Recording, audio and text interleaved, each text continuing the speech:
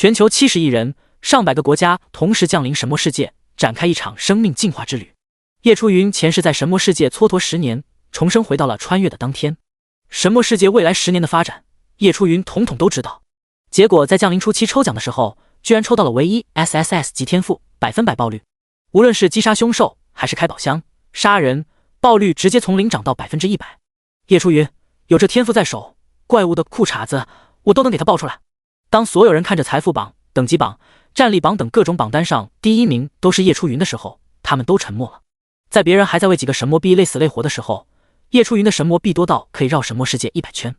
当最顶级的团队去攻略普通级别副本的时候，叶初云一人一剑直接杀穿地狱级副本。当别人还在寻找组织组建小团体的时候，叶初云创立神域，统领整个神魔世界。百国大战，生命进阶，万族入侵，且看叶初云带着小伙伴们攀至巅峰。第1章重生加 SSS 级天赋，这波飞龙祁连怎么输？脑子这种东西用多了浪费，还是放我这里保管吧。恭喜你们来到神魔世界，吾乃天道，这对于你们来说是一个可以获得永生的唯一机会。全蓝星16至60岁健全人士，70亿人类，你们将一起降临神魔世界。在那里，死亡是家常便饭，你们需要做的只是在这个神魔世界中活下去，但同时你们也会获得天大的机缘，获得进化，直至永生。祝你们好运！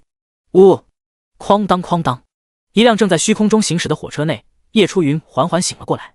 他环顾四周，整列火车厢里面都坐满了人，已经有不少人同叶初云一样醒了过来，发现自己的处境之后，露出惊慌之色。他们想要大喊，却发现自己说不出话，像是被某种神秘力量给控制住了。叶初云的脸上同样露出了惊慌的神色，只不过他眼中除了惊慌，还有一丝丝激动以及兴奋。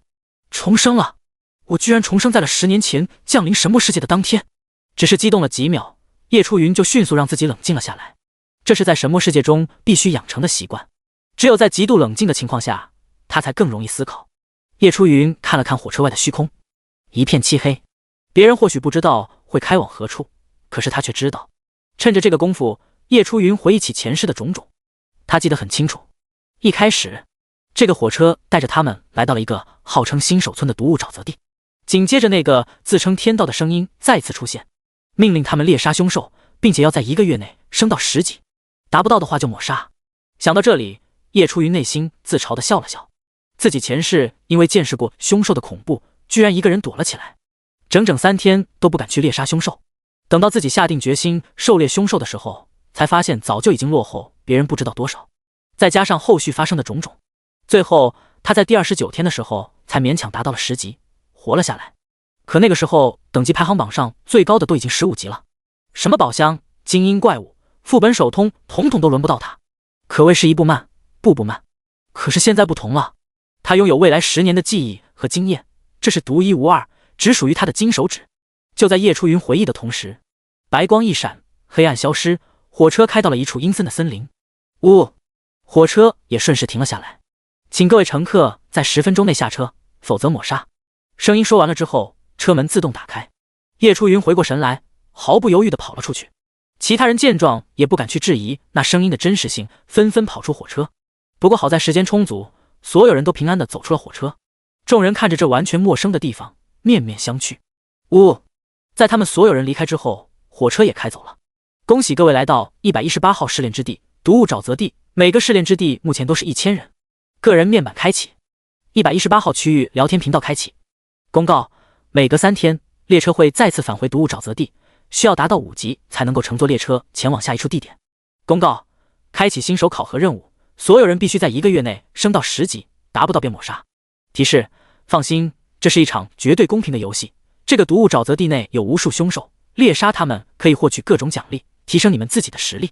除此之外，沼泽内还有许多机缘，能不能获得就看你们的本事了。如果这样你们都不能够在1个月内升到10级的话，那么吾认为也就没有存在的必要了。请各位不要心存侥幸，请全力以赴，认真对待。各种信息涌入叶初云的脑海之中，随后所有人的手上都出现一把锈迹斑斑的长刀，这就是初始武器了。叶初云心神一动，打开个人面板，立刻一道光幕就出现在他的眼前。姓名：叶初云，等级1级0100，力量6，敏捷6，体质6，精神6，技能无，战力50左元括号48加2右元括号。装备新手砍刀，攻击力加2，临阶装备。提示1点4维等于2点战力。提示攻击力或防御力增加1点，战力就增加1点。看完数据，叶初云没有任何的意外。初始的4维是按照本人的身体素质而形成的。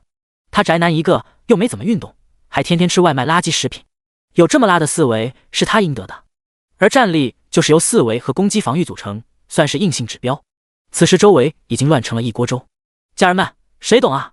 本来996打工30年，存了400万，眼看就可以提前过上养老躺平生活了，怎么就来到了这个鬼地方？我要闹了！我买彩票中了1000万，正在领奖的路上就来这了，阁下又如何应对？你有我惨吗？我特么拉屎呢，裤子都脱了，现在光着屁股站在这里，谁借我条裤子穿？这个地方简直太酷了！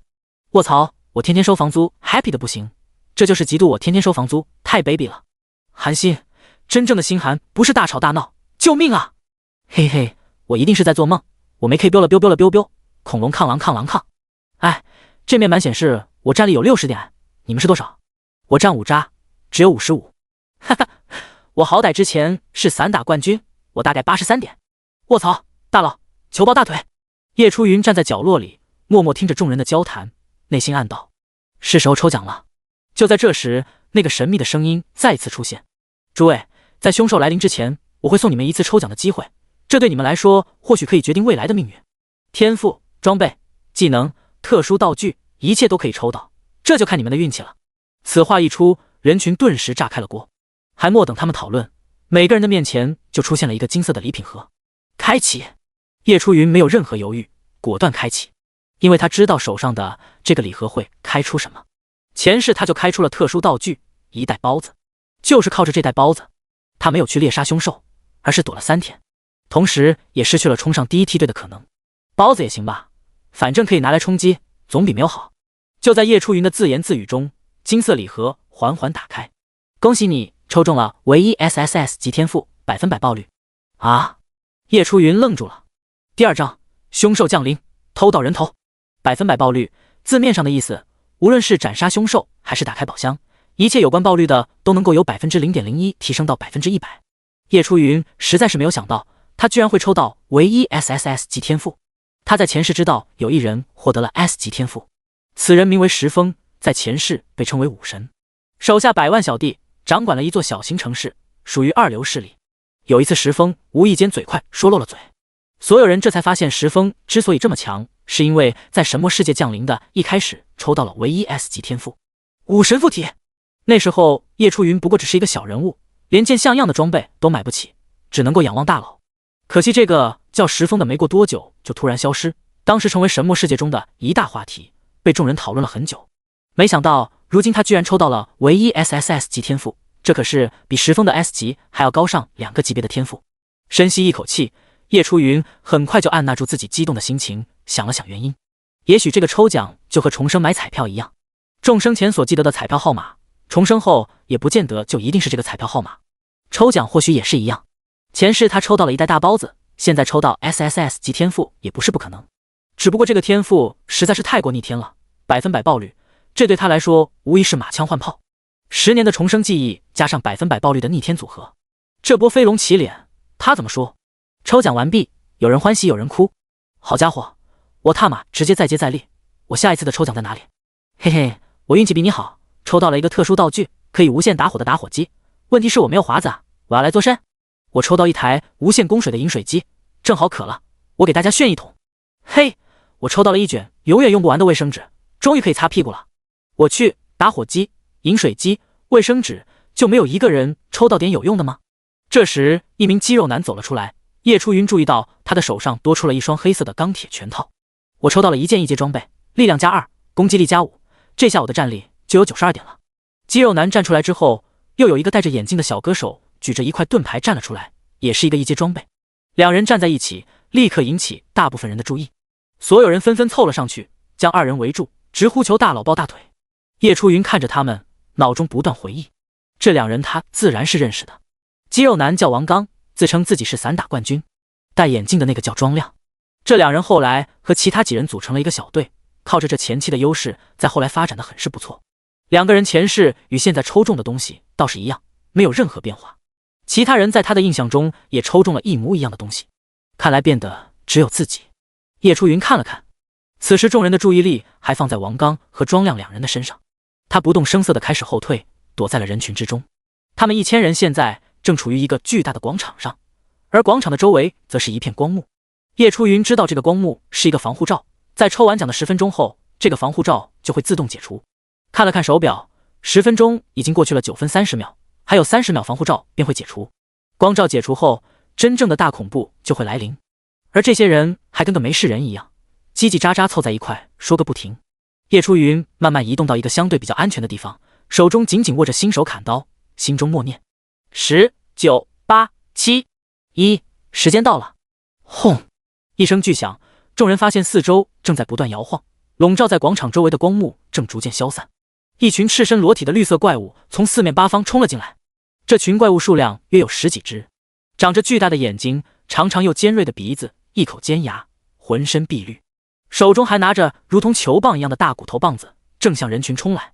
然而大多数人都吓傻了，也有一些人反应过来，冲上去举起大砍刀，想要和怪物争斗。看着面前的人类，绿皮怪物狞笑一声，挥起了手中的大棒，以可怕的速度和力量，一棒敲在了一个中年大汉的脑袋上。砰！中年大汉的脑袋就和西瓜一样炸裂，一些不可言状的东西流了出来，几乎是一棒一个脑袋。短短几秒钟，绿皮怪物的面前就到了不下5个人，有男有女，血流成河。啊！哦！这些人哪里见过这么血腥的场面，有的尖叫，有的甚至呕吐起来。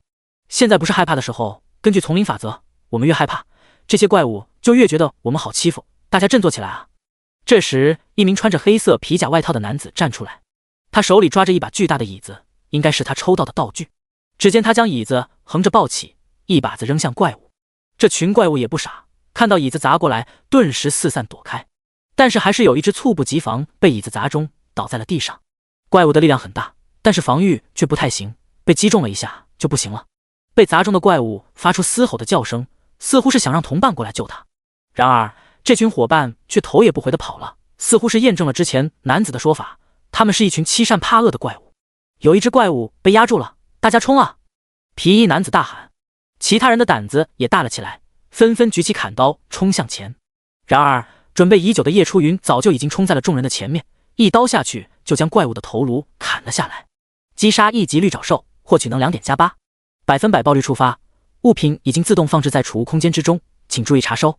只见一团白光从绿皮怪物的身上浮现，随后分为一大一小2团光芒，分别涌入了叶初云以及皮衣男子的身体之中。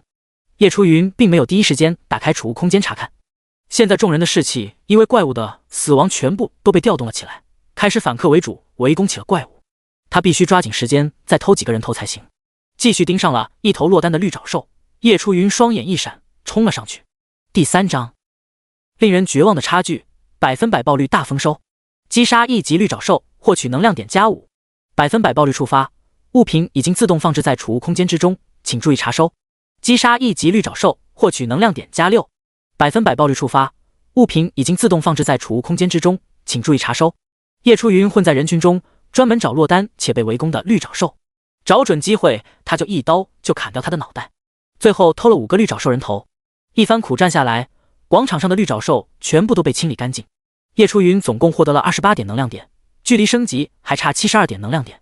其中表现的最亮眼的自然是王刚和庄亮，除此之外还有一个抽中了弓箭的妹子，叫刘倩。3人组合在一起，庄亮扛着盾牌负责挡住绿爪兽的攻击，王刚和刘倩负责攻击绿爪兽，倒是有模有样，像是一个完成型的小队。叶初云看了看区域聊天频道，在右上角有串数字95211000，也就是说在刚刚和绿爪兽对抗的过程中，有48个人死亡了。叶初云并不感到意外，因为光是这些1级绿爪兽战力就有200，2级更是有400战力，以此类推。况且这些都只是普通级别的凶兽而已，相当于小怪，更别说还有精英怪、首领级别的凶兽。众人看着绿爪兽和伙伴们的尸体，惊恐、愤怒、迷茫、悲伤等等情绪出现在脸上。叶初云只是环抱双臂站在一旁，沉默不语。前世他也曾经是他们之中的一员，因为看见其他人在自己面前被绿爪兽残忍杀害，一时间只感觉到绝望，人生没了希望。这次不一样了，他绝对要变强，探索这个神魔世界的真正秘密，得到永生。慌乱一阵过后，王刚、庄亮还有刘倩三人站了出来，安抚众人：各位，还请冷静一下，我们这么多的人，没有什么好怕的。既然来到了这个世界，我们就要想办法好好活下去。人多力量大，只要我们好好配合，制定战术，稳健升级，这些怪物不足为虑。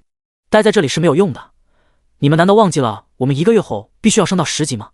不然就会被抹杀，这肯定不是骗人的。既然如此，我们必须赶紧行动起来。几人的一番话很快就把众人安抚了下来，立刻就有一部分站出来，决定和王刚三人一起继续战斗。但是还有一部分就像前世的叶初云一样，暂时丧失了战斗的信念。愿意战斗的很快就组起队来。王刚三人自然是热门的争取对象，同时还有其他身强力壮年轻人也受到了追捧。期间叶初云自然也收到了不少的邀请，只不过他都摇头拒绝了。组队的话必然会暴露许多东西，他注定是要一路单击过去的。最后众人组成了10来个小队，浩浩荡荡地离开广场。而叶初云也趁此机会来到一个没人注意的角落，赶紧打开储物空间，查看自己的战利品。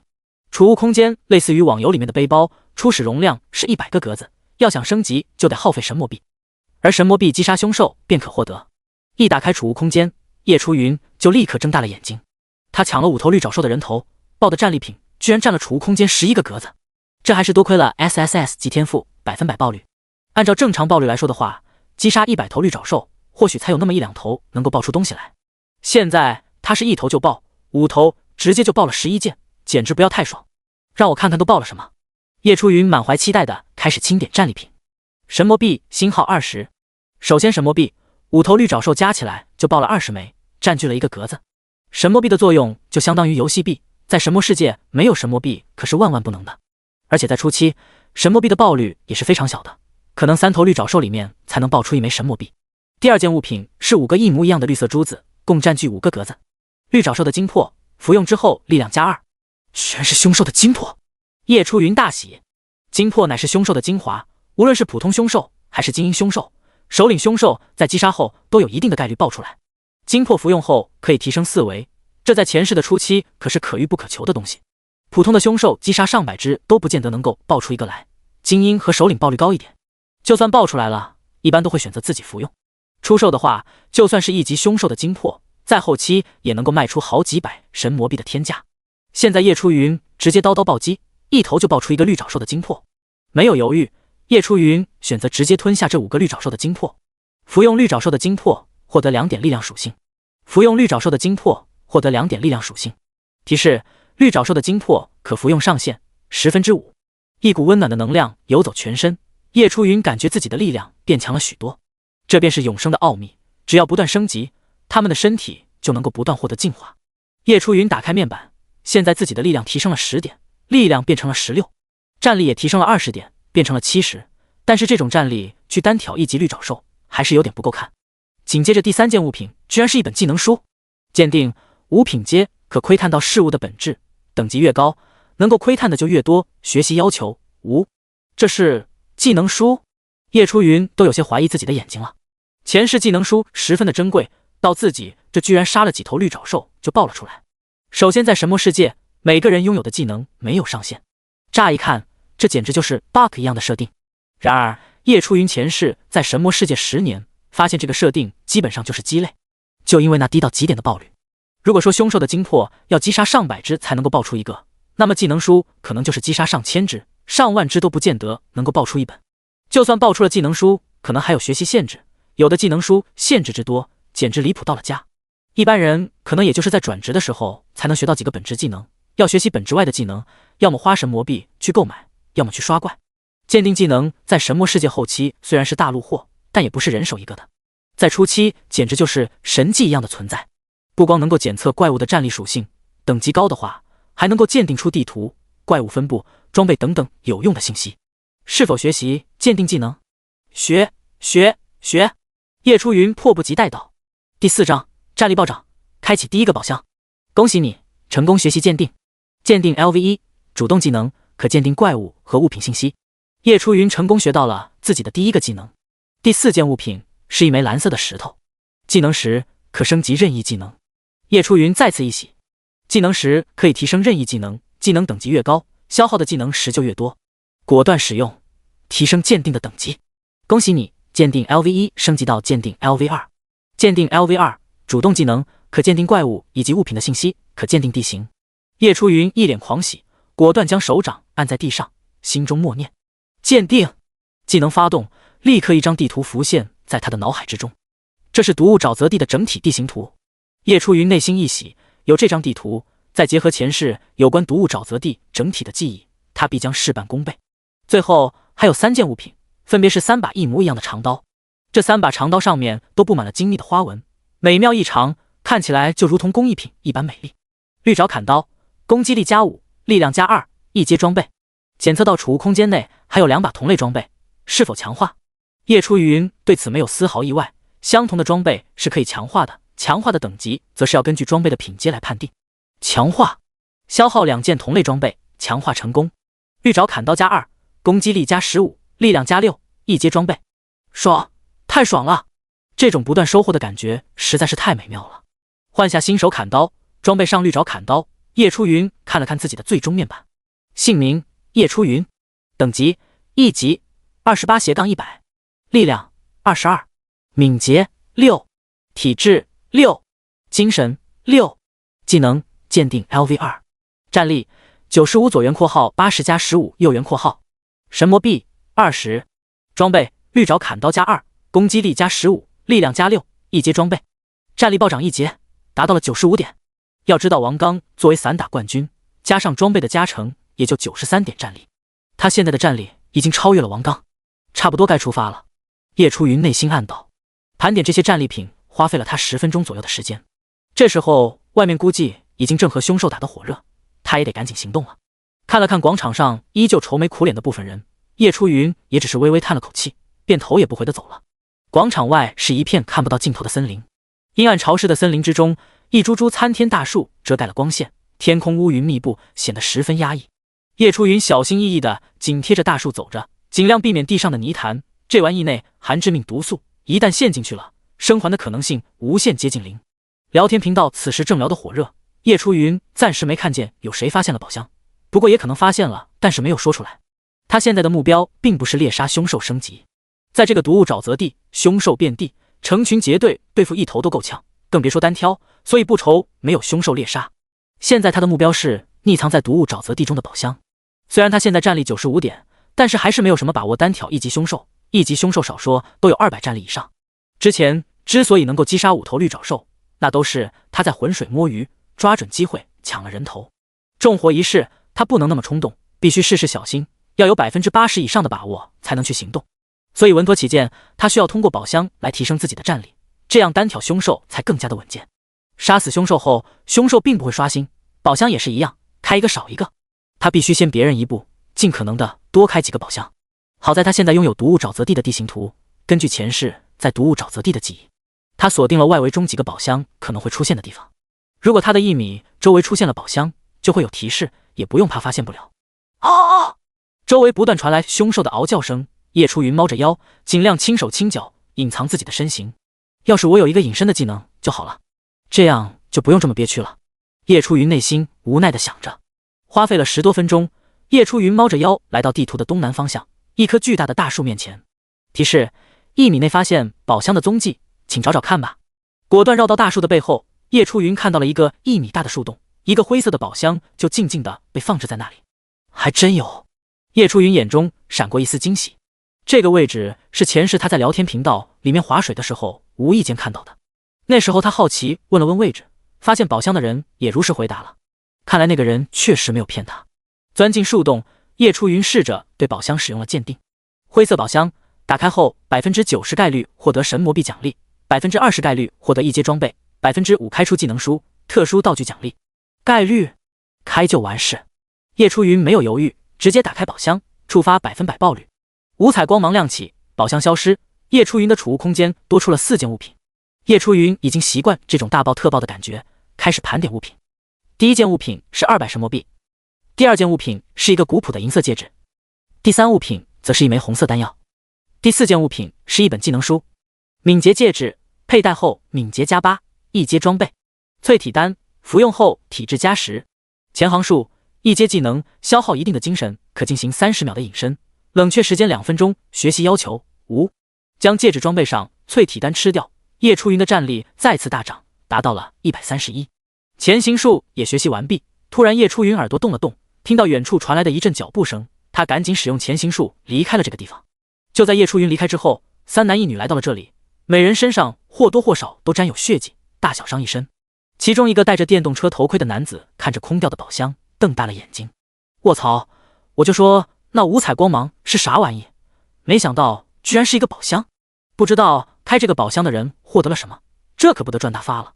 再怎么赚都和我们没关系了。另外3人摇了摇头，和头盔男子离开了这个地方。第5章，疯狂开宝箱，单刷10元兽。使用潜行术离开后，叶初云根据地图又在下一处可能出现宝箱的位置发现了一个灰色宝箱，打开后依旧获得了4件物品：神魔币星号200，精神项链佩戴后精神加8，一阶装备；淬体丹服用后体质加10，视力强化，一阶技能消耗一定的精神，可增强自身的静态以及动态视力30秒，技能时间结束后进入冷却时间2分钟，学习要求精神达到10点。现在他的身上一共拥有了420枚神魔币，这在初期算是一笔巨款，等之后交易行开启，他就可以利用这笔钱发展起来。打开完宝箱后，叶初云没有丝毫犹豫，火速离开，躲到一个灌木丛中，再次打开属性界面查看进度。姓名叶初云，等级1级28-100，力量22，敏捷14，体质26，精神14，技能鉴定一阶 LV2， 潜行术一阶 LV1， 视力强化一阶 LV1， 战力167左元括号152加15右元括号，神魔币420，装备绿爪砍刀加2，攻击力加15，力量加6，一阶装备；敏捷戒指敏捷加8，一阶装备；精神项链精神加8，一阶装备。战力快到200了。看完数据，叶初云心情十分愉悦，只要他再找到一个宝箱，他的战力差不多就可以和绿爪兽媲美了，到时候单刷起来他就更加有把握。想到这里，叶初云看了看地图，确认第3个宝箱的位置之后，便马不停蹄地抓紧时间行动。从降临神魔世界到现在已经过去了2个多小时，这2个多小时别人都在组队猎杀凶兽，而叶初云就在到处寻找宝箱。4维的提升使得他的视力变得好了许多，可以观察到方圆10米内的情况，方便他避开危险。如果遇上实在躲不开的情况，他就使用潜行术躲过去。期间他遇到不少游荡在沼泽地外围的凶兽，等级都是1级，最高战力在260左右。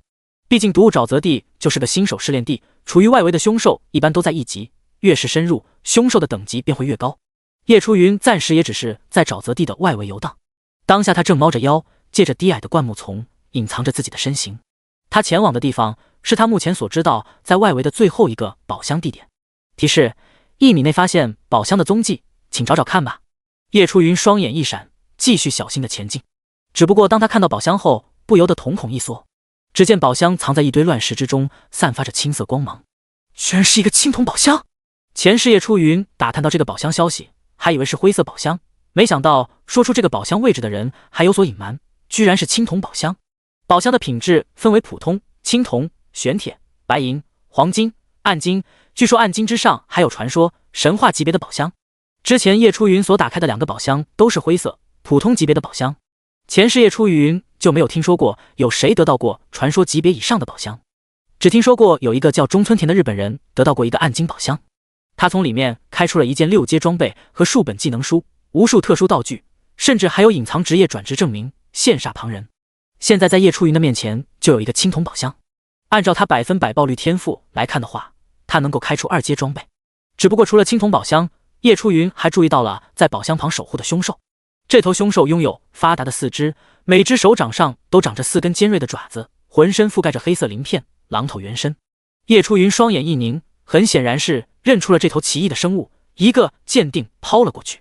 名称10元兽，等级1级，战力评估260，特点喜欢单独行动，坚硬的外壳，锋利的爪子，带有毒素，动作迟钝。技能无，爆率0.1%。看完数据，叶初云暗自点了点头，和自己料想的大差不差。虽然同为1级，但是10元兽比起绿爪兽要厉害许多。不过绿爪兽虽然比10元兽弱，但是一个喜欢群体行动的凶兽。叶初云经常看见绿爪兽3、5成群走在一块，而10元兽不喜欢有人在他的地盘内，哪怕是同类也不行，所以大多都是单独行动。不过正是因为食元兽这个特性，也给了叶初云机会。不然如果他碰上的是3、5成群的绿爪兽的话，那么他获得青铜宝箱的过程会坎坷许多。此刻食元兽正一脸慵懒地趴在宝箱旁边，完全没有注意到躲在1米外灌木丛中的叶初云。叶初云没有急着动手，而是看了看周围，确定他与食元兽的打斗声音不会引来别的凶兽后，他使用潜行术绕到了食元兽的身后，举起绿爪砍刀，对着他的脖子就砍了下去。脖子正是这食元兽的弱点所在，在22点力量的加成下，绿爪砍刀仿佛割开了空气，咔嚓一刀就砍在了食元兽的脖子上。在叶初云还没动手前，还处于前行状态，食元兽根本就没有察觉。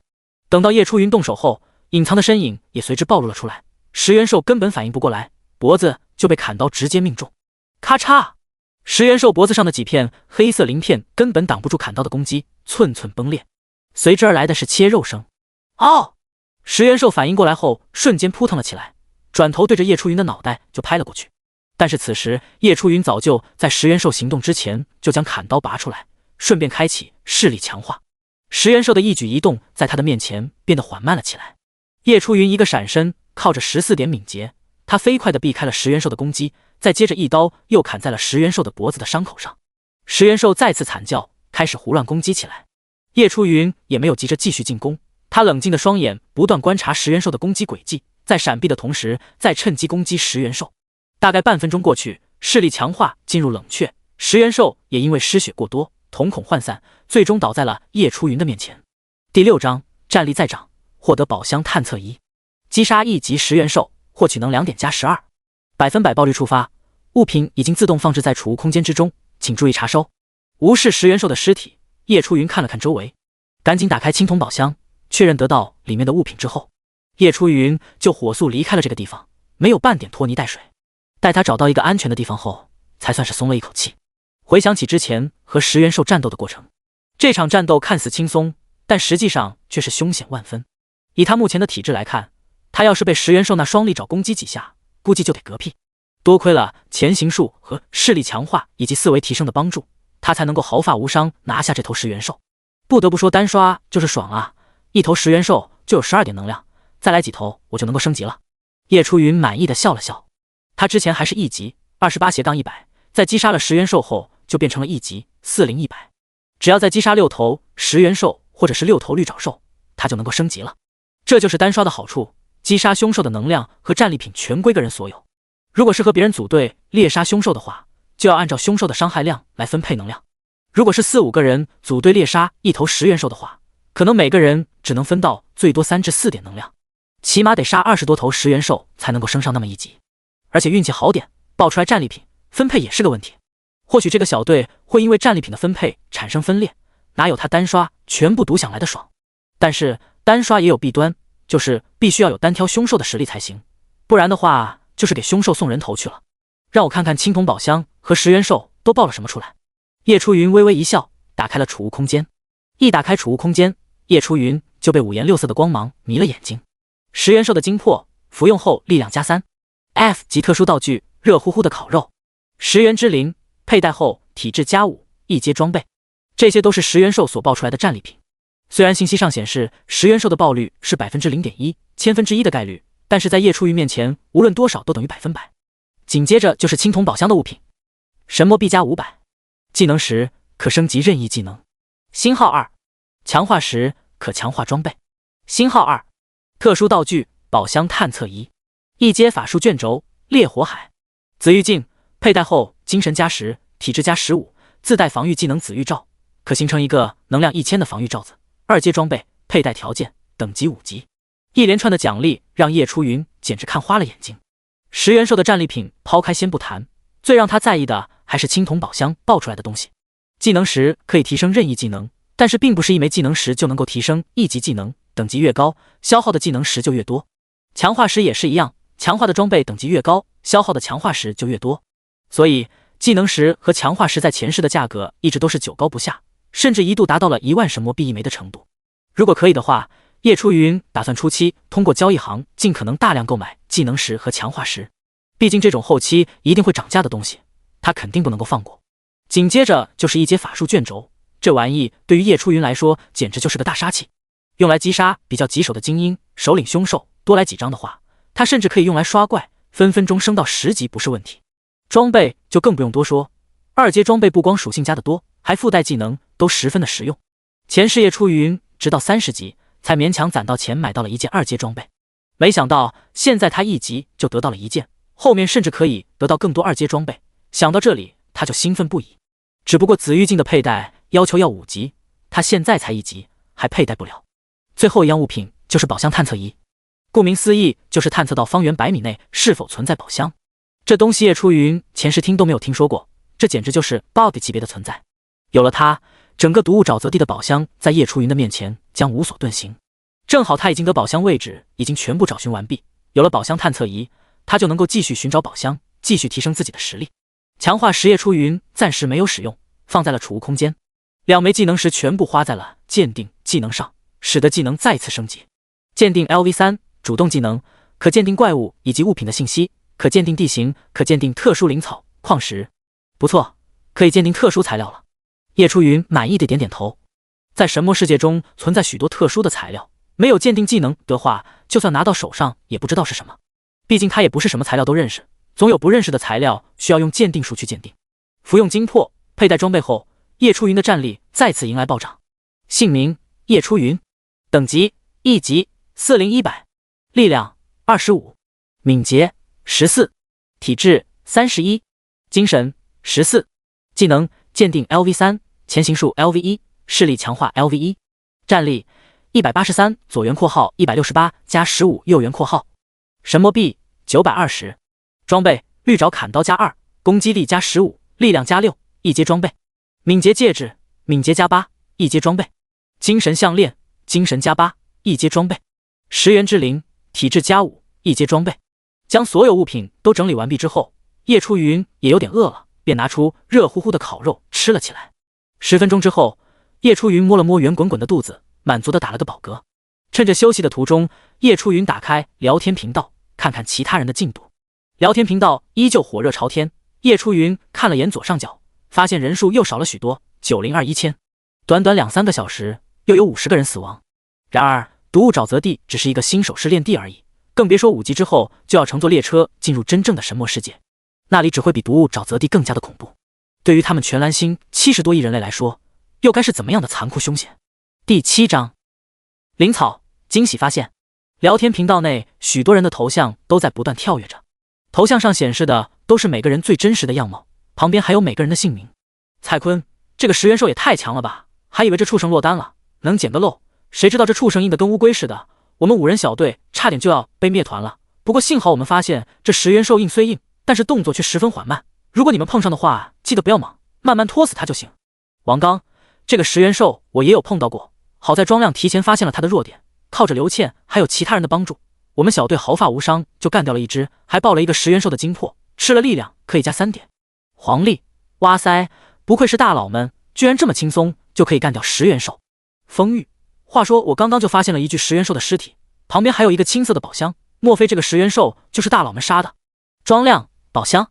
那不是我们杀的，我们杀的那头10元兽旁边没有宝箱。黄鹏，好家伙，那估计又是哪个小队杀的了，咱们这个新手村真是藏龙卧虎啊，这么多大佬。话说大佬们多少级了？王刚，我已经2级了，现在战力有189。蔡坤，我去，大佬你就2级了呀？我这边5人小队杀了10多头1级凶兽了，还差一大半的能量值才能够升级呢。赵强，看来大佬这个小队应该就是我们118号区最强精英小队了呀。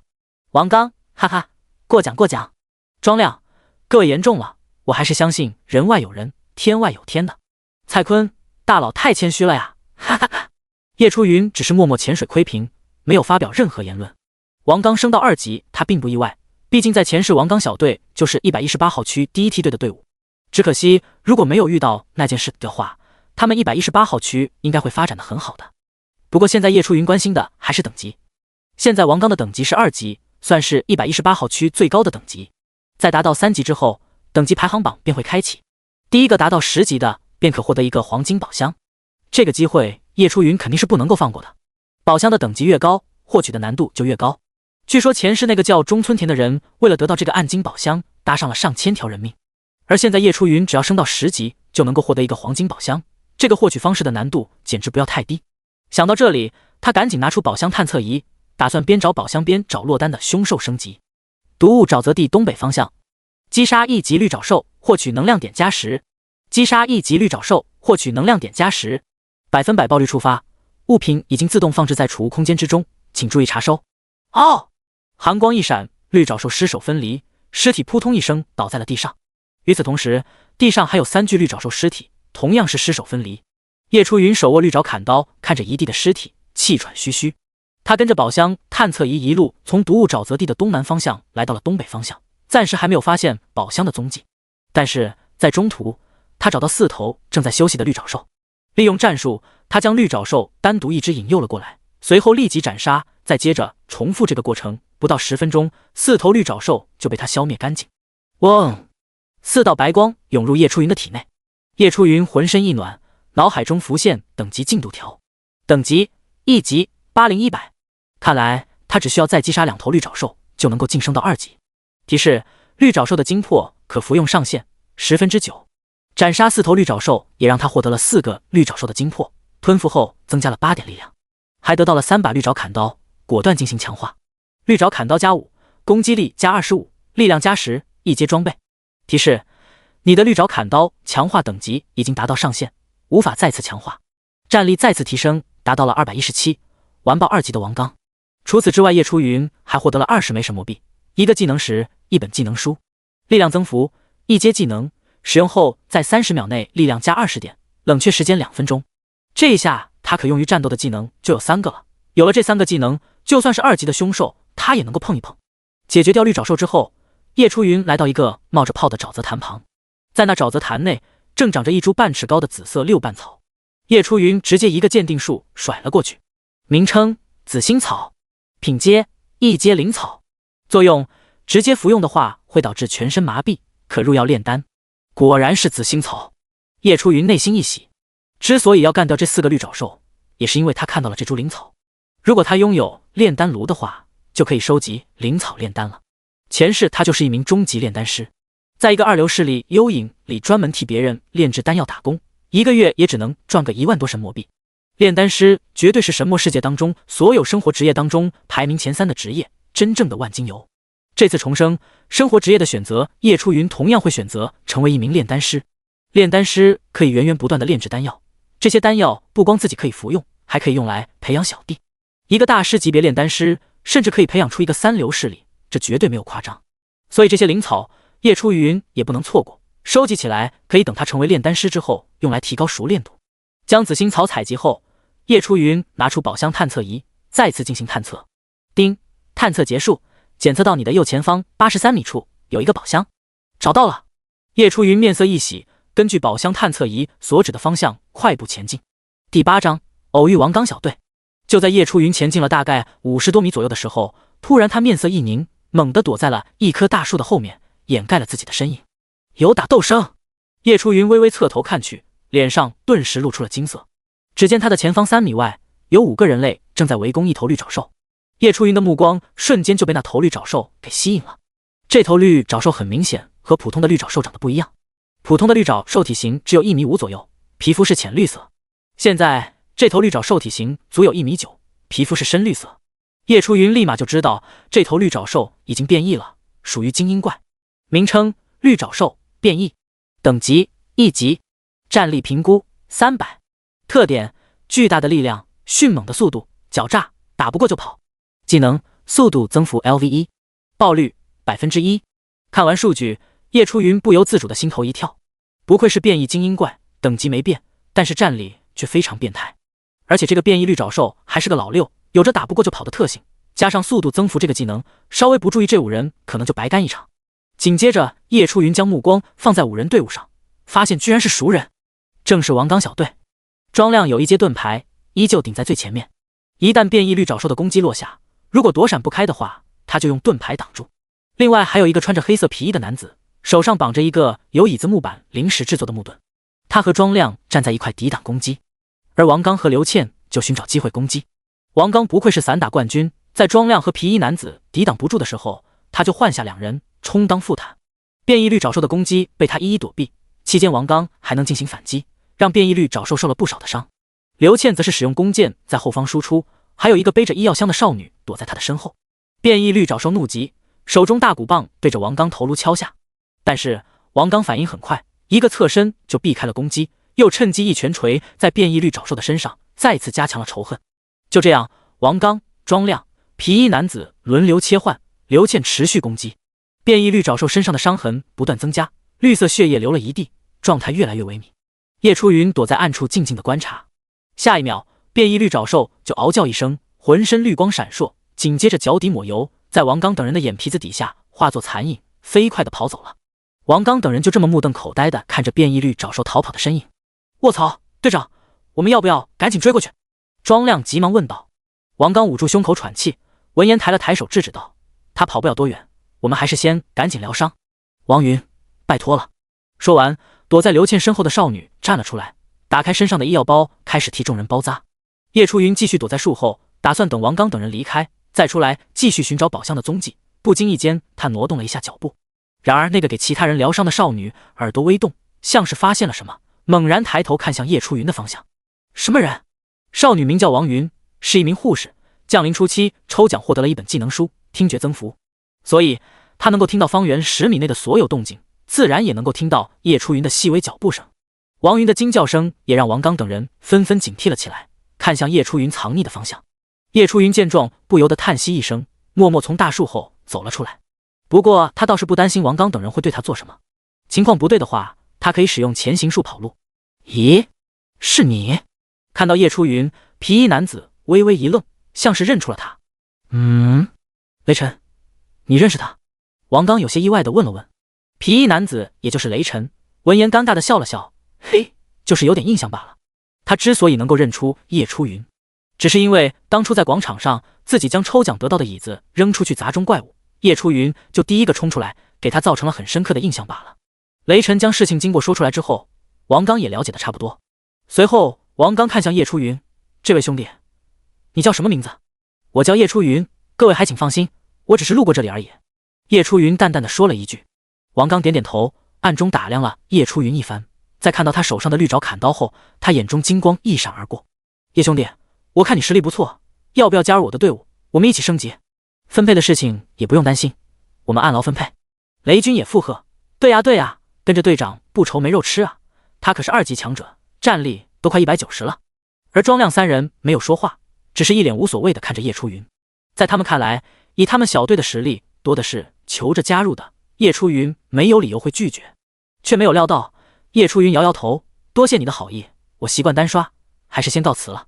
说完，他就往宝箱的方向离开。而这一举动再次让王刚小队陷入迷茫之中。卧槽，他居然拒绝了！雷晨简直怀疑自己的耳朵，莫非人越帅就越有自信？刘倩也默默嘀咕着。王刚摇了摇头，算了，既然叶兄弟不愿意加入，我也不强求，我们还是赶紧追上那头绿爪兽吧。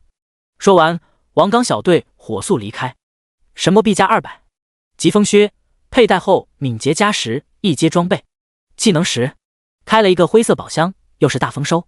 装备上疾风靴之后，他的战力达到了237。就在他准备寻找下一处宝箱地点的时候，突然叶从云双眼一闪，整个人向左边一个翻滚，砰！只见叶从云原本站立的地方，一个大鼓棒砸了下来，一头变异绿爪兽出现在叶从云的身后。啊！变异绿爪兽冷冷地看着叶初云，眼中居然闪过一丝鄙视。这个弱小的人类居然敢闯入他的领地，偷走了他的宝贝，他要将这个人类撕碎。一声低鸣，变异绿爪兽举起大鼓棒，再次砸向叶初云。第9章升级，被低估的强者。呼！狂风扑面，变异绿爪兽手举巨大鼓棒就这么砸了下来。这一下最少都有上百斤的力量，如果没有任何防御措施，正中这一棒的话，不死也得重伤。危机时刻，叶初云十分冷静，他所有的技能都已经冷却完毕，果断开启视力强化，力量增幅。在叶初云的眼中，变异绿爪兽的速度起码慢了1倍。他脚步一错，身形微微一偏，就躲开了鼓棒的攻击。紧接着，他绕到变异绿爪兽的后面，对着他的腰部就是一刀。不同于普通的绿爪兽，变异绿爪兽头颅异常坚硬，砍他的头颅根本没有用，只有腰部才是变异绿爪兽的弱点所在。在力量增幅技能下，此时他的力量达到了惊人的57点。虽然这个技能只能够维持30秒，但是对付变异绿爪兽已然足够。噗嗤，血光翻涌而出，这一刀力量惊人，绿爪砍刀十分轻松的就没入了变异绿爪兽的腰部之中，最后被骨头卡住。叶初云猛地将绿爪砍刀拔出，鲜血四溅开来。嗷！变异绿爪兽吃痛，手中的大骨棒子开始四处乱挥。叶初云一个后退，前行术开启，消失在了原地。变异绿爪兽看见叶初云消失，没有试图攻击找寻叶初云的身影，而是转头就跑。叶初云又怎么可能放过他？他知道变异绿爪兽肯定会逃跑，早早的堵住了退路，又是一刀砍在了他另外一边的腰上。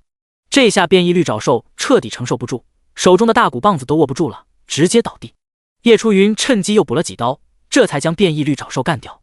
随后变异绿爪兽身上飞起一道耀眼的白光，没入了叶初云的体内。击杀1级绿爪兽变异，获取能量点加100，百分百爆率触发，物品已经自动放置在储物空间之中，请注意查收。恭喜你，等级晋升为2级，你的力量提升10点，你的敏捷提升10点，你的体质提升10点，你的精神提升10点，你获得5点自由属性。这一刻，叶初云感觉自己的身体似乎正在被改造，一股神秘的力量游走全身，他的身体开始变得壮实，松垮的肥肉消失不见，甚至出现了肌肉的轮廓。升级不单单是面板上的升级，是真的能够反馈到身体上的。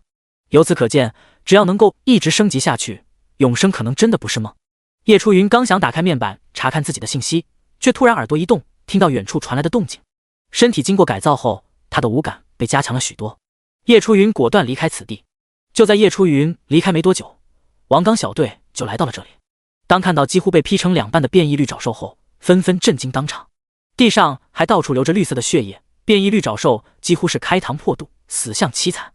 众人愣了好一会，一旁的雷神才出声：“这头和我们刚刚杀的那头一样，是变异绿爪兽。”王刚看了看周围，地上脚印不是很多，而且大小一致，都是出自同一个人的。刘倩微微上前查看了一下尸体，眼中闪过一丝震惊。这头变异绿爪兽身上的刀痕几乎一样，说明他是被某人单挑，而且还是毫无抵抗的被杀死的。此话一出，在座的几人再次震惊。我的天，单挑！庄亮想都不想就疯狂摇头，这不可能，我们5个人都才只能勉强对付一头变异绿爪兽，怎么可能有人能够单挑？刘倩，而且这附近除了我们之外，貌似也没有其他人了，到底是谁？这时王云像是想起了什么，嘀咕道：“这附近除了我们之外，应该就只有那个叫叶初云的帅哥吧？”叶初云？雷神面色古怪：“你这么一说，还真有可能。原来他不愿加入我们，是因为他的实力强到能够单挑了吗？莫非他的战力已经有200以上了？”众人面面相觑，王刚的眼中更是露出复杂之色。刚刚他还妄想邀请这么一个大佬加入自己的队伍，好家伙，小丑居然是自己！另外一边，叶初云远离了王刚等人之后，来到一个隐蔽的地方，打开面板。升级之后，他的4维各增长10点，总共增长了40点，还得到了5点自由属性点。叶初云想了想，将这5点自由属性点全部加到精神上。精神越高，使用技能的也能够更多，所以加精神绝对不亏。而且他还有一个不可告人的目的，必须要增加精神才能达到。姓名：叶初云，等级2级80300，力量47，敏捷34，体质41，精神29，战力327左圆括号302加25右圆括号。现在他的战力已经比变异绿爪兽还要高，在这毒物沼泽地的外围，应该是可以横着走了。叶初云看了看储物空间，变异绿爪兽爆出来的东西和普通绿爪兽的差不多。神魔币星号5，绿爪兽的精魄，绿爪砍刀，还有一本技能书。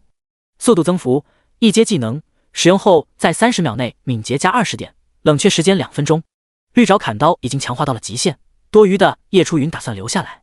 这可是1阶装备，拿来出售或者是交换物资都是不错的选择。就在这时，不远处传来绿爪兽的嘶吼声。叶初云抬头看去，就看到5头普通绿爪兽朝自己这边奔袭而来。他低头看了看裤子，沾到了部分变异绿爪兽的血液。变异绿爪兽的血液对普通绿爪兽有着某种特殊的吸引力，想来就是他将这5头普通绿爪兽给吸引了过来。叶初云笑了笑，手中握紧了绿爪砍刀。如今他战力大涨，正好可以借由这5头绿爪兽验证一下自己的实力。只是片刻，5头绿爪兽就扑了过来。叶初云什么技能也没有开启，直接对着其中一头绿爪兽一刀劈过去。咔嚓，一头绿爪兽的头颅就被自己轻松砍下。紧接着，叶初云的人影在绿爪兽群中穿梭，顿时惨叫四起，鲜血横飞。第10章捡漏，获得任务令牌：击杀1级绿爪兽，获取能量点+10；击杀1级绿爪兽，获取能量点+10；击杀1级绿爪兽，获取能量点+10。100%爆率触发，物品已经自动放置在储物空间之中，请注意查收。一道道白光涌入叶初云的身体之中，前后不到5分钟，5头绿爪兽被他轻松斩杀。现在他的等级已经是2级，130-300，很快他就能够升到3级，开启等级排行榜。很可惜，绿爪兽的精魄和绿爪砍刀他已经达到了上限，无法再次服用和强化。叶初云只能先将这些东西全部储存在储物空间内。然而就在这时，公告：交易行开启，各位可以在交易行中出售或者购买物品，没有任何手续费用，绝对良心。提示：该交易行目前仅限118号区内部交易。此消息一出，原本冷清的聊天频道顿时又火热了起来。蔡坤，卧槽，这才几秒钟啊，我就看到有人开始上架物品了。黄历，这上架的什么玩意？新手砍刀都卖，还10个神魔币，老子辛辛苦苦也就赚到了10个神魔币，谁买你这烂大街的破刀？王刚，咦，有人出售食物，烤好的绿爪兽肉才卖1个神魔币，正好我饿了，可以买来吃吃。雷神，好家伙，一眼看过去什么都卖，就是没人卖装备，连裤衩子都有人卖，问题是还真有人买，长见识了。庄亮，20个神魔币收购1阶装备，有没有人卖的？叶初云看了会，关掉聊天频道，打开交易行，顿时一个虚拟屏幕出现在他的面前。公告才出了1分钟不到，立刻就有上百人开始上架物品。突然，叶初云眼睛一亮，他看到有一个叫黄鹏的上架了1株紫星草，而且只卖1枚神魔币，果断拿下。现在除了他，基本上没有人拥有鉴定技能，就算把紫星草拿在手上，他们也不知道这是个什么东西。前世1株紫星草起码能够卖到上百神魔币，如今叶初云只花费了1枚神魔币的价格就拿到手了，这种捡漏的心情可别提多爽了。在交易行逛完一圈下来，除了紫星草，叶初云还扫光了交易行内所有的坚固的石头，一共500多块坚固的石头，也就花了叶初云8枚神魔币。坚固的石头属于矿石类材料，但是却被所有人归类在垃圾一类，属于食之无味，弃之可惜。但叶初云知道，在以后这东西可是有着极大的作用，发财可就全靠它了。除此之外，交易行可真就全是垃圾了，装备、技能书、凶兽精魄、特殊道具，通通都没有。这些东西一般人拿到都先内部消化了，根本不会拿出来出手。而且神魔币现在在他们的手中和废铁没什么两样，根本用不着。但是叶初云知道，等走出试炼之地之后，神魔币的重要性才会慢慢显露出来。哎，看来还是要我给大家伙一个小小的震撼啊！叶初云点开交易行，开始设置，先将一把绿爪砍刀放上去出售，价格是50枚神魔币。考虑到爆率的问题，现在大部分人身上可能也就几枚或者是10来枚神魔币，况且这把绿爪砍刀在前世就是新手装备，卖10枚神魔币都嫌多，50枚神魔币差不多了。就在叶初云将绿爪砍刀上架后，立刻就有人注意到了。蔡坤，卧槽，我没看错吧？1阶装备啊，才卖50个神魔币吗？黄历，楼上你是什么大土豪啊？你身上有10个以上神魔币，我就算你厉害。雷神，这绿爪砍刀好牛逼啊，攻击力+5，力量+2，这比我手上的新手砍刀牛逼多了。我的梦中情刀，叶大佬，能不能便宜卖我？王刚，叶兄弟，这50神魔币确实有点贵，我们打了这么老半天才40多枚，能不能便宜点？庄亮，要不我们用1个绿爪兽的精魄加40神魔币和你换可以吗？刘倩叶初云，叶初云自然也注意到了，来到聊天频道。叶初云，各位，如果神魔币不够的话，可以用制造材料和我进行交换，比如灵草、特殊矿石之类的。叶初云，而且我也可以用神魔币收购各种特殊道具、制造材料、技能书等等，只要你们认为有价值的，都可以私聊我。蔡坤，卧槽，大佬出现了，大佬求抱大腿。黄历，大佬，你这装备是哪里弄到的？叶初云，运气好，随便杀了只绿爪兽就爆出来了。蔡坤，这运气，欧皇请受在下一拜。黄鹏，就是大佬买走我的灵草的呀，这玩意我就是正好看到了，提示可以收集，我就给拔下来了，原来可以卖钱。风玉，卧槽，我也看到了，但是旁边有一头10元兽，我就没去，错意了。叶初云退出聊天频道过后，就发现王刚居然找自己私聊，王刚，叶兄弟，你说你要收购制作材料是吗？叶初云，不错，莫非你有？王刚，那我没有，但是我用这个跟你做抵扣，你看行不行？王刚说完就发了一件物品信息过来。叶初云见状，脸上顿时露出了震惊之色。任务令牌，激活后可获得任务信息，完成后获得奖励。叶初云，这玩意你上哪得到的？王刚，打怪报的，任务指示的地方我去过，看到过有一处地方有大量的灵草，只不过那里有很多条蟒蛇在那里，我一个队友就折在了那里，很危险。叶初云，这个东西可以抵扣20个神魔币吧？你看行不行？王刚，好，只不过那个地方十分危险，你能不能完成任务，我可就不能保证了。叶初云，没事。拿到任务令牌之后，叶初云果断激活。下一秒，提示就出现了：任务完成清虚道人的心愿。任务内容：前往任务指示的地方，帮助清虚道人炼制未完成丹药。炼丹任务，这说不准可以获得一个炼丹炉。叶初云内心闪过一丝激动，赶紧动身前往任务地点。途中他还不忘拿出宝箱探测仪，继续寻找宝箱的下落。在赶路的途中，叶初云突然想起前世的时候，王刚小队曾经出售过一大批的灵草。那时候有人发现交易行突然上架了大批的灵草，都是王刚小队出售，引起了聊天频道好一阵讨论。而且从那时候起，王刚小队的等级就突飞猛进，在排行榜上名列前茅。其中王云更是成为了一名炼丹师，成为了各方势力拉拢的对象。之后他们就加入了一个二流势力，成为了核心成员，一时间风头无两。想必这和那个任务令牌绝对脱离不了干系。想到这里，叶初云加快了赶路的步伐。第11章，异空间，隐藏的杀机。时间已经来到了下午，整个毒物沼泽地都变得昏暗了许多。任务给的位置大概在广场的北方2公里之外的地方。按照地图显示，那个地方属于毒物沼泽地的中间地段，已经不属于外围。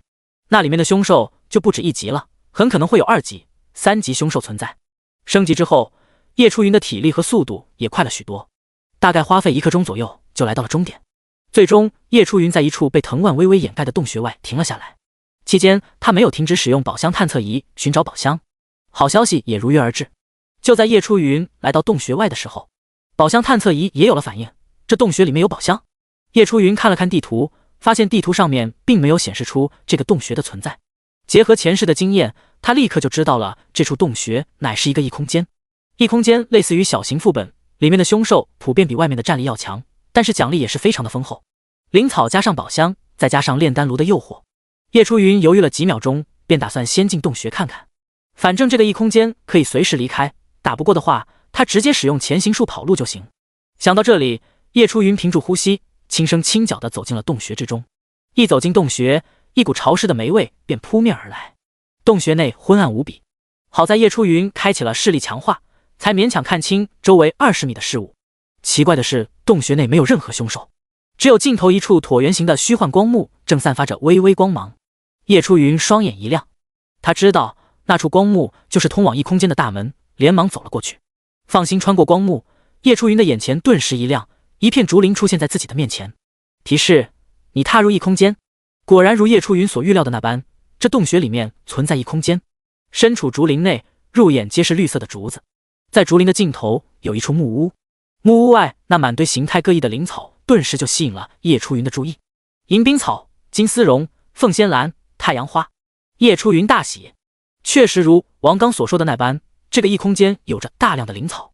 木屋外都有这么多灵草了，那么宝箱和任务目标想必就在木屋内了。但是叶初云也没有忘记，王刚说这里有大量的蟒蛇，想必就是这异空间内的凶兽了。从进入这个异空间开始，他就一动不动地站在原地，只是微微转头头颅观察四周。很快他就注意到有一具女性的尸体倒在了木屋的30多米之外，想必就是王刚口中那个死去的队友。叶初云注意到这具女性尸体脸色土黄，浑身布满了一块块黑色的斑点。一个凶兽的名字顿时就浮现在他的脑海中，全是无目蛇。叶初云脸色微变，他环顾四周，并没有发现王刚口中所说的蟒蛇，但是王刚却说有。为了验证自己的猜想，叶初云在交易行买了一块绿爪兽烤肉，毫不犹豫的就抛了出去。砰！绿爪兽烤肉一落地，引起了巨大的声响。哗啦啦！就在绿爪兽烤肉落地的一瞬间，4、5条土黄巨蛇从地底里钻了出来，瞬间就将绿爪兽烤肉分食得一干二净。这几条蟒蛇浑身呈土黄色，蛇身布满了成年人手掌大小的黑色斑点，腰身足有2米，躯体更是超过了6米。重点是这几条蟒蛇都没有眼睛，恰好也验证了叶初云的猜想。名称：无目蛇，等级1级，战力评估300，特点：无视力，遁地，速度极快且具有强大的力量，根据声音辨位，牙齿含有毒素。技能：无，爆率 0.1%， 还真是无目蛇。叶初云微微松了口气。那4、5条无目蛇将绿爪兽烤肉分食完之后，便又钻回了地底之中。这下子叶初云便有了主意。无目蛇虽然是根据声音辨认方位的没错，但是它只能够听到方圆20米内的声音。平时它就藏在地底之中，如果没有人踏入这20米内的话，它是不会出来的。整个竹林按照20米的距离可以分为6个区域，这6个区域都有无目蛇躲在地底伺机而动。所以叶初云很快就制定了一个计划，他要将这竹林内的所有无目蛇都灭个干净。一口气从交易行买了6块绿爪兽烤肉，将第1块丢到了第1个区域上。嗖嗖嗖，烤肉一落地，4、5条无目蛇再次出现，分食烤肉。这时叶初云瞅准时机，手握绿爪砍刀，迅速冲向了其中一头无目蛇。无目蛇身体灵活，而且力量巨大，如果被它的尾巴击中，体质点数低或者没有防御措施的，可能当场就会被砸成烂泥。手起刀落，叶初云直接砍下它的尾巴，这便是它的弱点所在。尾巴被砍断，无目蛇等于没有了双脚，它发出一声凄厉的嘶吼，随即倒地不动。其他的无目蛇也反应了过来，纷纷展开攻击。叶初云开启视力强化，捕捉到了他们的动向，迅速躲避，灵活地穿梭在20米内的竹林之间。一头无目蛇紧咬不放，尾巴一个用力，张开血盆大口，对着叶初云冲刺而来。而叶初云也瞬间做出反应，在无目蛇接触到自己的瞬间，巧妙地转向一边，手中的砍刀再次斩断了它的尾巴。无目蛇发出剧烈痛楚的声音，试图再次攻击叶初云，可是没有了尾巴的它等于没有了双腿，只能倒在地上不断哀嚎。另外2头无目蛇也随即赶到，张开血盆大口，露出了里面的毒牙。叶初云迅速后退，这片竹林此时倒给他提供了防御的掩护，但同时也限制了他的移动。忽然叶初云感受到背后有一股危险的气息，果断转身。果然在他的背后还有一条无目蛇正扑腾着身体想要偷袭。速度增幅，力量增幅开启。叶初云先将身后的攻击挡住，随后发挥出了极致的速度，将他的尾巴斩断。最后就剩下2头无目蛇，叶初云转身一个反扑，长刀连闪，刷刷2下，最后这2头无目蛇的尾巴被砍断，纷纷倒地哀嚎。第12章再次升级，开启等级排行榜。5头无目蛇此时都被斩断了尾巴，倒在地上一动不动，失去了行动的能力。叶初云见状，直接一刀一个斩断了他们的头颅。击杀1级无目蛇，获取能量点加20。击杀1级无目蛇，获取能量点加20。100%爆率触发，物品已经自动放置在储物空间之中，请注意查收。5头无目蛇一共收获了100点能量点。叶初云的等级进度达到了2级，230-300，只要再斩杀4头无目蛇，他就能够再次升级。神魔币星号30，无目蛇的精魄服用后敏捷加3，星号5。无目蛇的毒素含有剧毒，星号5。无目皮甲防御力加5，体质加2，星号3。又是大丰收，精魄直接服用，无目皮甲进行强化后穿上。叶初云迫不及待地打开了自己的属性面板，姓名叶初云，等级2级230-300，力量47，敏捷49，体质47，精神29，战力384左元括号344加40右元括号，神魔币933，技能鉴定 LV3，前行术 LV1，视力强化 LV1，力量增幅 LV1，速度增幅 LV1，战力居然达到了惊人的384。论真正实力的话，他或许都能够和2级普通凶兽一决高下，只是一个区域就让他涨了这么多的战力。叶初云双眼微闪，看向其他5个区域，笑了笑，果断向第2个区域走去。同一时刻，在某处河滩旁，一头长相丑陋的蓝色巨蛙倒在地上，蓝色的鲜血流了一地。在巨蛙的身旁站着5个人，正是王刚小队。哈哈，这绿爪砍刀就是比新手砍刀好用啊！雷神看着手上的精美长刀，露出了满意的笑容。庄亮举着盾牌笑道：“这可是队长用任务令牌外加30枚神魔币买来的，你可得努力发挥它的作用。”雷神点点头，那是自然。王刚也看着脚下的蓝色巨蛙，这2级凶兽蓝毒啊，不愧是2级凶兽啊！只是一头，我就得到了10点能量点，单杀一头绿爪兽得到的能量点也不过如此了。雷神懊恼道：“哎，我这还没升到2级呢，队长你都快3级了，真是人比人，气死人啊！3级还早呢。”看了看面板上显示的等级进度，2级258-300。王刚一边笑着，一边打算去聊天频道装一装。可接下来一个公告出现，王刚瞬间就愣住了。公告：118号区已有1人成功晋升3级，开启等级排行榜。提示：等级排行榜目前只记录118号区的等级排名，只有前100名可进入榜单。3级？怎么可能还会有人比我快？王刚一脸的不可置信。其他人也纷纷打开等级排行榜。当他们看到榜单上第1名的名字时，他们都愣住了。118号区等级排行榜，第1名叶初云3级，第2名王刚2级，第3名庄亮2级，第1名是叶初云。看着排行榜，王刚几人面面相觑。紧接着又一个公告发布，彻底打乱了他们的步调。公告：从现在开始，等级晋升将会获得奖励。第1个升到10级的人奖励一个黄金宝箱，第2至3个升到10级的人奖励一个白银宝箱，第4-10升到10级的人奖励一个青铜宝箱，第11-100升到10级的人奖励一个普通宝箱。公告：叶初云第1个升到3级，开启等级排行榜，奖励10点声望值。提示：当声望值达到一定的标准，可获得称号奖励。这个公告一公布，聊天频道顿时都炸锅了。蔡坤厉害了，没想到第1个升到3级的居然是叶大佬。萧云以为大佬只是一个欧皇，没想到居然深藏不露。黄鹏，我得赶紧升级了，就算是第100名，那也能获得一个普通宝箱啊。雷神，对，我得赶紧升级了，不然连个普通宝箱都拿不到。王云，真羡慕叶大佬啊，第1个升到3级，获得了10点声望，这声望一定很难获得吧。此话一出，立刻就有数名阴阳人站出来，语气酸酸的。刘旭，我看那叶初云升这么快，肯定不是他一个人的功劳吧，肯定刷级了。王燕，对，我看他肯定带了7、8个人，其他人帮他打怪，他就负责收割拿大头，升级能不快吗？吴国强，哼，如果有7、8个人帮我打怪，我觉得我上我也行。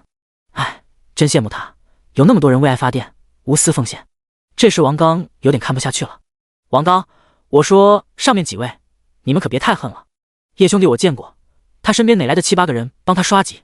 他应该是独行者，我之前甚至还看到他单杀了一头变异绿爪兽。此话一出，那几个阴阳人立刻就不说话，直接装死。蔡坤，啥？单杀了一头变异绿爪兽？我没听错吧？王刚大佬，你不是说你们5个人费了老大劲才勉强击杀一头变异绿爪兽吗？庄亮，没错，叶大佬很强，他直接就能单杀1级凶兽，升级比起队长还要快得多。黄丽叶初云，大佬，我屁股翘，求抱大腿，带我升级吧。蔡坤叶初云，大佬，我会喊666，求带。聊天频道再次炸开，而话题的主人公却从始至终没有出现。解决完第6个区域后，叶初云有些疲惫地坐到了地上。他自然是看到了公告，只不过那个时候他正在和吴木蛇战斗，没有那个心思去关注其他的。早在解决第2个区域后，他的等级就升到了3级，战力飙升。解决后面几个区域的吴木蛇就更加的轻松。第13章，任务完成，白嫖大力丸单方。升到3级之后，叶初云的身体再次得到净化，整个人的形态变得更加的完美，就连身高都长了1厘米。属性加点完成，你的精神增加了5点。将5点自由属性点分配完毕之后，叶初云再次打开了自己的属性面板。升级外加解决6个区域的无目蛇后，他的战力再次迎来暴涨。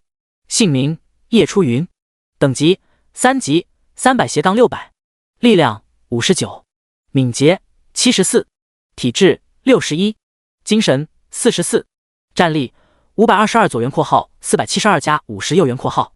技能：鉴定 LV3， 前行术 LV1， 视力强化 LV1， 力量增幅 LV1， 速度增幅 LV1。神魔币1088。装备：绿爪砍刀加5，攻击力加25，力量加10，一阶装备。疾风靴，敏捷加10，一阶装备。敏捷戒指，敏捷加8，一阶装备。精神项链，精神加8，一阶装备。10元之灵，体质加5，一阶装备。无木皮甲加5，防御力加25，体质加10，战力直接突破500大关。现在就连2级普通凶兽都已经不再是叶初云的对手，这种实力暴涨的感觉实在是太过美妙了。除了战力暴涨之外，叶初云还获得了大量的无木蛇精魄、无木皮甲。叶初云将这些多余的精魄和无目蛇皮甲，连同绿爪兽砍刀，通通挂在了交易行上。当看到这么多的精魄和装备后，聊天频道再次炸开。吴亦凡，妈呀！之前在把绿爪砍刀下架后，我还以为就没有装备卖了，谁知道突然多出了这么多的绿爪砍刀，而且都是叶大佬出售的，我惊了。蔡坤，我直接就尿了，绿爪砍刀、无目皮甲，还有这么多的精魄，看着我兜里个位数神魔币，我流下了贫穷的泪水。黄历，大佬，我屁股已经洗干净了，只想换把绿爪砍刀，求求了。叶初云，各位没有神魔币的话，也可以用制作材料、特殊道具和我交换，可以私聊我，我也可以用神魔币收购。王刚，卧槽，叶兄弟，不，叶大佬，你这些装备还有精魄都是从哪弄到的？叶初云，运气有一点点好罢了，都是打那些凶兽报的。刘大强，懂了，运气有一点点好，叶大佬欧皇无疑。庄亮，大佬，我给您跪了，大佬和我们组队吧，不需要你打怪，只需要你在怪即将死的时候给上最后一击，我们手气实在是臭得飞起。蔡坤，卧槽，还能这么玩呢？以后叶大佬直接躺平打怪。叶初云，关掉聊天频道。叶初云无奈地摇了摇头。刚刚在聊天频道内打了个广告后，他的私聊就多了几十条，其中一些没用的内容被叶初云直接忽略，剩下的就是一些出售灵草的信息。特殊道具无人出售。谈好价格之后，叶初云让他们指明挂在交易行上，总共花费了100多枚神魔币将其全部收购，又花费10多枚神魔币的价格扫光了交易行内的1000多块坚固的石头。接着他又发现交易行卖出了2把绿爪砍刀和一个凶兽精魄，获得了150神魔币。这一正一负，他的神魔币不减反增。直到私聊再也没有动静后，叶初云才将目光放在木屋外的那些灵草上。放眼望去，木屋外的灵草大概有50多株。此时在这竹林内的所有无目蛇都消灭，叶初云这才放心地走了过去。来到第一株灵草前，使用鉴定。名称：太阳花。品阶：一阶灵草。作用：直接服用会损伤经脉，可入药炼丹。叶初云微微一笑，将其采集放入储物空间内。花费了10多分钟的时间，叶初云才将这50多株灵草全部收集完毕。随后叶初云迫不及待地来到木屋内。木屋内很是简陋，一个2米高的青铜丹炉，一张木床，一张破旧的桌子。木床上有一具早就化为枯骨的尸体，而一个青铜宝箱则静静地被放在了丹炉的旁边。提示：来到任务地点，是否开启任务？提示：只有成功完成了任务，宝箱才可开启。果然是炼丹炉。叶初云大喜，接受。提示：任务开启，请完成清虚道人的遗愿，炼制1枚大力丸。提示：大力丸丹方已经放入储物空间内，可以采集木屋外的灵草用于炼制。提示：大力丸的材料一共5份，用完还无法炼制出来的话，则任务失败。声音说完，叶初云面前的丹炉自动冒出火焰，像是让他抓紧时间炼制。叶初云并不着急，只是看了看面前的丹炉。名称：普通的丹炉。品阶：一阶。作用：可炼制丹药，对炼丹没有任何加成作用。叶初云默默地点了点头。前世他作为终极炼丹师，用的也只是这种普通的丹炉。在丰厚的炼丹经验加持下，叶初云自认为有把握可以成功。从储物空间拿出丹方看了看，叶初云脸上露出了意味深长的笑容。居然是大力丸的丹方，没想到这个任务除了丹炉之外，还能白嫖到一个丹方。前世王云成为炼丹师，就是靠大力丸，成为了各方势力争夺的对象。之后王云大量出售大力丸，赚了个盆满钵满。没想到这个丹方居然就是出自于这个任务之中，这可是王云能够一路平步青云的保障。很可惜，现在这个丹方落入了他的手中。在做好准备之后，叶初云拿出灵草，开始准备炼制大力丸。每一个步骤他都非常的小心，最后丹炉关闭，开始炼制。10分钟后，丹炉打开，1枚大力丸静静地躺在丹炉之中。居然一次就能成功了，叶初云欣喜不已。大力丸服用后力量加10，他将这枚大力丸直接拿出来当场服用。恭喜你成功完成任务，获得奖励5色灵丹。公告：叶初云第一个完成任务，奖励10点声望值。公告一出，聊天频道再次沸腾。第14章战力再涨，黑夜降临。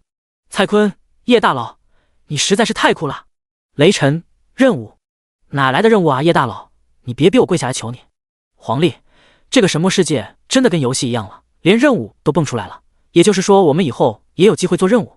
叶初云，各位，其实没有什么，我运气好，从王刚大佬那里获得了一个任务令牌，任务也不难，我相信大家运气好的话也能够碰上的。叶初云，继续打个广告，大量收集灵草、特殊道具、矿石等。王刚，运气好也不难。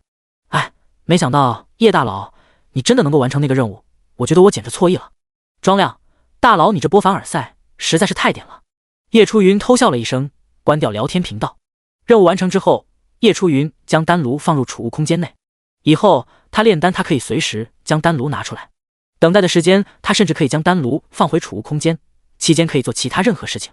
突然，叶初云发现木床上的尸体已经消失，随之而来的是5颗五彩丹药，这是任务的奖励。名称：五色灵丹，木，品阶1阶极品，作用：与其他4色灵丹一起服用后可以改善身体。名称：五色灵丹，金，品阶1阶极品，作用：与其他4色灵丹一起服用后可以改善身体。5颗五色灵丹对应的分别是金、木、水、火、土。叶初云眼睛一亮，立刻将丹药拿了起来，刚想吞进去，突然想到了什么，又有点犹豫。他如果没有看错的话，这5色灵丹应该是那具枯骨尸体变出来的。如果他将这5色灵丹吃进去的话，那岂不是？纠结了10来秒后，叶初云干脆眼睛一闭，屏住呼吸，猛地将5色灵丹吞了进去。这可是1阶极品丹药，就算是尸体变出来的又怎么样？吃！5颗五色灵丹下肚，叶初云浑身都冒着五彩的光芒。提示：服用5色灵丹，五行之力正在改善你的身体。你的力量增加了20点，你的敏捷增加了20点，你的体质增加了20点，你的精神增加了20点。提示：5色灵丹只可服用1次，再次服用将没有任何效果。片刻后，五彩光芒消散，叶初云一脸惊喜地睁开眼睛，没想到5色灵丹这么给力，让他的实力再次暴涨。再次打开属性面板看了看，名称：叶初云，等级3级300-600，力量87，敏捷94，体质81，精神64，战力702左元括号652加50右元括号。这一下子真的起大飞了，只是3级，他的战力就已经足以媲美4级凶兽，基本在毒物沼泽地的外围是可以横着走了。叶初云是越想越开心，最后就只剩下了一个青铜宝箱。任务完成之后，已经可以打开了。神魔币加500，技能时可升级任意技能。星号2，强化时可强化装备。星号2，1阶法术卷轴暴风雪。特殊道具夜视镜。青玉丹炉，2阶丹炉，可增加 5% 的炼丹成功率，减少炼丹的时间。叶初云双眼一亮，居然是2阶丹炉。如果是在前世的话，那起码是4级炼丹师才能够享受到的待遇。毕竟想要提升炼丹的成功率，除了不断炼丹提升熟练度之外，最简单且快捷的方法就是丹炉了。正好他现在身上还有4份大力丸的材料，可以试试青玉丹炉的威力。将所有材料放入丹炉后，叶初云发现这次炼制大力丸的时间只需要7分钟，比起普通丹炉缩短了3分钟的时间。不愧是2阶丹炉。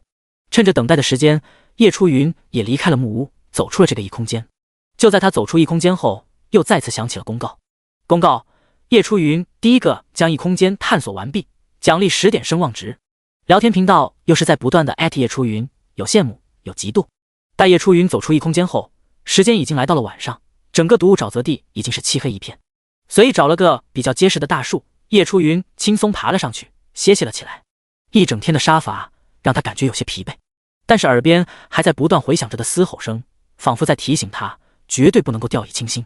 夜晚使得人类的可视范围大减，再加上毒物沼泽地那错综复杂的地形和隐藏在黑暗中伺机而动的凶兽，使得所有人都不敢轻举妄动。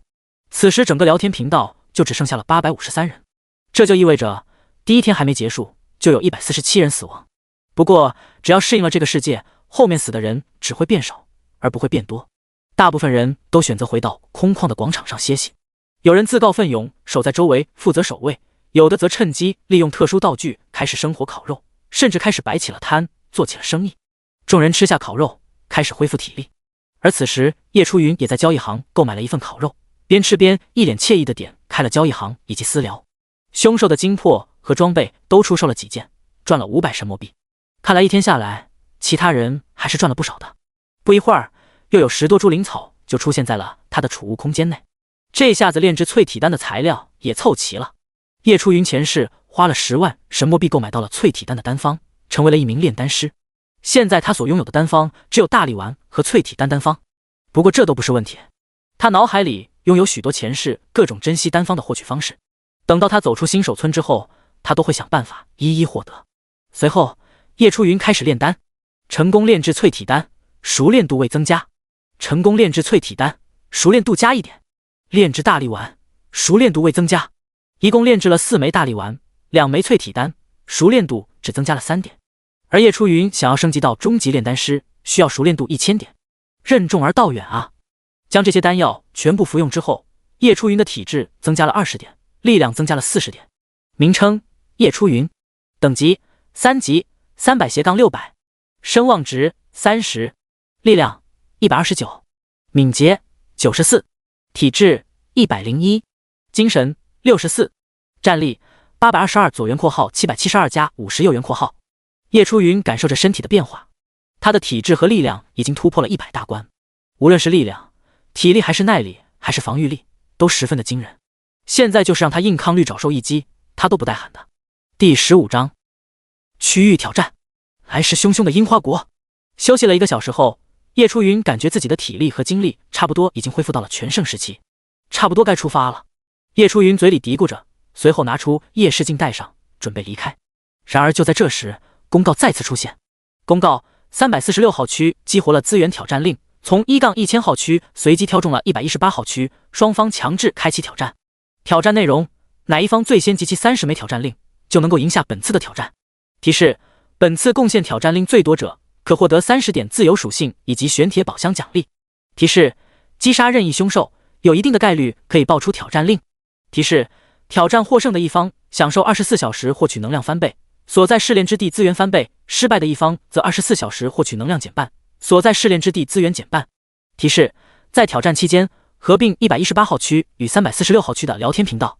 提示：挑战将在半个小时后开启，请各位做好准备。来了！看到这个公告后，叶初云面色一变。前世也是在这个时候，118号区被迫接受了来自346号区樱花国的挑战。看到挑战成功后的奖励时，大家还很是兴奋，精力十足。然而过了一段时间才发现，这个挑战令的爆率是非常的低，可能击杀40-50头凶兽才能够爆出那么1枚。而346号区居然有能够增加爆率的一次性道具，一下子就远远领先了他们。最后118号区挑战失败，一切资源减半，24小时内获取能量点减半，这让他们本就不强的118号区雪上加霜。想到这里，叶初云笑了。现在可不同了，这个挑战简直就是为自己量身定做的。爆率低，100%爆率天赋会教346号区重新做人的。公告一出，广场上一片沸腾，整个聊天频道也是滚屏不断。聊天频道在公告一结束就和346号区合并完成。除了118号区的人在发表言论之外，还有346号的人也在不断发言。蔡坤，卧槽，发生什么事情了？这346号区是谁啊？资源挑战令又是哪来的？黄历，这个挑战令爆率应该不会很低吧？不过这大晚上的，我们猎杀凶兽岂不是很困难？黄鹏，各位倒是不用担心晚上看不见，我这里有可以无限打火的打火机，到时候我们自己制作火把，一样可以在晚上猎杀凶兽。王刚，这个挑战我们可不能输了，不然的话资源减半，能量点获取减半，对我们118号区将是非常严重的打击。刘倩，没错，这个时候我们118号区必须团结。刘大强，支持。中村健，是哪个八嘎开启的资源挑战令？如果我们输了怎么办？给我切腹自尽啊！扩了。王刚，原来346号是樱花国的人，没想到居然碰上了其他国家的人。工藤本，原来你们是龙国的人，这到底是怎么一回事？盛村阳太，你没看到我们区的提示吗？是一个叫伊藤修一的人开启的挑战。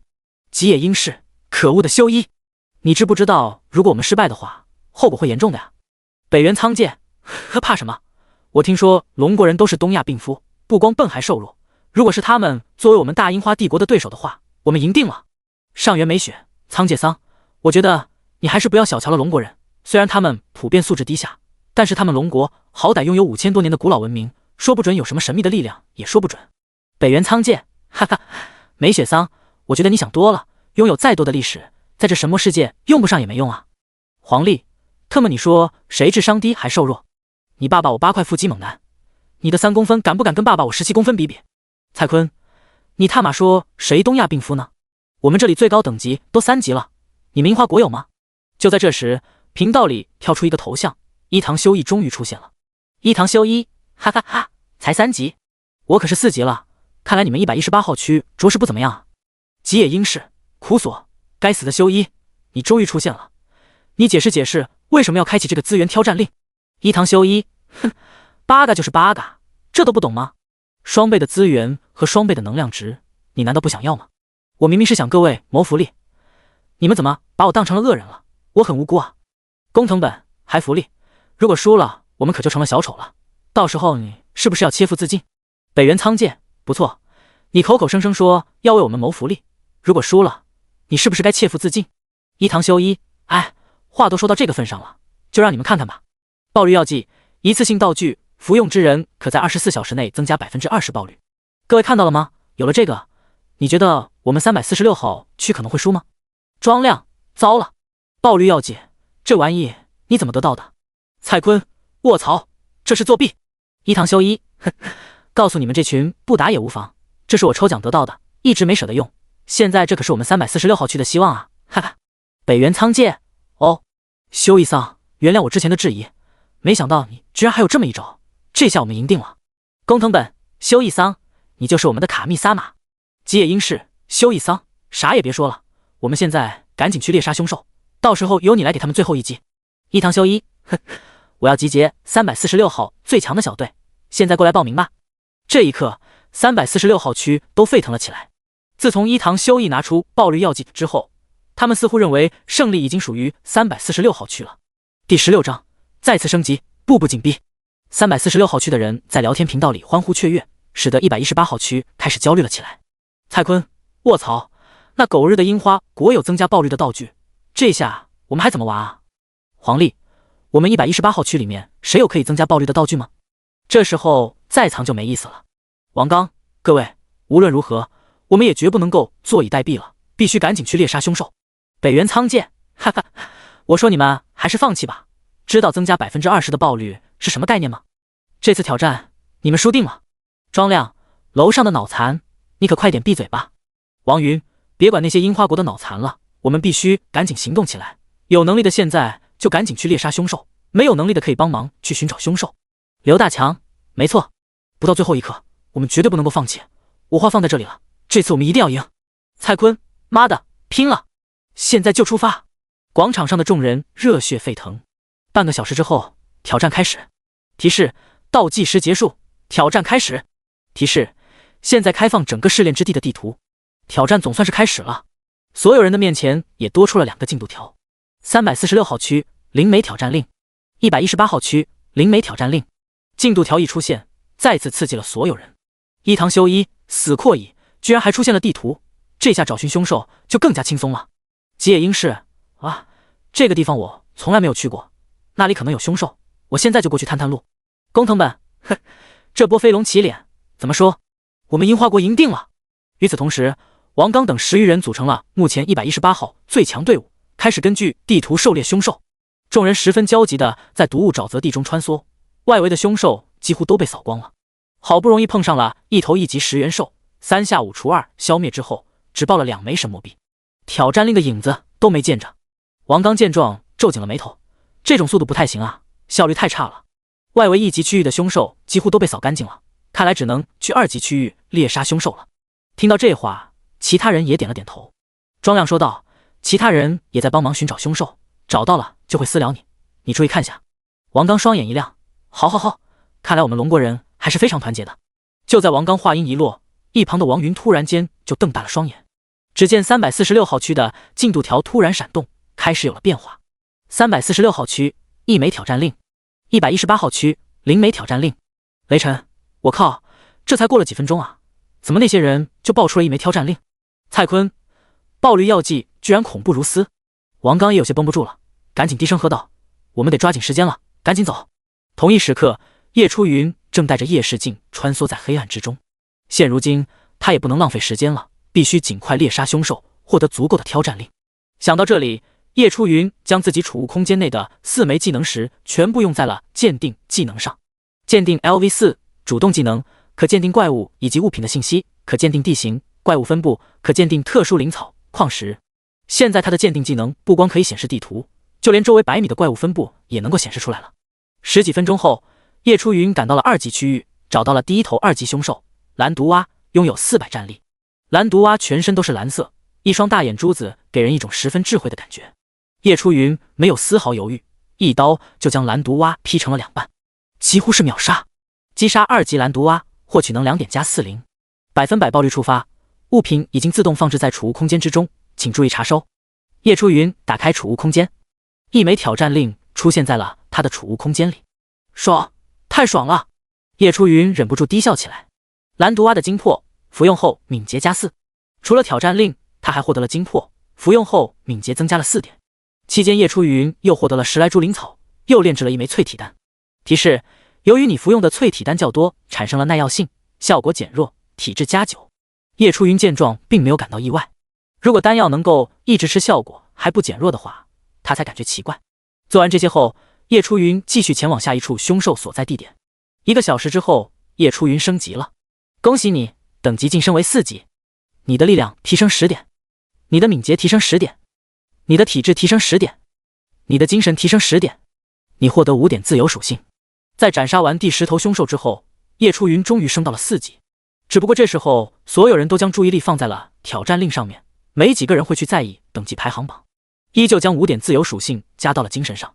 叶初云打开自己的属性面板看了看，名称叶初云，等级4级，30100，声望值30，力量154，敏捷124，体质120，精神79，战力1008左元括号958加50右元括号。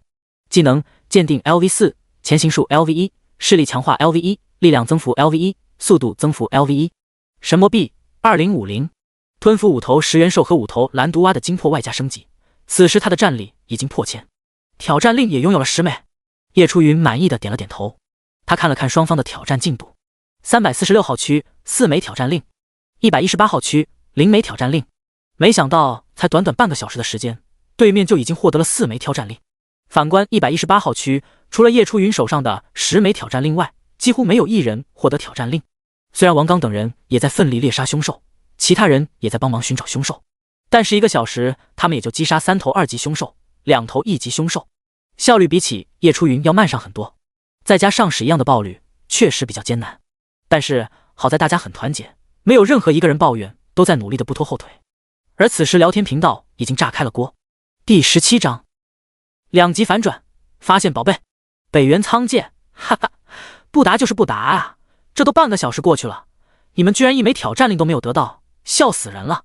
工藤本，我们已经4枚挑战令了，看来这次挑战我们赢定了，你们就等着输吧。蔡坤，慌什么慌？你们只不过是运气好罢了，我还就不信你们能一直这么爆下去。其他118号区的人也纷纷附和，至少在气势上，他们不能输。伊藤修一，哼，不好意思呢。就在刚刚，我又获得了1枚挑战令，现在是5枚了。看到这句话后，118号区顿时就熄了火。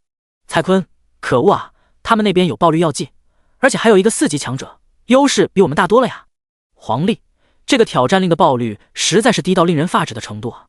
这都杀了5头了，愣是1枚都没有爆出来。王小，不好意思啊，大佬们，我只有1级，帮不上什么忙。看来我们挑战要输了。北原仓介，输是肯定的，不答们。谁叫你们倒霉被我们修一桑选中了呢？下次希望你们运气好一点吧，哈哈哈。工藤本，哎，想到马上我们就有双倍的能量点和双倍的资源享受，我就开心啊！到时候我们得等级不得蹭蹭蹭的涨。盛村阳太，哈哈，爽啊！王刚，各位，我还是那句话，不到最后一刻，我们118号区就绝对不能够放弃。有抱怨的时间，不如抓紧时间去猎杀凶兽。蔡坤，王刚大佬说的不错，我们应该继续努力，不到最后一刻，绝对不能够放弃。就在这时，一个头像的发言打断了众人。黄历，卧槽！各位，我先打断一下发言，你们有没有注意到叶大佬已经升到了4级了？王小，我去，楼上你不说我都没发现叶大佬已经4级了，那他怎么不说话呀？蔡坤，对啊，资源挑战这么大的事情，叶大佬怎么没说话了？黄鹏，卧槽，叶大佬这个欧皇是不是爆了好多个没说呢？闷声发大财。王刚，可能大佬在单刷吧，可是再怎么单刷，哪有我们小组速度快啊？叶大佬，不如我们一起刷吧，叶大佬。伊藤修一，哦，没想到你们118号区居然也有个4级高手，可惜啊，不管你们多少人，没有爆绿药剂的话，你们就报不出挑战令，放弃吧，哈哈哈。然而，就当伊藤修一说完，属于118号区的进度条突然发生了变化。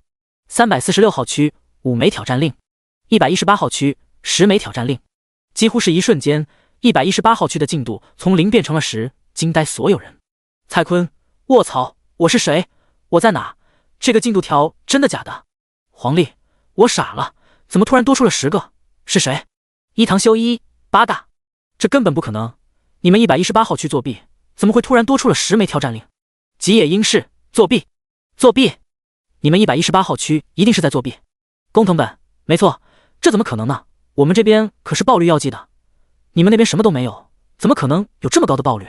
王刚，莫非这是叶大佬的操作？叶初云，叶初云，呵呵，没错，这10枚挑战令都是我的，看来我运气还不错呢，爆的比较多。蔡坤，哈哈，叶大佬，不，叶欧皇，您真的是欧皇在世啊！黄历，哈哈，看到了没有？我们虽然没有爆率药剂，但是我们有欧皇在这。叶初云，各位不要放弃，现在我们是领先的，抓紧时间猎杀妖兽吧。王刚，好，各位我就说了吧，不到最后一刻不要放弃，我们加油啊！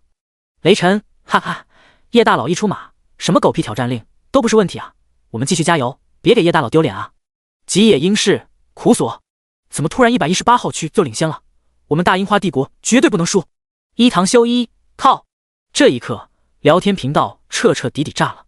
叶初云没有管那么多，退出了聊天频道。现在所有人的积极性都被这10枚挑战令调动了起来，他必须抓紧时间。叮，探测结束，检测到你的左前方96米处有一个宝箱。哦，又有宝箱了。叶初云双眼一亮，在刷挑战令的同时，他自然是没有放弃寻找宝箱的踪迹。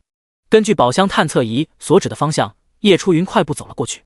很快，叶初云就来到一片石头废墟，还没靠近，他就闻到了凶兽独有的腥臭味。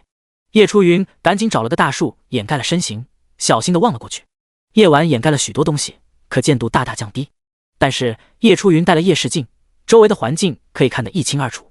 只见石头废墟的中央有一棵参天大树，大树上结了许多婴儿拳头大小的金色果子，在黑色中散发着淡淡的金色光芒。而在大树旁围着3头体积巨大的巨兽。当叶初云看到金色果子后，呼吸都忍不住一滞。名称：精灵果，品阶2阶，作用：蕴含灵气，服用后可以大大增加精神力，有10%的概率可以提升血脉纯度。居然是2阶灵果！前世叶初云在交易行上见到过这个灵果，仅仅一个就要卖上万神魔币的价格。主要是它有10%的概率提升血脉，血脉提升可以洗去他们体内的杂质，血脉等级越高，甚至可以觉醒特殊体质，获得种种不可思议之威能。尤其是这个精灵果服用后，居然可以增加他的精神力。现在他的思维除了精神，其他3项都超过了100。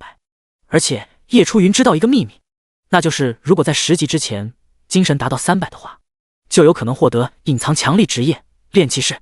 第18章职业由来，3大首领凶兽。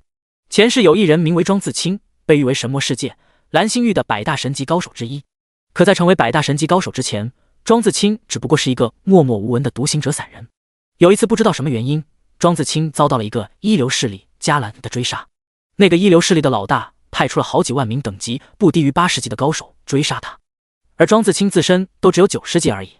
众人都在猜测这个庄自清到底是什么牛人，居然能够惹到这么一个庞然大物。然而最后的结果令人震惊，几万高手居然被庄自清一招解决。那个一流势力更是在一夜之间被庄自清连根拔起。后来有人查清楚了庄自清的身份，原来是隐藏职业炼气士。各方势力纷纷寻找庄自清，或是威胁，或是赠予重礼，或是拉拢，想要打探隐藏职业的信息。庄自清也没有藏着掖着，直接放话众人，想要成为炼气士，就必须在10级之前精神达到300，通过天道的考核后，就有可能获得这个隐藏职业。然而要想在10级之前达到精神300的要求，无异于登天。只不过到了叶初云这里，这个目标不见得完成不了。叶初云的目光从精灵果转移到了那3头巨兽的身上。第一头巨兽乃是一头紫色巨蛙，比起普通的蓝毒蛙，它的身形要大上3倍，眼神更加的智慧。名称：紫毒蛙，首领，等级3级，战力评估660，特点：狡猾、胆小，行动迅速，皮肤与唾沫带有致命的毒素。技能：速度增幅 LV2， 爆率5%。第二头巨兽乃是一头巨型无目蛇，名称无目蛇首领，等级3级，战力评估700，特点土遁，无视力，嗜血，技能力量增幅 LV2， 爆率 5%。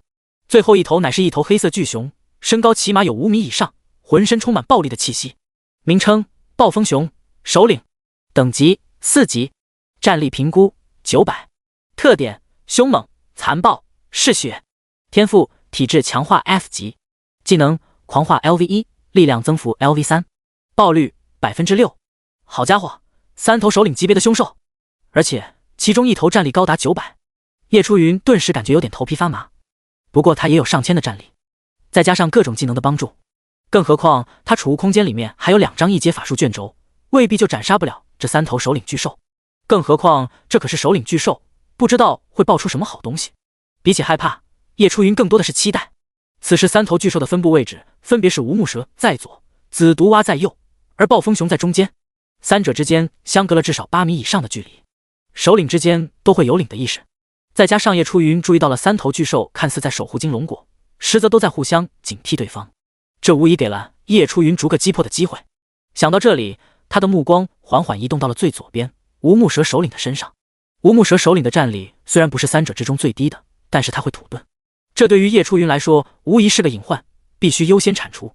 深吸一口气，在动手之前，叶初云拿出一个装有黑色液体的瓶子，将其涂抹在了绿爪砍刀上。做完这些后，叶初云施展前行术，偷偷地绕到了无目蛇首领的背后。他打算故技重施，将无目蛇首领的尾巴砍下来，先让他失去行动能力。只不过还没出手，叶初云就看到了覆盖在尾巴上犹如金属般的鳞片。看来这个无目蛇首领有点东西，知道自己的弱点就尾巴，特意用鳞片保护。叶初云笑了笑，没有丝毫犹豫，直接开启力量增幅，力量增加20点。绿爪砍刀带着足足172点的力量，直接一刀劈在了带有鳞片的尾巴上。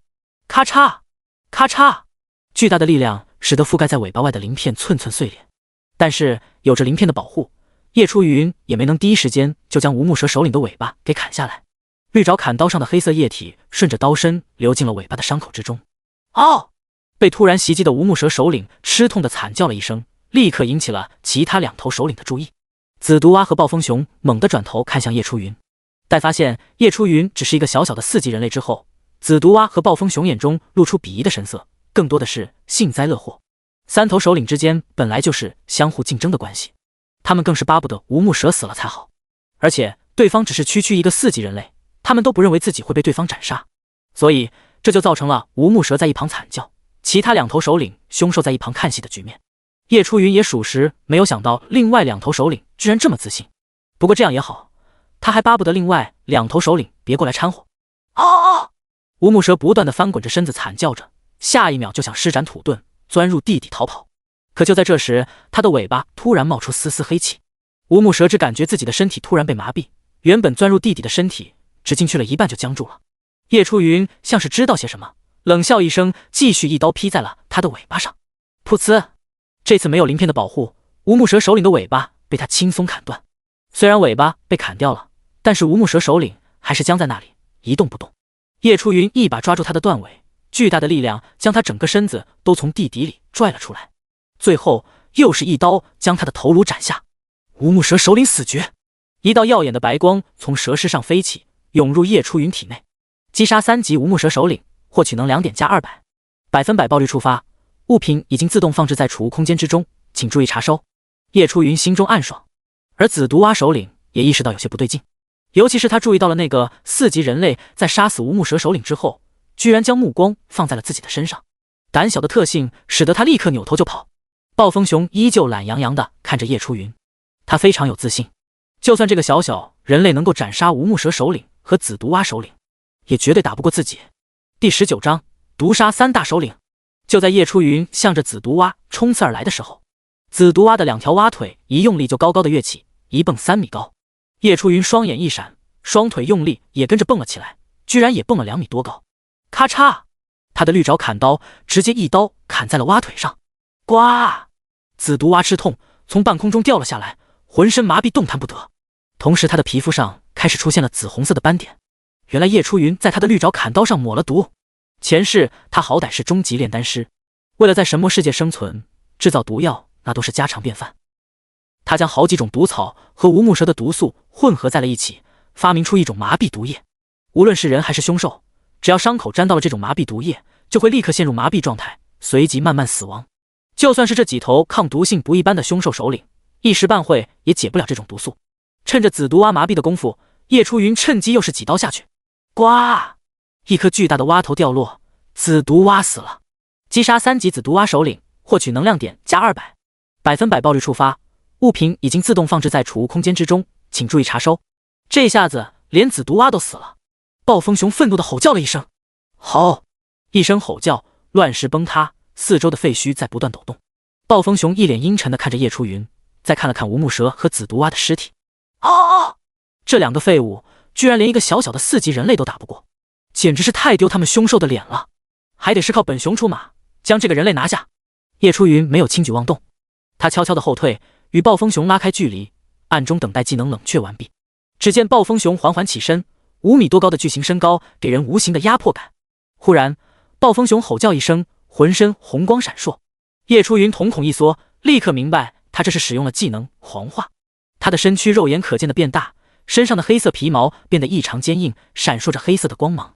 暴风熊的战力立刻发生了巨大的变化。名称：暴风熊，首领，等级4级，战力评估1200，狂化。好家伙，战力直接飙到了1200，已经超过了他现在的战力。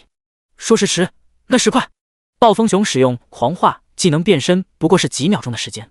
轰！他瞬间一个跳跃，巨大的身体直接砸向叶初云。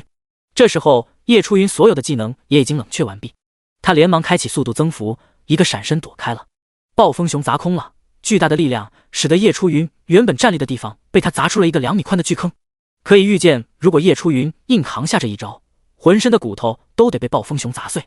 趁着暴风熊落空的功夫，叶初云对着他的背部就是一刀劈下。当！金铁交鸣，绿爪砍刀砍在暴风熊的背上，居然闪出了火花。别说伤口了，就连他的毛都没伤到。巨大的反震之力从绿爪砍刀传来，震得叶初云连连后退。哦！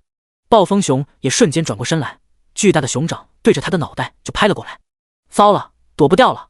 叶初云咬咬牙，干脆又是一刀劈在了熊掌上。当！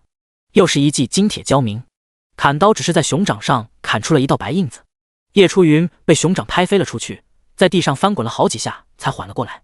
可叶初云摸着胸口，只感觉浑身气血翻涌，鲜血也控制不住的从嘴角流了下来。还好只是受了点小伤，无伤大雅。这暴风熊的防御恐怖如斯，在狂化状态下，他的防御力实在太过惊人。再加上他手上的绿爪砍刀品阶太低，破不了对方的防御，看来只能够拖延时间，等待暴风熊的狂化解除了。想到这里，叶初云使用前行术，消失在了原地。暴风熊看到这个人类居然就这么凭空消失在自己面前，感到十分的疑惑。哦！他举起巨石就到处乱砸，想要找出叶初云的身影。1分钟后，巨坑遍地，暴风熊还是没有找出叶初云。吼！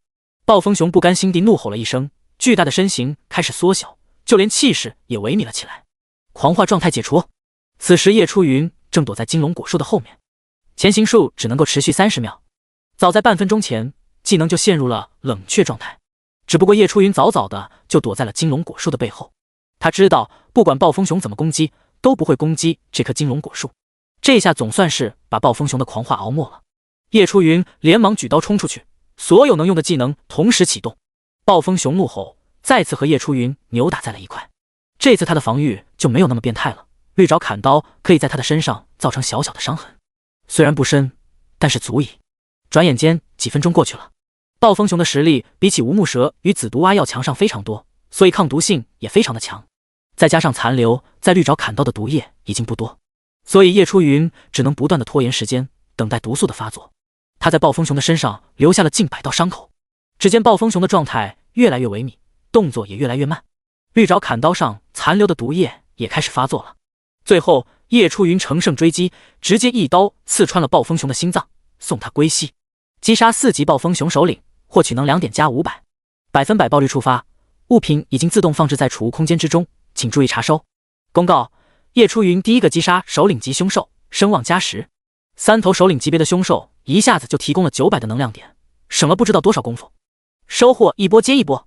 叶初云大喜，正好这附近因为有3头首领级别的凶兽存在，其他凶兽不敢靠近这个地方。在这3头首领凶兽死后，这个地方算是最为安全的了。叶初云连忙打开自己的储物空间，查看战利品。第20章疯狂收获，天赋刻印。暴风熊的精魄，服用后体质加4，力量加4，星号5。暴风之刃，攻击力加30，力量加15，攻击时可增加 50% 破防伤害。2阶装备，佩戴条件，等级4级，力量达到50以上。天赋刻印，使用后可获得 F 级天赋，体质增强。狂化，使用之人会陷入狂化状态，战力提升。学习条件，体质大于50，精神大于50。挑战令，星号5。以上就是击杀暴风熊首领所获得的战利品。紫毒蛙的精魄，服用后敏捷加5，抗毒性加10，星号5。紫毒之戒，敏捷加15， 2阶装备，佩戴条件，等级4级。挑战令，星号5。技能石，星号5。相比暴风熊，紫毒蛙首领爆的东西就有点少了。无目蛇的精魄，服用后敏捷加3，星号5。强化石，星号5。挑战令，星号5。一番盘点下来，收获颇丰。叶初云属实没有想到，暴风熊居然爆出了天赋刻印。天赋不同于技能，属于无消耗，而且能够永久性的提升。但是天赋刻印的获取难度非常之高，只有变异和首领以上的凶兽才能够爆出。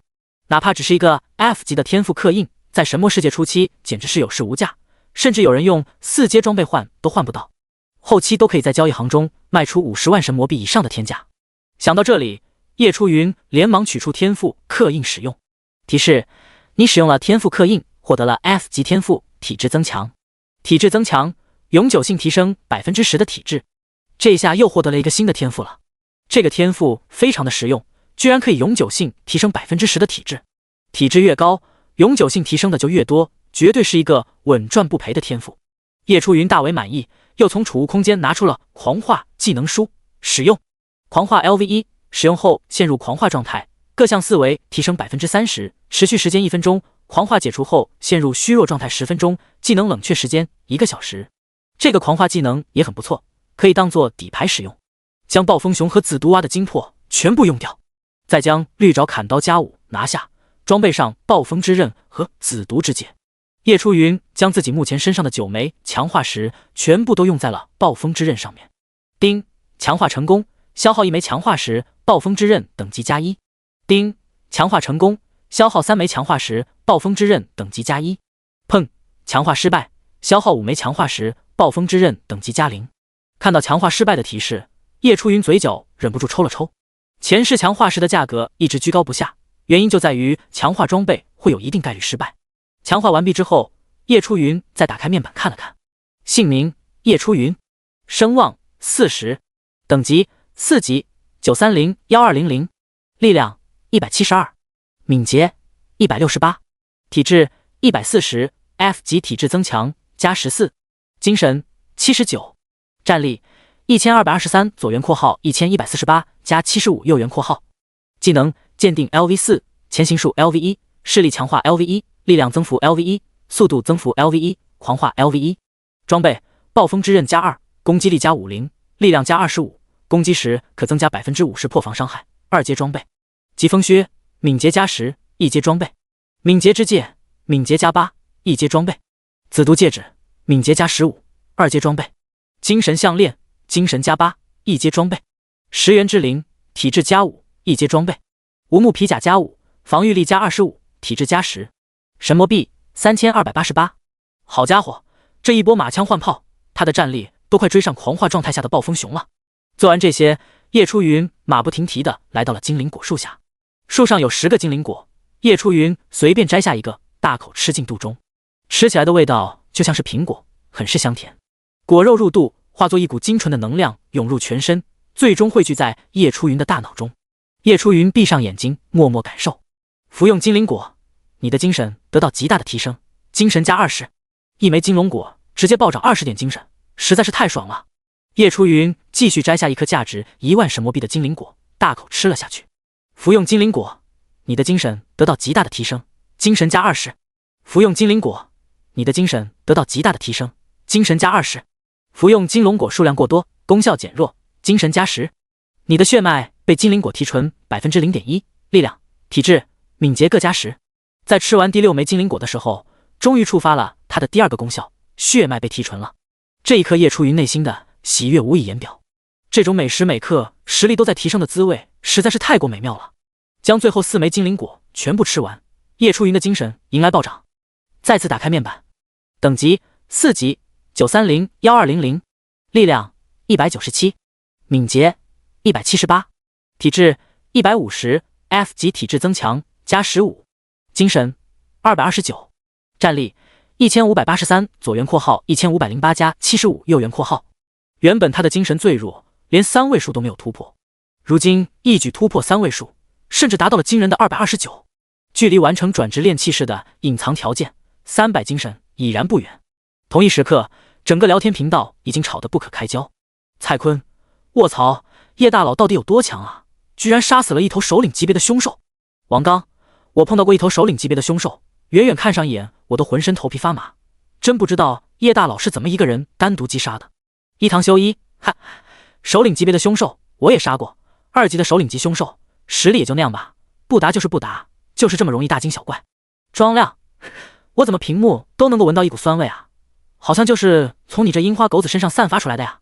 北原苍介，八嘎，有这功夫，你们还是抓紧时间猎杀凶兽吧。哼，我们很快就能够追上你了。王刚，哎呀，不好意思，就在刚刚，我们正好就报了1枚挑战令，又拉开差距了呢。第21章，挑战获胜，获得磨刀石图纸。叶初云看了看进度条，346号区8枚挑战令，118号区14枚挑战令。看来就在他对付3头首领的时候，王刚这群人运气也不错，居然爆出了4枚挑战令。叶初云看了看储物空间里面的15枚挑战令，嘴角一弯，全部上交。原本聊天频道双方正在激情开麦，突然发现118号区的进度条再次出现了变化，打开一看，346区8枚挑战令，118号区29枚挑战令。工藤本，不可能，怎么才一会的功夫，118号区的挑战令就突然多了15枚，这是作弊。伊堂修一，我不信，我不信，这怎么可能呢？蔡坤，哈哈哈，这有什么不信的？一定是叶大佬出手了，现在就差1枚挑战令，我们就能够赢下这场挑战了。兄弟们，别和他们废话了，冲啊！王刚，兄弟们，我看到了一头蓝毒蛙，我感觉最后1枚挑战令要来了，我先冲了。吉野英士，不，我无法接受，为什么对面明明没有爆绿药剂，但是却能够这么快集齐挑战令？北原苍介，修一，你这混蛋，都是你！要不是你开启了资源挑战，我们也不会这么狼狈了。黄历，骂呀骂呀，就是这个修一，没事给我们送这么大礼干嘛？人还怪好的嘞。伊堂修一，闭嘴！你们这群八嘎，玩双标是吧？行啊，我不管了，随便你们怎么骂，反正又不是我一个人承担惩罚。工藤本，你个自私的魔鬼，你这样会害死我们的。这一刻，346号区所有人都疯了，一个个都站出来痛骂伊堂修一。之前夸的有多热情，如今骂的就有多狠。可就算是这样，他们也无法改变失败的结局。没过多久，最后1枚挑战令被王刚等人补齐，118号区彻底赢下了挑战。公告：118号区最快集齐30枚挑战令，346号区挑战失败。公告：118号区立刻享受24小时获取能量翻倍，试炼之地所有资源翻倍的奖励。公告：346号区惩罚24小时获取能量减半，一切资源减半。公告：本次挑战过程中贡献最多的人是叶初云，一共贡献了25枚挑战令，奖励30属性点以及玄铁宝箱奖励。提示：挑战结束，聊天频道将断开与346号区的连接。轰隆隆，话音一落，整个毒物沼泽地开始剧烈的颤抖起来，各种灵草、灵果还有宝箱、凶兽成倍的出现。除此之外，还多了许多矿产和山脉，这些都属于资源。这一刻，所有人都沸腾了起来。蔡坤，哈哈，爽啊！我旁边突然多出了个灰色宝箱，我打开直接获得了1件1阶装备，还有神墨币。黄历，我这边直接出现好多灵草，嘿嘿，我全采下来卖给叶大佬。刘大强，哈哈，绿爪兽也多出了好多啊，有没有其他的1级小伙伴？我们组队猎杀凶兽啊！24小时能量双倍，别浪费啊！吴军，哎，各位兄弟，说来惭愧，我太害怕了，从降临神魔世界到现在就一直躲了起来，现在看到我们获得了胜利，我才知道我是多么的窝囊。我决定了，我要振作起来。楼上的还缺人吗？我们一起。黄鹏，好好好，我们118号区会越来越好的。叶初云，继续收特殊道具、灵草、矿石等材料，什么都收。王刚，叶大佬出现了。大佬，我这正好有5株灵草，我不要钱，都给你。庄亮，叶大佬，我要跟你混，我们队长太垃圾了。刘梦然，叶大佬，我这正好抓了1把灵草，都卖给你。与此同时，346号区一片哀嚎。高野泉，我不信，我们大樱花帝国怎么可能会输给东亚病夫国？工藤本，靠，我面前一个灰色宝箱直接就在我眼前消失了，我的宝箱。修一你个杂种，你赔我宝箱。北原苍介，都是该死的修一，要不是他擅作主张开启了资源挑战，我们怎么会落到如此的田地？他现在在哪？我要杀了他！一语杏子，我的灵草呢？我那么大片的灵草，怎么突然全都不见了？小宅肾，我刚刚击杀一头1级凶兽，就获得了1点能量点，这还打个鬼？佐和真美，天哪，我面前的3头凶兽全都消失不见了，我们的资源真的在减少。工藤本，伊藤修一别让我看到你，不然的话我就砍死你。一时间346区所有人都在寻找伊藤修一的下落，发誓一定要让他付出代价。前世原本属于346号区的胜利和福利，如今在叶初云的插手下改变了结局。118号区开始蓬勃发展了起来。叶初云手捧玄铁宝箱，深吸了一口气。玄铁宝箱打开后，100%概率获得神魔币奖励，20%概率获得3阶装备，20%开出技能书、特殊道具奖励。缓缓打开宝箱，下一秒，一阵白光闪过，大爆特爆。神魔币星号1000，贤者之链，精神加30，佩戴后可缩短技能的使用冷却时间，3阶装备，佩戴条件等级4级，精神大于100。初级磨刀石图纸，可制造初级磨刀石。技能石星号10，强化石星号10。好家伙，这项链太牛逼了！叶初云赶紧将精神项链换下来，将贤者之链佩戴上去，顺便将刚刚到手的30点自由属性点全部点到精神上，精神力暴涨，达到了289。紧接着，叶初云目光火热地看向手中的初级磨刀石图纸，口中喃喃自语：这下子要发大财了。第22章，生意火爆，饿狼突袭。初级磨刀石图纸，顾名思义就是可以制作出初级磨刀石。初级磨刀石的作用就是可以恢复武器的耐久度。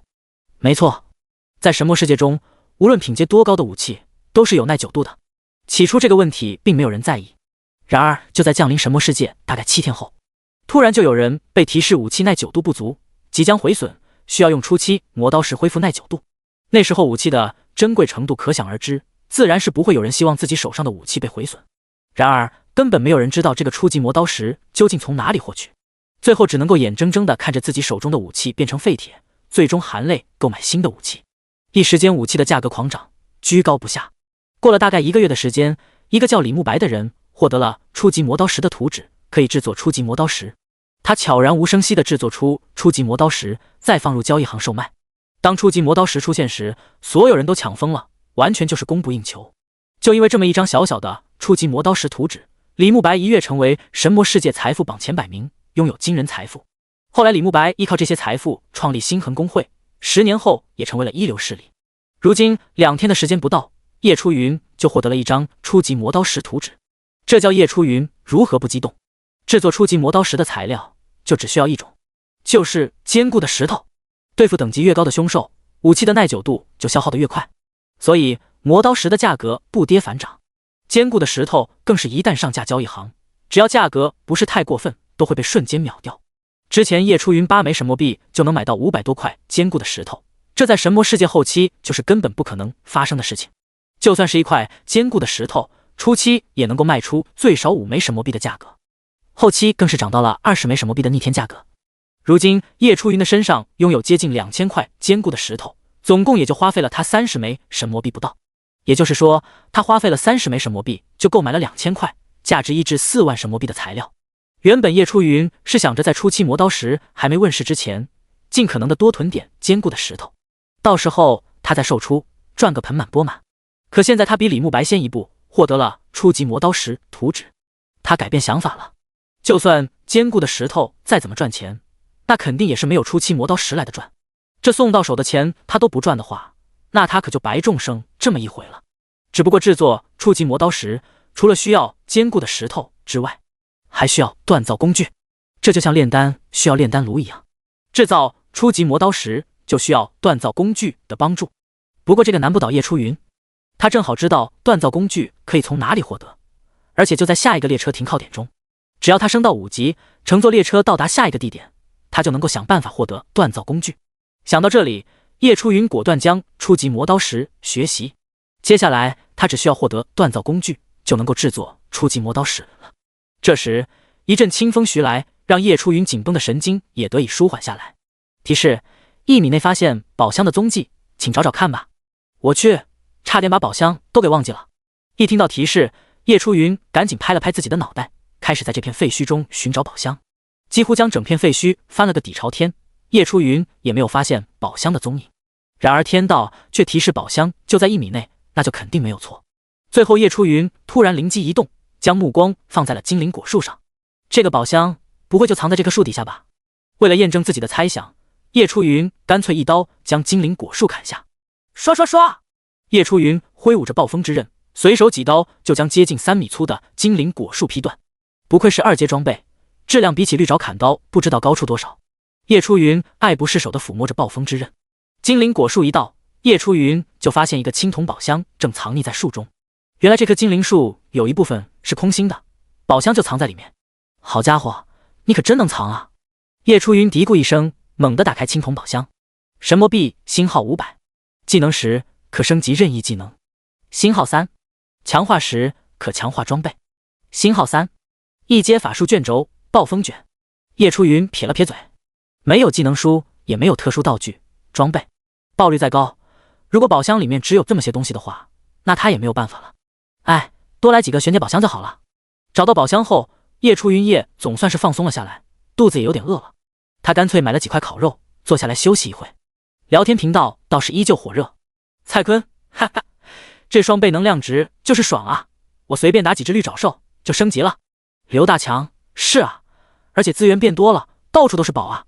叶初云，我鼓励大家多多寻找资源啊，都可以卖给我，我这里好东西多多呢。看这个。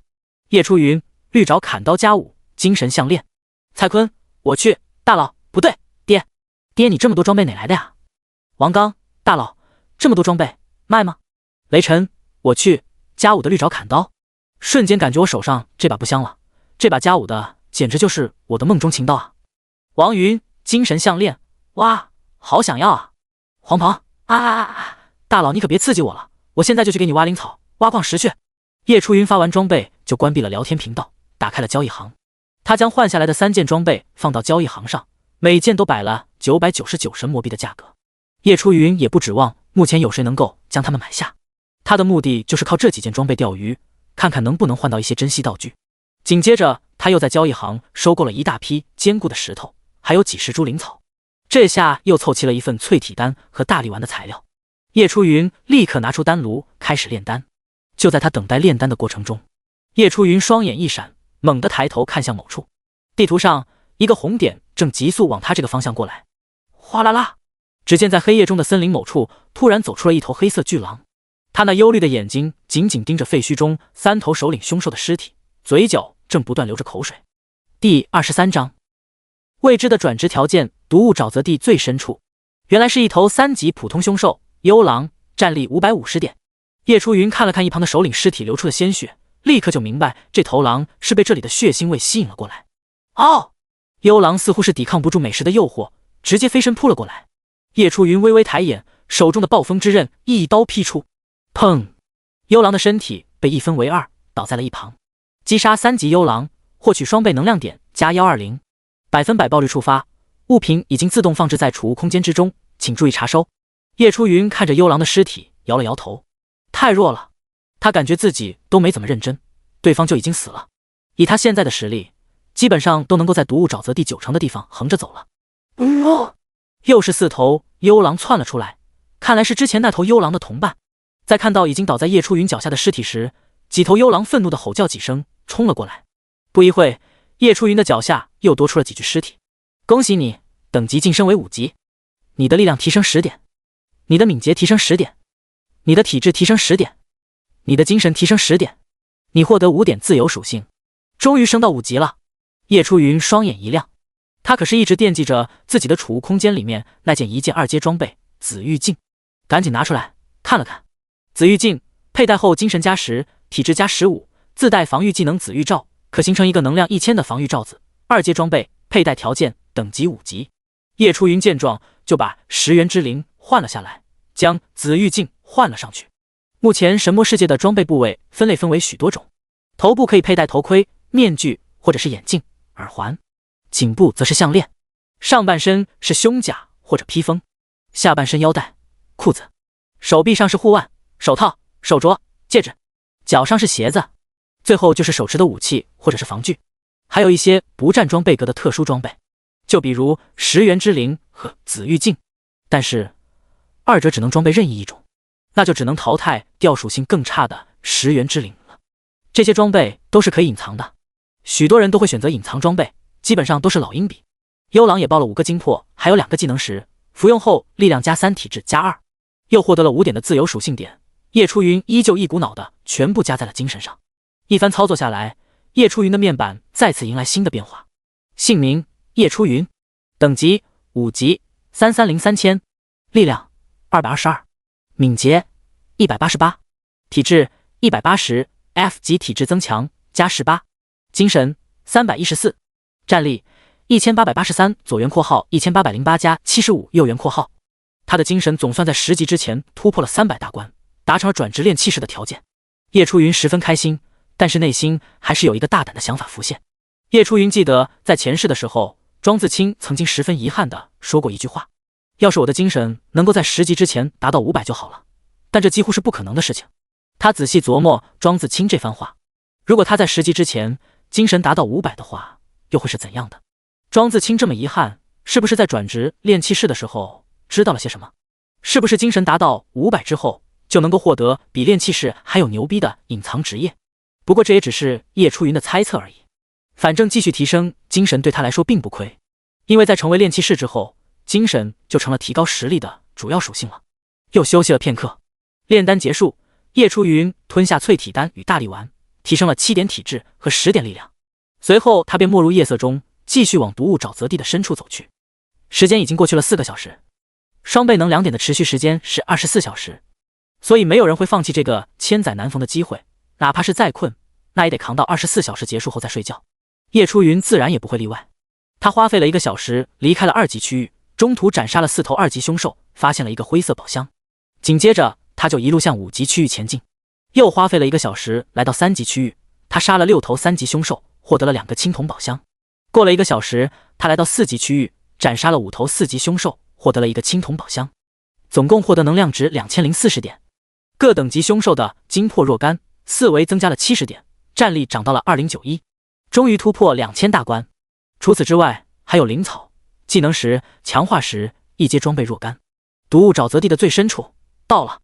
叶初云一脸凝重地看向远处，出现在他面前的是一排排倒塌着如同小山丘般的大量遗址废墟。这些废墟之中，不时可以看到白森森的人骨和兽骨，不难想象以前曾经有许多人居住在这里。看着地图上不断冒出的红点，叶初云一脸警惕地走在废墟之中。他知道这个毒雾沼泽地在曾经也是一处繁华的城市，至于为何昔日的繁华城市会变成如今这个样子，他便无从知晓了。在前世的神魔世界10年，还是有无数人在寻找着这个世界的真相，只可惜线索太少了。大约走了数百步，叶初云便停了下来，紧紧地盯着某处。在他的前方堆积着大量的废墟残渣，上面爬满了青藤和灰尘般的孢子。此时正有一个黑乎乎像龟壳一样的东西正照在上面。叶初云双眼一凝，毫不犹豫的就直接后退。可是正当他后退的功夫，那个龟壳动了，一只狰狞的头颅还有4肢从龟壳中钻了出来，赫然是一头黑色巨龟。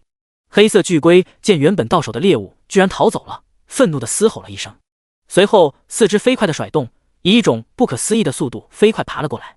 第24章获得资源挑战令，开启唯一任务，名称铁龟兽，等级5级，战力评估1000，特点急速、铁壳、狡猾、守护，技能水剑，爆率1%。叶初云眉头一皱，他为了尽快赶到目的地，原本想要放这个铁龟兽一马，谁知道对方敬酒不吃吃罚酒，还追了过来，那就别怪他无情了。叶初云冷笑一声，停了下来，手中的暴风之刃对着铁龟兽的脑袋就是劈了过去。铁龟兽没想到面前这个还在逃跑的人类居然还敢停下来攻击他，顿时脑袋和四肢一缩，躲在了龟壳里面。嘶嘶嘶！躲在龟壳里的铁龟兽得意洋洋地看着面前的人类，来啊，攻击啊！俺这龟壳可是坚硬的很，俺的龟壳要是破了一点，那都算你厉害。叶初云的攻击落了空，看着只剩下一个龟壳的铁龟兽，笑了。他自然是知道这个龟壳很是坚硬，尽管如此，他深吸一口气，依旧挥刀劈下。他的暴风之刃拥有50%破防伤害，龟壳硬又怎么样？咔嚓！刀光一闪，巨大的龟壳直接一分为二，藏在里面的铁龟兽也跟着翘了辫子。击杀5级铁龟兽，获取双倍能2点加500。铁龟兽精魄，服用后体质加6。资源挑战令，使用后随机选择一个新手村进行挑战。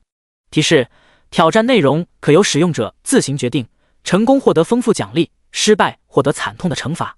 提示：如果聊天频道内有其他新手村存在的话，可以不用随机抽选，直接从聊天频道中进行指定挑战。叶初云双眼一亮，没想到铁龟兽居然报了个资源挑战令。之前樱花国的伊堂修仪就是使用资源挑战令，给他们118号新手村来了个措手不及。叶初云没有立刻就使用这个资源挑战令，而是打开等级排行榜看了看。118号区等级排行榜，第一名叶初云5级，第二名王刚4级，第三名庄亮3级，第四名雷晨3级，第五名黄丽3级，第100名蔡坤2级。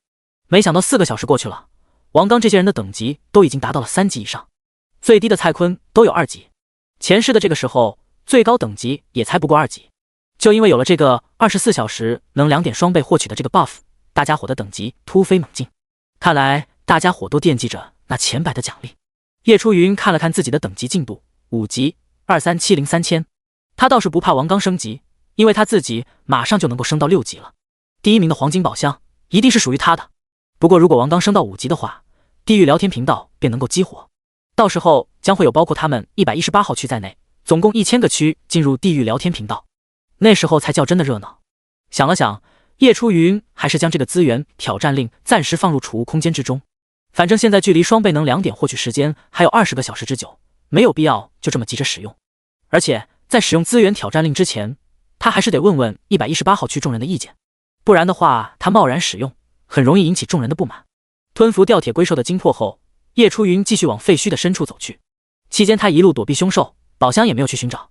最后他终于来到了废墟的终点，也是他的最终目标所在。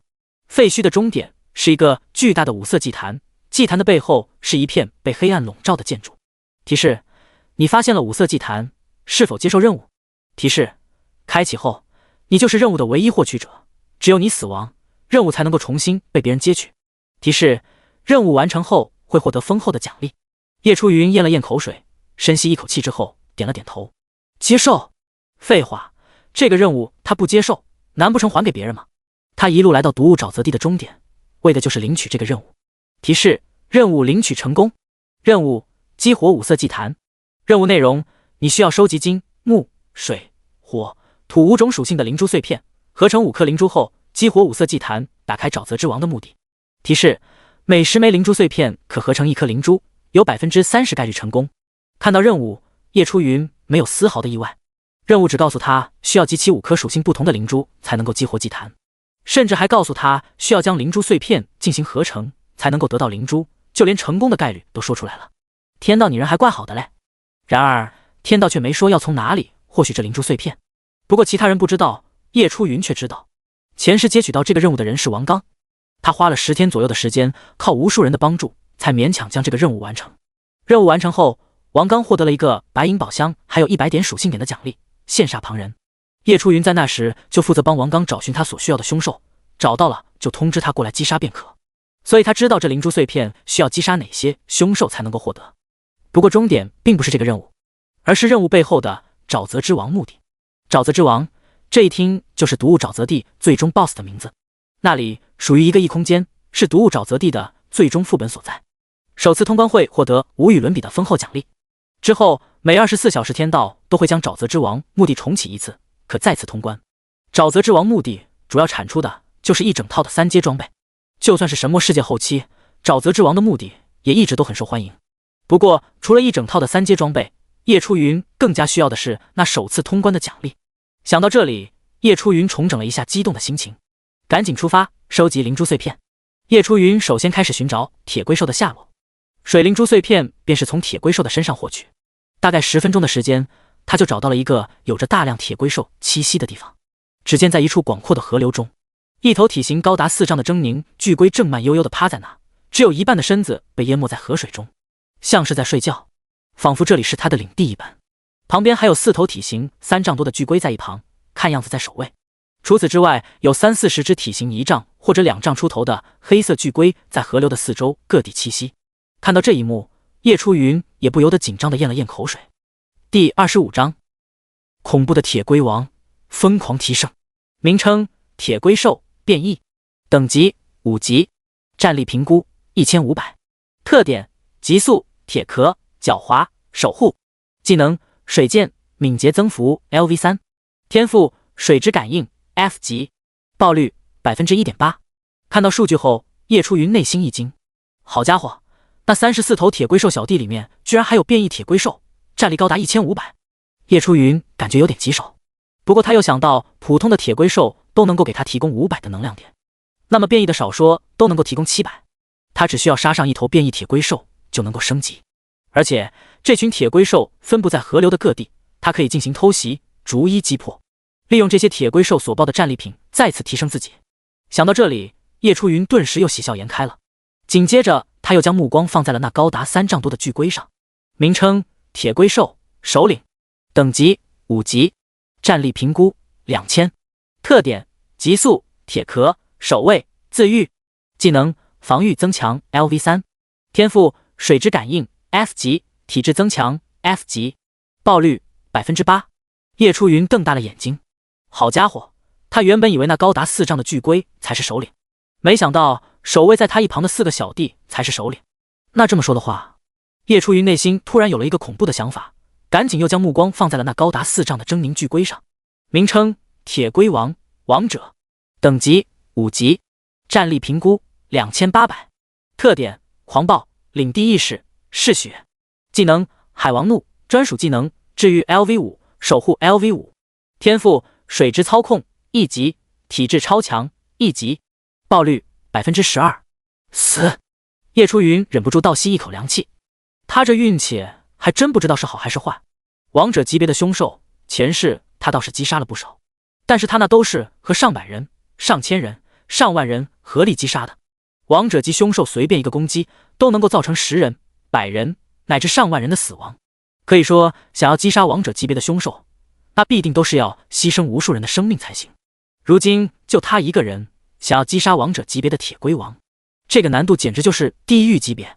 叶初云看了看自己如今的战力，姓名：叶初云，等级5级，23703千，力量259，敏捷208，体质213 F 级，体质增强加21，精神334，战力2103，左圆括号2028加75右圆括号。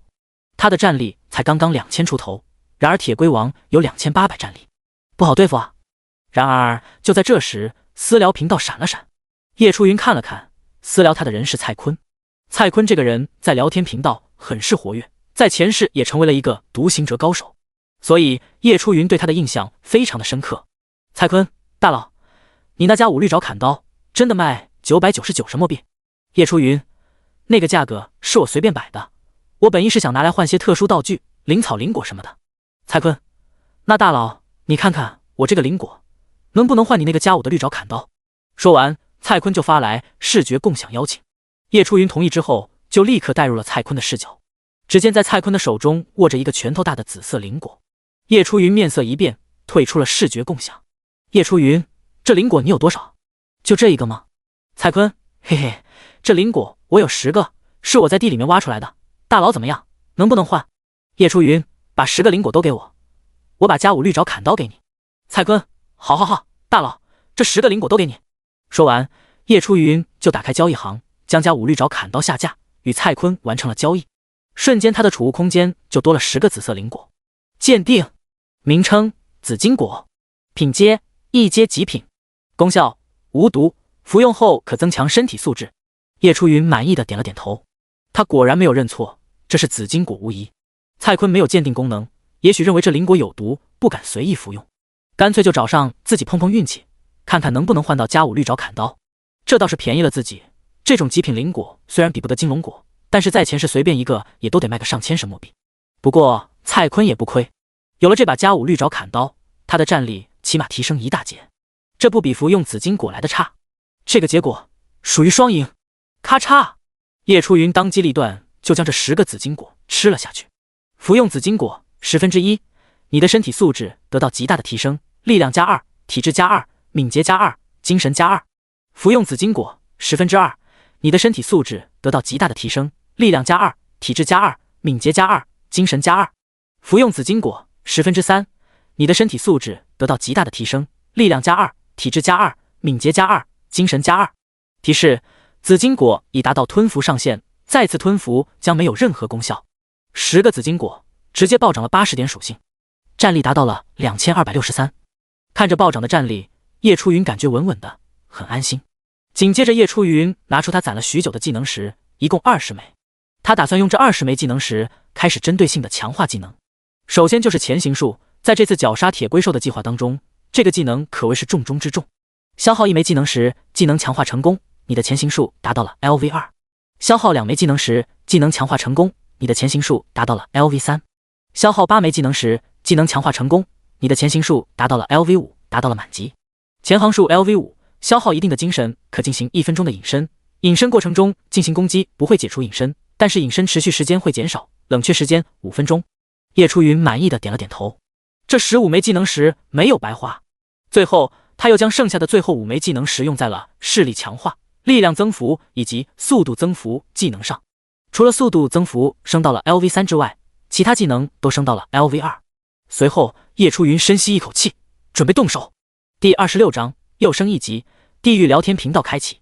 叶初云盯上了一处比较偏僻的河流边缘，那里正有一头落单的变异铁龟兽。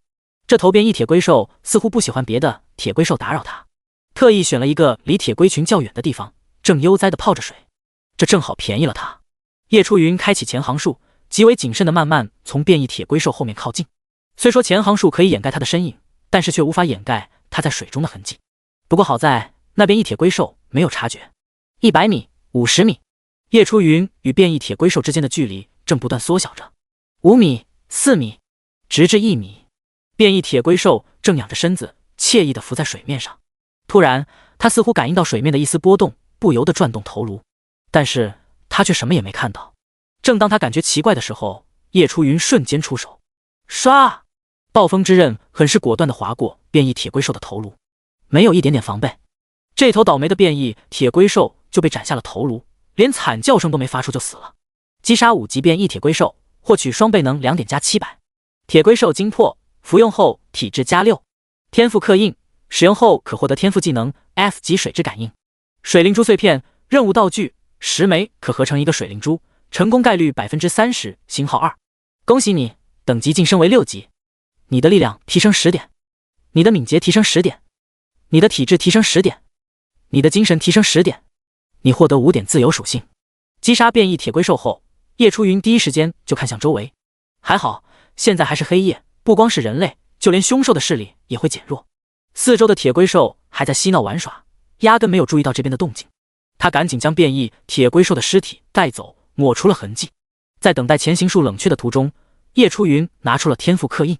提示：你使用了天赋刻印，获得了 F 级天赋水之感应。水之感应在水中更加的得心应手，可惜是 F 级的，这要是 D 级的水之融合就好了。叶初云摇了摇头，将铁龟兽精魄吞服后，叶初云再次打开面板。姓名：叶初云，等级6级30-8000，力量289，敏捷238，体质249 ，F 级体质增强加25，精神364，战力2355，左圆括号2280加75，右圆括号。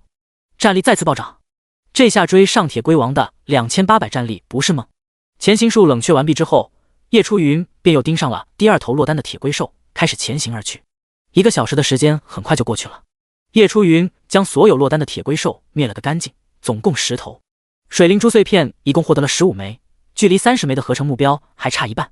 铁龟兽精魄也已经服用至上限，等级进度也来到了6级，50308千。现在河流上已经没有了落单的铁龟兽了，大多都是3头，最多5头聚在一起栖息。眼波流转，最后叶初云将目光锁定在外围的3头铁龟群上。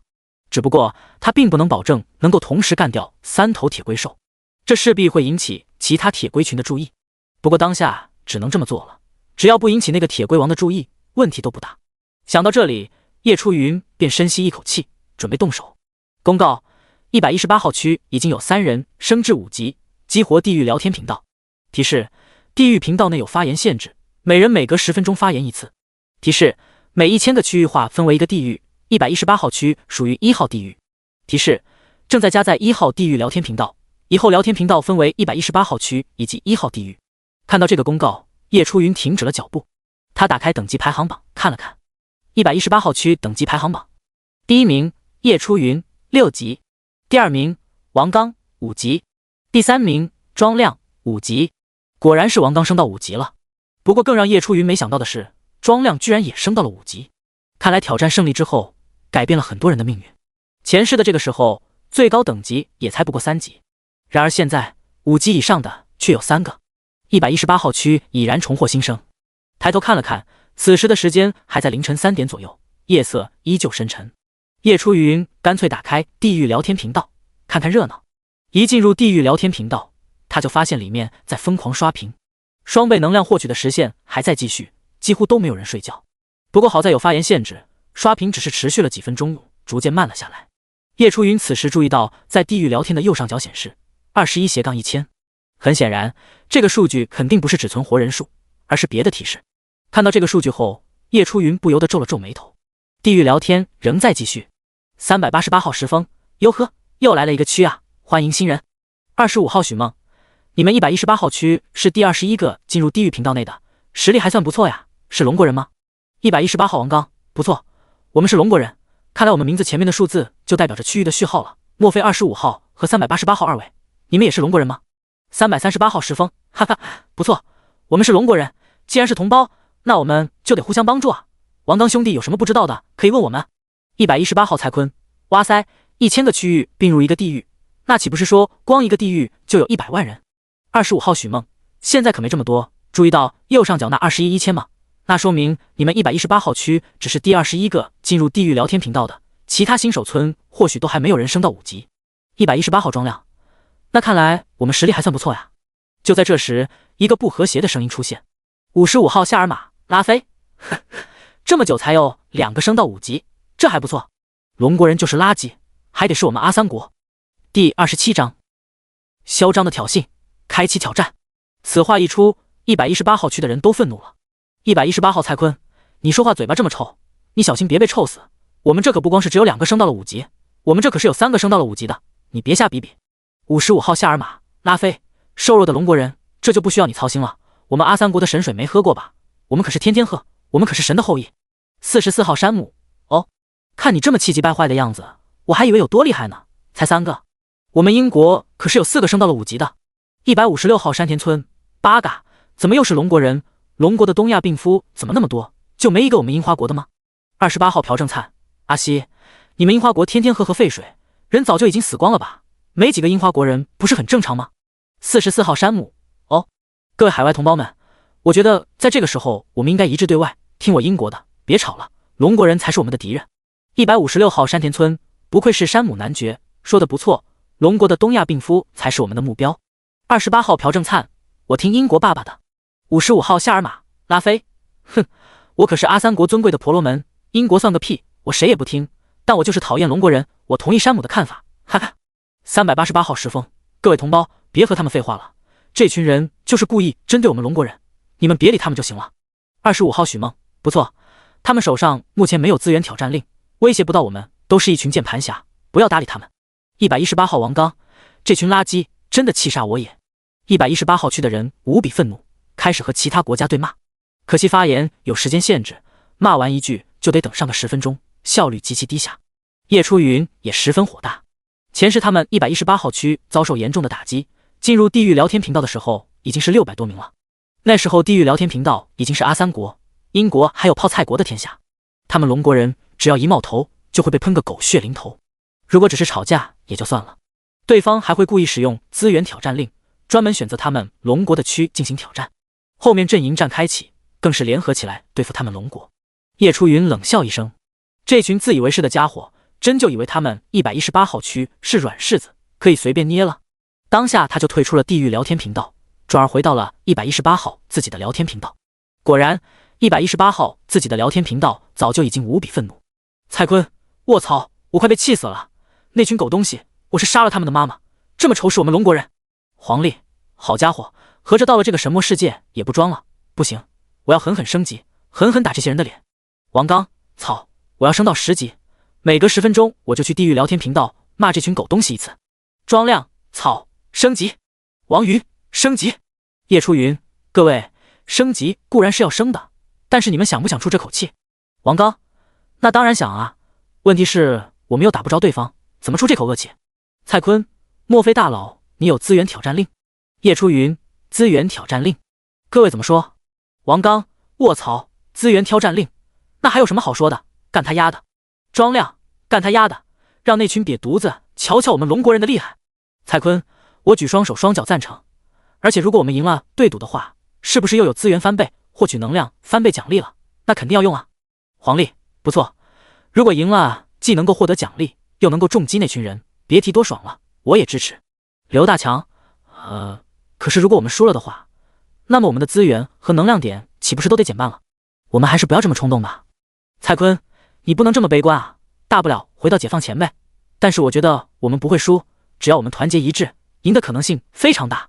王刚，没错，我们龙国人绝不是孬种，不管怎么样，我都得恶心那群狗东西。118号区几乎所有人都支持使用资源挑战令，众人众志成城，都想出这一口恶气。叶初云，好，那既然如此，资源挑战令可在区域聊天频道内指定一个新手村进行挑战，各位想选哪个？蔡坤，选那个阿三，那个阿三最恶心人了。黄历，选那个樱花国的，在还没穿越神魔世界之前，特么樱花国天天往我们这排河废水，他们该死。王刚，我更讨厌英国那个。王云，泡菜国那个也挺恶心的。叶初云看他们聊了半天，发现他们得出的答案都不太一样，有的选阿三国，有的选英国，有的选樱花国和泡菜国，一时间乱作一团。叶初云，行了行了，说了半天也没有统一出答案来，干脆我自己选吧。蔡坤，嘿嘿，听叶大佬的，叶大佬你说打哪个就打哪个。王刚，哈哈，见笑见笑，叶大佬你自己决定吧。叶初云就退出聊天频道，拿出资源挑战令。是否使用资源挑战令？使用，请从下列3种模式中选择一种模式进行挑战。1. 集齐挑战令，根据你当前的等级，需要获得的挑战令数量为50枚，先集齐50枚挑战令者胜利。2. 等级挑战，根据你当前的等级，挑战双方谁先升到8级，谁便能够获得胜利。3. 积分战，击杀不同等级的凶兽，获得相应的积分，根据你当前的等级，挑战双方谁先获得300积分，谁便能够获得胜利。选择第一项，想都不用想，叶初云自然是选择凑齐50枚挑战令。正好他面前有一堆的铁龟兽，再加上100%爆率，他不选这个简直就是浪费。检测到118号区已经连通地狱聊天频道，请指定挑战对手，该选谁好呢？叶初云偷偷打开地狱聊天频道，仔细观察了许久，最终做下了决定。第28章，自信满满的英国。最终叶初云选择了44号区，这个区全是英国人，其中有3个5级，1个6级。阿三国、泡菜国、樱花国等目前只有3个5级，还没有人6级。既然如此，要就得挑战一个最厉害的，在其他国家面前杀鸡儆猴，让他们知道118号区龙国人的厉害。而且44号区联合其他海外国家对付他们，明显是针对他们龙国人。这个叶初云肯定不能忍。地狱聊天频道内，366号王涵，该死的，我们龙国人哪里得罪你们这些人了？为什么要这么羞辱我们？44号山姆，哦，看看你这气急败坏的样子，真是野蛮。我们最讨厌的就是你们这些黄皮肤野蛮人了。我可是高贵的皇室贵族，你们这群低等人不配出现在这个聊天频道里面，劝你们还是赶紧走吧，别出现在我的面前。44号杰克，哼，就是看你们龙国人不舒服，你们能拿我们怎样？28号金灿宇，呵呵呵，366号区，你们不是我们的手下败将吗？资源损失一半的滋味不好受吧？55号古普塔提瓦，哈哈，骂起来骂起来，我爱看。156号中村南，我也爱看。25号刘杰，可恶啊！看着这群狗东西我就来气，谁出手教训一下他们？118号刘大强，放心，就交给我们118号区，我们老大现在手上就有一块资源挑战令，到时候有他们好看的。388号熊磊，兄弟，你还真的呀？那你们要小心啊！虽然那几个国家的人嘴很臭，但他们也不是什么软柿子。55号古普塔提瓦，哦，你们118号区要挑战我们？156号中村南，优西，选我们吧！既然有人要送资源给我们，那我们大樱花帝国自然不能错过呀。28号金灿宇，阿西，有你们樱花国什么事？选我们28号村，我们最弱了，选我们你们一定能赢。156号中村南，八嘎，别和我们抢啊，僧多肉少啊。然而就在这时，地狱聊天频道出现公告，118号区激活了资源挑战令，指定选择了44号区开启资源挑战。挑战内容，哪一方最先集齐50枚挑战令，就能够赢下本次的挑战。提示：本次贡献挑战令最多者，可获得50点自由属性以及2个玄铁宝箱奖励。提示：击杀任意凶兽，有一定的概率可以爆出挑战令。提示：挑战获胜的一方，所有人全部属性各增加30点，一切资源翻倍；失败的一方全员倒扣全部属性30点，一切资源减半。提示：在挑战期间，合并118号与44号区的聊天频道。提示：挑战将在10分钟后开启，请各位做好准备。叶初云终于发动了资源挑战令。388号石峰，118号的兄弟，你们糊涂啊？你们怎么就选择了挑战令啊？25号许梦，你们怎么不去选择等级战啊？有双倍能2点获取 buff， 选这个最有优势啊。156号中村南，八嘎就是八嘎呀，挑战的内容都不会选，要我就选择等级战，看谁升级升得快。44号杰克，哈哈，看来胜负已定了。你们怕是不知道山姆先生的天赋是什么吧？44号山姆，我也不妨告诉你们，我当初抽奖抽到的便是地级天赋，好运连连，击杀凶兽有一定的概率增加 25% 的爆率。44号杰克，哦，尊敬的山姆先生，我也有个好消息告诉你，刚刚有位先生开宝箱开出了一瓶爆绿药剂，可以增加 20% 的爆率，那位绅士打算送给您。388号熊磊，卧槽，那118号的兄弟岂不是选错了？156号中村南，优西，看来118号区这次死定了。44号山姆，我现在只想好好感谢118号村的朋友们，谢谢你们这么慷慨解囊，费尽心思送给我们资源和属性点。55号古普塔提瓦，太棒了，我的英国盟友，快去猎杀凶兽，干翻那群龙国人吧。156号中村南，伟大的英国，用龙国人的话来说，我们樱花国祝你马到成功。28号金灿宇，英国爸爸，我们泡菜国也祝福你们成功思密达。118号刘大强，啊呸，你们等着瞧吧，还真以为赢定了，到时候别哭，我告诉你们。叶初云冷笑一声就退出了聊天频道，这群英国人也太自以为是了，就算有地级天赋和爆绿药剂的加成又如何？45%的爆率，那也无限等于0，在他的100%爆率面前还是不够看。此时118号和44号两大区域的频道已经合并。44号亚历克斯，哈哈，你们龙国人真是愚蠢啊，居然选择了挑战令，这简直就是给我们送资源来了呀，真是太感谢你们了。44号莱恩，啊，上帝，龙国人如此牺牲自己，成就我们，愿他们死后可以上天堂，阿门。44号山姆，挑战马上开始了，各位绅士和女士们，我将带你们走向胜利，现在我需要你们帮忙寻找凶兽。44号莱恩，尊敬的山姆绅士，那是自然。118号王刚，大家伙别搭理他们，就让他们做梦去，我们依旧不能放弃，相信叶大佬的选择。118号蔡坤，说得不错，有和他们吵架的时间，我们不如去多多猎杀凶兽，看看能不能多爆出几个挑战令。118号黄历，哈哈，各位，我刚刚开了个宝箱，得到了一个爆绿药剂，你们说我要不要给叶大佬？叶初云，不用给我，你们自己用就行，我的话根本用不到爆绿药剂。各位放心，这次挑战我们一定可以赢的。此话一出，全场炸锅了。第29章，齐心协力升到7级。118号王刚，大佬，你确定不用爆绿药剂吗？118号蔡坤，大佬，这种关键时刻你就别装逼了，还是拿去用吧。44号山姆，哎，都说龙国人要面子，本来我还不信，今天一看，龙国人还真是喜欢打肿脸充胖子啊。44号莱恩，山姆先生您说的对，那个叫叶初云的估计知道打不过我们，现在可耻的自尊心作祟了，连爆绿药剂都不要了，这还真是打肿脸充胖子。44号杰克，我劝你还是收下吧，不然你们可是一点胜算都没有了。118号黄历，你们给我闭嘴！我相信叶大佬的选择。既然如此，那这瓶爆绿药剂就给王刚大佬你用吧。118号王刚，好，既然如此，这爆绿药剂就给我，我现在就去猎杀凶兽。118号叶初云，各位如果真的想帮助我的话，就多多提供灵草和灵果给我，我会用神墨币收购。118号刘大强，叶大佬，我等级太低，帮不上什么忙，我现在就去寻找灵草灵果去。118号秦烈，说的不错，我们这些低等级的也不能坐享其成，大家都行动起来，去找找灵草灵果。叶初云见状很是欣慰，他们118号区实在是太团结了，这也是龙国人所拥有的传统美德。公告：10分钟倒计时结束，挑战开始。44号区灵媒，118号区灵媒，挑战开始了。叶初云连忙退出聊天频道，他也不能辜负众人的期待，必须尽快击杀那群铁龟兽，凑齐50枚挑战令。叶初云再次深吸一口气，施展前行术，朝铁龟群走去。3头铁龟兽呈三角形围在一块，正闭着眼睛埋在水中睡觉。叶初云悄咪咪地靠近，立刻出手。只见他手中的暴风之刃刀光一闪，立刻砍下了其中一头铁龟兽的头颅，血花飞溅，融入了河流之中。另外2头铁龟兽闻到了血腥味，立刻睁开双眼。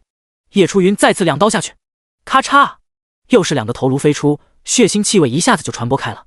3刀下去，前行术的持续时间不断减少，最后就剩几秒。距离不远的5头铁龟兽很快就闻到了这股血腥气味，纷纷睁开眼睛。叶初云叹息一声，知道一定会引起其他铁龟群的注意，所以他扭头就跑。这时前行术也已经结束，叶初云的身影也显露了出来。5头铁龟兽立刻就看到一团黑影离开，而3头铁龟兽的尸体就静静地躺在那里。当下5头铁龟兽就紧急出动，向着黑影追击而去。其他的铁龟兽这时候纷纷苏醒，来到了死去的铁龟兽尸体旁哀嚎。中间的铁龟王缓缓睁开眼睛，一脸迷茫，还不知道发生了什么。守护在一旁的4大首领自然也不敢轻举妄动。刷刷刷，叶初云飞快地奔跑着，身后5头铁龟兽咬着不放，双方相隔300-400米。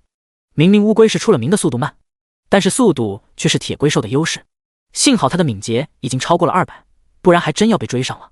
追在他身后的5头铁龟兽也纳闷了，眼前这个小小的6级人类，怎么一双脚跑的比他们4条腿还来得快？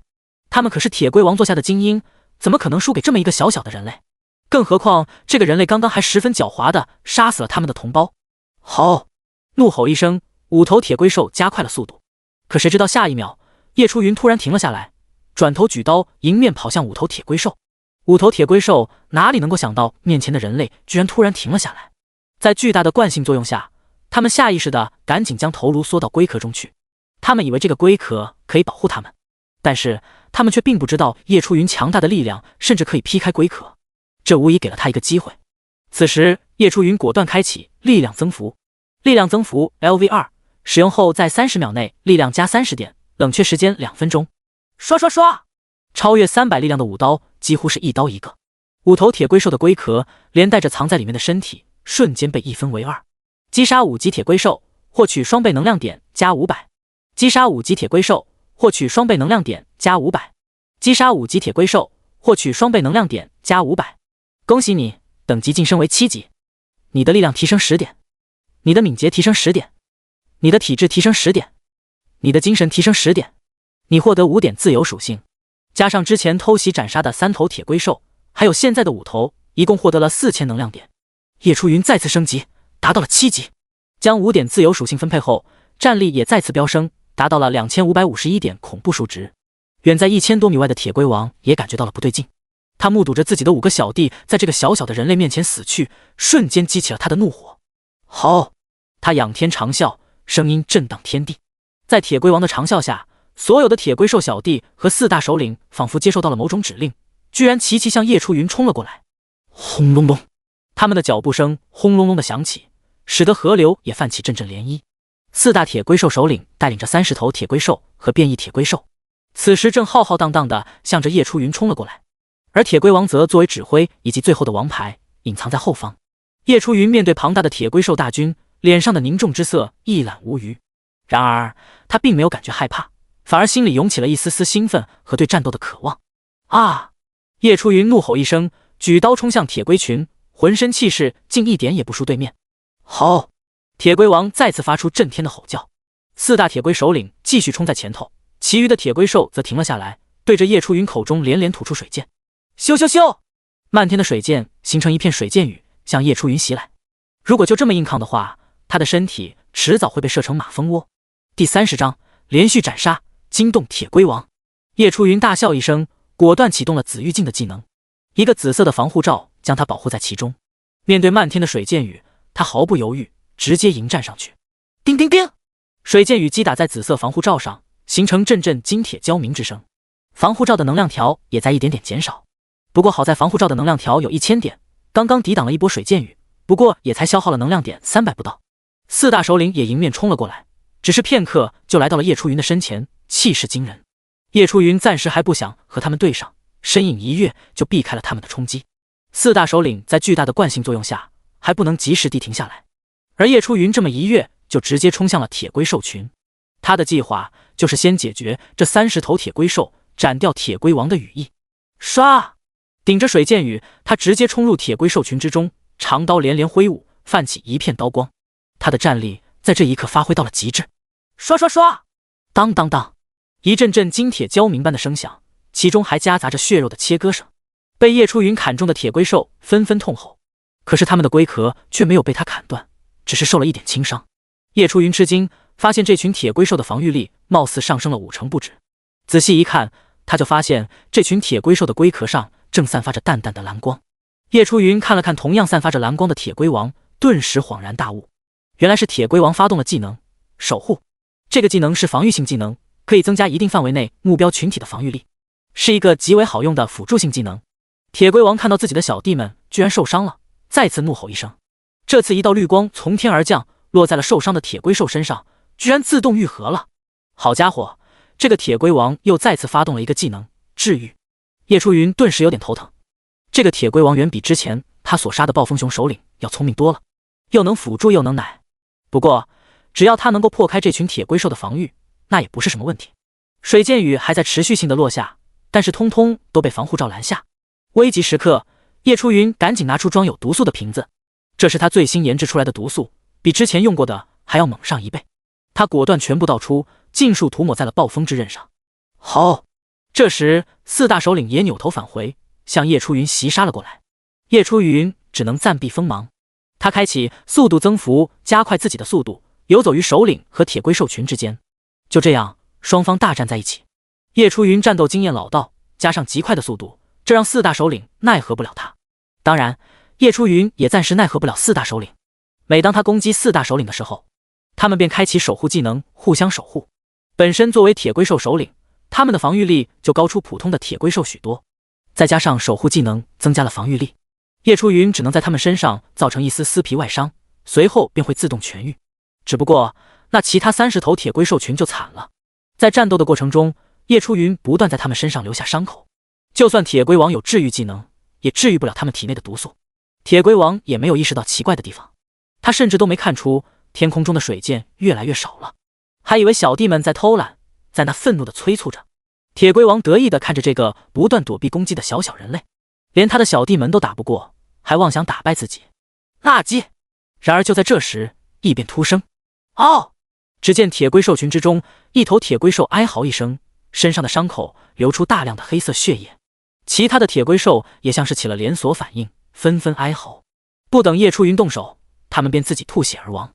铁龟王和四大首领都傻眼了，怎么小弟们就突然吐血死了？击杀5级变异铁龟兽，获取双倍能量点加700。击杀5级铁龟兽，获取双倍能量点加500。击杀5级变异铁龟兽，获取双倍能量点加700。击杀5级铁龟兽，获取双倍能量点加500。击杀的提示不断响起，叶初云眸中露出大喜之色，看样子隐藏在这些铁龟兽体内的毒素发作了，只是瞬间就有接近一半的铁龟兽死亡。四大首领顿时感觉不太妙，因为他们发现自己身体都开始变得迟钝了。虽然叶初云只是伤到了他们的表皮，但是毒素依旧在他们身体里面蔓延，只不过这个速度比起铁龟兽群要慢上许多。当下叶初云就行动起来，朝着剩下的铁龟兽群进攻而去。噗嗤！这次他击杀起来特别容易，几乎是一刀一个。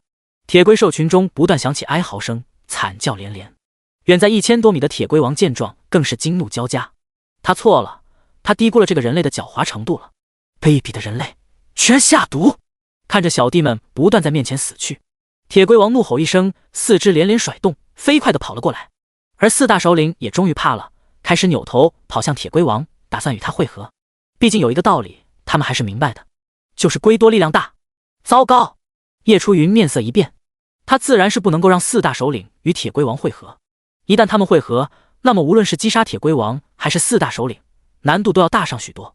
只不过四大首领的防御力太强，他一时间也不可能瞬间击杀，看来只能使用法术卷轴了。叶初云咬咬牙，拿出一阶法术卷轴烈火海。他原本是想将这些卷轴当作底牌使用，可现在不使用的话，一旦四大首领与铁龟王会合，那么他存活的几率要大减。当下他身影一闪，疯狂甩动双腿追上了四大首领。此时四大首领与铁龟王之间的距离不过200米。四大首领听到后面的动静，依旧埋头狂奔。他们认为这个人类根本无法破开自己的防御，现在最要紧的还是速度与老大会合。只要到了老大的身边，这个人类就死定了。然而就在下一秒，一片火海从天而降，将四大首领包裹在其中。第31章，王者级凶兽的恐怖。火焰将四大首领包围，不断灼烧着他们的身体。明明他们在河流之中，但是这片火海依旧能够在河流中燃烧，违背了自然规律。火海中不断响起惨叫声，隐隐约约还能够闻到一丝丝烧焦的肉香味。铁龟王连忙止步，不敢靠近。而叶初云在一旁有些肉疼，一张法术卷轴啊，他甚至可以伤害到铁龟王，就这么用来对付四大首领，他都觉得有点浪费了。没过多久，火海消失，露出了4头被烧焦的尸体。紧接着4道耀眼的白光从尸体上飞出，涌入叶初云的体内。击杀5级铁龟兽首领，获取双倍能量点加1400。击杀5级铁龟兽首领，获取双倍能量点加1400。恭喜你，等级晋升为8级。你的力量提升10点，你的敏捷提升10点，你的体质提升10点，你的精神提升10点，你获得5点自由属性。哈哈，爽！叶初云开心不已。4大首领加上之前击杀的30头铁龟兽和变异铁龟兽，他一共获得了22600点能量点，直接升了1级。只是一瞬间，一股巨大的能量席卷全身，为其拔毛洗髓。脑海中也浮现出最新的面板，姓名叶初云，等级8级51305千，力量309，敏捷258，体质317 ，F 级体质增强加32，精神399，战力2631左元括号2556加75右元括号，自由属性点5点。背包还有无数的战利品，叶初云根本来不及查看。此刻铁龟王已经杀了过来，距离叶初云不过几十米之遥。看到自己的小弟一个又一个惨死在这个人类面前，铁龟王内心无比的悲愤。吼！怒吼一声，铁龟王使出了自己的专属技能海王怒。砰！河流激荡，形成了无数道蓝色的漩涡，迅猛地盘旋而起。每个水龙卷都有着巨大的体积，高达10米以上。庞大的身躯所带来的吸力，几乎让周围的空气都变得紊乱。水龙卷螺旋翻卷，威力恐怖的水流中还夹杂着沙石碎木，形成狂暴的攻势，向叶初云席卷而来。不好！叶初云内心惊呼，这一招海王怒他可不能硬吃，不然的话他的身体会瞬间被撕裂。打不过他还不能跑吗？趁着水龙卷还未到来，叶初云赶紧扭头就跑。追击的水龙卷呼啸而过，势不可挡的席卷而来。叶初云拼尽全力奔跑，还是免不了被余波攻击到。好在他身上的防护罩能量还未全部消耗完毕，勉强帮他挡住了攻势。水龙卷持续了5分钟才终于结束，防护罩的能量点也因此全部耗尽，进入了冷却。呼呼呼！叶初云站在原地气喘吁吁。为了躲避水龙卷的攻击，他可谓是用尽力气全力奔跑，耗费了大量的体力，让他忍不住气喘。好！看到这个人类吃瘪，铁龟王兴奋的仰天长吼，再次冲了过来。叶初云面色一凝，打算继续暂避锋芒。铁龟王可不会给他这个机会。一跺脚，他动用了自己的天赋水之操控。叶初云才跑出数步，就感觉自己双脚似乎被缠住了，动弹不得。仔细一看，他才发现有2股水流缠住了自己的双脚，而铁龟王此时也已经来到了他的面前。叶初云大惊，赶紧挥刀斩去那2道缠住自己的水流，随后他猛地一跃而起，疯狂倒退。铁龟王双眼露出轻蔑之色，大嘴一张，喷出一道水柱，直挺挺地打在了叶初云身上。叶初云大为惊愕，没想到这铁龟王反应居然这么快，他来不及避让，只能让水柱轰在自己的身上，结结实实地挨了这么一下。一瞬间，叶初云只感觉胸口剧痛，浑身气血翻涌，鲜血不自觉地从嘴中流出。砰！哗啦啦，又是重重的落水声。叶初云直接被摔得四脚朝天，头晕眼花。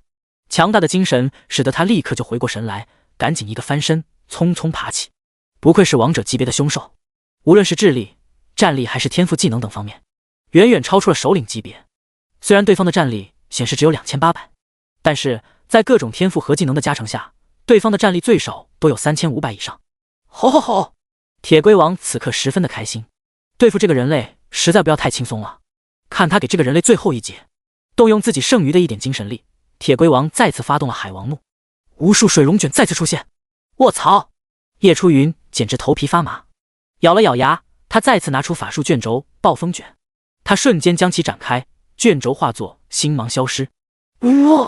随着法术卷轴的消失，空气中突然发生了变化，无数高达10米的龙卷风凭空出现，正以惊人的速度旋转着，发出嘶嘶的呼啸声。与此同时，水龙卷继续呼啸着向叶初云袭来。然而龙卷风先一步撞了上去，两股强大的力量相互纠缠，形成一片混乱的战场。龙卷风围着水龙卷急速旋转，不断削弱其威力。狂风卷过，水流撕裂，形成一幕壮观的景象。5分钟后，最后两股力量互相抵消，消散于天地之中。铁龟王傻眼了，没想到这个人类居然还有后手，拼了！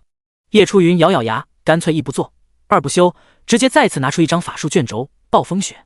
他就剩这么最后一张了。好！当看到人类又拿出一张卷轴时，铁龟王突然惊恐的怒吼一声，随后他一个转身就朝河流的深处逃去。卧槽，你个老六，想跑是吧？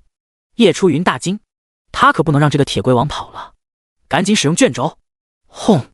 漫天飞雪落下，铁龟王周围的河流瞬间被冻结成冰，而铁龟王自身也被冻结，变成了一个巨型冰块。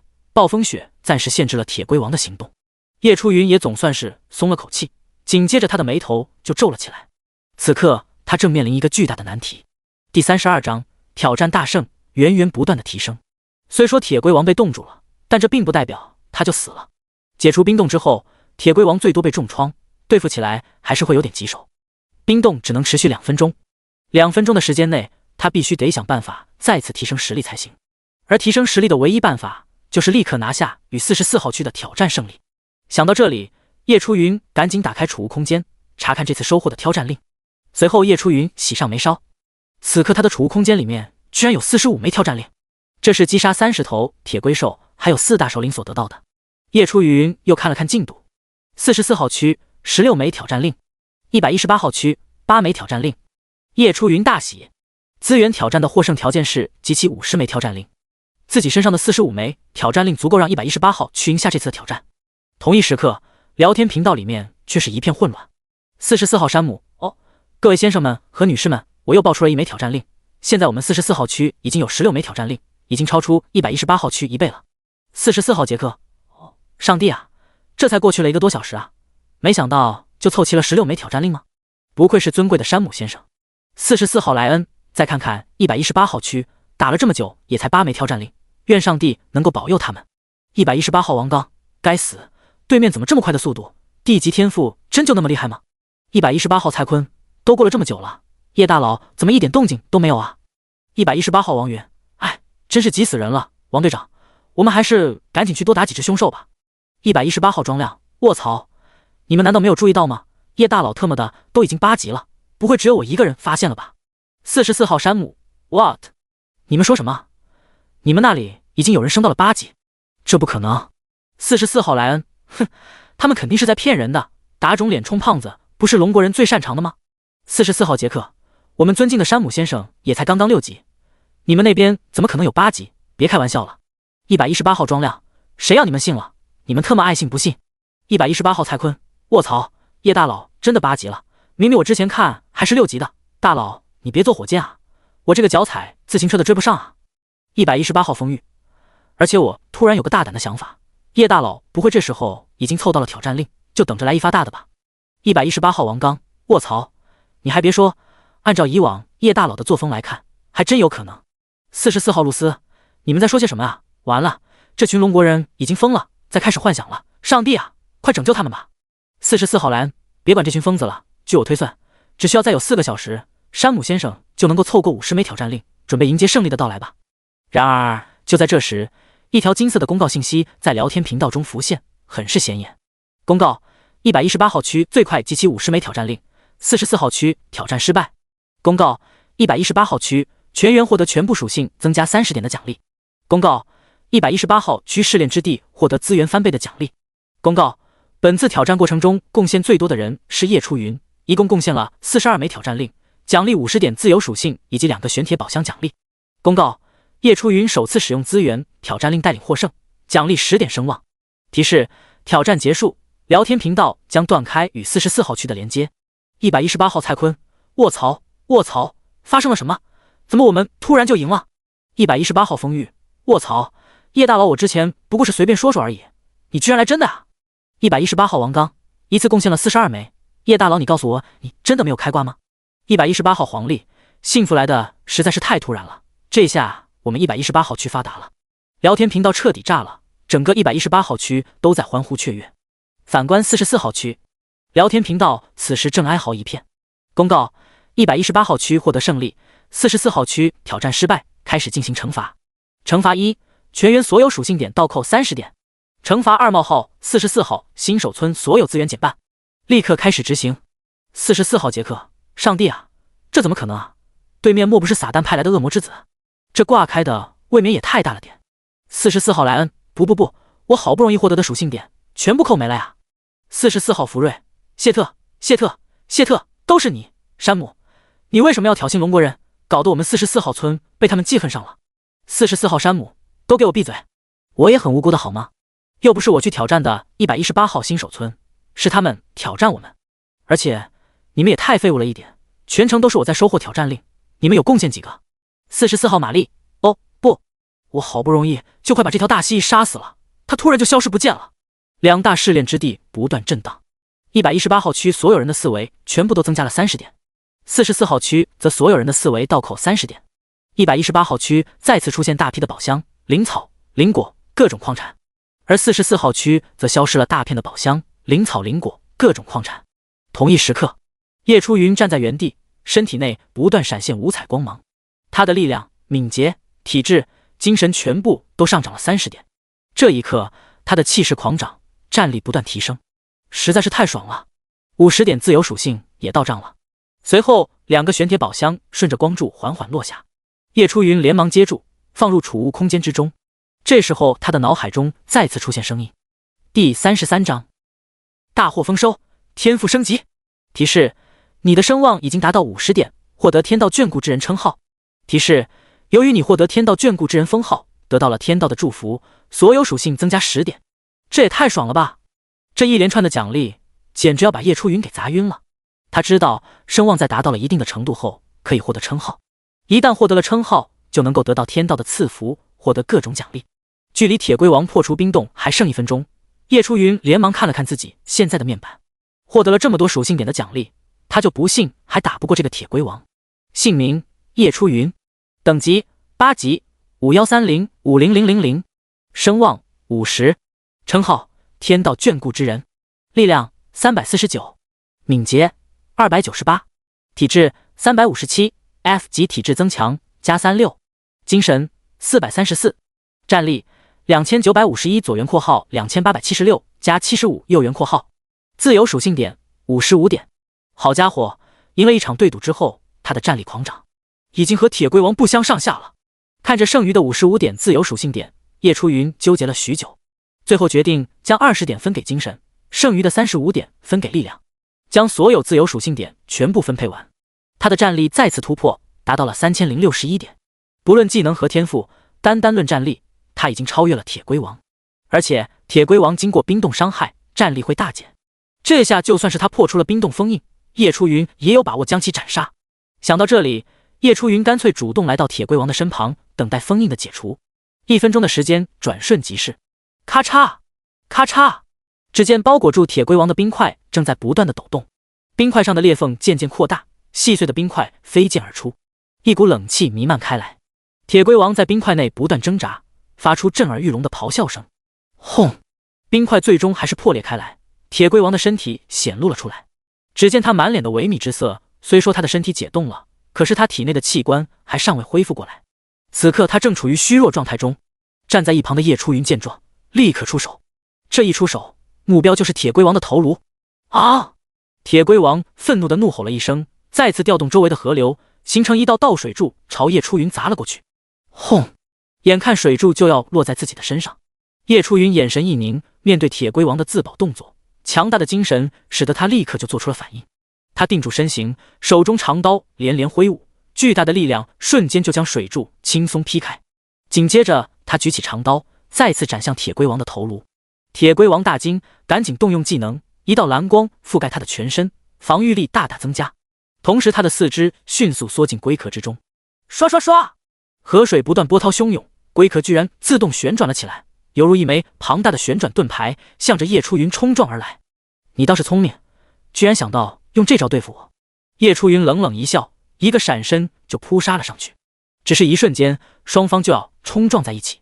然而就是在那个瞬间，叶初云快速跃起，避开了龟壳撞击，同时他举起长刀朝龟壳重重地劈了下去。咔嚓！只是一刀，他就切开了覆盖在龟壳上的蓝光，再切开了龟壳，刀身直挺挺地切入铁龟王的肉身之中。啊！铁龟王顿时发出凄厉的惨叫，四肢不由自主地从龟壳中伸出来。巨大的疼痛以及死亡的威胁，使得他没时间去管还站在龟壳上的叶初云，转身就逃。叶初云站在龟壳上，又是一刀顺着伤口劈了下去。龟壳上的裂缝再次扩大，里面的伤口清晰可见。呜！铁龟王不断哀嚎，拼命逃跑。叶初云就在龟壳上不断挥刀，鲜血飞溅，毒素顺着血液流入铁龟王的体内，不断摧毁着他的肉体。轰轰轰！铁龟王惨叫连连，到处奔跑。最终他的速度越来越慢，眼中的光芒也逐渐暗淡了下来。咚！最后铁龟王巨大的身体一头扎进河流之中，引起阵阵涟漪。击杀5级铁龟王，获取双倍能2点加5000%爆率触发，物品已经自动放置在储物空间之中，请注意查收。总算是死了。铁龟王死后，黎明的曙光也照亮了整片河流。如今河流上到处都是铁龟兽的尸体，可谓是血流成河。叶初云松了口气，干脆就坐在铁龟王的龟壳上休息了起来。10分钟之后，叶初云坐在一块空地上，开始盘点战利品。这次剿灭铁龟兽大军，他可谓是真正的大丰收。首先是神墨币，获得了3000多枚，加上他现在身上所拥有的，一共8000多枚神墨币。第二就是大量的铁龟兽精魄，一共有50多个。只可惜他的铁龟兽精魄已经服用至上限，无法再次服用，只能上架交易行，用于出售或者置换一些稀有物品。一阶装备也爆了7、8件，这些都是从铁龟兽以及变异铁龟兽身上所爆出来的。重点还是4大首领和铁龟王的战利品。4大首领的战利品：天赋刻印，使用后可获得 F 级天赋水之感应，星号2；天赋刻印，使用后可获得 F 级天赋体质增强，星号2；铁龟战甲，佩戴后防御加30%，体质加20%，火焰抵抗正100%。2阶极品装备，佩戴要求体质100级以上。叶初云赶忙拿出铁龟战甲穿上，漆黑的战甲连着黑色披风，制作精良，极为霸气，他大为满意。紧接着他拿出一枚天赋刻印使用，提示检测到你已经拥有 F 级天赋水之感应，是否融合进化？融合。叶初云心中明悟，他目前所拥有的天赋是可以进行融合强化的，比如他现在已经拥有了 F 级天赋水之感应，只有2个 F 级水之感应相互融合进化，才能够得到1级天赋水之操控。提示融合失败。我就知道。叶初云撇了撇嘴，没有丝毫意外。他再拿出一枚 F 级天赋刻印，再次进行融合。提示融合成功， F 级水之感应进化为1级水之操控。叶初云双眼一亮。第34章铁龟套装，战力飙升。他原本抱着第2次失败的心态去强化，没想到居然成功了。水之操控可以稍微的控制水元素。叶初云眼睛一亮，猛地集中精神看向周围的河流，试着控制它们。紧接着他四周的河流猛地涌动了起来，在他的四周形成数个小型漩涡。同时叶初云也感觉自己的精神力正在飞快地流失着，赶紧停了下来。幸好我的精神点数高，不然还真吃不消。叶初云摇了摇头，继续拿出剩下2个天赋刻印，都是 F 级天赋，体质增强。提示：检测到你已经拥有 F 级天赋，体质增强，是否融合进化？融合。提示：融合成功 ，F 级体质增强，进化为 E 级体质超强。体质超强，体质永久性增加 20%。我去，这次居然一次就成功了！叶初云暗自咂舌。4大首领的战利品消化完毕，最后就剩下了铁龟王的战利品。铁龟头盔，佩戴后防御加35%，体质加20%，精神加10%，抗火症 50%，2阶极品装备，佩戴要求8级，体质以及精神在100以上。铁龟战靴，佩戴后防御加20%，敏捷加20%，移动速度增加 30%，2阶极品装备，佩戴要求8级，敏捷在100以上。天赋刻印，使用后可获得1级天赋水之操控。天赋刻印，使用后可获得1级天赋体质超强。海王怒，2阶专属天赋技能，可产生数道水龙卷攻击敌人。学习条件：需掌握1级天赋水之操控，精神越高威力越大。铁龟王不愧是王者级别的凶兽，战利品简直多到爆炸。换做别人击杀可能也就爆那么1-2件，自己拥有100%爆率，有多少就得给他爆多少。叶初云心中大爽，正好他现在已经拥有了水之操控和体质超强，现在又拥有了2枚1级天赋刻印，可以再次进行融合进化。叶初云立刻做下决定，赌一赌，单车变摩托。提示：检测到你已经拥有1级天赋水之操控，是否融合进化？冲！提示：融合成功，1级水之操控进化为地级水之融合。水之融合可以与水融为一体，在水中自由呼吸。好！叶初云欣喜若狂，他正好需要这个天赋。有了这个天赋，后面他获得那件东西就更有把握。提示：检测到你已经拥有1级天赋体质超强，是否融合进化？进化！接连2次成功，叶初云感觉自己已经有点飘了。提示：融合失败。行吧，都成功2次了，失败1次也是很正常的。现在他总共拥有3种天赋，分别是 SSS 级天赋100%爆率， D 级天赋水之融合， E 级天赋体质超强。恐怕目前从整个蓝星来看，拥有数个天赋的人估计都不超过1个巴掌。以后他还能够猎杀更多的凶兽，获得更多的天赋刻印。到时候别说3个天赋了，只要他不断的融合下去，拥有多个 S 级天赋都不在话下。叶初云是越想越期待。随后他又拿出技能书海王怒，要想学习这个技能，就必须要拥有1级天赋水之操控。现在他已经拥有 D 级天赋水之融合，自然是达到了学习的条件。他也总算拥有了第1个2阶技能。试着使用1次，叶初云的身体开始散发着微弱的水汽，渐渐凝聚成一股鼓旋涡状的水系能量。水系能量围绕它，形成了几个旋转的水龙卷。这几个水龙卷的规模一点也不输当初铁龟王所召唤的水龙卷。这些水龙卷由强大的水流组成，宛如巨龙般旋转飞舞，造成了强劲的涡流和气旋。它们像一只只咆哮的水怪，绕着叶初云向着河面上的铁龟兽尸体迅速袭来。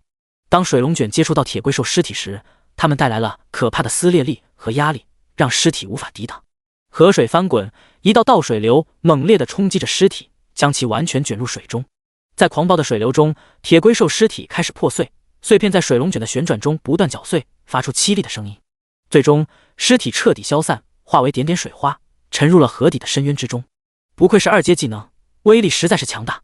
看到周围水龙卷所造成的惨状，叶初云也不由得惊叹。只不过这个技能消耗的精神实在是太过巨大，以他目前的精神力来看，最多只能使用3次。不过等到以后他的精神越来越高，使用这个技能只会更加的轻松。最后他将铁龟头盔、铁龟战靴一起装备上。提示：检测到你拥有3件铁龟装备，触发套装属性，防御力加100，抗火属性加100。哈哈，居然触发了套装属性，防御力居然直接涨了100，这也太爽了点。技能石和强化石也获得了一堆。叶初云干脆一口气将手中的暴风之刃还有铁龟战甲强化到极限，最后将强化石全部消耗了个干净。技能同样将所有的1阶技能强化到极限。顿时间，叶初云从头到脚几乎是全副武装，实力更是大涨一波。想到这里，叶初云的脑海中就浮现出自己的最新数据：姓名叶初云，等级8级，5130-50000，声望50，称号天道眷顾之人，力量384，敏捷308，体质417，一级体质超强加83，精神464，战力3381左元括号3146加235右元括号。装备暴风之刃加5，攻击力加100，力量加50，攻击时可造成破防伤害150%，二阶装备。铁龟战甲加5，防御加80，体质加50，火焰抵抗正200%，二阶装备。铁龟头盔防御加35，体质加20，精神加10，抗火正50%，二阶极品装备。铁龟战靴防御加20，敏捷加20，移动速度增加30%，二阶极品装备。敏捷戒指敏捷加8，一阶装备。紫毒戒指敏捷加15，二阶装备。贤者之链精神加30，佩戴后可缩短技能的使用冷却时间，三阶装备。紫玉镜佩戴后精神加10，体质加15，自带防御技能紫玉罩，可形成一个能量1000的防御罩子，二阶装备。神魔币8853。第35章合成水灵珠，火爆交易行。看到自己的战力，叶初云顿时有种恍惚的感觉。降临神魔世界才不过短短2天，他的战力就已经达到了前世几乎3个月才能够达到的水平，而且这不单单只是战力上的提升，他的装备、技能、天赋更是进行了大换血，这些都是面板上显示不出来的。如今以他的战力来看，如果再去对付铁龟王的话，他甚至不需要一阶法术卷轴的帮助，也能够轻松拿下。这种实力暴涨所带来的安全感和愉悦感，太让人上瘾了。叶初云再次打开储物空间，空间里面还有2个玄铁宝箱正静静地被放置在其中。叶初云并不打算打开，因为他知道宝箱之间也是可以相互融合的。玄铁宝箱开出的东西固然好，但是4个玄铁宝箱可以融合成一个白银宝箱，白银宝箱里面的东西绝对会比4个玄铁宝箱的东西要好，所以这2个玄铁宝箱他暂时不会去动。如果之后有机会凑到4个的话，他就全部融合白银宝箱，如果凑不到的话，他就认命全部开掉。对了，任务。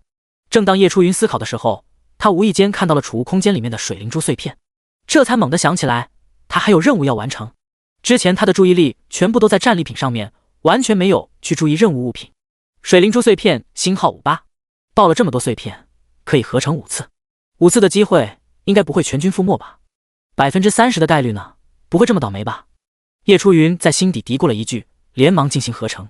他先拿出10枚，开始进行合成。只见一道耀眼的白光闪过，最后猛地爆炸，化作点点白芒消散。提示：合成失败，请再接再厉。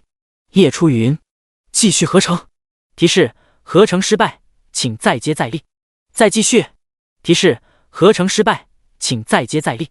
邪门了，他还就不信了。继续。提示：合成失败，请再接再厉。连续失败4次，让一开始还信心满满的叶初云顿时慌了。卧槽，是不是之前融合天赋的时候就把运气用光了？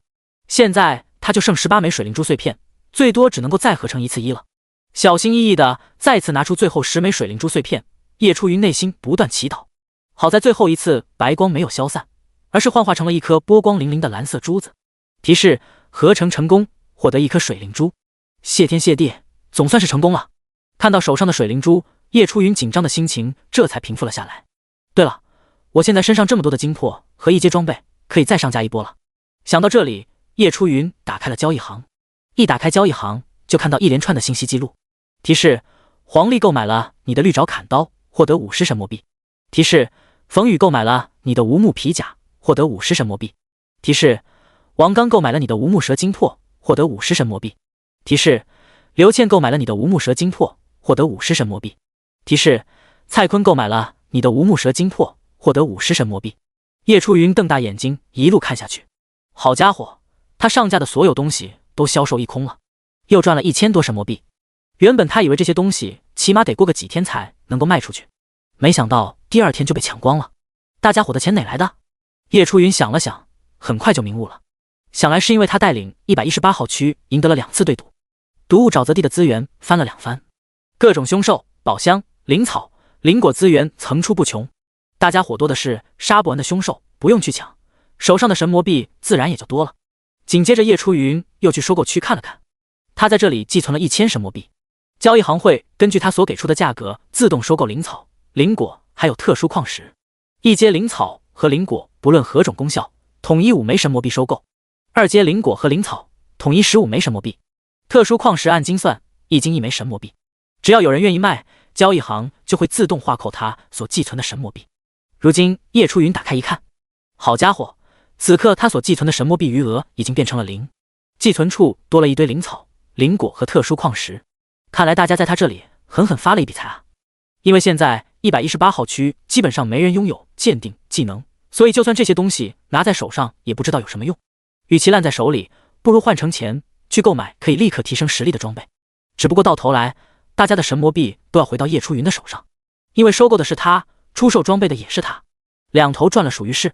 再看看收获，一阶灵果20多个，灵草50多株；二阶灵果10个，灵草20多株；特殊矿石200多斤，有坚固的石头、青铜矿石、黄铜矿石、黄金矿石，各式各样。叶初云脸上顿时笑开了花。118号区的兄弟们实在是太给力了，他必须狠狠地回报兄弟们。这次叶初云一口气寄存了5000神魔币，继续收购。只不过这次他又加了几个新收购的物品要求，技能石和强化石每个按10神魔币价格收购，其次就是魔晶石这种特殊矿石，1块他以50神魔币的价格收购，想必到时候会有人卖给他的。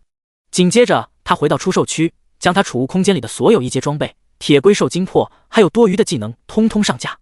接着来到聊天频道，叶初云，各位兄弟们，我刚刚又上架了一批装备和精魄，绝对高质量，感兴趣的可以去看看。继续收购灵草、灵果还有技能石、强化石、魔晶石等特殊材料。如果技能书、特殊道具等贵重物品可以单独私聊我高价收购。这个消息一出，整个频道再次轰动。第36章阵营战开启，来势汹汹的诸国。蔡坤，哇塞，是夜神，夜神你好久都没出现了，我可想死你了。我现在就去看看夜神你上架了什么好东西。叶初云，我什么时候变成夜神了？这么装逼不好吧？黄历，神就别谦虚了，我们都还在3、4级徘徊，夜神你就已经8级了，这还不是什么？杨亚楠，哇塞，大家伙快去看啊！夜神上架了好多一阶装备，属性比起绿爪砍刀、无木皮甲要好多了。刘大强，卧槽，夜神又开始收购灵草灵果了，大家伙快去卖啊，晚了就没得卖了。王刚，卧槽，别抢啊！是谁把我的铁龟兽精魄买掉了？特么我就买到2个。庄亮，可怕啊，太可怕了！只是几秒钟的时间，铁龟兽精魄就被抢光了，那属性加成，实在是让人眼馋啊。王云，我去，我说我的药为什么一直卖不出去了？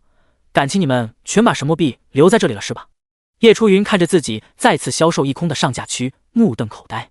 好家伙，他好像低估了这群人的财力了。同一时刻，地狱聊天频道里面的气氛就没有118号聊天频道那么和谐了。44号露丝，哦，上帝，你们龙国人肯定是作弊了，1个小时的时间就能够凑齐50枚挑战令，我认为就连上帝本人都不到。346号北原仓介，优西，这位美丽的英国女士说的不错，这个118号区就是作弊。346号工藤本，没错，118号新手村用卑鄙的手段赢了我们，把我们害得好惨啊。28号洪正汉，阿西，快点惩罚一下这个只会作弊的国家吧。388号杨万里，哼，说到作弊，貌似楼上你们的国家不是挺爱作弊的吗？输不起就作弊啊。28号洪正汉，西巴，龙国人你们这么不要脸的吗？思密达。118号冯宇，呵呵，你们44号区输不起就说我们作弊是吧？你们也就这点能耐了，倒扣30点全属性好受不？凶兽还打得动吗？44号露丝，哼，你们别得意，我已经联系了其他的国家，他们会同时挑战你们118号新手村，等死吧。118号风雨，你们这群人实在是太不要脸了。也就在这时，3条公告出现在整个区域频道内。公告：55号区激活了资源挑战令，指定选择了118号区开启资源挑战。公告：28号区激活了资源挑战令，指定选择了118号区开启资源挑战。公告：156号区激活了资源挑战令，指定选择了118号区开启资源挑战。3条公告同时出现，瞬间就让所有人惊呆了，居然还能够3个新手村同时进行挑战，这也太恐怖了吧！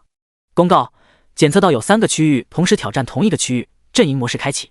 阵营模式：挑战方的3个区域将划进一方阵营，被挑战方为另一方阵营，胜利的一方资源翻2倍，且所有人的全部属性点增加60点，输的一方资源扣除 80%， 所有人扣除全部属性点60点。本次阵营挑战内容为积分战。积分战，阵营双方击杀凶兽即可获得积分，哪一方最先获取1000点积分，哪一方便可获得胜利。提示：击杀3级以上的凶兽才能够获得积分，击杀3级凶兽1点积分，击杀4级凶兽2点积分，以此类推。提示：只有给予凶兽致命一击的那个人才能够获得积分。提示：阵营战开始之后，个人积分排名开启，个人积分每达到一个阶段，阵营获胜后得到的奖励会越多。提示：10分钟后开启阵营战，在开启之前，地狱频道内的其他区域可选择一方阵营加入。提示：挑战方为蓝色阵营，被挑战方为红色阵营。提示：阵营战挑战期间，地狱聊天频道暂时解除发言限制。118号蔡坤，卧槽，阵营战还能这么玩的吗？118号王刚，各位龙国人有没有想要加入我们这一方的？55号夏尔玛，阿飞，多冷啊，我在东北玩泥巴，哈哈。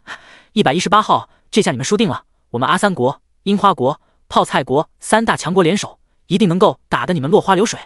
28号朴正灿，哈哈，没错，思密达，这也太爽了，赢了居然能够翻上2倍的资源。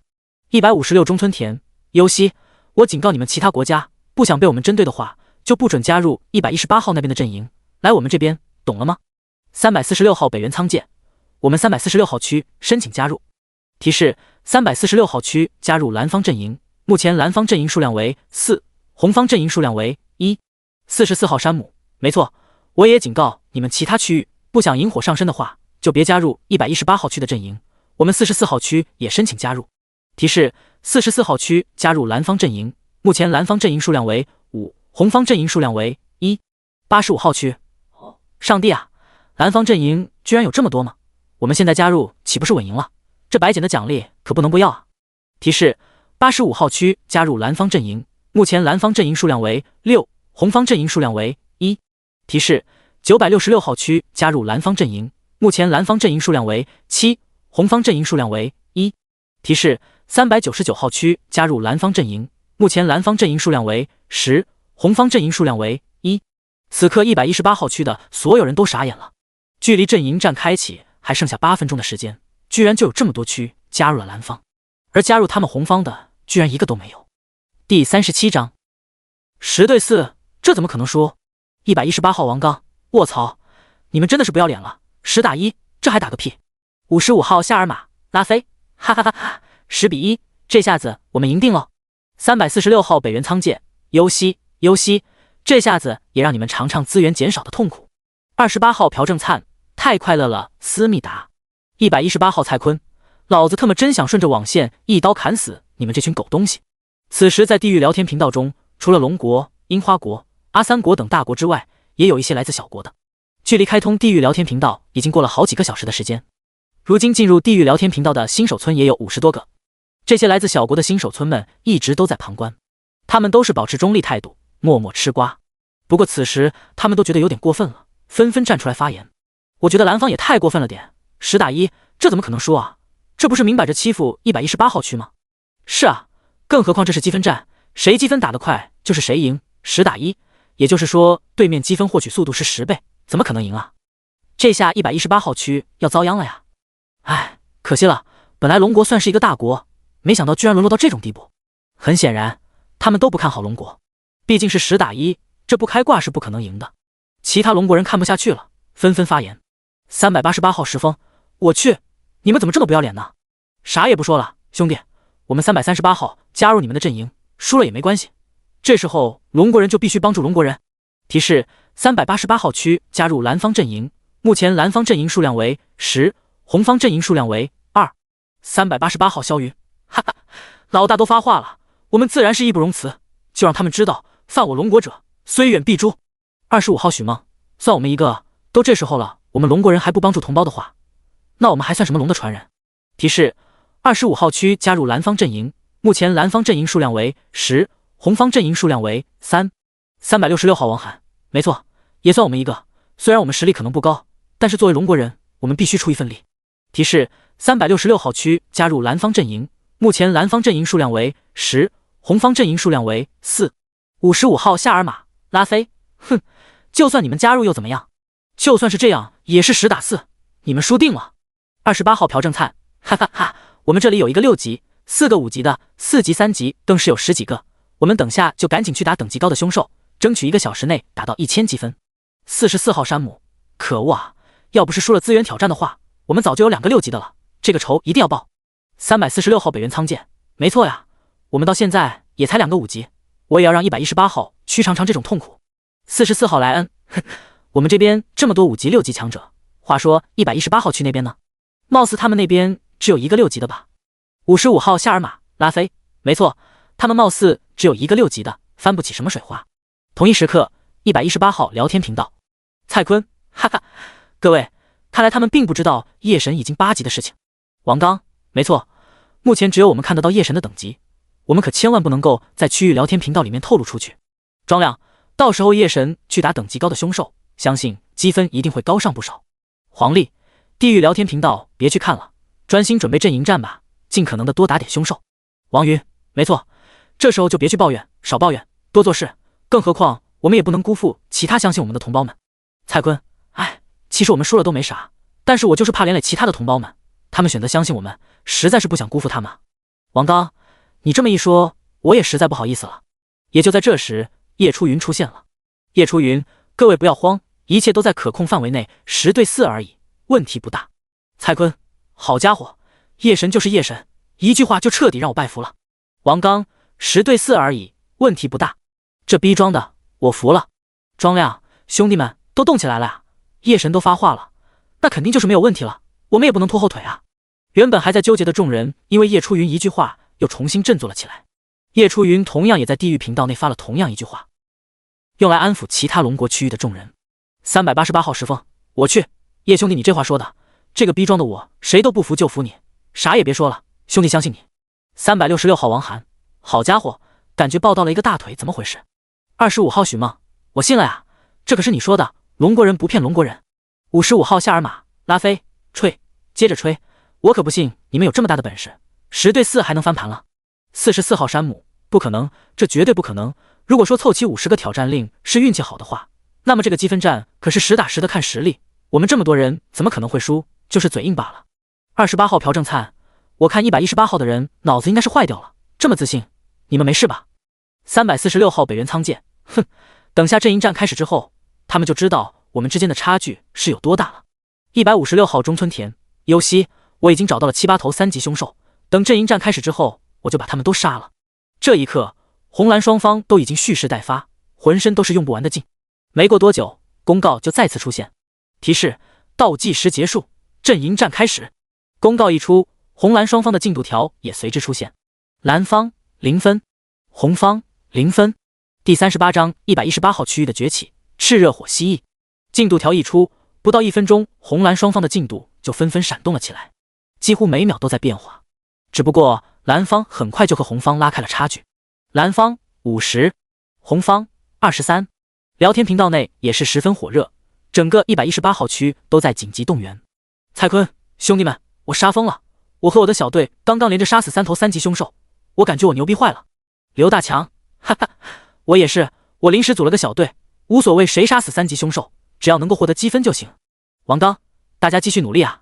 对方人数毕竟比我们多，所以我们尽量去找高级的凶兽去打。黄鹏，卧槽，我一下没有注意等级排行榜，现在一看，除了夜神8级之外，王刚大佬都已经6级了啊，还有庄亮、雷晨、刘倩、黄云，这么多人都升到5级了呀！3级、4级更是好几十个，好家伙，没想到我们118号区这妖牛的吗？雷晨，好家伙，咱们资源挑战可是赢了2次，这么多资源砸下来，升级能不快吗？黄历，不说了，老子要去单挑4级凶兽了。风玉，兄弟们，咱们1级2级低等级的也不要放弃啊，我们组起来去围殴3级凶兽啊，怎么着都是1点积分啊。风玉，哈哈哈，好，走。时间过去半个小时，蓝方406，红方188。55号阿三国聊天频道，55号夏尔马拉菲，哈哈，看吧看吧，我们蓝方的积分一下子就超过蓝方了，开玩笑啊，10对4，这怎么说？55号塔卡尔萨尔，我现在开心的想唱歌呀，就让那群卑贱的手陀螺替我们猎杀凶兽去吧，我们先跳跳舞，唱唱歌。55号夏尔马拉菲，好好好，我们可是尊贵的婆罗门和沙地利，废社们也跳起来，舞起来啊！多冷啊！我在东北玩泥巴，虽然东北不大，我在大连没有家啊！这一刻，阿三们已经被积分蒙蔽了双眼。346号樱花国聊天频道。伊藤修一，该死！就因为我们输了一次资源挑战，现在资源减半，获取能量减半，最高才不过5级，根本打不了鸡头凶兽。北原仓介，八嘎，还不是因为你乱用资源挑战令？闭嘴吧！这次我们必须要一雪前耻。伊藤修一，苦索，如果这次再输的话，我伊藤修一就立刻切腹自尽。346号樱花国似乎是看到复仇的希望，其他几个国家也似乎看到即将到来的胜利，露出了开心的笑容。而叶初云也来到了他下一个目标地点，他花费半个小时的时间，终于来到一处冒着丝丝热气的小型山脉前。期间为了赶路，他并没有击杀凶兽，所以到现在他的积分或许还是0点，目前的积分排行榜是算是最后一名。叶初云看了看118号区个人积分榜，第一名王刚36分，第二名庄亮22分，第三名雷晨18分，第853名叶初云0分，总分89分。叶初云无视了自己的成绩，一脸惊喜地看着榜单。他实在是没有想到，王刚这群人仿佛脱胎换骨一般，居然这么给力。目前红方是188分，他们118区就贡献了将近一半，势头非常的猛啊！不行，他也不能给大家伙拖后腿了。想到这里，叶初云赶紧行动了起来，向着前方的小型山脉走去。虽说他们现在所处的地方叫不误沼泽地，但并不是说所有地方就全是沼泽，同样也有山脉、河流，还有平原。而凶兽们会根据自己的特性还有实力划分区域，从而形成独属于他们的地盘。很快叶初云就来到了小型山脉下，入目皆是一片广袤而荒凉的景象。还没彻底走入，叶初云就能够感受到地面传来的炙热温度，仿佛脚下的土地已经被高温烤得发红。空气中弥漫着一股闷热的气息，让人感觉仿佛置身于一个巨大的烤炉之中。温度之高让空气产生了些许扭曲的效果，使得远处的景色都显得有些朦胧。然而叶初云却对这种高温没有丝毫的反应。我去，幸好我这铁龟套装把抗火能力拉满了，不然就这温度，我待个几分钟就得被烤熟了。叶初云小声嘀咕着，这套装备极大的提升了他的抗火能力，在这样高温的环境下，依然能够保持自如的行走，丝毫不受炙烤的影响。他环顾四周，山脉中似乎没有任何植被，只有黄土和光秃秃的红色石头遍布山间。这些石头微微泛着红色，宛如火焰般在阳光下闪烁。叶初云心念一动，向那些红色石头甩过去一个鉴定。名称：火瞳，功效：可用于锻造、提炼。火瞳，叶初云双眼一亮，这可是稀有矿脉啊，以后会有大用处。放眼望去，几乎整片山脉全是火瞳，仿佛就和大白菜一样随处可见。叶初云看得心痒痒，恨不得当场就化身矿工，将这些火瞳全部都给扫光。只可惜现在他最重要的还是要猎杀藏在这山脉内的凶兽，只能等以后有机会再来了。不过好在这个地方也不是什么人都能够随意进出，要想在这里收集火瞳，就必须得先扛住这个地方的高温才行。叶初云根据地图再结合自己前世的记忆，很快就来到了一个巨大的洞口前。黑漆漆的洞口内传来的极高温度，甚至比外面还要高，说明里面一定有什么不对劲的地方。叶初云一脸凝重，脸上带着夜视镜，倒是不惧怕洞内的黑暗。他使用潜行术静悄悄地走了进去。一进入洞内，叶初云这才发现别有洞天。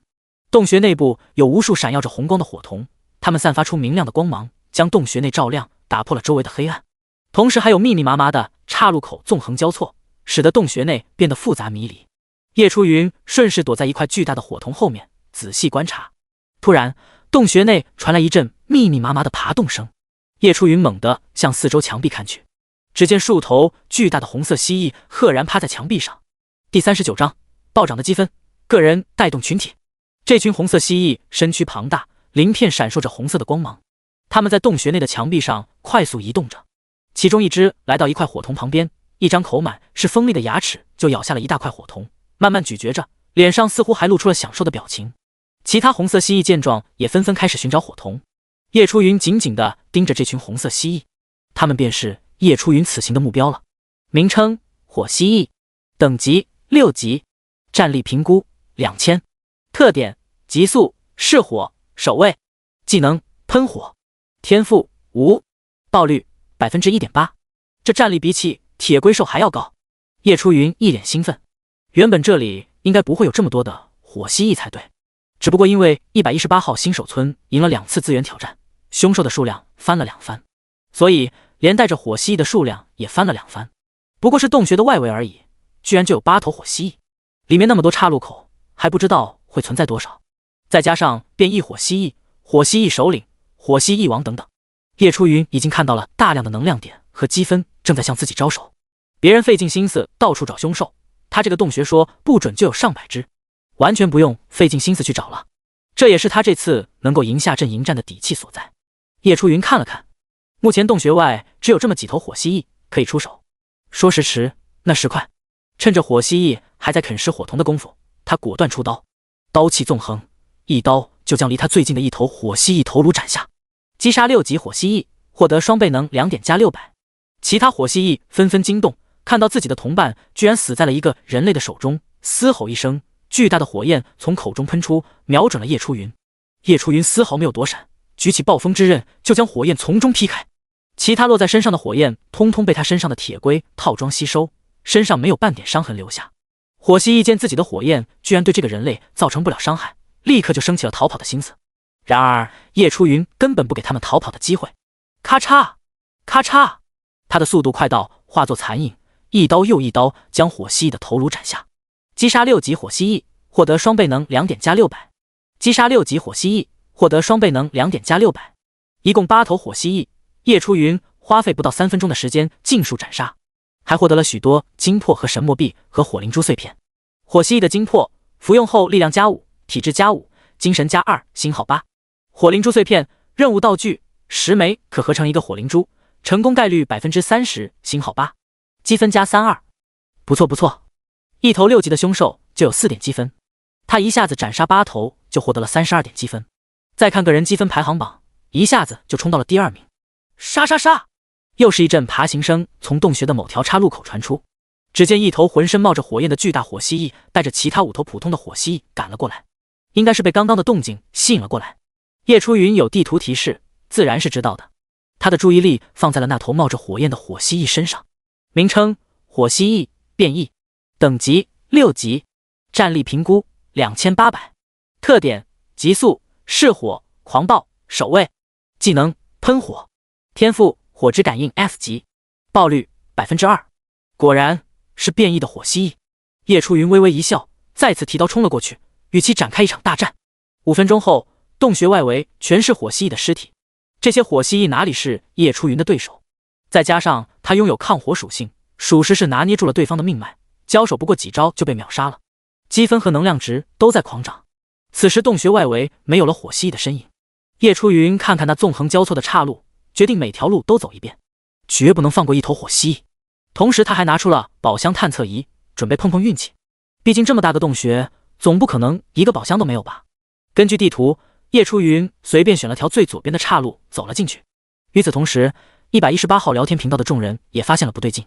蔡坤，卧槽，叶神怎么一下子个人积分就冲了上来，突然就44点了，已经超过王刚大佬，冲到第1名了。王刚超过我不是很正常的吗？这不是叶神的基操吗？各位淡定一点。黄历出大事了，你们快去个人积分榜看啊！叶神的积分开始狂涨了。风玉，啥玩意？叶神又开挂了。庄亮，啥玩意？叶神又开挂了。王云，啥玩意？叶神又开挂了。当下众人纷纷跑去118号新手村个人积分榜查看，这一看顿时就傻眼了。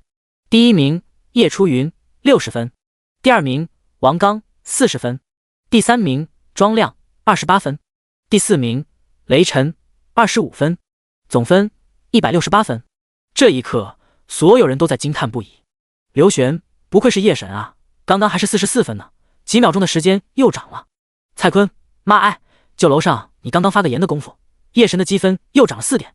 王刚，叶神是不是在打6级的凶兽？一头6级凶兽就有4点积分。庄亮，好家伙，那叶神这是捅了凶兽窝啊！这下我们或许有希望赢下阵营战了。刘倩，天哪，快看，叶神的积分破100了。黄历，我的妈呀，我们红方的总积分已经破400了，蓝方还没破500，照这样的速度下去，我们马上就能够反超啊！刘大强，妈哎，如果赢了，那我们所有人都能够涨上60点属性，这不得起飞啊！王刚，快快快，我们也不能够落后了，快去猎杀凶兽！蔡坤，走走走，我们快行动起来！雷晨，我现在浑身都充满了力量，杀呀！这一刻，所有人都因为叶初云积分的暴涨，从而信心暴涨，都开始不顾一切的去猎杀凶兽。第40章，来势汹汹的龙国精英们一锅端起。388号区天坑森林5级凶兽区域内，石峰正一脸震惊的看着阵营战的积分进度。蓝方489，红方416。刚刚红方明明才188分，这才几分钟的时间，怎么突然就涨到了316分？莫非是因为118号的那位叫叶初云的人？他们388号新手村总积分才不过100多点，其中50%都是由石峰所提供的。原本石峰以为红方这次要输了，没想到突然发生这么个变故。石峰嘴角微微弯起，想到之前叶初云所说的话，看来我这次算是抱上了一根金大腿了呀。那我们388号区也不能给龙国丢脸啊！吼！也就在这时，两头高达3丈的白虎从树林里面冲了出来。当看到只有石峰一人的时候，他们眼中露出了轻蔑的神色。石峰同样也注意到了他们，眼中同样也露出了嘲讽之色。哼，还正愁上哪去找凶兽呢，这就送上门来了。武神附体！石峰怒吼一声，身后猛地浮现出一尊高达5丈的巨大虚影。他一拳挥下，身后的虚影也随之一拳落下。轰！两头5级凶兽猛地被这一拳砸成了肉酱。25号区迷雾森林，许梦一脸淡然地站在10多名男男女女的身后，他们面前是10多头长相古怪的凶兽。团长，要不要动手？一名举着巨盾、长相清秀的男子问道。许梦此时正一脸震惊地看着积分进度，听见此话退出频道，点了点头。动手！话音一落，许梦面前的10多名男男女女纷纷怒吼一声，向凶兽冲去。而站在他们身后的许梦则大喝一声：星辰之力，听我号令，七杀星落！无数泛着红色的星辰纷纷降落在10多名男男女女身上，融入了他们的身体之中。杀！顿时这10多名男男女女像是打了鸡血似的，力大无穷，气势大涨。几分钟的时间就将他们面前这10多头凶兽杀了个精光。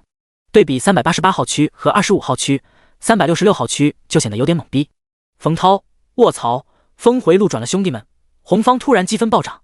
黄志泽，天哪，我还以为我们要输了，没想到啊！陆羽，我们366号区目前也才50多点积分，属于拖后腿了。孟琪，好家伙，这波属于是躺赢了。冯涛，我们千万别因此放松警惕摆烂啊，我们也得行动起来，可别让大佬们看扁了我们366号区。红方阵营一片和谐，而蓝方阵营则有些崩溃了。地狱聊天频道，55号夏尔玛，拉菲，你们这群废物，这都能让红方冲上来，你们到底有没有认真猎杀凶兽？55号夏尔玛，拉菲，我们55号区可是贡献了88点积分，到底是谁在摸鱼？44号山姆，法克，我们44号区也不差啊，贡献了80多点积分，那肯定是346号区在摸鱼，他们不是只有一个5级的吗？就这能够打多少积分？346号北原仓剑，八嘎，我们为了一雪前耻，可是拼了命猎杀凶兽，也有60多点积分了，你们还好意思说我们吗？156号中村田，我们打了不少啊，也有80多积分了，划水的是你们吧？泡菜国是不是你们？28号朴正灿，西巴，你们胡说什么？我们也很努力的好吧，也打了70多分。44号山姆，夏尔玛，你还好意思说吗？你们阿三国不是有3个6级的吗？怎么才这么点积分？55号夏尔玛，拉菲，哼，我们可是尊贵的婆罗门，猎杀凶兽这种又苦又累的活，怎么可能让我们去干？我们都是让沙地利、吠舍、首陀罗去干了。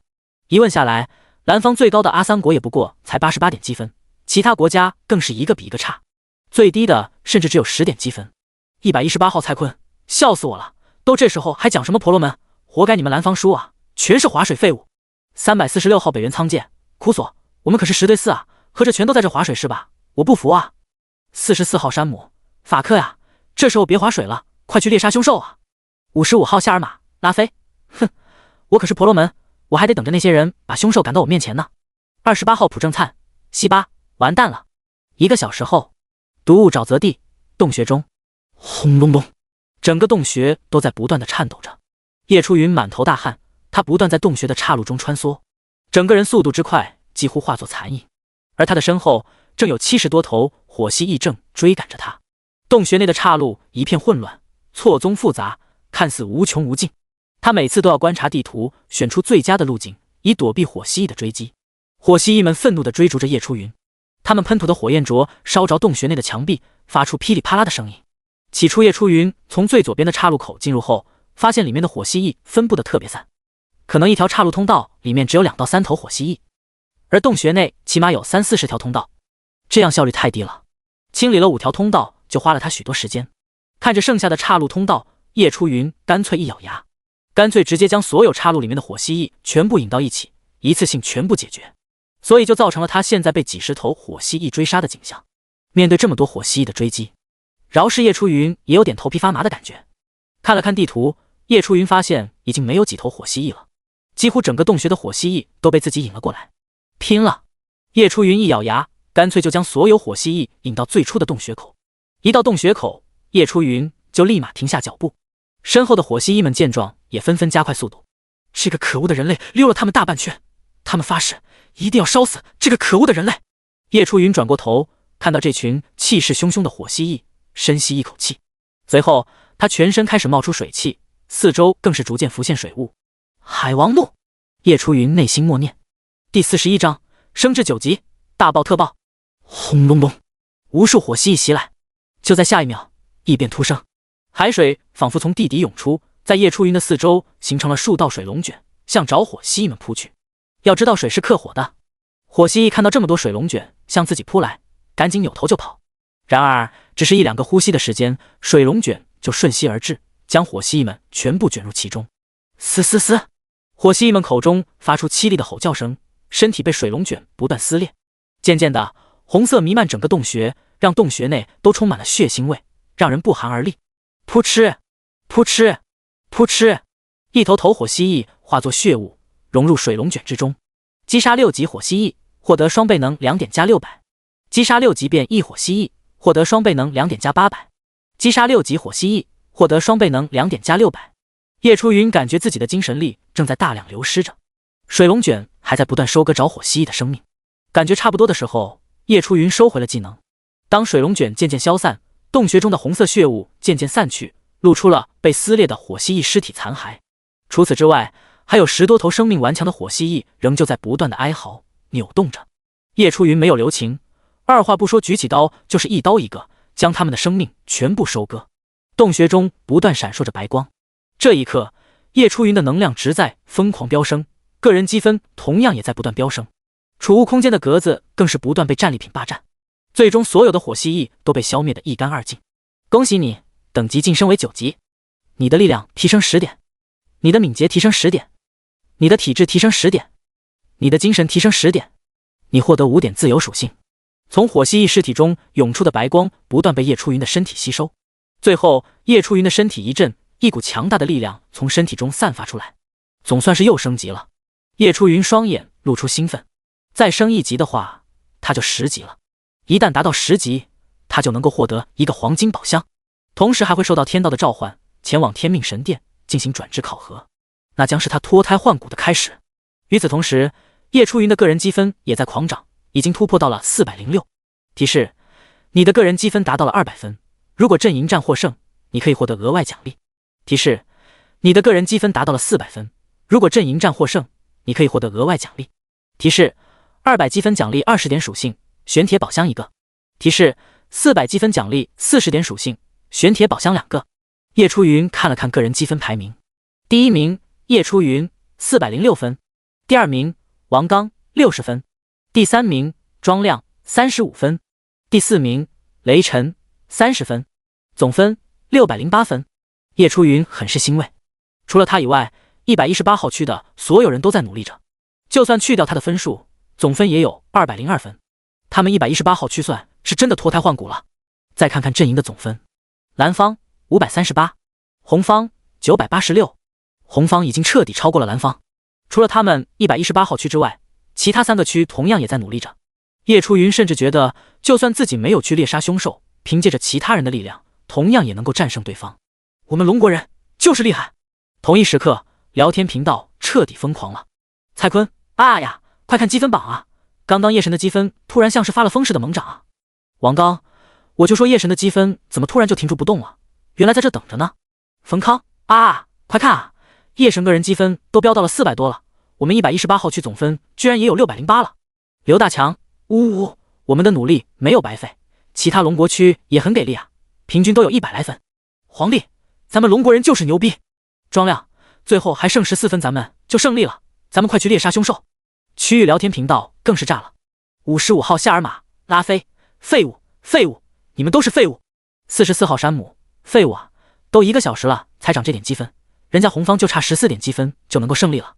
28号朴正灿，西巴，完了呀，差距这么大，对面只要再随便猎杀几头凶兽就赢了。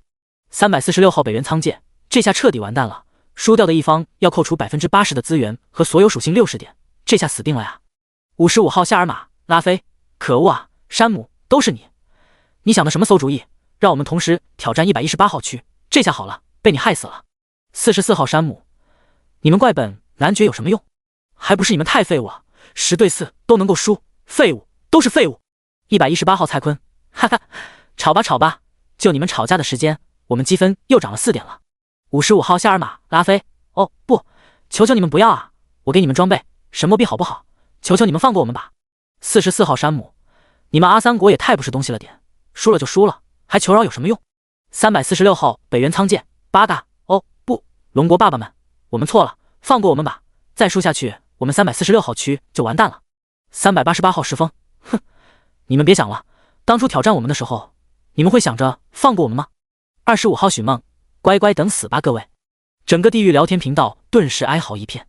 洞穴内，叶初云随意坐在了一块火铜上，开始盘点这次的收获，一共70多头火蜥蜴，加上之前击杀的，这次收获了不下100件的战利品。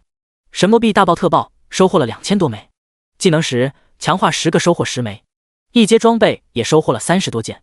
火蜥蜴的精魄更是数不胜数，火灵珠碎片90多枚，天赋刻印5块，同时还有数本一阶技能书，只可惜全部都是重复的。看着这么多的战利品，叶初云脸上也露出了满足的笑容。第42章，大败而归，遭受灭顶之灾。服用火蜥蜴的精魄1/10，获得5点力量属性、5点体质属性、2点精神属性。服用火蜥蜴的精魄2/10，获得5点力量属性、5点体质属性、2点精神属性。服用火蜥蜴的精魄3/10，获得5点力量属性、5点体质属性、2点精神属性。叶初云一口气将火蜥蜴的精魄全部服用，达到了上限，各项属性飞快的上涨。紧接着，叶初云又拿出天赋刻印。天赋刻印使用后可获得 F 级天赋火之感应，火之感应可以稍微的感应一丝火元素。先用掉1枚天赋刻印，习得了 F 级天赋火之感应，还剩下4枚相同的天赋刻印可以进行融合。叶初云一口气全部使用。提示：融合失败。提示：融合失败。提示：融合失败。叶初云，很好 ，buff 都叠加的差不多了，最后1枚。提示：融合成功 ，F 级火之感应进化为1级火之操控。哈哈，终于成功了！现在他5大元素天赋拥有了2个。就在叶初云兴奋的同时，天道传来公告：公告，红方率先达到1000积分，本次阵营战红方胜利，恭喜红方。叶初云双眼一亮，这就1000积分了吗？果然，有一群十分靠谱的队友，还是很爽的嘛。他还没有发挥全部的实力就赢了，不愧是龙国人，一个顶10个。公告：阵营战结束，开始公布红蓝方的积分排名。蓝方阵营积分排名：第1名44号山姆68积分，第2名55号夏尔玛拉菲60积分，第3名28号朴正灿46积分。红方阵营积分排名：第1名118号叶初云406分，第2名388号石峰108分，第3名25号许梦106分，第4名25号龙玉87分，第5名118号王刚68分。榜单一出，所有人顿时都傻眼了。地狱聊天频道958号越南国，哇塞，红方的龙国人也太厉害了吧！第1名居然有406分哎，可惜了，我们进来的太晚了，不然也要帮帮忙。55号夏尔玛拉菲，不可能，红方怎么可能那么厉害？第5名的积分都和我们第1名一样了，都是废物啊！44号山姆，这不可能，我可是6级强者，单挑一头6级凶兽都不在话下，这群东亚病夫怎么可能比我还强？856号北熊国，天哪，龙国人简直比我们还像战斗民族啊！各个战力爆表了，我们深感佩服啊！633号太太国，10对4居然翻盘了，看来龙国人很团结啊，我们也要多多学习这种精神。388号石峰，卧槽，你们118号区都是怪物吧？那么多几十分的，第1名更加离谱，都406分了，我石某人甘拜下风。25号许梦，哈哈，我们算是抱上了一个金大腿啊，希望以后能有机会见上一面。118号叶初云，二位也不差啊，以后我们一定会有机会见面的。叶初云笑了笑。338号石峰和25号许梦，这二位在前世可都不是什么平凡人物。石峰就不说了，他知道此人拥有 S 级天赋，武神附体，在前世建了一个二流势力破天，手下百万小弟，在神魔世界的蓝星域算是响当当的人物。只可惜后来不知道什么原因，他就像是人间蒸发一般，消失在了蓝星域。而许梦在前世也非常的有名，他在后来也组建了一个几千人小团体，名为星辰。虽然人数较少，但是却个个都是精英，尤其是许梦本人更是一个极为强大的辅助型人物。有了他，这上千人的小团体甚至堪比一个三流势力。叶初云怀疑此人肯定也拥有 S 级天赋，只不过许梦本人并未公开过自己的天赋，所以也没有人知道，但是却也没少怀疑过。前世叶初云和这二人完全没有任何的交集，顿时他就有了一个想法。现在这二人还是小菜鸟们，更别说以后组建势力的事情。要是能够将这两个人挖过来当自己的小弟的话，那不就起飞了？可以试探试探。公告：恭喜红方全体成员，所有属性增加60点，所有资源增加2倍。公告：恭喜红方个人积分榜总排名第一叶初云，积分达到400，获得40点属性和2个玄铁宝箱奖励。公告：红方所有区域个人积分榜第一名各获得10点声望。轰轰轰！随着公告响起，叶初云、石峰、许梦等人所有属性点都上涨了60点。388号石峰，哈哈，爽啊！所有属性点都上涨了60点，我的战力瞬间暴涨480。25号许梦，我们又多了2倍的资源，我算是知道为什么你们118号区这么多牛人了，有这么多的资源和属性加成，想不牛都不行啊。366号冯涛，感谢几位大佬，让我们366号区躺赢了。118号王刚，366号区，你们也不差啊，哈哈，大家共赢共赢。这一刻是红方的狂欢，却是蓝方的地狱。哀嚎声此起彼伏。55号夏尔玛，拉菲，不，我总共也才600多点属性，一下就给我全部扣掉了240点，我不活了。346号伊藤城，完蛋了，我连240点属性都没有，全部扣完我不是死了吗？救命啊！44号山姆 ，no， 我再也不敢和龙国作对了。28号朴正灿，西巴，龙国绝对不能惹呀！一声声凄厉的惨叫声响起，那些240属性点都没有的人直接命丧当场。刹那间，10个区就死了个七七八八，无比凄惨。第43章，疯狂收获不断飙升的战力。洞穴内，一道又一道的五彩光芒不断落在叶初云的身上，令他的气息不断强大起来。全属性增加60点，自由属性40点，2个玄铁宝箱，声望10点，接连不断的奖励让叶初云都有点应接不暇了。白光一闪，2个玄铁宝箱落到他的手上，叶初云眼睛一亮，他的储物空间此时还有2个玄铁宝箱，4个玄铁宝箱可以合成一个白银宝箱，加上他现在手上的2个，正好凑齐了。提示：检测你拥有4个玄铁宝箱，是否进行合成？合成后可获得1个白银宝箱。合成！叶初云赶紧拿出4个玄铁宝箱进行合成。只见白光一闪，4个玄铁宝箱消失不见，随之出现的是一个银光闪闪的宝箱。白银宝箱打开后，100%概率获得神魔币奖励，40%概率获得3阶装备，20%概率开出4阶装备，30%开出技能书、特殊道具奖励。叶初云咽了咽口水，缓缓打开。轰！白银宝箱亮起了数道耀眼的五彩光芒。神魔币星号2000，治愈之戒，体质加50，精神加50，佩戴后可缓慢恢复精神，自带治愈之光技能，可治疗伤势，技能冷却时间10分钟，4阶装备，佩戴要求等级9级，精神体质200级以上。分身术2阶技能，消耗一定的精力，凝聚出一具分身，分身具有本体一半的实力，分身后进入冷却，冷却时间10分钟，学习条件需要力量、敏捷、体质、精神均达到300以上才可学习。2阶法术卷轴，流星火雨，魔晶石，蕴含魔力的石头，可用作建筑、锻造、炼药。星号10，叶初云两眼放光地看着这些奖励，不愧是白银宝箱啊，爆了一堆好东西。随后他就把治愈之戒戴上，反正他有10个手指头，每个指头都套一个戒指，没毛病。现在他手上加上治愈之戒才3个戒指，还能再戴7个。从戒指上传来一股强大精神能量，正在以缓慢的速度恢复着他的精神力。他刚刚释放了技能海王怒，消耗了他几乎2/3的精神。有了这个治愈之戒，他所消耗的精神估计10分钟左右就能够全部恢复过来了。这可真是个好东西啊！同时再将分身术学习掉，技能栏里又多了个技能，实力又暴涨了不少，实在是太爽了。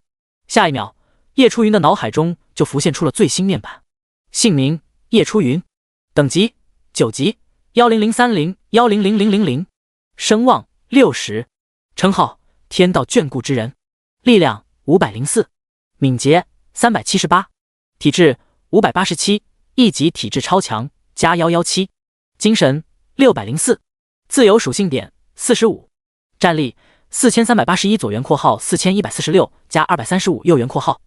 叶初云一脸惊喜，不错不错，他的战力居然直接突破了4000大关。问题是他10级不到就拥有了普通人最少15级才能够拥有的战力，这还没有算上他的各项天赋和技能的加成，这些都不计入在面板战力上的。如果全部加上了的话，他有自信可以和6000战力的凶兽一战。这下我的精神也总算突破500，不知道等10级的时候能够转职什么职业。叶初云暗自嘀咕，自由属性点还有45点没有动用，他直接全部加到了精神上。这下他的精神直接达到了649大关，战力更是直线飙升。叶初云感受到磅礴的力量不断在自己的大脑内游走，眼睛前所未有的明亮。他清晰地感觉到自己的精神力似乎又突破了一个极限，又变多了一点。如果再使出海王怒的话，他或许只需要消耗1/4的精神力就行了。整理完所有的战利品之后，叶初云继续往洞穴口的岔路走去。他拿出宝箱探测仪，开始寻找宝箱。现在几乎所有岔路通道里面的火蜥蜴都被自己清除干净，总算是可以好好的探查一番。半个小时之后，叶初云探索完所有的岔路通道，期间他收获了8个宝箱，灰色宝箱4个，青铜宝箱4个。叶初云通通将其放入了储物空间之中。他打算多攒点宝箱，等数量多了之后就通通进行合成。白银宝箱的奖励依旧让他流连忘返。根据地图，叶初云来到了这个洞穴的最深处。在这里，他又看到一个巨大的洞穴，洞穴里面居然还有洞穴。叶初云站在洞穴口，眺望着面前巨大的黑暗洞穴。洞穴入口的巨大石壁上布满了裂纹和烧焦的痕迹，很显然是火蜥蜴在这里活动的结果。从洞穴内传来的阵阵嘶吼声，不难猜出里面还有尚未清理完毕的火蜥蜴或者是别的什么凶兽。看来火蜥蜴首领还有火蜥蜴王就藏匿在这里面了。叶初云站定了一会后，便果断踏入洞穴之中。迈入洞穴后，滚滚热浪便扑面而来，温度也逐渐上升。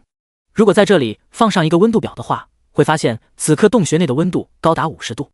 没有抗火能力或者是火系天赋的普通人，如果进入到这里面，可能会被活活热死。不过好在叶初云拥有火系天赋和抗火装备，现在洞穴内的温度对他来说最多只有30度。大约走了几百米，前方的拐角处传来阵阵爬行的声音。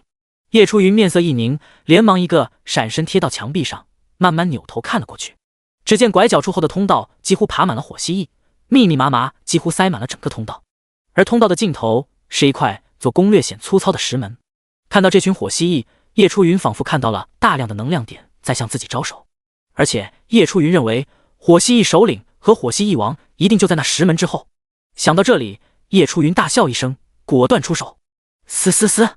叶初云一出现，那群火蜥蜴也发现了他，随后他们便双眼通红，成片的杀了过来。叶初云满脸笑意，迎战而上。第44章，会说话的火蜥蜴王，激烈战斗。只是一瞬间，就有6头火蜥蜴迎面来。叶初云连连挥刀，极快的速度使得手中的暴风之刃几乎化作了残影。咔嚓咔嚓，6头火蜥蜴瞬间被一分为2。开玩笑，现在他的战力已经高达4400多点，而火蜥蜴的战力连3000都不到，这都不能秒杀的话，那实在是太过丢人。击杀6级火蜥蜴，获得双倍能量点加600。击杀6级火蜥蜴，获得双倍能量点加600。每一刀下去，叶初云的刀下就多了几具火蜥蜴的尸体。就这样，他一路横推，杀的火蜥蜴毫无抵抗之力。片刻间，整个通道内的火蜥蜴都被他杀得一干二净，再次收获了大量的能量点和战利品。等级进度也很快达到了9级，2030100000，距离10级又近了一步。踏过无数火蜥蜴的尸体，叶初云来到石门前，深吸一口气，叶初云缓缓推开石门。咔咔咔，石门被缓缓推开，露出其中全貌。石门内是一座巨大的大厅，幽暗的蓝色火焰将原本昏暗的大厅照亮。然而叶初云根本无心观赏，他的目光紧紧凝望着大厅内的几个巨大身影。在大厅的中央坐着一个体型大约3米多高、浑身布满奇异符文的火蜥蜴，而这个火蜥蜴的手中正紧握着一根火红色的法杖，法杖上镶嵌着一块巨大的红色宝石，很是耀眼。在他的左右两侧分别站立着2头体型5米多高、身穿皮甲、手握漆黑大剑的火蜥蜴战士，名称：火蜥蜴战士，首领，等级6级，战力评估3200，特点：守卫、嗜血、狂暴，技能：旋风斩，力量增幅 LV5，敏捷增幅 LV3，天赋：力量增强 F 级，体质增强 F 级，火之感应 F 级，爆率 10.8%，名称：火蜥蜴王，王者，等级7级，战力评估3800，特点：领地意识，嗜血，狂暴，精神强大，技能：飞火流星，专属技能，精神增幅 LV5，强化 LV5，天赋：精神超强1级，火之操控1级，爆率 15%。果然，石门的后面就是火蜥蜴首领和火蜥蜴王所栖息的地方，不知道斩杀了他们后又能够爆出什么好东西。叶初云眼中闪过一丝兴奋的光芒。石门一被推开，火蜥蜴战士和火蜥蜴王就发现了叶初云。当他们看到叶初云身后无数火蜥蜴尸体的时候，更是恼怒万分。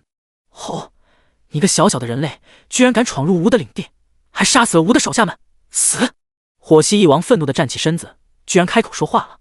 然而其他4头火蜥蜴战士口中还是只能发出剧烈的嘶吼。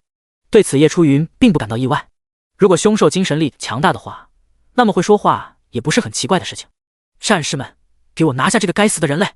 火蜥蜴王手握法杖挥动起来，法杖上的红色宝石闪过一丝光芒，4道红色光柱从天而降，分别落在了火蜥蜴战士的身上。好！只见火蜥蜴战士的体型瞬间长大了一圈，浑身气势大涨。名称：火蜥蜴战士，首领，等级6级，战力评估3500。好家伙！叶初云一眼就看出火蜥蜴王这时使出了技能强化，这个技能不错，居然和狂化一样，可以在短时间内提升自己的战力。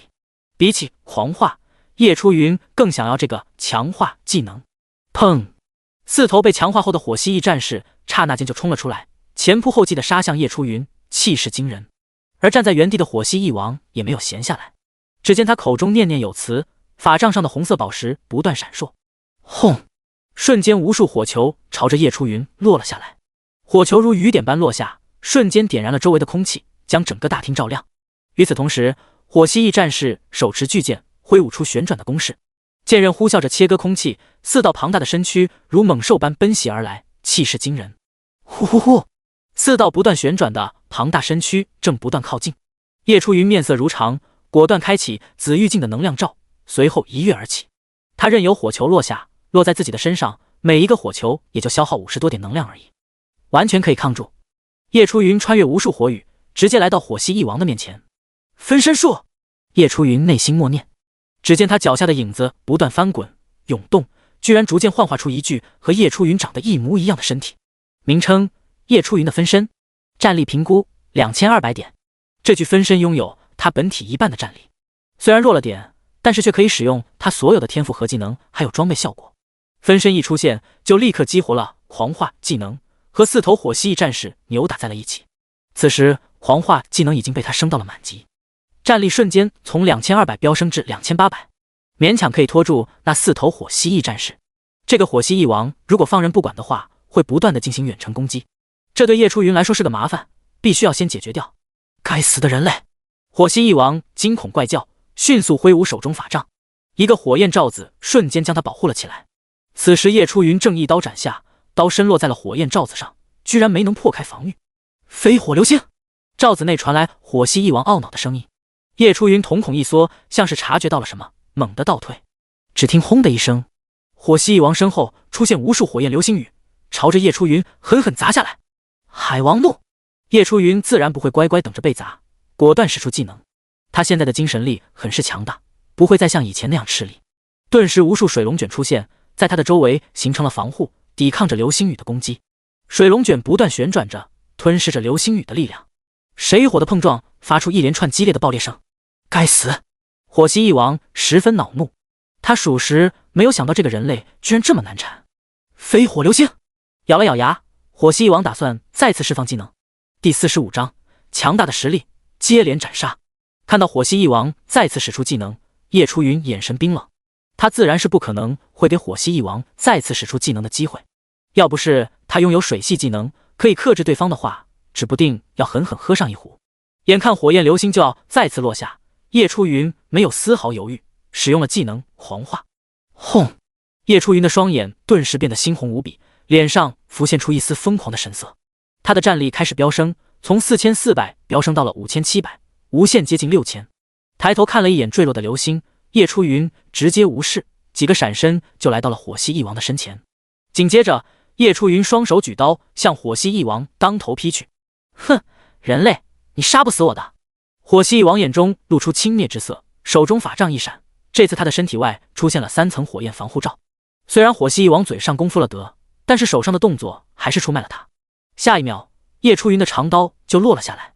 然而这一回却出乎了火蜥蜴王的预料。咔嚓！只听一声脆响，3层火焰防护罩连带火蜥蜴王的头颅都被叶初云一刀劈成了2半。击杀7级火蜥蜴王，王者级，获得双倍能2点加6000，声望值10点，100%爆率触发，物品已经自动放置在储物空间之中，请注意查收。终于死了，一刀就将对方解决，叶初云内心无比畅快。不过他还记着还有4头火蜥蜴战士没有解决，连忙转身回头，只见他的分身还在和4头火蜥蜴战士混战。不愧是他的分身，哪怕只有他一半的战力，都还能够一拖4这么久。叶初云见状立即加入战斗，他的狂化状态还没有解除，接近6000的战力都能够瞬间秒杀火蜥蜴王，更别说4头火蜥蜴战力，几乎是3下5除2，4头火蜥蜴战士就被叶初云轻松解决。击杀6级火蜥蜴战士，首领级，获得双倍能2点加2000。击杀6级火蜥蜴战士，首领级，获得双倍能2点加2000。看着一地的尸体，叶初云也略微松了口气，找了个干净的地方坐下来。狂化解除之后，他进入了虚弱状态，需要10分钟时间恢复。趁着休息的时间，叶初云打开了储物空间。首先是4头火蜥蜴战士，爆了许多东西。符文大剑，攻击力加45%，力量加20%，体质加10%，攻击时增加100%攻速和50%破甲效果。2阶极品，装备要求等级达到8级，力量、体质达到200级以上。符文之盾，防御力加40%，体质加30%，自带技能坚韧不拔，受到的伤害降低30%，持续1分钟，冷却时间5分钟。2阶极品，装备要求等级8级，力量、体质达到200级以上。符文护肩，防御力加30%，体质加20%，抗火症50%。2阶极品，装备要求等级8级，力量、体质达到200级以上。天赋刻印，使用后可获得力量增强 F 级。星号4，天赋刻印，使用后可获得体质增强 F 级。星号4，天赋刻印，使用后可获得火之感应 F 级。星号4，叶初云略微惊喜，100%爆率就是强啊，差不多就是把火蜥蜴战士所能爆的东西全部都给爆了出来。看了看手中的暴风之刃，符文大剑很明显属性要比暴风之刃要好上许多，只不过因为暴风之刃已经强化到了5级，所以目前符文大剑的属性还比不上，而且他目前所拥有的强化石也不足以让符文大剑一口气强化满级，所以叶初云打算等他将符文大剑强化到5级后，再将手中暴风之刃给换下来。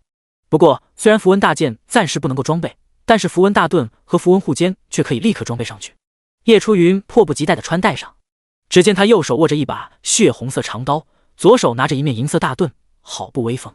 脑中再次浮现出面板，姓名叶初云，等级9级，3603010000，声望70，称号天道眷顾之人，力量504，敏捷378，体质637，一级体质超强加127，精神649，战力4641左元括号4336加305右元括号，战力也猛涨一截，达到了4641点，即将突破5000大关。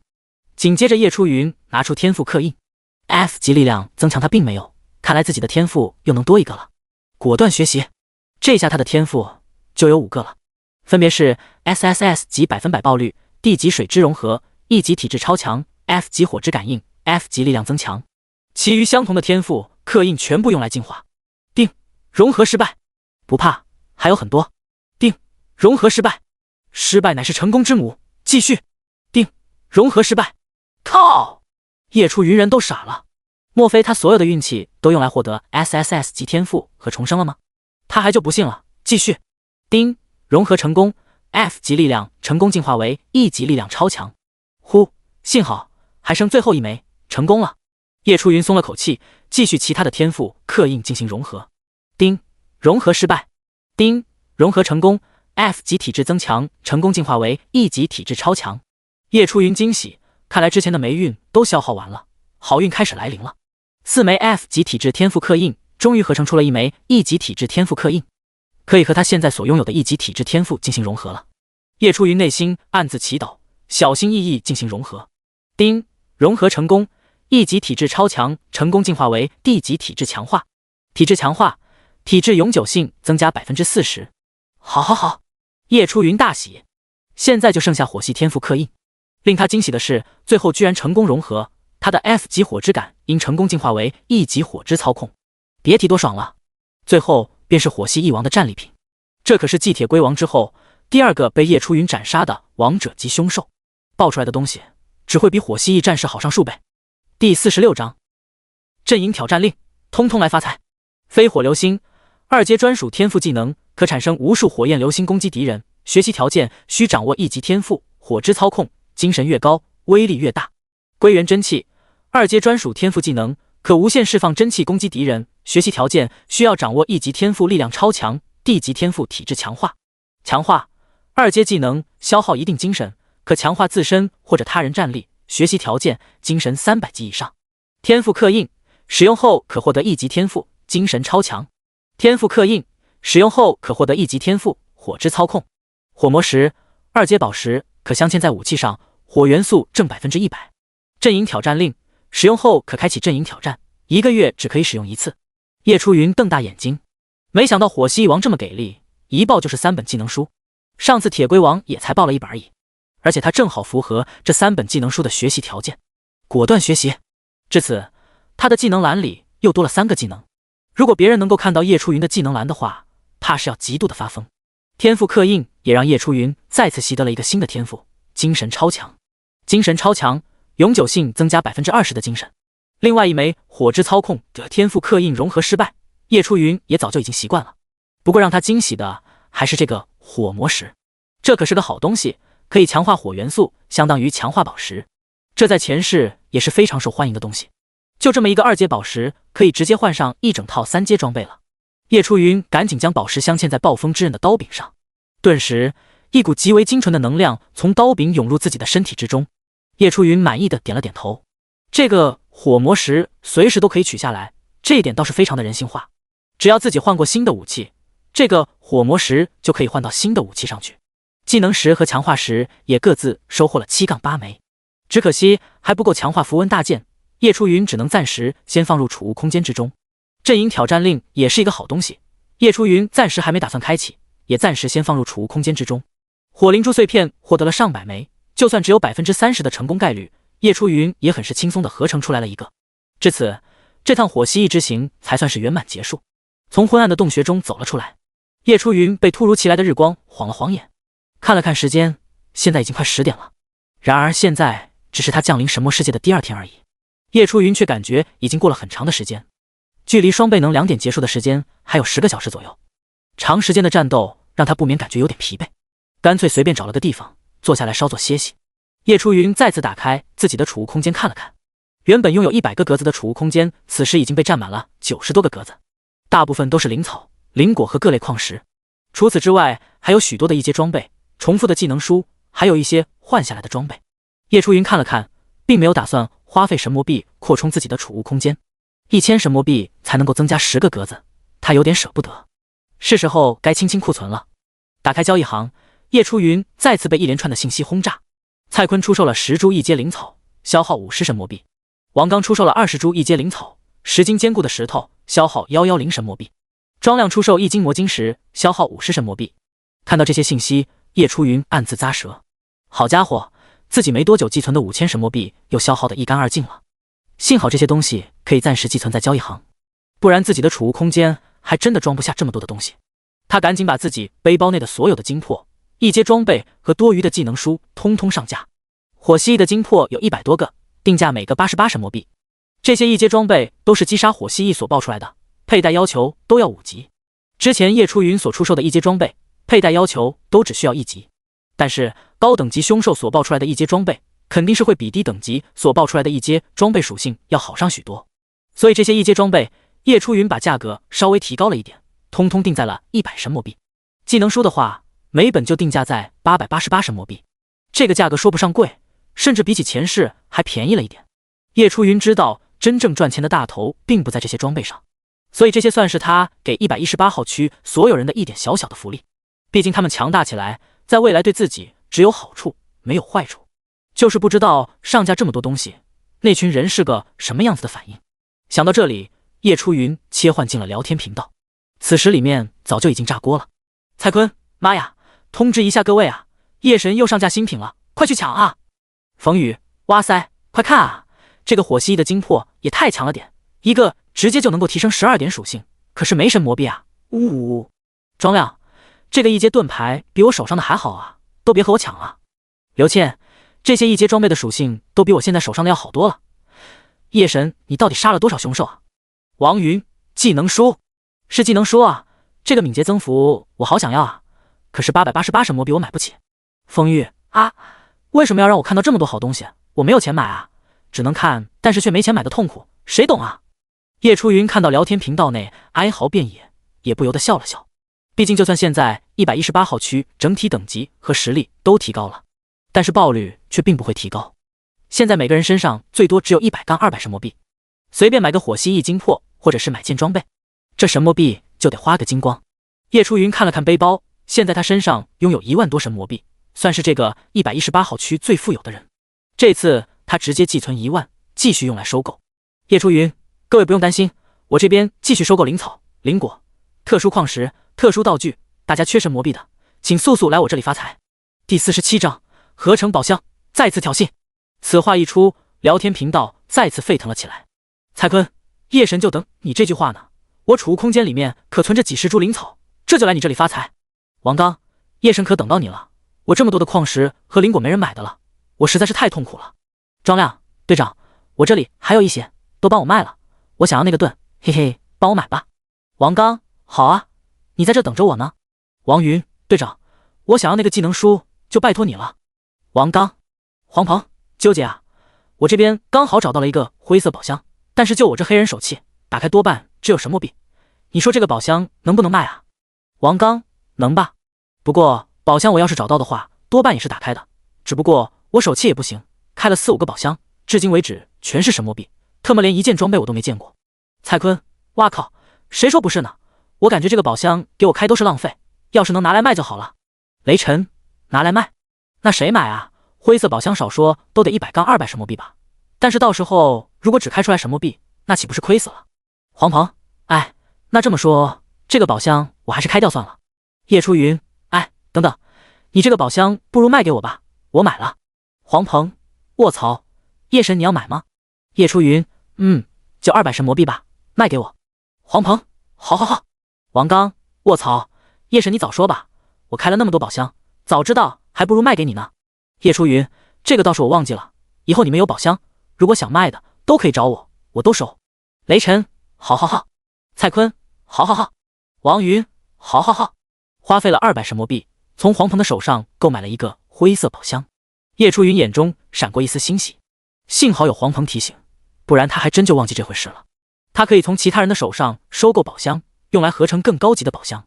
就在他在聊天频道发出那句话之后，又有几人私聊要出售宝箱。直到交易结束，叶初云现在一共拥有8个灰色宝箱，4个青铜宝箱。叶初云试着拿出8个灰色宝箱，开始进行合成。下一秒，8个灰色宝箱发出耀眼的光芒，变成了2个青铜宝箱。哈哈，成功了！8个灰色宝箱也才不过1600神魔币的价格，但是2个青铜宝箱的价值绝对能够超过1600神魔币。就算以后其他人发现了宝箱能够合成，叶初云也认为他们最后还是会选择卖给自己。正是因为那低到离谱的爆率，使得他们下意识就放弃打开宝箱。既然宝箱开不出装备道具，那不如就卖给自己，再用神魔币去购买装备技能书。这样性价比会更高。就在叶初云暗自兴奋的时候，蔡坤突然一个私聊过来：“蔡坤，叶神，快去地狱聊天频道看看吧，那些狗东西说要报复我们龙国人太少了，再加上有发言限制，骂不过他们。”叶初云，那群杂碎又在搞什么鬼？叶初云眉头一皱，对于这些老是三番五次挑衅他们龙国的人，实在是没有什么好感，心头十分恼怒，打开地狱聊天频道一探究竟。一进入地狱聊天频道，叶初云立刻就被无数条信息晃了眼。距离阵营战已经过去了几个小时，地狱聊天频道又加入了许多新人，增加了几十个区。在这几十个区里面，更多的是那些樱花国、英国、泡菜国以及那些小国家居多。属于龙国的区域只有3个。这些输掉的人一看援军到来，立刻又支棱了起来，想要引导其他国家一起排挤龙国。于是乎双方就展开激烈的口水战。55号夏尔马、拉菲，尊敬的威尔斯先生，就是那几个龙国的区域，害得我们还有您的同胞们丢失了大量的资源，甚至于死去了好多人，这个仇您一定要帮我们报啊。44号山姆，亲爱的威尔斯，我们同为贵族，您一定能够明白我此时的心情，你一定要替我们报仇啊。125号威尔斯，亲爱的山姆，如果真像你说的，龙国这么卑鄙，残害我们的英国同胞，那么他们的确该死，我们125号区一定不会放过他们的。346号北原仓介，还有我们樱花国的同胞们，我们好惨啊，资源没的没，人死的死，一定要报仇啊。752号宫本上，苦索，仓介桑，我们一定会替你报仇的。388号吴勇，哟呵，346号那位小日子，你不是说输了就要切腹自尽的吗？怎么你现在还没死啊？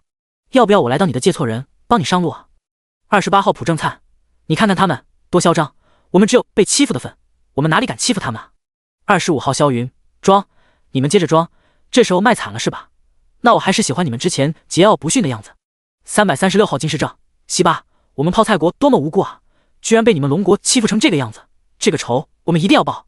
北熊国，我站出来说句公道话啊，你们可别被他们牵着鼻子跑了，真要打起来，你们可不见得是龙国的对手。机车国，我也同意，你们可别冲动啊。奥蜀国，我不敢说话，怕被龙国人记恨上。137号刘灿，啊，我们龙国这么厉害的吗？那还挺自豪的。225号李振华，嘿嘿，谁说不是呢？看到咱们龙国这么强大，爽啊。346号北原仓介，可恶，你们等着，等第3天我们乘坐列车到下一处地点，我们一定会找到你们龙国人，你们洗好脖子等着我们吧。55号夏尔马，拉菲，哼，不错，说不定列车的下一处地点就是你们龙国区域，等我们找到你们，绝对不会放过你们的。此话一出，龙国众区纷纷暴怒。第48章，继续宣战，这次一个不留。听到这群人要屠杀龙国人，叶初云心里也是十分的愤怒。这个55号夏尔马拉菲倒是有点小聪明，因为他说的不错，只要乘坐列车，还真有可能来到其他区域所在的试炼之地。目前他们所在的毒雾沼泽地，只是天道给他们的一处试炼之地而已，还不算真正进入了神魔世界。可以说，这里属于神魔世界的外围中的外围。列车的下一处地点才算是真正进入神魔世界。天道在那里专门为了他们蓝星划分一个区域，前世包括叶初云所有人都称之为蓝星域，他们将在那里建立属于自己的势力，最终形成神域，抵抗来自神魔世界其他的世界种族的进攻。优胜劣汰是神魔世界的核心规则，到时候蓝星所有区的人都有可能碰到一块，不同国家的区域之间展开厮杀，绝对是一件很正常的事情。正是因为如此，叶初云才会愤怒，会生气。前世在神魔世界的10年，他见到了太多龙国同胞们被其他国家杀害，那些人的丑恶嘴脸至今还在自己的脑海里不断闪现，自己也多次遭到他们的追杀，多次死里逃生。尤其是英国、樱花国、泡菜国这些国家特别的针对龙国。看着储物空间里面的阵营挑战令，叶初云双眼逐渐变得冰冷。啊，就让他们看看继续挑衅龙国是个什么下场。地狱频道此时已经炸了锅。118号王刚，你们这些狗东西说啥？还想对付我们龙国，想把我大牙笑掉吗？梦里对付吗？388号石峰，我尿黄，我来咨询他。55号夏尔马拉菲，哼，你们就嘴硬吧，别到时候被我们找到了，跪下来哭着求饶。此话一出，龙国人内心纷纷一惊。如果真像他们所说的，乘坐列车可以来到他们所在的区域的话，面对多个国家的联手，他们还真的不能说能够打赢对方。龙国人顿时紧张了起来，这对他们来说可不是什么好消息。然而就在这时，叶初云发话了。叶初云，别说废话了，你们能够乘坐列车来到我们这里，那我们也能够乘坐列车去到你们那里，谁屠杀谁还不知道呢。呵呵。叶初云，而且我不会给你们这个机会了。就在叶初云话音一落，公告再次出现。公告：叶初云开启阵营挑战令，阵营战开启。阵营战，赢的一方试炼之地所有资源翻2倍，全部属性增加100点；输的一方试炼之地所有资源倒扣 90%， 全部属性倒扣100点。提示：本次阵营战为积分战，哪一方优先获得2000积分便可获得胜利。提示：只有击杀5级以上的凶兽才能够获得积分，5级凶兽1点积分，6级凶兽2点积分，以此类推。提示：个人积分越多，可获得额外奖励。提示：叶初云作为阵营战发起人，可指定参加阵营战的选手。提示：118号区被默认为红方阵营，其敌对方为蓝方阵营。提示：地狱聊天频道发言限制暂时解除。一连串的公告让众人有点措手不及。55号夏尔玛、拉菲，阵营战可以指定参加选手。啊，天啊，不，我错了，不要选我。提示：叶初云指定55号区加入蓝方阵营。346号北原仓介，初云桑，我错了，求求你了，放过我吧，我再也不敢和你作对了。提示：叶初云指定346号区加入蓝方阵营。44号山姆，哦 ，no，上帝啊，刚刚我确实是太嚣张了，对不起，求求你放过我吧。提示：叶初云指定44号区加入蓝方阵营。西巴，你们不得好不死思密达 ，OMG， 我就骂了一句而已，不要选我呀。雅灭蝶。提示：叶初云指定28号区加入蓝方阵营。提示：叶初云指定125号区加入蓝方阵营。提示：叶初云指定752号区加入蓝方阵营。提示：叶初云指定336号区加入蓝方阵营。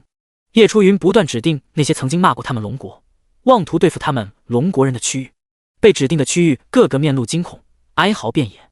他们当然知道叶初云的厉害了，但是那之前都是口嗨，等于键盘侠，反正又不能顺着网线打他们。而现在这个阵营挑战另一出现，就真的等于叶初云要顺着网线将他们解决了。这群人顿时感觉世界末日就要到了。爷爷，我叫你爷爷好吗？不要选我呀！祖宗，龙国你是我祖宗，放过我吧！现在你们龙国是最强的，求求不要指定我们啊！再输下去，我们就死定了。118号蔡坤，哈哈，你们实在是有点搞笑啊！之前不是叫嚣的挺厉害的吗？真要打起来，怎么就怂了？118号王刚，卧槽！你们这群人为了活命脸都不要了吗？388号石峰，哼，放过你们不可能。叶兄弟，阵营站带我一个呗。25号许梦，呵呵，叶兄弟也带我们一个。366号冯涛，大佬别忘记我们啊！北熊国，我们北熊国也想加入红方，这群人我们早就看不顺眼了。越南国，加上我们也想为龙国出一份力。137号刘灿，大佬，我们也是龙国人，带上我们吧。225号李振华，大佬带上我们，我们虽然是新加入的，但是也想出一份力。叶初云，哈哈哈，好，各位有仇的报仇，有怨的抱怨，一起来啊！提示：338号、25号、366号、137号、225号、563号、911号区被指定加入红方阵营。第49章脱胎换骨的118号区，龙国藏龙卧虎。叶初云并没有因为那些人的求饶而放过他们，继续进行指定。被指定的区域选手不断哀嚎求饶，到最后发现求饶没用，便原形毕露，破口大骂，颇有种破罐子破摔的味道。提示：叶初云主动指示结束，红蓝双方不可再加入新的区域。直到指定结束，叶初云这才发现自己居然拉了这么多个区域加入阵营战。蓝方32，红方8。这个消息一出，刚刚还在哀嚎不断的英国、阿三国、樱花国等人立刻心花怒放，仿佛重获新生。55号夏尔玛、拉菲，吓死我了！感谢梵天的庇佑，没想到这个龙国人这么嚣张，居然拉了这么多区域，哈哈，这次我们肯定不会输了。28号朴正灿，哈哈，太好了，我们蓝方阵营居然有32个区，这次我们不可能输了。346号北原仓介，八嘎呀，32比8，这和上次10比4完全不是一回事啊！这怎么输啊？我都不知道怎么才可以输了，哈哈哈。44号山姆 ，OMG， 118号区怕不是疯了吧？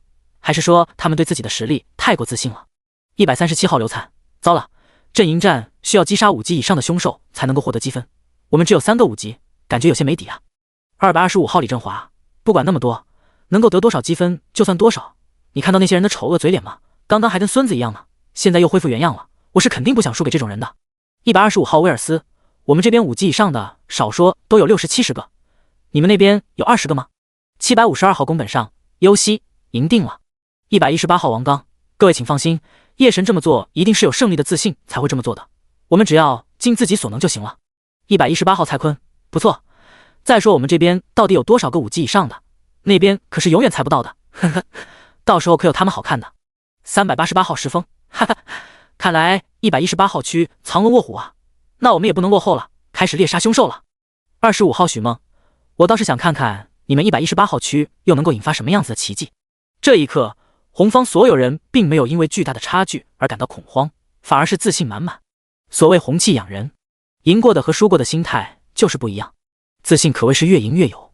提示：阵营战10分钟后开始，请各位做好准备。趁着10分钟的准备时间，叶初云抓紧时间动身出发，前往下一处地点。走之前，叶初云略带遗憾地看了看背后的火通山。现在时间不等人，只能等以后有机会再来挖矿了。疯狂赶路，以他现在的身体素质，如果放在蓝星，那就是超人一般存在。10分钟不带停歇，叶初云直接奔跑了6公里左右，来到一处山谷外。这是他的第3个目标，木灵珠和风灵珠都出自这个山谷内，同时里面也存在大量的凶兽，这些在叶初云的眼里，那都是能量点和积分。话说回来，这次阵营战的积分获取条件比起之前又上了一个高度，只有击杀5级凶兽才能够获取积分。话说他已经很久没有看过等级排行榜了，不知道现在118号区有多少个5级的。叶初云打开榜单看了看，下一秒他就惊了。118号区等级排行榜，第1名叶初云9级，第2名王刚7级，第3名刘倩6级，第4名庄亮6级，第5名雷晨6级，第100名刘大强4级。叶初云瞪大了眼睛，好家伙，这才几个小时过去，其他人怎么也和坐火箭一样？现在他们118号区至少拥有80多个5级，这是什么概念？也就是这次阵营战中，光是他们118号区一个拥有的5级数量，都比蓝方32个区域全部加起来还要多。这是什么怪物集中地？哦，原来是我的地盘啊，那没事了。叶初云十分开心，现在的龙国比起前世实在是强大太多太多了。他相信在自己的努力下，他们龙国肯定会在神魔世界成为第1强国。提示：阵营战开始，蓝方102，红方305。阵营战一开始，红蓝双方的积分就在不断刷新。叶初云甚至还没出手，红方的积分瞬间就超出了蓝方1倍，恐怕蓝方那群人都得傻眼了。叶初云甚至不用切换地狱聊天频道，都能够猜到蓝方那群人是个什么反应了。哈哈，实在是太解气了，这可不行，再这样下去的话，我连个人奖励都吃不到，阵营战就结束。想到这里，叶初云就赶紧大步走入山谷之中。一走入山谷，叶初云的鼻尖就传来阵阵花草的香气，他感到了外面与山谷内极大的反差。山谷外泥土和骸骨遍地，鼻子一闻尽是血腥味，而山谷的里面是一大片的花田，让人看了就赏心悦目。花香弥漫在空气中，仿佛置身于花海之中。四周是一片绚烂多彩的景象，各种花朵互相争艳，如同一幅绘画般美丽。但是叶初云却赶紧屏住呼吸，绷紧精神，双眼紧紧盯着周围。美丽的事物往往存在着巨大的危险，虽然花很美丽，但是也太大了点，每朵最少都有2-3米高。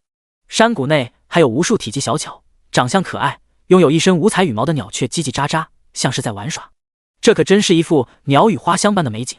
但是叶初云却十分小心谨慎，甩了个鉴定过去。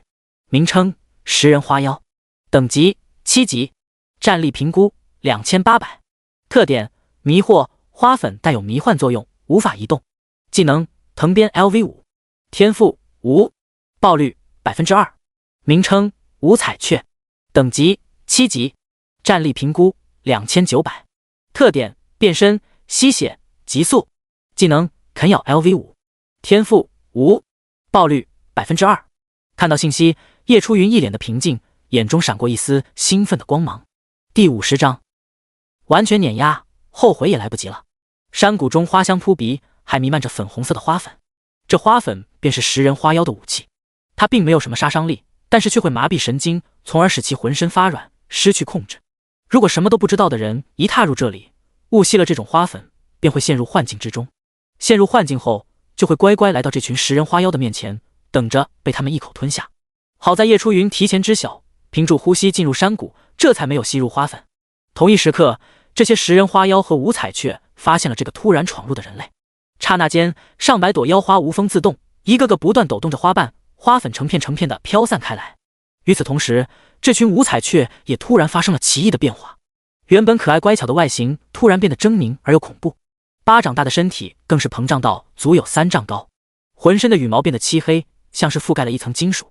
这就像是原本拥有一副人畜无害的小孩，突然变成了金刚芭比一样，让人震撼。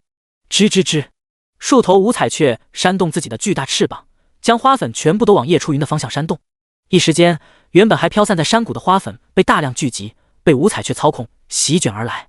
食人花妖们想着用花粉控制这个人类，让他失去战斗力，而五彩雀则想趁着这个人类失去战斗力的同时，吸干他体内的血液。好家伙，一个吸血，一个食人，可真是一点也不放过他们啊！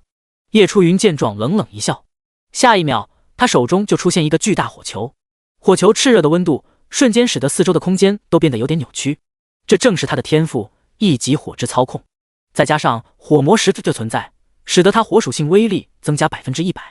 叶初云猛地将火球射出，瞬间击中了席卷而来的花粉。轰！火球一接触到花粉，便开始剧烈燃烧了起来。不消片刻，花粉就消失得一干二净，只剩下淡淡的烧焦味。随后，叶初云拔刀而起，一道淡淡的白光从刀身中激射而出，随即击中了天上的一头五彩雀。噗嗤一声轻响，枝叶飞溅，白光瞬间就击中了一头还在叽叽喳喳乱叫的五彩雀，将其劈成2半。击杀7级五彩雀，获得双倍能量点加700，积分加3。叶初云欣喜不已，这个归元真气的技能是真不错啊！要知道这个五彩雀可是有7级，浑身羽毛被金属覆盖，防御力肯定很强，但却还是被劈成了2半。不错不错，而且这个技能消耗的精神比起海王怒要稍少多了，可以用于常规攻击。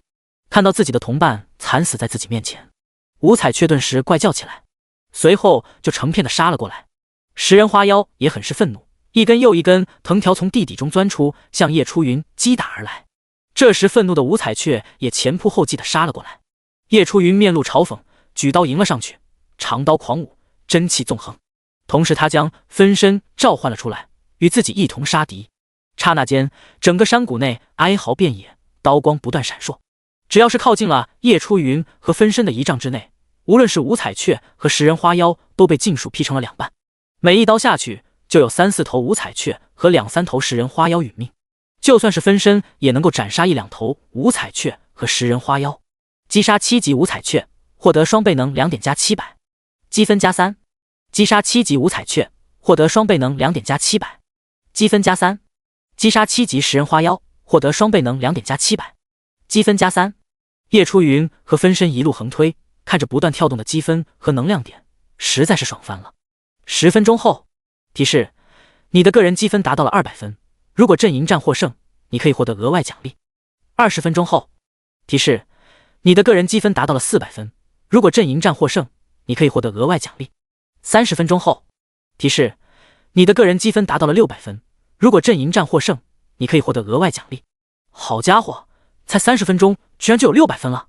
叶初云一脸兴奋，继续和分身向山谷的深处横推，一路上寸鸟不生，寸花不留。当叶初云回过神的时候，这才发现山谷内的五彩雀和食人花妖都被自己吐干净了，一点不留。也就在这时，天道传来了公告：公告，本次阵营对赌，红方率先达到2000分，恭喜红方阵营。叶初云愣住了，这也太快了点吧，貌似阵营战才开始了半个小时多点而已，这就结束了。同一时刻，红方的所有人收到了公告，也愣住了。不会吧，这就赢了？蓝方所有人都崩溃了，他们没有听错吧？怎么才过了半个小时，他们就输了？公告，阵营战结束，开始公布红蓝双方所有新手村的积分排名。蓝方总分1028，蓝方阵营积分排名：第一名125号威尔斯60积分，第二名55号夏尔玛拉菲60积分，第三名752号宫本上50积分。红方总分2003，红方阵营积分排名：第一名118号叶初云706分，第二名388号石峰100分，第三名25号许梦99分，第4名118号王刚91分，第5名118号雷晨90分。区域聊天频道顿时就炸锅了。55号夏尔玛拉菲，焚天神啊，你是不是在玩我呢？龙国人怎么都这么的厉害？32对8都能够输，这下我真的要去见您老人家了。346号工藤本，呵呵，完了，我们346区已经死的没几个了，现在又要扣400点属性，死定了！我为什么这么蠢，非要去挑衅龙国干嘛？28号朴正灿，我都说了不要和龙国作对，这下好了吧，都死吧。44号山姆，我服了，我真的服了，你们龙国才是最强的，我们再也不敢了。125号威尔斯，该死的山姆，你算是害死我们了，龙国这么强，你们怎么还说很弱？752号宫本上，苦索，我要告诫之后的樱花国新手村，千万不能再去招惹龙国了，不然下场就和我们一样惨。118号蔡坤，明白就好，你们只需要记住一句话就行，那就是犯我龙国者，虽远必诛。只可以这群人领悟的太晚，结果就是付出了生命的代价。第51章优胜劣汰，神魔世界真正的残忍规则。公告：恭喜红方全体选手，所有属性增加100点，所有资源增加2倍。公告：恭喜红方个人积分榜总排名第一叶初云，积分达到700，获得60点属性和一个白银宝箱奖励。公告：红方所有区域个人积分榜第1名各获得10点声望，所有人的属性再次增强。经过数次挑战，118号区彻底蜕变，已经能够称得上是1号区的最强龙国区域。同一时刻，其他7个区也是欢呼一片，尤其是刚刚加入红方的几个区，都快激动疯了。感谢龙国，感谢118号，我们通通都涨了100点属性。我跟你讲啊，原本我们越南国还是个小菜鸡，现在已经可以媲美当初的英国了。太好了，太好了！我们之前还输给了樱花国一次挑战，被扣了50点属性，现在居然全部赚回来了。哈哈，等第3天可以乘坐列车了，我一定要去抱118号区大腿。这一刻，所有人对于叶初云是充满了感激和崇拜。正是因为他们相信龙国，愿意做龙国忠诚的伙伴，所以得到了这么多的奖励。公告：蓝方失败，所有人倒扣全部属性各100点。公告：蓝方失败，所有区域资源减少 90%。55号区，夏尔玛拉菲正一脸绝望地看着自己的属性点疯狂地减少。名称：夏尔玛拉菲，等级6级，力量103，敏捷88，体质110，精神80，战力803。阵营战失败，55号区所有人的全部属性都得倒扣100点，也就是说他的力量、敏捷、体质、精神全部都要扣100点。但是夏尔玛拉菲发现他的属性根本不够扣，属性点如果全部归零的话，就代表着这个人的生命也走到了尽头。哼，当初我就不应该去招惹118号区。夏尔玛拉菲露出一个绝望的笑容，随后一个倒地，彻底死亡。整个55号区也响起了一道道凄厉的惨叫。公告：提维迪卡尔失去所有属性点，抹杀。公告：拉吉普特莫斯基失去所有属性点，抹杀。至此55号区所有选手全部灭绝，接二连三的被扣除属性，这根本没几个人能够坚持得住。然而不光是55号区，蓝方几乎所有的区域都遭受到了一次几乎灭绝的灾难。与此同时，蓝方所有区域的试炼之地中，无数山林、树木、宝箱、灵草、灵果、凶兽全部消失不见。就算能够活下来，他们以后的日子也将极其的痛苦。区域聊天频道公告：55号区所有选手失去生命特征，从1号区域移除。公告：44号区所有选手失去生命特征，从1号区域移除。公告：346号所有选手失去生命特征，从1号区域移除。叶初云默默地看着不断弹出的公告，这些人当初那么挑衅他们龙国，现在也算是付出了生命的代价。想必地狱聊天频道里面的其他区域选手看到这些，怕是再也生不出想要和龙国作对的心思了。公告持续了很久，直到结束后，众人这才缓过神来，一副很是后怕的样子。118号王刚，我去，我数了数，一共28条公告，也就是说这次阵营战一下子就没了28个区域，最少2万人因此丧命。越南国，天哪，死这么多，不过这也没办法，全是他们自找的。北熊国，就算是幸存下来的人，估计实力也会大大倒退，再加上资源减少了 90%， 更加没有活路了，被抹杀也是迟早的事情。388号石峰，虽然看着公告很爽，但是让我感觉到害怕的还是这么多的生命，只是添到一个念头，说没就没了，从某种方面来说，这也算很恐怖的了。25号许梦，是啊，说句难听的，我们蓝星70多亿人，终究不过只是天道的玩物罢了。118号蔡坤，没办法，既然我们来到了这个神魔世界，那么这个世界就必定是优胜劣汰，我们习惯就好了。118号刘倩，对啊，我们往好处想啊，天道是绝对公平的，不会偏袒谁，而且我们所有人都有变强的希望，最后永生都不是问题，这可是一个千载难逢的机会啊。137号刘灿，楼上说的也很有道理，习惯就好了。叶初云看到这些，也不由得内心一震。是啊，他也早就习惯了生命不断的逝去，阵营战只不过是小打小闹，最终也才死了不过2万多人而已。要知道在前世，那直接就是百国大战，龙国与龙国之间的战斗，或者是龙国与他国之间的战斗，随随便便就是几百万人的战役。要是输了，顷刻间就立刻会有上百万人因此逝去。只不过到后来，众人实力越来越强，拥有自保之力，所以也不会那么轻易的就死亡。更有甚者，不少人拥有了复活的道具，一个人都拥有好几条命，就算是遭到了天道的抹杀也不怕。摇了摇头，叶初云赶紧把这些乱七八糟的想法给甩了出去。现在当务之急还是赶紧升到10级才是。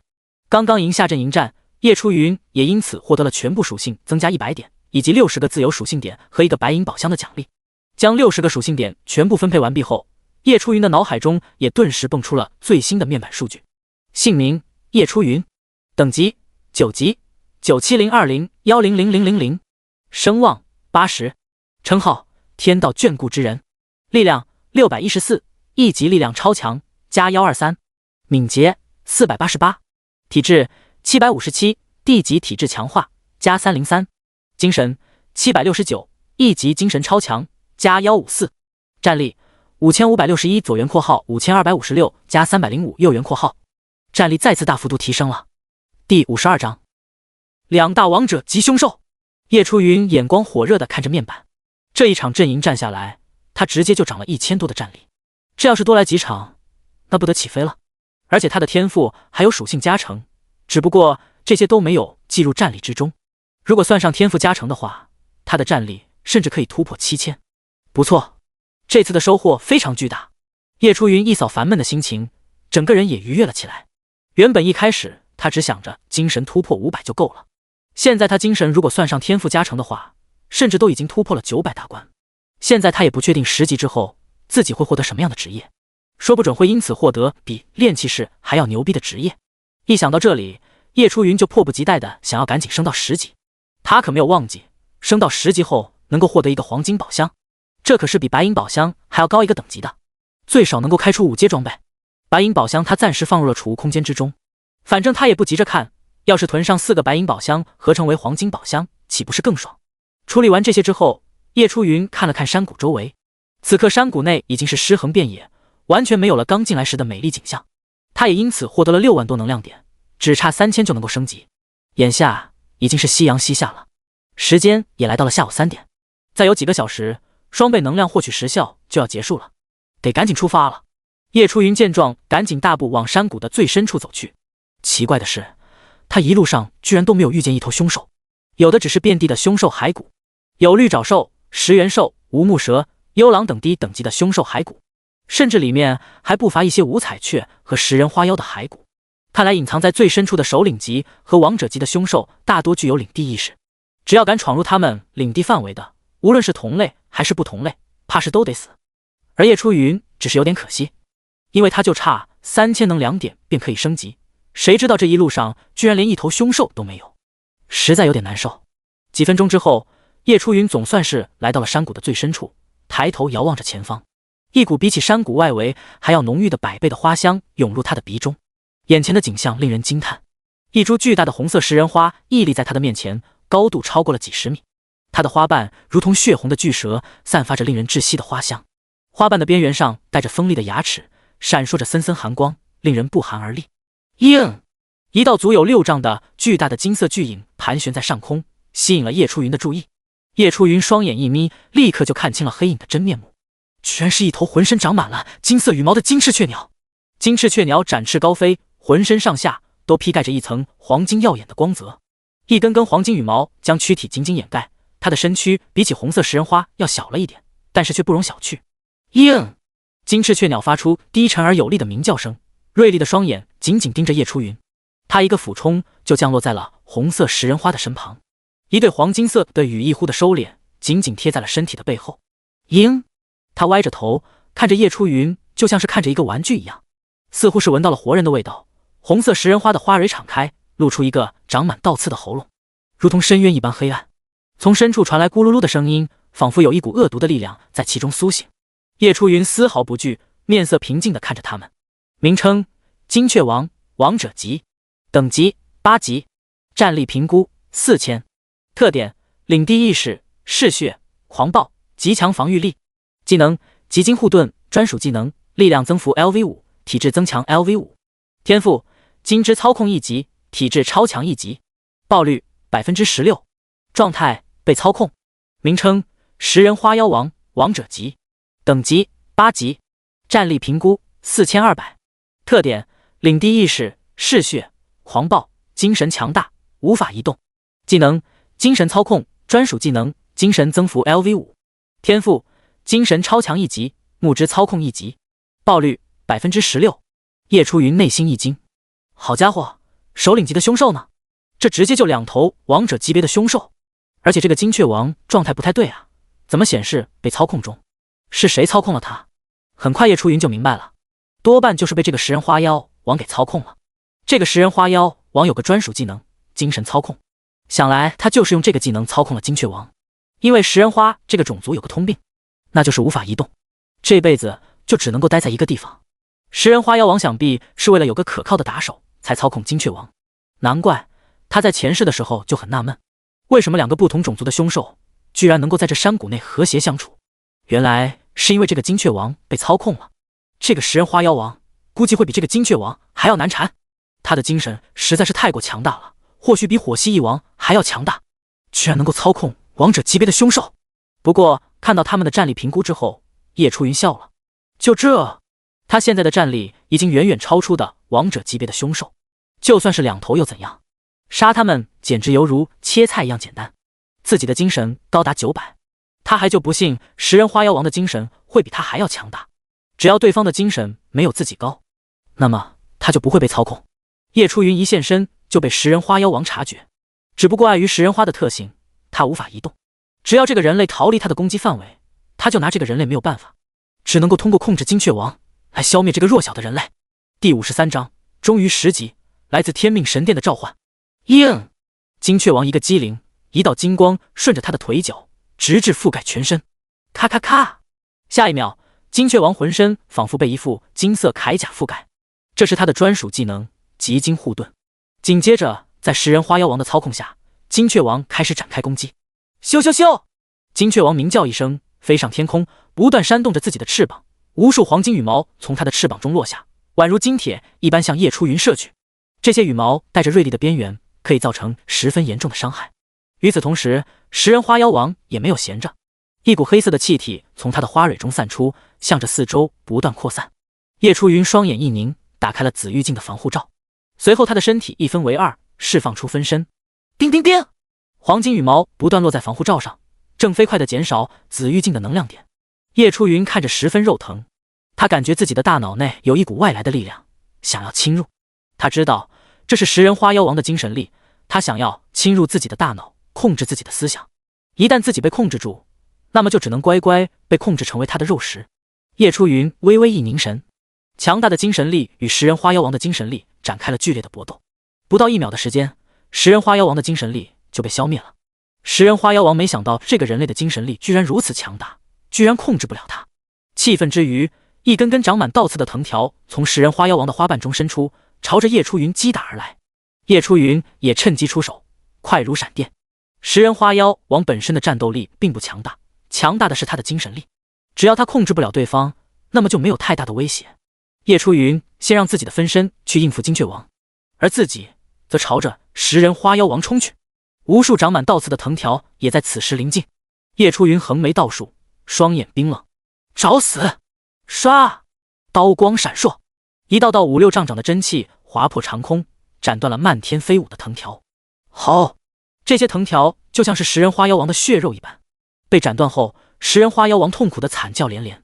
看着不断临近的叶初云，食人花妖王拿他一点办法也没有，精神力不够强大，控制不了对方，自己作为花妖又不能够移动，跑都跑不掉。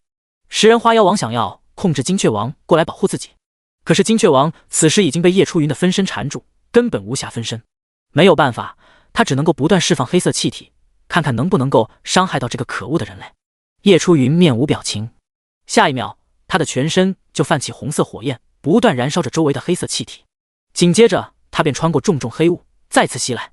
食人花妖王彻底崩溃了，这下子就连自己引以为傲的毒气都拿对方没有办法，这不是死定了吗？或许是感受到了死亡的威胁，食人花妖王居然爆发出了连他自己都不敢相信的潜力。远处只见食人花妖王用力挣扎，一根根粗大的根须被他从地底中拔出，哪怕是断了也无所谓。最后在叶初云目瞪口呆的目光下，食人花妖王居然靠着这些根须摇摇晃晃地摇摆着庞大的身躯，向着远方逃去。我的个乖乖，今天我可算是长见识了。叶初云直接傻眼。只不过很可惜的是，食人花妖王速度实在是太慢了，再加上他庞大的身躯也给自身造成了不少阻碍，根本跑不了多远。叶初云稍微加速就追上了，唰，刀气横飞，刺啦，一道撕裂声响起，食人花妖王那巨大的花瓣就被刀气斩了下来，流出了黑色的血液。吱吱吱，食人花妖王痛苦的倒地吼叫着，但还是硬撑着疼痛继续奔跑。对于他的顽强精神，叶初云感到十分的佩服。含泪又是数刀下去，只是片刻就将食人花妖王砍成了数十段，这下可真就死翘翘了。随后一道庞大而又耀眼的白光从食人花妖王的尸体上飞出，涌入了叶初云的体内。击杀8级食人花妖王，王者级，获得双倍能量点加8000，百分百爆率触发，物品已经自动放置在储物空间之中，请注意查收。恭喜你，等级晋升为10级，你的力量提升10点，你的敏捷提升10点，你的体质提升10点，你的精神提升10点，你获得5点自由属性。公告：恭喜叶初云第一个升到10级，获得声望100点，黄金宝箱1个。公告：叶初云声望达到100以上，再次获得天道祝福，各项属性增加20点。提示：你已经升到10级，可以进行天道评测，是否现在进入天命神殿进行评测？提示：可以不用立刻进入天命神殿，但是11级后将会进行强制传送。公告一出，聊天频道立刻就沸腾了。蔡坤，卧槽，我看了一下我的等级，还是5级，然后再看夜神，特么的10级了。王刚，这可是人比人，气死人啊！刘倩，黄金宝箱啊，不知道能开出什么来，流下了羡慕的泪水。庄亮，不行，黄金宝箱没了，那白银宝箱我绝对不能够放过，双倍能量点也快没了，大家伙速速升级啊！雷晨，我去，别抢啊，我也得抓紧了，总算是10级了。叶初云喜出望外，刚刚的提示他也看到了，天道评测便是转职考核，除了隐藏职业转职证明之外，这便是唯一一个能够获取职业的途径。根据考核的表现，天道会根据考核之人的各项数据进行转职，数据越好，考核通过后得到的职业就越好。只可惜这个道理只有通过了天道评测的人才能够明白。第一批进行天道评测的人可以称得上幸运，也可以称得上是不幸。幸运的是他们可以第一个转职，拥有更强的力量，先别人一步。但是不幸的他们并不知道自身面板越高，得到的职业就越好。后来这个秘密被越来越多的人知道，他们都选择在10级之前尽可能的提高自己的面板数据。而叶初云作为第一个升到10级的人，已经知道了这个秘密，并且也做好了万全的准备。只要他进入天命神殿，那么就一定能够得到超强力职业。第54章元素之塔，未来起飞的保障。好，失去了食人花妖王的控制，金雀王也终于清醒了过来。当他看到食人花妖王的尸体后，第一反应便是逃跑。开玩笑，就连食人花妖王都打不过这个人类，那么之前被食人花妖王控制的自己，又怎么可能打得过这个人类？做鸟就必须要有自知之明才行。想跑？叶初云眯起双眼，自然是不打算放过金雀王。然而此时金雀王已经飞上天空，眼看就要飞走。叶初云赶紧指挥分身抓住自己的左手，再借由分身巨大的力量将自己抛上天空。哪里跑？叶初云大吼一声，精准地降落在了金雀鸟的背上。硬！金雀王大惊，连忙旋转身躯，想要甩掉它。叶初云十分冷静地抓紧了金雀王的羽毛，根本甩不掉。随后他浑身冒起火焰，就这么死死地粘在金雀王的背上，不断灼烧着它。感受到背上不断传来的炽热温度，金雀王惨叫连连。哪怕是打开了极金护盾技能，叶初云也有其他的办法折磨他。轰！最后金雀王支撑不住，猛地跌落在地，砸出一个巨坑。叶初云爬了起来，连挥数刀就带走了金雀王的生命。击杀8级金雀王，王者级，获得双倍能量点加8000%，100%爆率触发。物品已经自动放置在储物空间之中，请注意查收。终于死了，叶初云猛地松了口气。比起食人花妖王，斩杀金雀王的难度高了许多。毕竟这货能够在天上飞，他又不能飞，这就很难受。不过只要死了就行。不知道连续斩杀2头王者级凶兽，还有那些五彩雀和食人花妖，能够得到什么战利品？想到这里，叶初云连忙打开储物空间查看。极金护盾2阶技能，在身体外形成一道防护铠甲，可抵挡部分攻击。学习条件需要掌握1级金之控制，1级体质超强。意念操控2阶技能，可使用精神力对敌方进行操控，精神力越高，技能威力越高，需要掌握1级精神超强，精神500级以上。天赋刻印，使用后获得1级天赋金之操控。天赋刻印，使用后获得1级天赋木之操控。天赋刻印，使用后获得1级天赋精神超强。天赋刻印，使用后获得1级天赋体质超强。花王耳环，精神加80，可缩短部分技能冷却时间。2阶极品装备，需要等级达到9级，精神300级以上。金丝腰带，防御加35，体质加20，移动速度增加30%。2阶极品装备。技能石星号20，强化石星号20。不错不错，又爆了一堆技能书和装备。叶初云露出了满意的微笑。技能书全部学习，又多了2个强力的技能。相同的天赋刻印进行强化，没有丝毫意外，失败了。但是叶初云也获得了全新的2个天赋：金之操控、木之操控。5行天赋现在就只剩下了一个土系还未获得。现在他的天赋共有8个，分别是 SSS 级100%爆率、1级力量超强、D 级体质强化、1级精神超强、D 级水之融合、1级金之操控、1级火之操控、1级木之操控。只要能够再获得土系天赋的话，那么他就5系齐全，到时候说不准还会再次诞生新的天赋。光是想想就让人很是期待。待叶初云将花王耳环和金丝腰带都佩戴后，他满脸期待地拿出了黄金宝箱。黄金宝箱啊，我前世根本连见都没有见过，现在居然得到了一个。叶初云十分激动。黄金宝箱也就是比暗金宝箱要低上一个等级而已。紧张地咽了咽口水，叶初云缓缓打开黄金宝箱。只见无数道金光闪烁，叶初云赫然发现自己原本还剩20多格的储物空间，瞬间就剩下了2个格子。大爆特爆了！1阶法术卷轴5张，2阶法术卷轴3张，3阶法术卷轴1张。技能石和强化石更是直接给了100枚。除此之外，还有4件物品让叶初云瞳孔一缩。这一下是真的起飞了。元素之塔制作图纸，需要中级锻造师等级，学习后可建盖一座元素之塔。神元精华，天地奇物，5阶等级，乃是高等精灵残留下的最精纯的精华，服用后可改造体质，增强血脉之力。武灵丹丹方，2阶丹药，初级炼丹师可炼制，学习后可炼制武灵丹。风羽翅，力量加100，体质加50，佩戴后可获得飞行能力，自带飞羽攻击，5阶装备，佩戴要求需要等级10级可装备，但飞羽攻击需要掌握1级天赋风之操控。元素之塔，居然是元素之塔的制作图纸。叶初云喜不自胜，他敢说，就他现在获得的这些东西，包括初期磨刀石图纸，都比不上这张元素之塔制造纸，因为他实在是太过逆天了。叶初云知道，乘坐列车后，他们就将前往真正的神魔世界蓝星域。想要在那里生存下来，难度只会比毒物沼泽地更高。到了那里之后，他们所要做的第一件事情就是建立村庄，初步在这神魔世界中立足，之后再将村庄一步步发展成为小镇、城市、国家，甚至是神域。村庄建立其实并不难，只需要凑齐建造村庄所需要的材料便可。但是自村庄成立之后，就要接受天道的考验，只有通过了考验，村庄才能够顺利建成，之后便能够获得各种福利。但是这个考验岂是那么容易就能够完成的？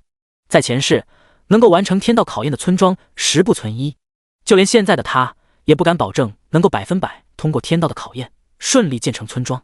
只不过他有了元素之塔制造图纸，那就完全不一样了。只要他能够在天道考验来临之前，在村庄中建立一座元素之塔，那么通过天道考验将不再是问题。到时候元素之塔会出手的。想到这里，叶初云就开心的不得了。对于未来建立神魔世界第一神域有了更大的把握。第55章飞跃式成长。待心情平复后，叶初云的目光便被神元精华吸引了过去。天地奇物，要么是击杀高等级生命获得，要么就是从各种异空间或者是从自然中诞生而出。总之，绝对是好东西就没错了。手上顿时就多出了一个金色光球，他能够清晰到掌心中的金色光球正散发着一股强大的生命力，以及一丝若有若无的灵性。叶初云连忙抓起光球，就这么囫囵吞枣一般吞了下去。叶初云只感觉光球顺着他的喉咙来到了他的小腹之中，随后自己全身散发出金光，丝丝金线从身体之中涌出，形成了一个金色大茧。而叶初云也在不断吸收来自光球的力量，整个过程持续了半个小时。咔嚓，半个小时后，金色大茧被撕裂，叶初云的身影也随之出现。此刻他无论是相貌还是体型、气质，都和之前大为不同。他原本清秀俊美的五官经过改造，居然变得妖异了起来。黑色的头发夹杂着几缕金色的光芒，身高更是接近1.9米，打破了自然规律。叶初云感受着自己身体的变化，欣喜不已。提示：你的身体经过改造，力量、敏捷、体质、精神各增加100。提示：你的血脉被神元精华提成了1%，力量、敏捷、体质、精神各增加100。提示：你吸收了一丝精灵之力，浓度太低，并没有觉醒传承技能。咦？叶初云看到提示，也不由得感到惊讶，没想到吞服这个神元精华，居然还获得了一丝精灵之力。只可惜浓度太低了，并没有觉醒任何传承技能。如果浓度高的话，随便获得一个高等级精灵的传承技能，那都要起飞了。不过他也不贪心，他的各项数据经过神元精元的改造，直接获得了飞跃式的增长，已经很满足了。不愧是5阶天地奇物，实在是太爽了。哦，对了，还有风羽翅。叶初云心头一动，将紫玉镜换下，换上风羽翅。轰！他的背后轰然展开一对巨大的青色羽翼，宽达5丈。唰！下一秒，他双翅一震动，便飞到了万丈高空之上。这一刻，叶初云感觉自己化作了自由的风，翱翔于9天之上。好一会，才恋恋不舍地降落在地，收回翅膀。这风羽翅要是早点出现，他也就不用那么狼狈才将金雀王击杀了。除了这些战利品之外，击杀食人花妖和五彩雀也让叶初云获得了许多精魄。食人花妖的精魄服用后精神加15，五彩雀的精魄服用后力量加10，敏捷加5。将这些精魄全部服用至上限后，叶初云十分欣喜地打开面板，查看自己的最新数据。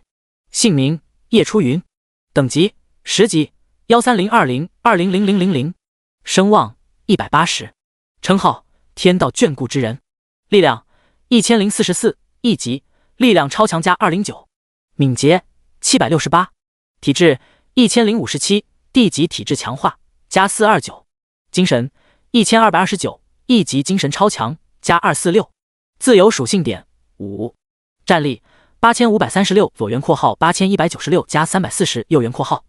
饶是叶初云内心已经有了猜想，当看到自己的面板数据之后，也忍不住倒吸一口气，太强了！精神、体质、力量直接突破1000大关，战力更是逆天，高达8200加。如果算上天赋的加成，更是可以直追1万。这根本不是10级能够拥有的面板。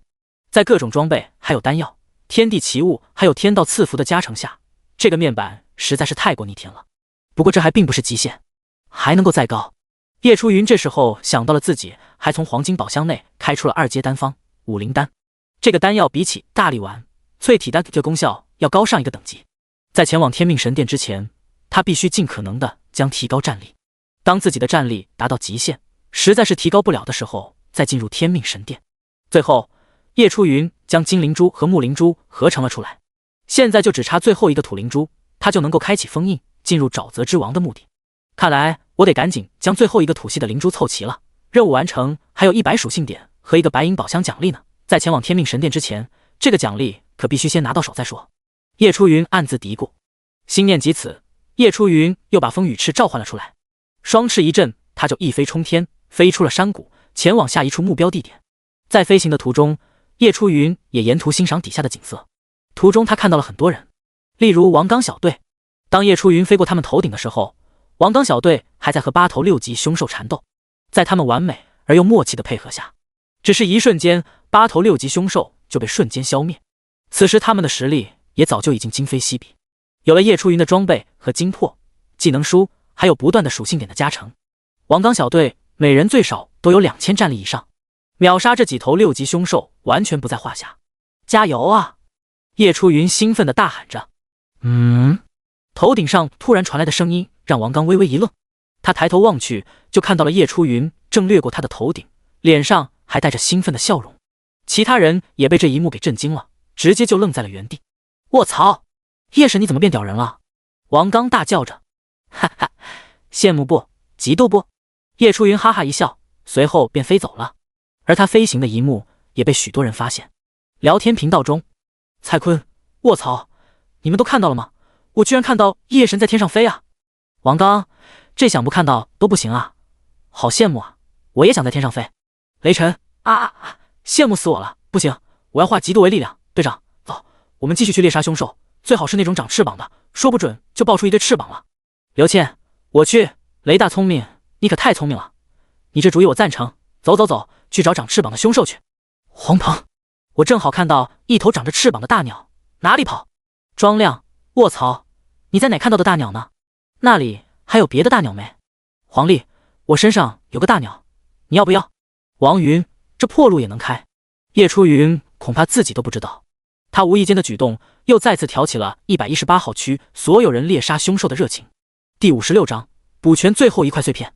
此时叶初云来到了一处平原上，提示24小时已到，取消双倍能2点。这么快就到了呀，可惜。叶初云遗憾地叹了口气，随后低头望着这片一望无垠的平原，这也是叶初云此行的终点。他内心警惕，没有贸然降落。只见平原上存在各种各样的巨大石头，这些石头看似平常，可是叶初云却知道这些都是凶兽。一旦他降落在这片平原上，这些个石头肯定要对他发动攻击，所以叶初云可不敢大意。他飞在上空，手中的暴风之刃微微一晃，一道巨大的真气从天而降，随即击中了一块高达3米的石头。轰！一声炸响，石头轰然炸开，尘土飞扬。一个身高7丈、头顶绿草的岩石巨人破土而出，他浑身由岩石组成，拥有一双绿色的眸子，气势惊人。与此同时，其他隐藏在平原里的岩石巨人也纷纷露出了自己的真面目，纷纷抬头冷冷地看着叶初云。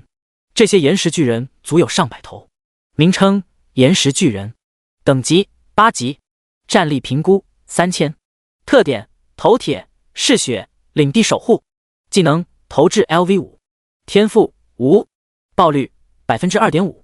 叶初云挑了挑眉，并不惧怕这些岩石巨人，他现在战力足有8200点，而岩石巨人撑死了就3000点，双方隔着巨大的差距，他实在是想不到怎么输。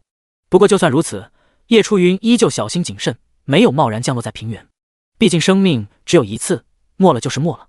好，岩石巨人抬头看着这个正俯视着他们的人类，感觉受到了挑衅。随着一声低吼，岩石巨人率先出手，只见他单手按在地上，就凝聚出了一颗长宽足有1米的巨大土石。轰！岩石巨人手握土石，直接砸向叶初云，土石如炮弹一般，又快又狠。其他岩石巨人也依法炮制，纷纷朝着叶初云投出巨石。找死！叶初云横眉倒竖，背后的风与翅微微一扇，就轻松躲开了这些土石。土石不断贴着叶初云的身体掠过，砸在了他身后的地面上。砰砰砰！土石不断在地面上砸出巨坑，并且爆炸裂开。霎时间，尘土飞扬，碎石横飞。这换做其他人被砸中的话，怕不是立刻就会受伤，还是抓紧时间解决了这些岩石巨人算了。叶初云也不想和这些岩石巨人周旋，干脆就使出全力。只见他一挥手，分身就出现在他的身旁，本体和分身同时使用技能。下一秒，无数火焰流星和水龙卷同时出现，向着那群岩石巨人席卷而去。火系技能飞火流星，水系技能海王怒，快速发动。轰轰轰！顿时间，无数水龙卷将岩石巨人卷入其中，又有无数火焰流星将一头头岩石巨人砸碎。同时也叶初云和分身也没有闲着，只见他们不断挥刀，无数刀气从天而降，不断攻击岩石巨人。哦！这群岩石巨人在叶初云的手下根本没有丝毫反抗之力，尸体不断被炸成碎石，倒在平原之上。击杀8级岩石巨人，获取能量点加500。击杀8级岩石巨人，获取能量点加500。击杀8级岩石巨人，获取能量点加500。大概5-6分钟的时间，在叶初云与分身的技能狂轰滥炸之下，岩石巨人被全数歼灭。一瞬间，他便获得了5万多点能量点。幸好双倍能量点 buff 没了，这要是再杀下去的话，我岂不是要升级了？叶初云有点后怕的想着，要是升到11级的话，他可就要被强制传送至天命神殿了。在他还没有做好充足的准备之前，他还不想就这么进入天命神殿。轰！就在叶初云暗喜的同时，一头高达20多米的岩石巨人从远处奔袭而来。叶初云面色一变，赶紧煽动风羽翅疯狂后退，与他拉开距离。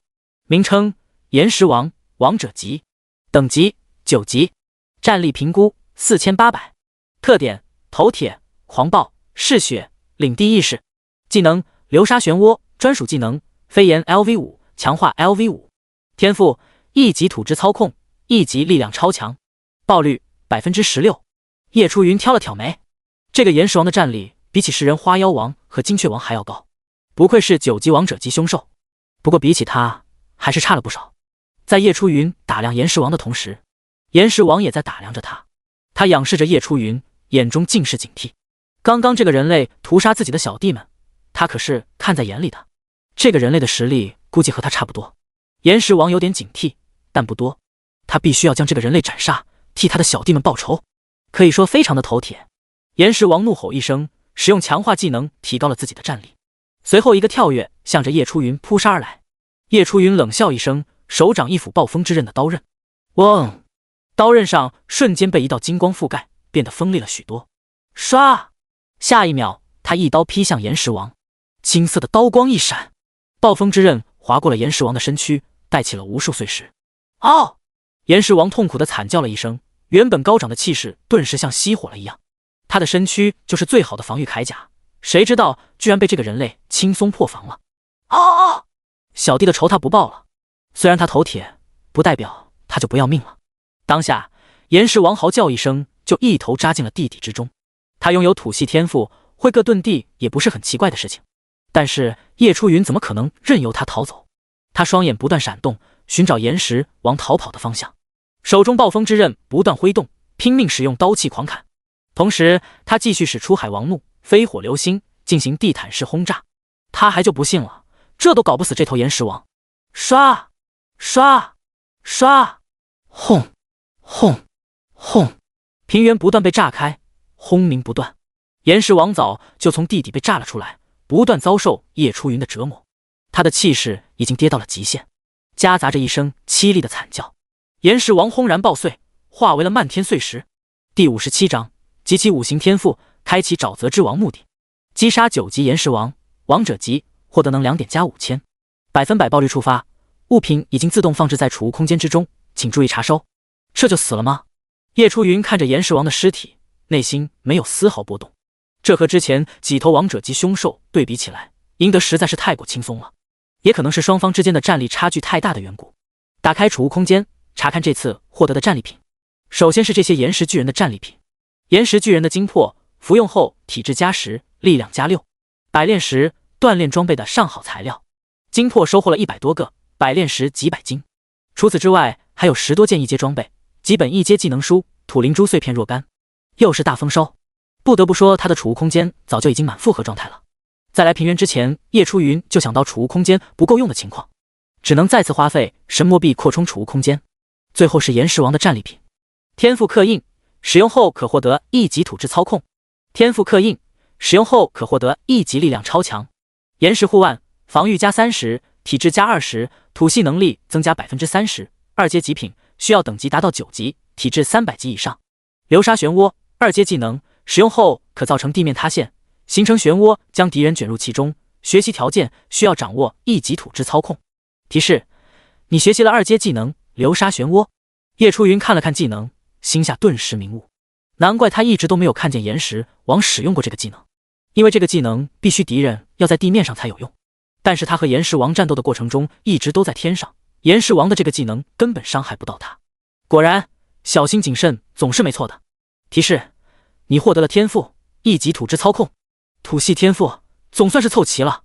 这下他就凑齐了金、木、水、火、土5大5行天赋，说不定会因此诞生新的天赋。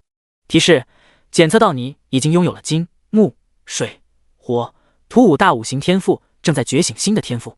提示：你觉醒一级天赋风之操控。提示：你觉醒了一级天赋雷之操控。提示：你觉醒了一级天赋冰之操控。我没猜错，居然真的能够衍生出新的天赋出来。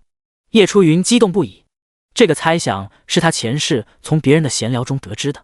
只要集齐了金、木、水、火、土所有五行天赋，就能够衍生出新的元素天赋。只不过那时候他根本没有资本去尝试。一个天赋刻印，哪怕是最低级的 F 级，都不是他能够肖想的。能够凑齐所有五行天赋的人更是少之又少。就算凑齐了，发现真的可以获得新的天赋，那么他们也不会将这个消息公布出来。一个人的猜想和一个人的证实区别还是很大的。猜想别人就当听个乐子，但是如果有人证明了这个猜想是真的，那么性质便不同了。如果消息传开来，那么天赋刻印的价格只会更加的恐怖。叶初云重生后也没想过能够凑齐到所有的五行天赋，但是自从获得了 SSS 级100%爆率天赋之后，一切的发展就显得如此容易了起来。叶初云看了看身后的风雨翅，觉醒了风之操控，他就可以使用风雨翅进行攻击了。想到这里，叶初云就有点头疼。攻击手段实在太多了，他都不知道用哪些好了。他的想法如果被别人知道的话，一定会气得昏过去。他们都恨不得多点攻击手段，而叶初云则嫌攻击手段太多，真是人比人气死人。除了一级土质操控外，叶初云还获得了一枚一级力量超强天赋刻印，正好他现在就拥有这个天赋，可以进行融合。无所谓了，不是失败就是成功，冲！叶初云眼睛一闭，使用天赋刻印，叮，融合成功。一级力量超强进化为地级力量强化，力量强化，永久性增加 40% 的力量。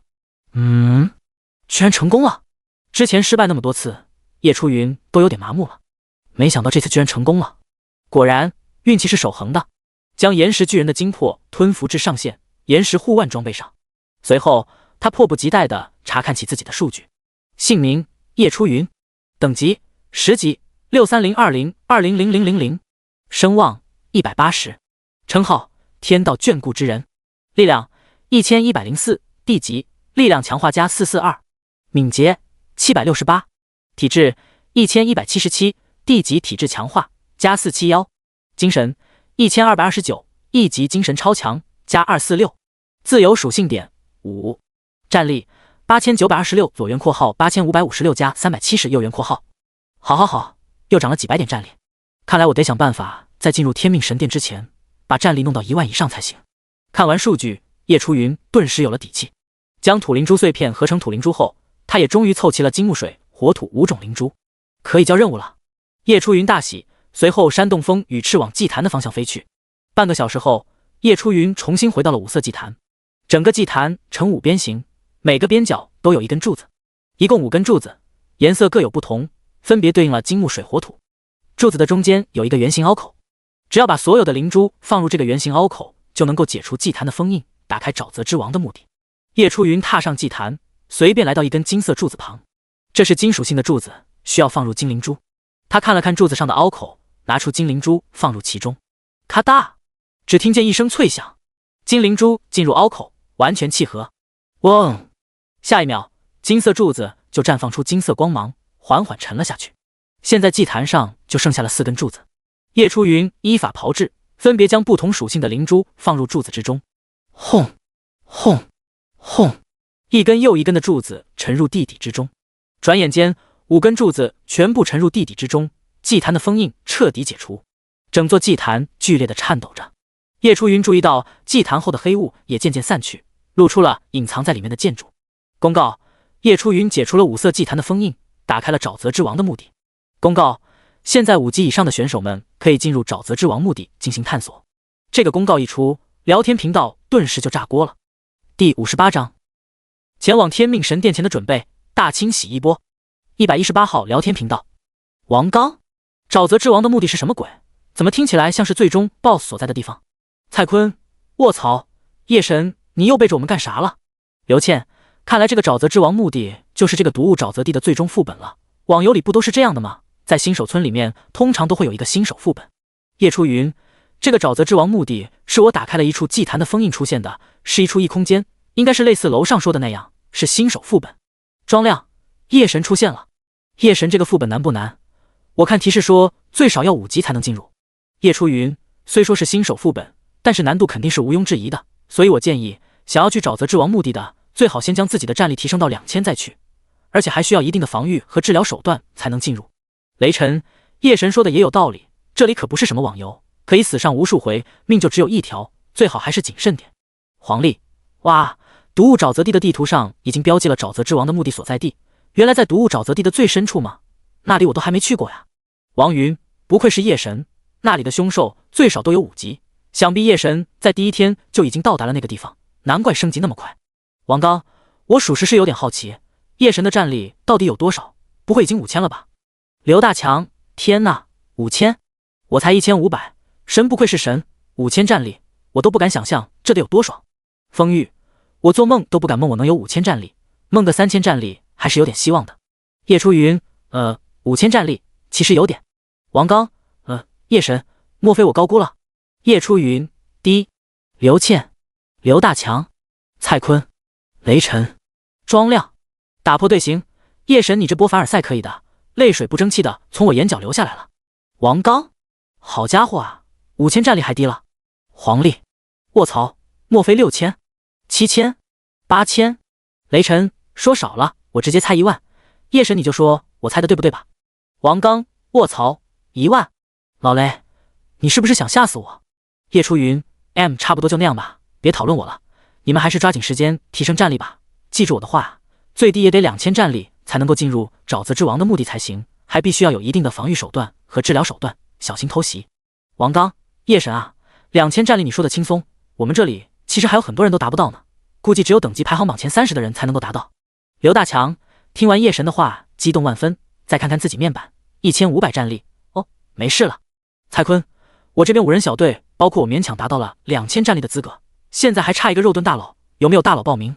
王刚，我这边5人小队，平均每人都有3000战力，来个治疗或者辅助。风玉，好家伙，这就开始组人了。叶初云，没达到2000战力的小伙伴们也不用太担心，我刚刚又上架了一批装备，技能书、精魄都可以大量提升你们的战力。叶初云，为了这次沼泽之王的目的，这些东西通通9折，大家快来买啊！蔡坤，卧槽，夜神你原来在这等着我们呢，你这波广告打得可以的，我现在就去买。王刚，靠，别抢啊！庄亮，这群狗人，夜神刚说完就抢光了。刘大强，哈哈，我抢到了2件装备，3个精魄，这下我的战力又能涨上100-200了。叶初云一脸笑容的退出了聊天频道，他在聊天频道倒是没有说假话。沼泽之王的目的虽说是新手副本，但也分了好几个难度，分别是简单、普通、困难、地狱4个等级。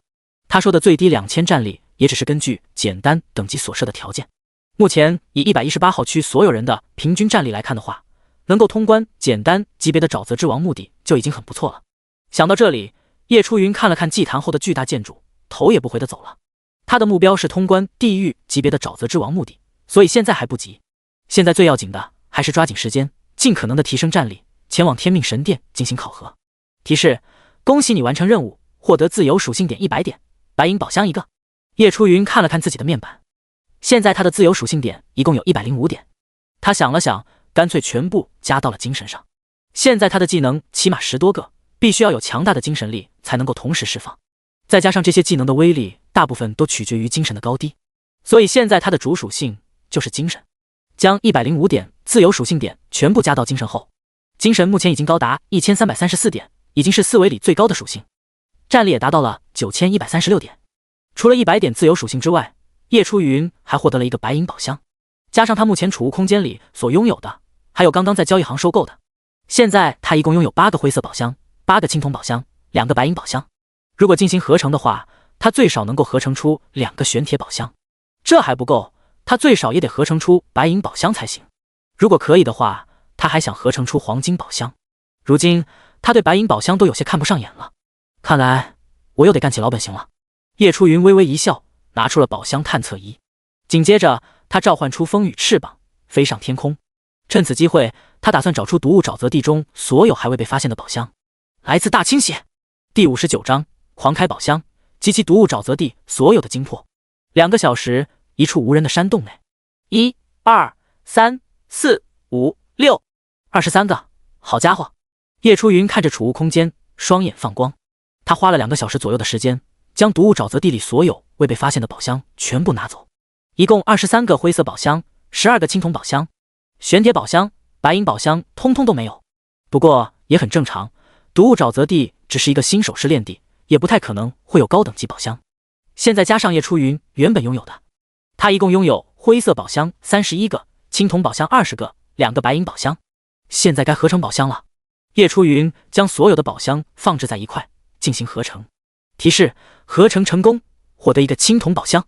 提示：合成成功，获得一个青铜宝箱。提示：合成成功，获得一个青铜宝箱。提示不断弹出，直到所有的宝箱都消耗完毕。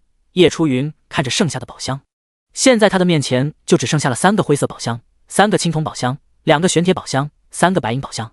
好家伙，就差一个白银宝箱，他就能够合成出一个黄金宝箱，这实在是太可惜了。叶初云叹了口气，放弃了合成黄金宝箱这个想法。当务之急还是赶紧提升实力才对，没有必要非和黄金宝箱死磕，干脆就将这些宝箱全部打开，一个个宝箱闪烁出耀眼的光芒。这次叶初云的储物空间彻底不够用了，无奈之下，他只能够花费神魔币进行扩充。叶初云看了看宝箱爆出的物品，神魔币收获了1万多枚，一阶法术卷轴10多张，2阶法术卷轴4张，3阶法术卷轴1张，强化石和技能石又收获了几十枚，技能书也收获了数本，甚至还爆了一本2阶技能书，顿时引起了叶初云的注意。瞬移，2阶技能消耗精神力，可瞬间移动10米的距离，学习条件需要敏捷500级以上。好东西啊！叶初云内心一喜，果断学习。除了技能书，装备也获得了10多件，其中3件1阶装备，5件2阶装备，5件3阶装备。只可惜5件3阶装备里面4件都是项链。叶初云已经有了贤者之链，贤者之链的属性和其他4件项链的属性差不多，而且还有缩短1/5技能冷却的技能，十分稀有。叶初云舍不得更换。除此之外，最后1件3阶装备倒是很不错，青玉手镯，精神加30，体质加10，佩戴后可缩短技能的使用冷却时间，3阶装备，又是一件可以缩短技能冷却时间的装备。叶初云果断戴上。宝箱的物品除了这些之外，就还剩下一张图纸，微光板甲图纸，初级锻造师可以打造，2阶极品装备，居然是锻造装备图纸。叶初云也是第一次看到装备图纸，当他看到这个微光板甲的属性后，更是忍不住倒吸一口气。卧槽！微光板甲，防御力加40，体质加20，力量加10，附带技能治愈之力，可发出1道治愈之光，治愈自身。佩戴条件：等级5级，体质200级以上。这微光板甲真是极品啊！叶初云有点眼馋。这微光板甲无论是属性还是附带的技能效果，都比他身上的铁龟战甲好。重点是，要是他能够学会锻造这个微光护甲的话，就能够无限制造这个微光板甲。而且这个微光板甲属性这么极品，绝对能够卖出一个好价钱。叶初云相信，这个微光板甲的吸金能力绝对不弱于初级磨刀石，得赶紧弄到一套锻造工具才行了。叶初云暗自嘀咕。将所有宝箱全部开启完毕之后，叶初云的下个目标便是收集毒物沼泽地内所有凶兽的精魄。存在于毒物沼泽地内的凶兽有许多种类，叶初云从降临到现在也没有全部遇见过，还有许多叶初云从未遇见过的凶兽精魄没有得到，这些都可以再次提升他的战力。叶初云看了看手表，此时已经是第2天的下午6点，夜晚即将降临，时间不等人，得快点了。叶初云拍了拍身子，带上夜视镜，飞出了洞穴。3个小时后，一处岩石山外，好，一头巨大的紫色蝎子倒在了叶初云的面前。你击杀了2级凶兽毒尾蝎，获得能量点加80%，100%爆率触发，物品已经自动放置在储物空间之中，请注意查收。叶初云看了看储物空间，幸好他赚了很多神魔币，不断扩充储物空间的空间。原本只有100格的空间，如今已经被他扩充到了200格。如今这大部分的格子已经被各式各样的精魄和装备塞得满满当当。呼，这下总算是全部收集完毕了。叶初云略微松了口气，这3个小时找寻这些自己还未击杀过的凶兽可真不容易。他为了凑齐精魄，最少都杀了100多头不同种类的凶兽，能量点更是获得了5至6万，距离11级又更近了一步。他算了算，这毒物沼泽地内总共存在28个不同种类的凶兽，他之前所击杀的凶兽全部加一块也才13个种类。花费了3个小时才将这剩下的15个种类全部集齐，精魄更是获得了接近180个。不知道我将这些精魄全部吞服下去的话，能够增加多少战力？看着犹如小山一般的精魄，叶初云也不由得咽了咽口水。连续吞上100多个精魄，不知道的身体能不能承受的了。不管了，冲！叶初云咬了咬牙，双眼一闭，随意抓起一把精魄就塞进嘴巴里面。服用梦蚕的精魄，获得4点力量属性；服用红毒雕的精魄，获得5点力量，3点体质属性；服用巨齿鳄的精魄，获得8点力量属性。一共15个种类凶兽精魄，每种服用上限是10次。也就是说，叶初云一口气吞服了150个精魄，属性更是不断狂涨。当叶初云吞服完最后一个精魄的时候，他感觉喉咙都发麻了。第60章，超越极限，突破1万战力。姓名：叶初云，等级10级，113680200000，声望180，称号天道眷顾之人，力量1334，地级力量强化加534，敏捷856，体质1476，地级体质强化加590，精神1537，一级精神超强加307，战力10776，左元括号10406加370右元括号，这就1万战力了。看到面板的一瞬间，叶初云顿时就愣住了。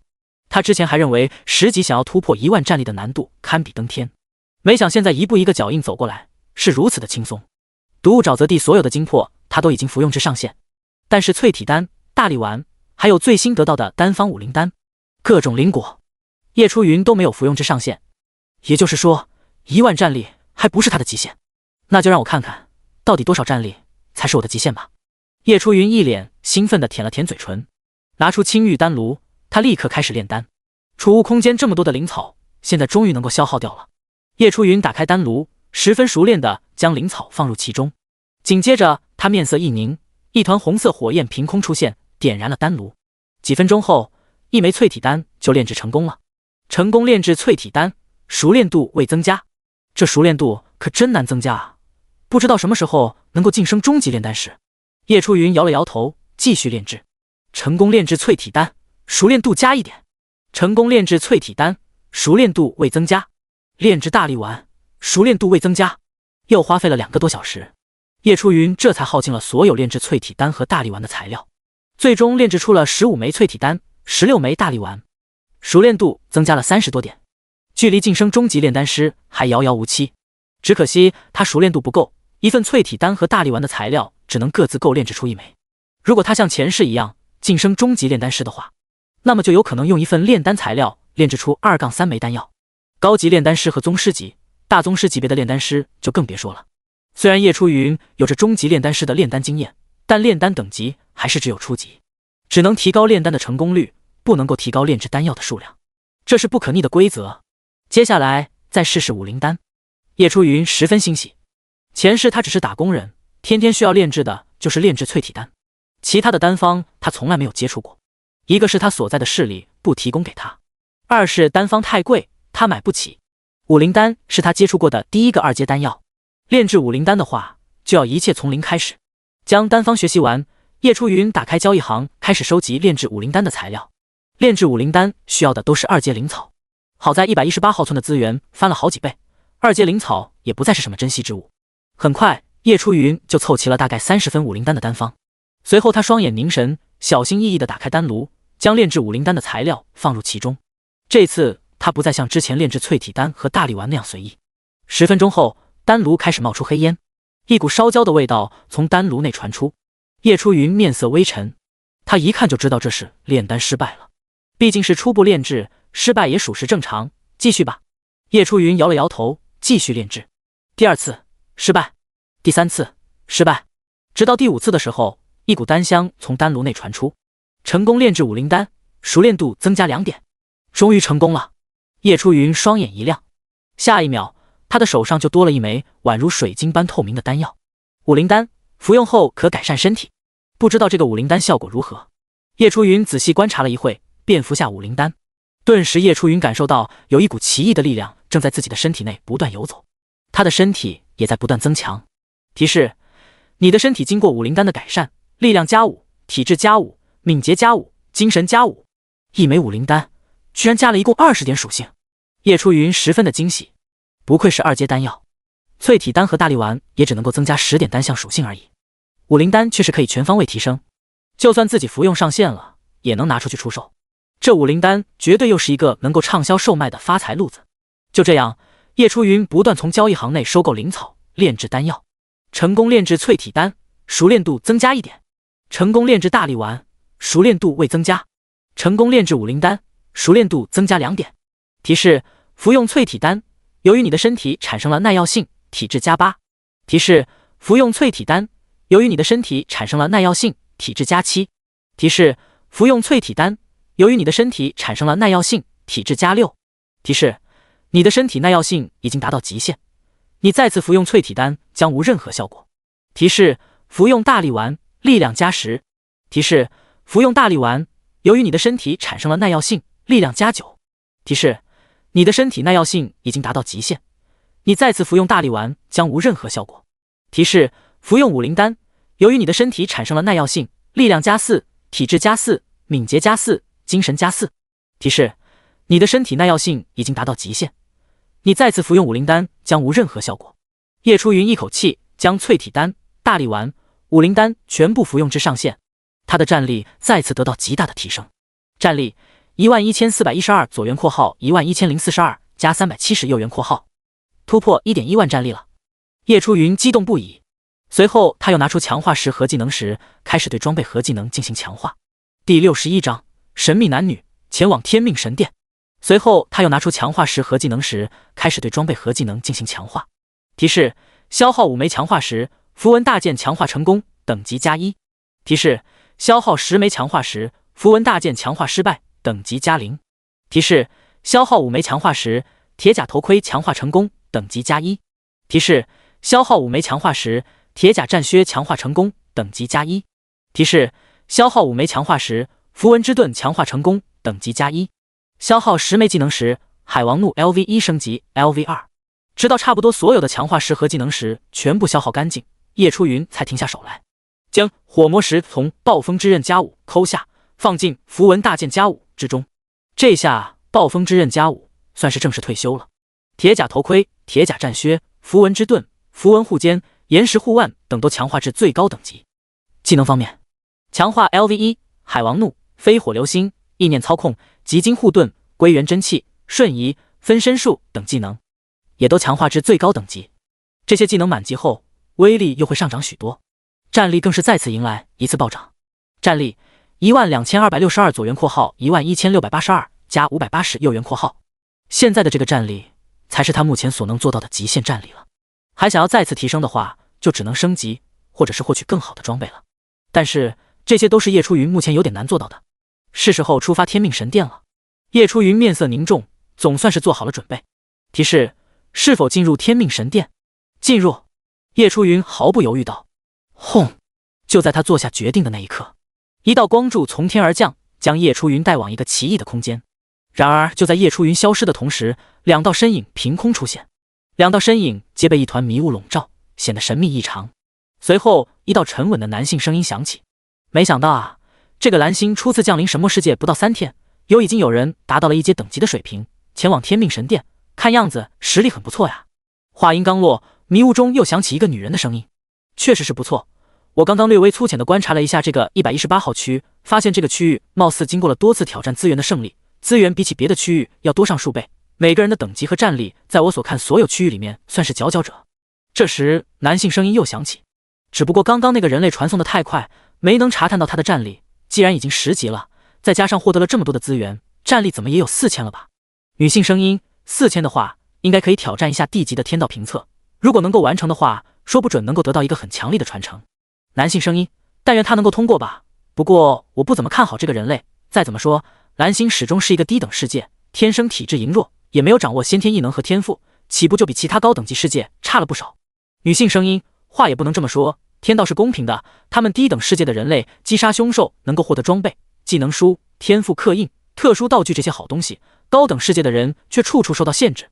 男性声音：这话说的倒也正确，就是不知道他们能不能坚持得下去，很多低等世界的还没坚持到万族大战开启，就被天道的种种考验给折磨完了。女性声音：别管那么多了，我们横跨区域来到这里，只是想看看这个蓝星的发展潜力是不适合做我们的盟友。目前看来，这个蓝星除了118号新手村之外，潜力都很一般。男性声音，还是再观望看看吧。毕竟蓝星才刚刚降临到神魔世界不到3天，就这么胡乱认定他们的潜力还太早了。不过如果刚刚那个人类连地级考核都过不了的话，那这个蓝星也不值得我们去关注。女性声音，希望他能够给我们一个惊喜吧。话音一落，那2道声音便消失了，毒雾沼泽地又恢复了原来的样子。提示：你是1号区第一个来到天命神殿之人，声望加20。提示：你来到了第98656号天命神殿。提示：你的声望达到200，获得天道的祝福，各项属性增加20点。提示：你已经到达天命神殿，请赶快进入，开始你的天道评测。好家伙，又得到了天道的祝福。叶初云睁开双眼，就发现一道白光从天而降，落在了他的身上。下一秒，他的各项属性同时飙升，各涨了20点。这幸福也来得太突然了一点。战力也再次暴涨，达到了12422。叶初云满意地点点头，开始观察四周。他仿佛来到了云中之城，明明脚下是看起来松松软软的云朵，但是踩在上面却如履平地。而他的面前是一座磅礴无边的巨型宫殿。只见巨型宫殿的牌匾上写着天命2个大字，正是天命神殿。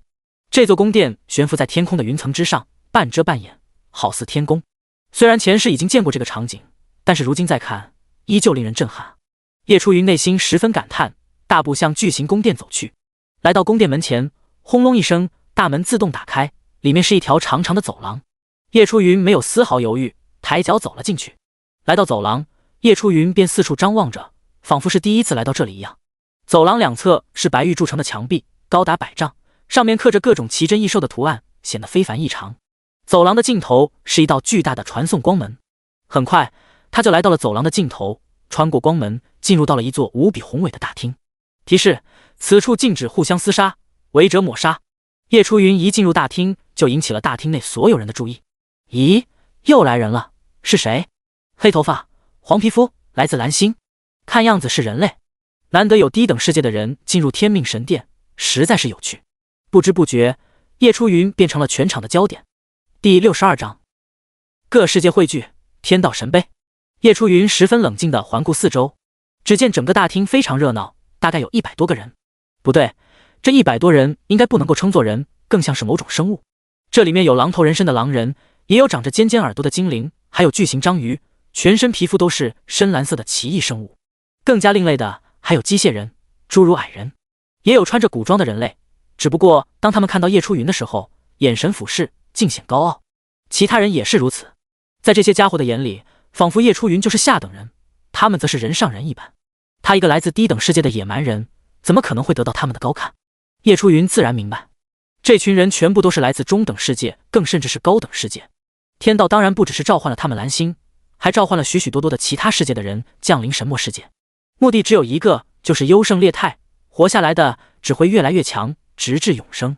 有的世界可能很早就降临了神魔世界，发展至今已经形成恐怖的规模，也有的就像蓝星一样，刚刚进入神魔世界，一切还得从零开始。不过好在天道出于公平，各自给每个世界划分了一个区域，如果没有天级实力的话，是不能够横跨区域的。正常情况下，每个区域都是各自安好，井水不犯河水。只有一个情况下是例外的，就是万族战场。万族战场会随机抽取不同世界的挑战者，让他们互相竞争，最终活下来的会得到难以想象的奖励。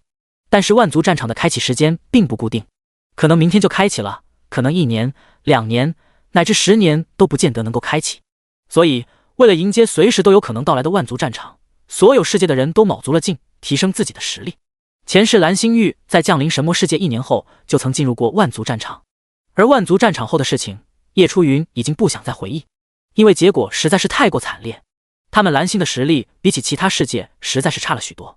这次他必须尽可能的提高实力，只有达到了天级战力，或许才能够在万族战场中拥有一席之地。嘿，同族，你是不是第一次来到天命神殿？就在叶初云思考的功夫，一个身披兽皮、身高2米的壮汉来到他的身旁。他嘴中都说着令人晦涩难懂的语言，但是到了叶初云的耳朵里面，都自动转化成了蓝星上的语言。叶初云很是意外，他也没想到这时候还会有人和他说话，毕竟他被这群人视为来自低等世界的野蛮人。嘲讽都还来不及，怎么可能还会和自己说话？不过当他看到来人同样是人类的时候，就不感到意外了。同族之间仇恨远没有其他不同种族那么大，大多数还是很友好的。名称：墨虎，人类，等级2阶，所属世界：云星，低等世界。原来此人同样来自低等世界，不过看样子他们降临神魔世界的时间比他们蓝星要早。不错，我们才刚刚降临神魔世界没有多少天。叶初云笑道。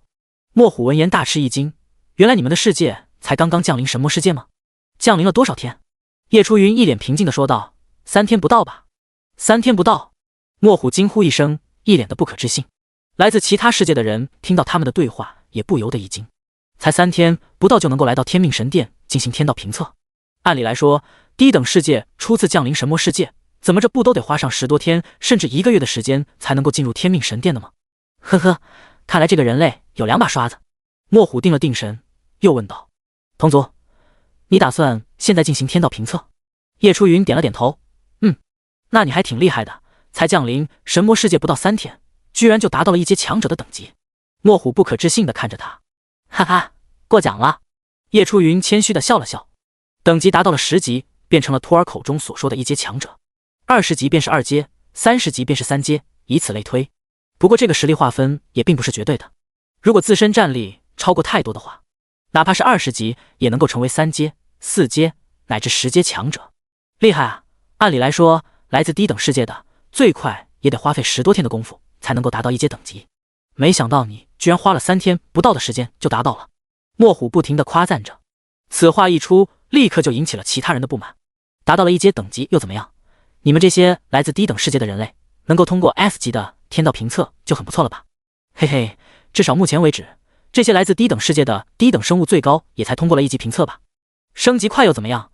战力提升不上去，就算达到了1阶等级也没有用啊！哈哈，还是我们高等世界的厉害啊，最低都能够通过1级评测。呸，狗眼看人低。听见此话，墨虎的脸色很不好看。他也来自低等世界，没少被这群人嘲讽。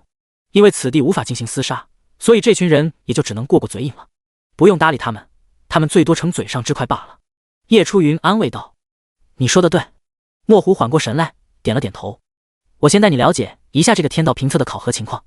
墨虎边说边把叶初云带到了大厅的中央。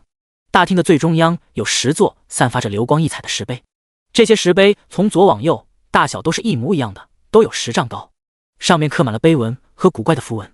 每座石碑之下有一道巨大的光门。二人来到最左边的石碑下，墨虎开始介绍。看到了这10座石碑没有？这便是天道神碑。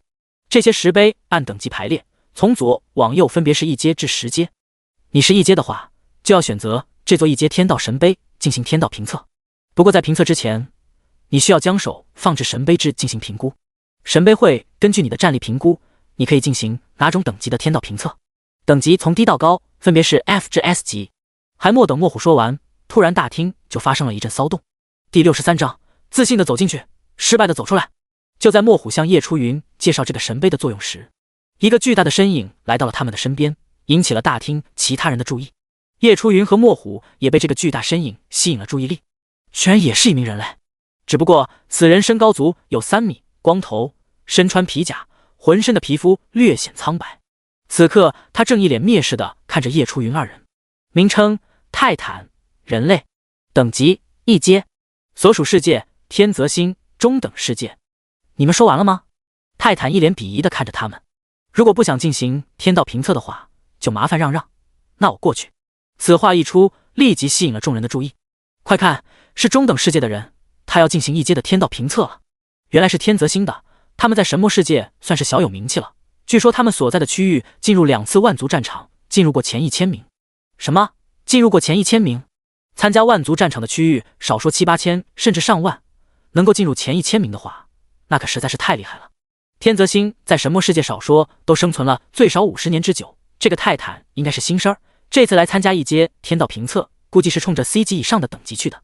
C 级评测，那可是需要6000战力以上，这要是真的能够通过的话，那以后成为地阶强者不是板上钉钉的事情吗？那倒也没这么夸张，那可是地阶啊，就算他1阶能够通过 C 级的评测，不代表他2阶乃至10阶都能通过 C 级评测，而且能够通过 C 级评测的都不到10%，不见得这个泰坦就能够通过。嘿嘿，等着看好戏吧。所有人议论纷纷。叶初云和莫虎也好奇地看着泰坦。随后，莫虎先将叶初云拉到一边。同族，这个人来自中等世界，而且还是小有威名的天泽星，我们暂时还是不要招惹对方了。莫虎小声地说着。既然他也要参加天道评测的话，正好就拿他举个例子，示范给你看。好主意。叶初云点点头，随后继续看向泰坦。他自然是知道如何进行天道评测的，只不过被这个泰坦抢先了，那么他看看热闹也无妨。天泽星的大名，他在前世也听说过。前世他们蓝星域被选入万族战场之中，天泽星区域也在其内。只不过他们蓝星域那时候实力太差，只能够躲起来，勉强苟到战场结束。而天泽星则是到处乱杀，最终拿下了前500名的战绩，获得天道诸多奖励。叶初云倒是想看看这名来自天泽星的泰坦能有多厉害。这一刻，所有人的目光都集中到了泰坦的身上，而泰坦只是紧紧地盯着神杯。想要开启天道评测，首先还是需要进行验证评估，只要把手放置在神杯之上，便可进行评估。想到这里，泰坦果断将自己的大手放在了神杯之上。嗡！神杯散发出耀眼的光芒，开始进行评估。而泰坦脸上则是一直挂着十分自信的笑容。大概过了1分钟左右，光芒消失，光门上也浮现出一个 B 级的标志，说明泰塔此次进行天道评测的等级为 B 级，比起之前众人所猜测的 C 级还要高上一个等级。看到这个等级之后，泰坦脸上的笑容更甚，大步走入光门之中，只留下大厅内还处于震惊之中的众人。好一会他们才缓过神来，开始议论：你们看到了吗？ B 级啊，刚刚我还猜测这个泰坦是 C 级，看来我低估了他了。嘿，这要是通过了 B 级评测的话，不知道能够获得什么样子的职业天赋，羡慕啊！羡慕吗？羡慕你也赶紧去完成你的1阶评测呀！你不是D级吗？要是通过了，也能够获得一个强力的职业天赋。我不敢啊！如果我失败了，我这可就得降上1级，变成1级评测了。你不敢也得完成啊，不然你想一直待在这个天命神殿里面吗？那倒也不是不行。叶初云默默地看着，眼中略微闪过一丝震惊。没想到这个泰坦还有点东西。B 级评测要求的战力少说都得在8000以上，不愧是中等世界，10级就达到了8000的战力，上限就是比他们蓝星要高上许多。他也是因为有 SSS 级天赋和各种奇遇的帮助，才能够达到12000的战力，而中等世界甚至是高等世界就很轻松的达到了。他们蓝星拼了命到达罗马，而这些世界的人一出生就在罗马，这可真是气死人。而且评测的难度越高，通过的概率就越小。前世他在1阶进行评测的时候被评估为1级，但是他在评测的时候失败了，失败后1级直接降为 F 级，他这才勉强通过评测，得到了一个战士类职业天赋。不知道这个泰坦能不能够通过 B 级评测？叶初云饶有兴趣地想着。同族，他都已经进去开始评测了，你不跟上去吗？莫虎见他没有行动，有些奇怪地问道。叶初云笑了笑，不急不急，我们不如看看这个泰坦最终能不能通过 B 级评测再说。莫虎闻言双眼猛地一亮，原来如此，你这么一说，我确实也很想看看他到底能不能够通过评测。其他人也是这个想法。有些人来到天命神殿并不急着进行天道评测，他们也想在这里看看有没有什么高手出现。所有人等待的时间并不长，大概等待了1个小时左右的样子，光门便开始剧烈颤抖。身形巨大的泰坦踉踉跄跄的走光门中出现，像是被赶了出来。不可能，我怎么可能会失败？就差一点点啊！只见泰坦一脸不甘的转过头，对着光门怒吼着。第64章失败的原因开始评估。在场的众人纷纷震惊，没想到泰坦居然失败了。如果 B 级评测失败的话，再想继续就只能降级进行 C 级评测了。居然失败了，嘿嘿，看来天泽星也不过如此嘛。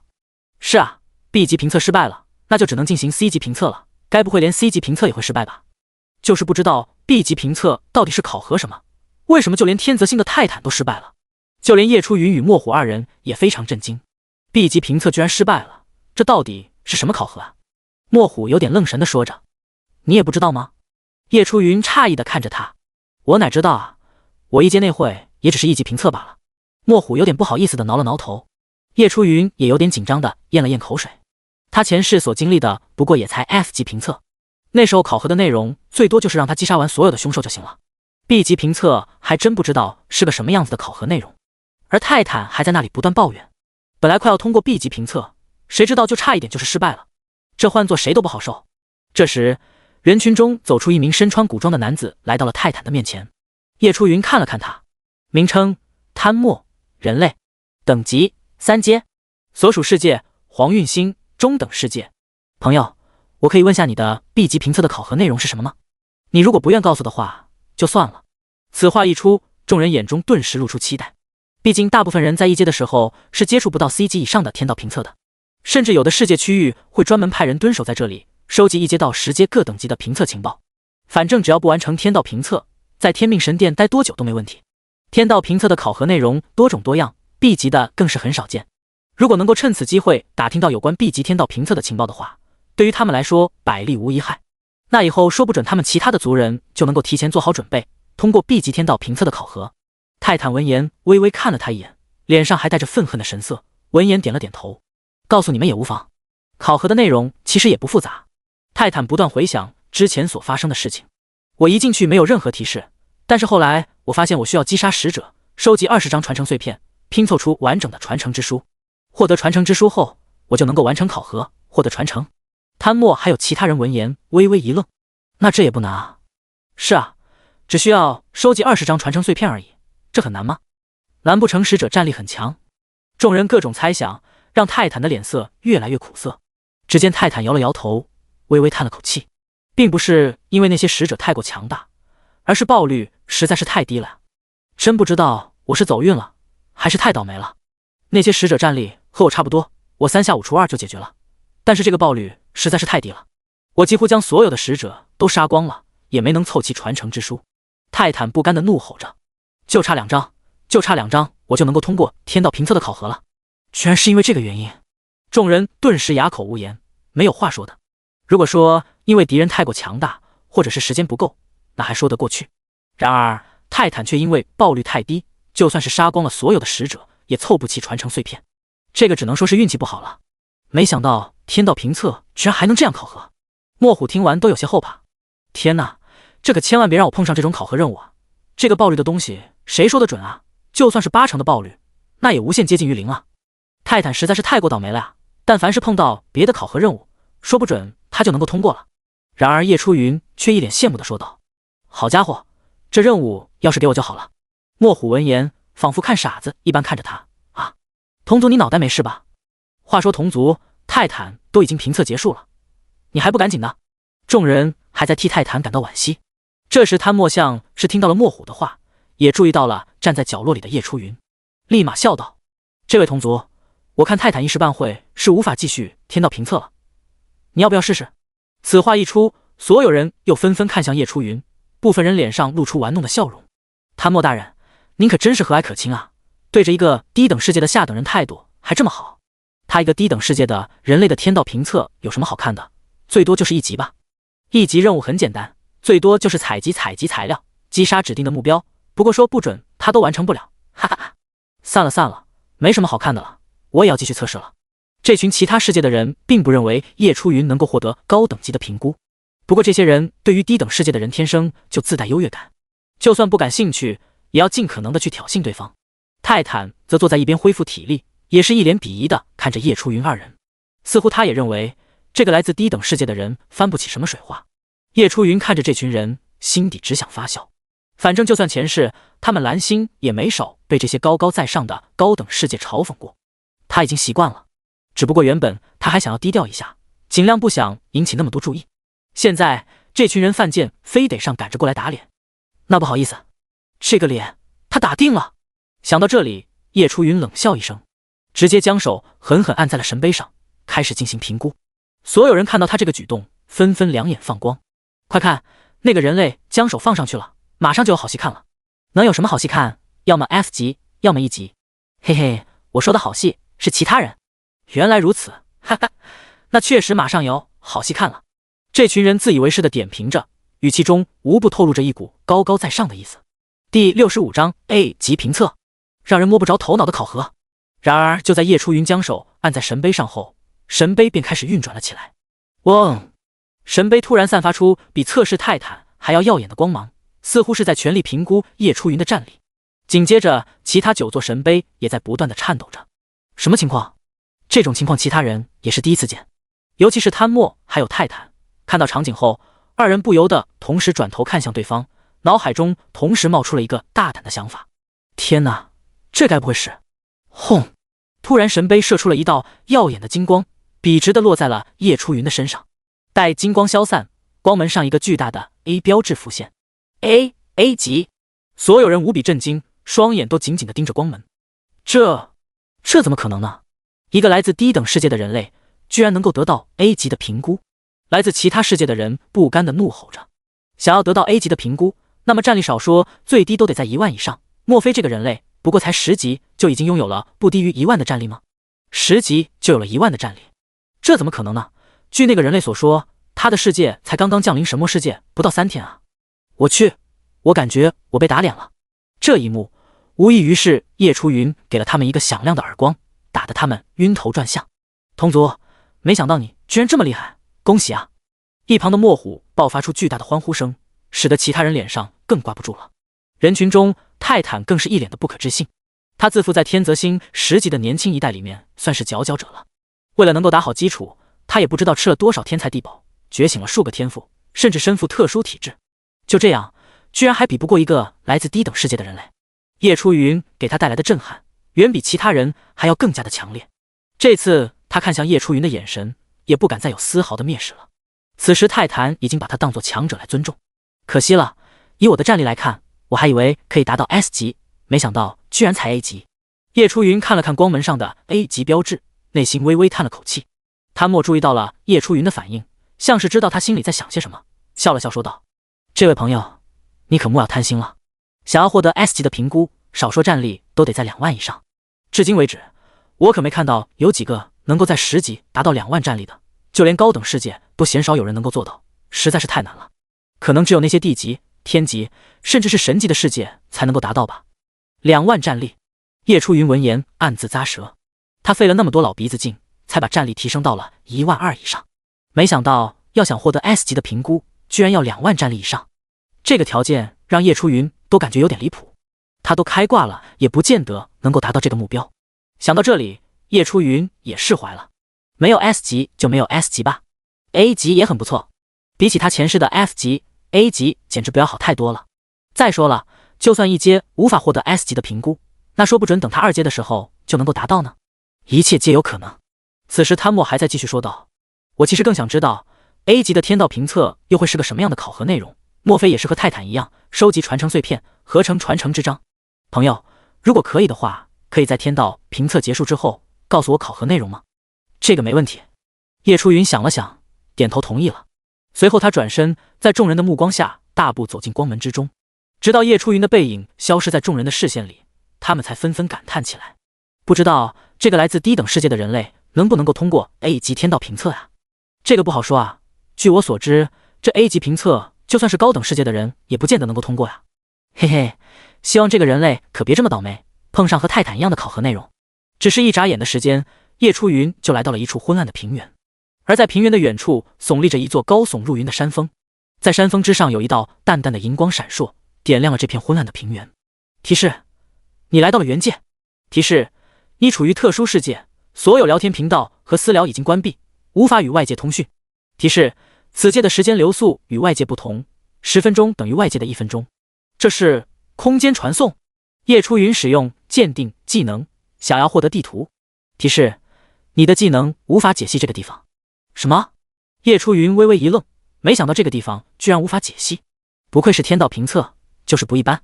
而且现在天道也没有告诉他要完成什么样的考核。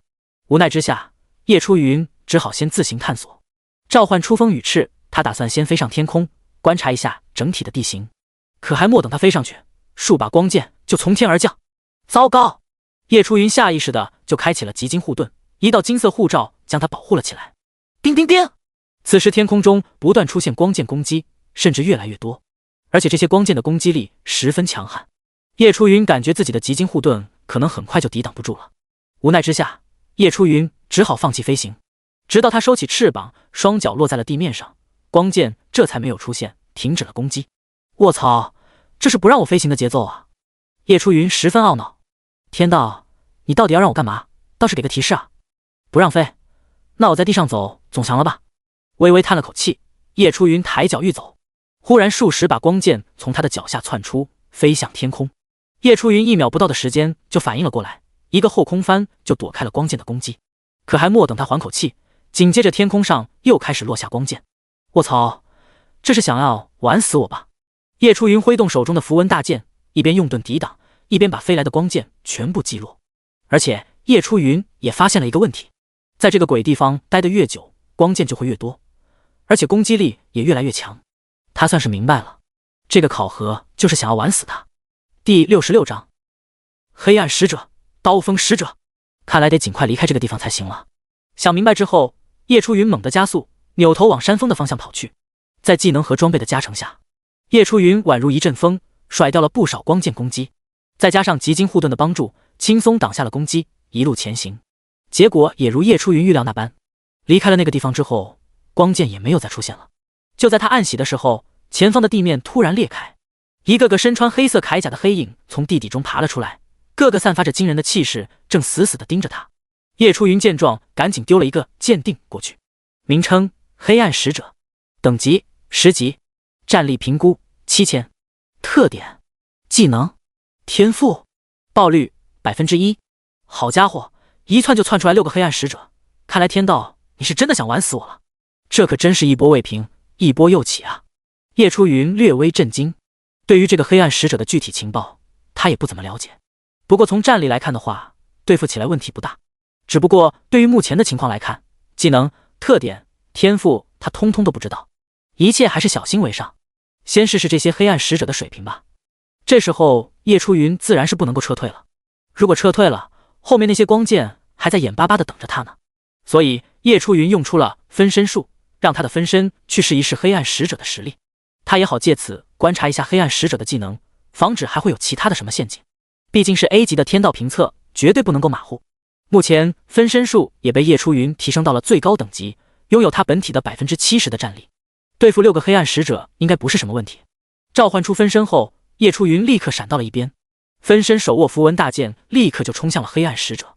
可还没等分身靠近，下一秒6名黑暗使者全身立刻黑雾缭绕，个个气势暴涨。叶初云连忙再次鉴定，发现他们的战力突然暴涨到了8000，紧接着黑雾不断向四周扩散，将分身也笼罩了进去。叶初云还在不断躲避着黑雾的扩散，他身为本体，自然是能够感知到分身的情况。他黑雾一碰到他分身的皮肤，就会使得分身的身体变得麻木，精神和体力也在不断的下降着，视力更是受到了影响。同时6名黑暗使者也向分身扑杀了过来。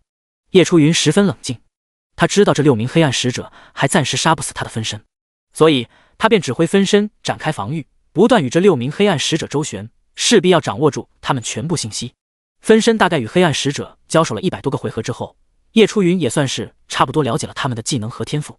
这个黑暗使者的天赋应该是可以控制黑暗物质，黑雾便是他的技能之一。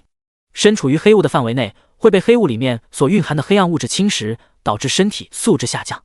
他们还拥有一种黑色火焰的技能，比起普通火焰威力要厉害许多。除此之外，其他的技能还有天赋，对于叶初云来说问题不大。没有其他的陷阱，这个黑暗使者貌似也没有什么智慧和缠人的技能，只要不被他们的黑雾缠住，对付起来轻轻松松。分身还处于黑雾之中，6名黑暗使者正在不断的围攻，消耗分身的体力。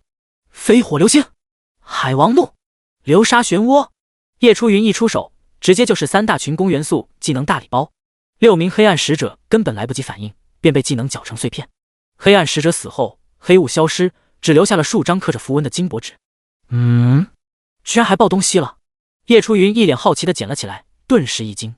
传承碎片第5页，由天之神灵所书写的传承之书而散落下来的残页，记录着天之神灵的传承，一共有50页，及其后方可获得天之传承。传承碎片，我居然是和泰坦一样的考核任务吗？可是为什么泰坦说的是凑齐20张传承碎片，而我的却是50张？是泰坦说谎了，还是因为我是 A 级评测的缘故？叶初云不断思考着。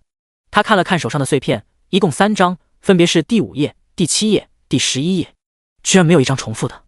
这还是多亏了100%爆率的缘故，他才能够一下子凑齐了3张。如果是按照普通爆率来看的话，他的这个考核只会比泰坦还要艰难。如果考核内容仅仅是收集传承碎片的话，那我很快就能够完成了。这个任务对我来说简直不要太简单。终于知道了自己的考核任务，这下叶初云也总算是有了目标。于是他开始四处寻找黑暗使者。不过时不时就出现的光剑对于叶初云来说依旧是一个麻烦。好在他也习惯了，也逐渐掌握了光剑出现的规律，已经不再是问题了。不过没有了地图的指引，寻找黑暗使者还是存在一定的困难。不知不觉，叶初云也获得了20张传承碎片。看了看手表，他专门设置了一个计时功能。手表显示，他在原界已经待了1个小时的时间，这里的10分钟相当于外界的1分钟。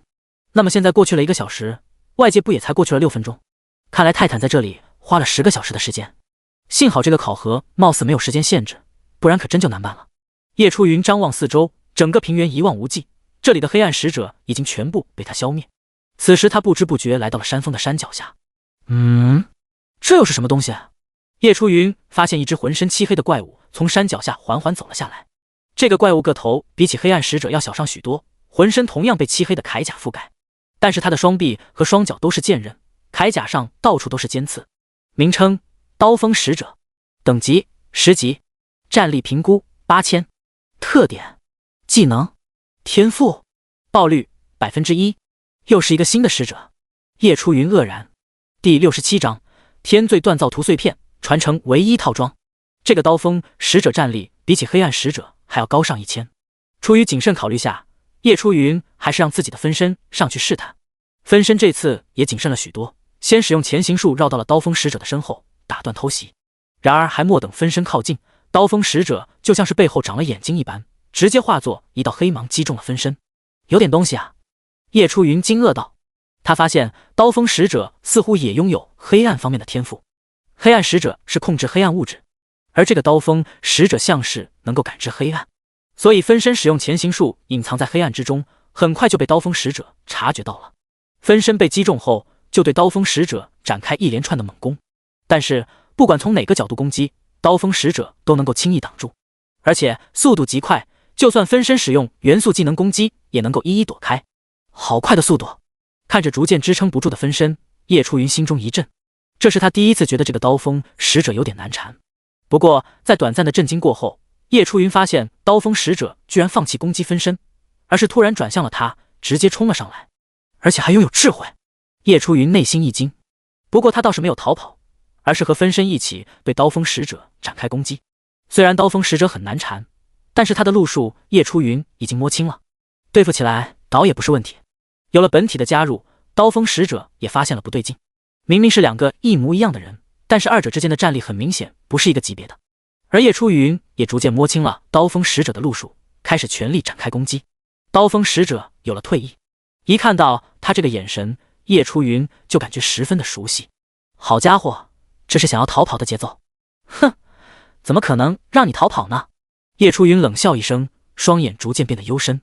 就让我试试精神操控的威力吧。好！刀锋使者不经意间看到了叶初云的双眼，立刻感到了不对劲。但是为时已晚，此时叶初云的精神已经入侵了刀锋使者的大脑，不到10秒就成功控制了他。被控制后，刀锋使者立刻停止了攻击，双眼无神地站在原地。虽然他速度极快，攻击强大，但是比起精神力来说，他差了叶初云不是一点半点。我去，这么轻松的吗？叶初云也是被自己的技能给震惊到了。随后他试着对刀锋使者下达命令，自己了断吧。收到命令后，刀锋使者毫不犹豫，直接将双剑插入自己的胸口中，了断了生命。原来精神操控才是最牛逼的吗？叶初云看到刀锋使者死后，身旁掉落了一张纸片。原本他还以为这是传承碎片，可是当他捡起来一看，顿时愣住了，甚至都怀疑自己看错了。天罪锻造图纸碎片传承唯一套装，一共6件套，目前碎片数量1/20。不会吧，这里除了传承碎片还能爆出别的东西来吗？叶初云看着手中的图纸碎片，有点不太敢相信自己的眼睛。传承唯一套装，他前世在神魔世界待了10年，可是听都没有听说过，而且在这里怎么可能会爆出除了传承碎片之外的东西来呢？莫非这是评测的隐藏奖励？叶初云内心不断猜测，他想来想去也只有这个可能了，这肯定是给考核之人的一个隐藏奖励。可能以前因为这个爆率太低，就算是通过了考核，也没有人触发这个隐藏的奖励，但是他拥有100%爆率，所以才能够发现。不过既然是传承唯一套装，那威力肯定是非常的厉害的，他可不能放过这个机会。一时间，叶初云动力满满，直接冲上山峰，不断寻找刀锋使者。知道了刀锋使者的弱点后，击杀起来就很轻松了。基本上叶初云找到一个就能够瞬间击杀一个。不过难就难他需要靠肉眼寻找刀锋使者的踪迹，没有什么别的特殊手段。不知不觉中，2个小时又过去了。此时叶初云随意找了个安全的角落，吃喝烤肉，喝着纯净水休息。2个小时一直处于战斗状态中，属实有些累了。尤其是击杀刀锋使者使用了大量的精神力，必须暂时恢复一下。在这2个小时里，叶初云又得到了13张传承碎片，还有5张天罪锻造图，距离集齐传承之书和天罪套装已经不是很远了。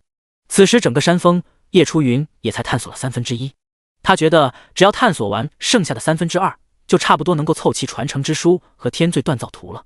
大约休息了半个小时，精神和体力都恢复到全盛时期之后，叶初云继续往山峰顶出发。咦，又出现新的使者了。走了一会后，叶初云突然发现前方的道路突然冒出了一个身披黑袍的使者，看上去神神秘秘。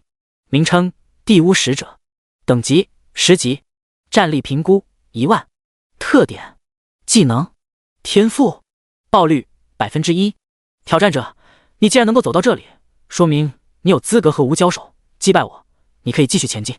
没想到这个地巫使者居然说话了。我给你3分钟的时间准备，这3分钟，趁着地巫使者说话的功夫，叶初云快速观察了一下四周。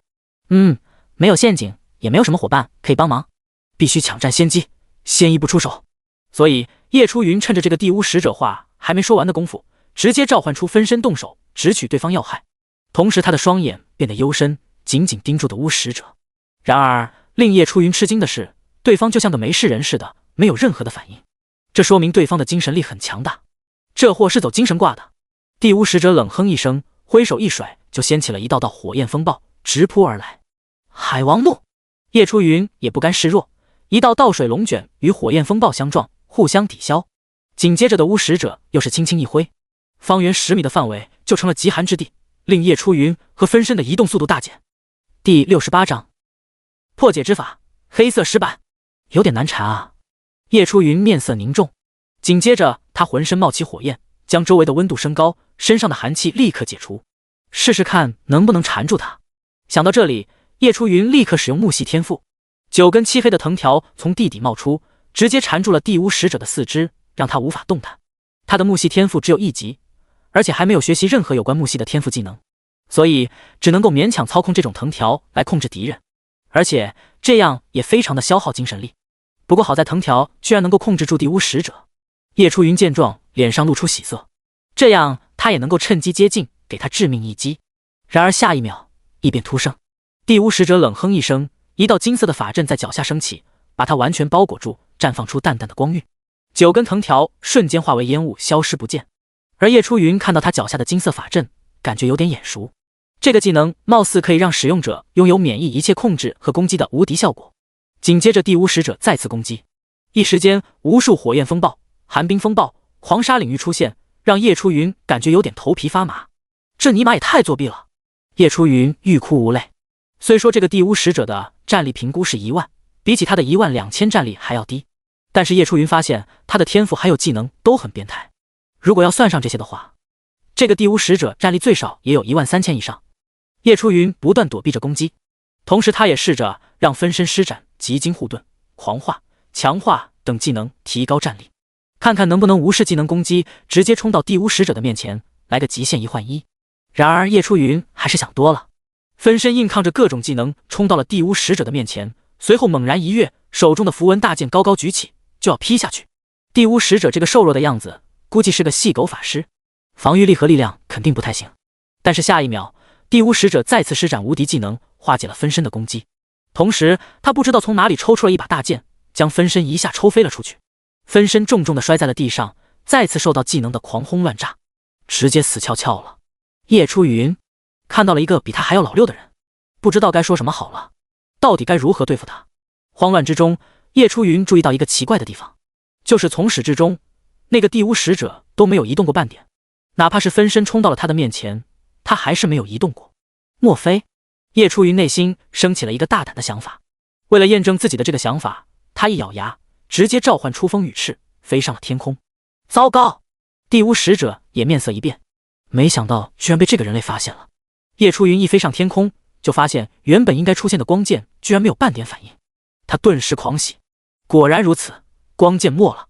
哈哈，没想到德巫使者，你的弱点居然在这里。之前叶初云一直认为只要飞上天空，那些光剑就会出现攻击他，就算是在山峰上也是一样，这倒是他先入为主了。没想到登上山峰后，那些光剑就不再出现了，这应该就是生路所在了。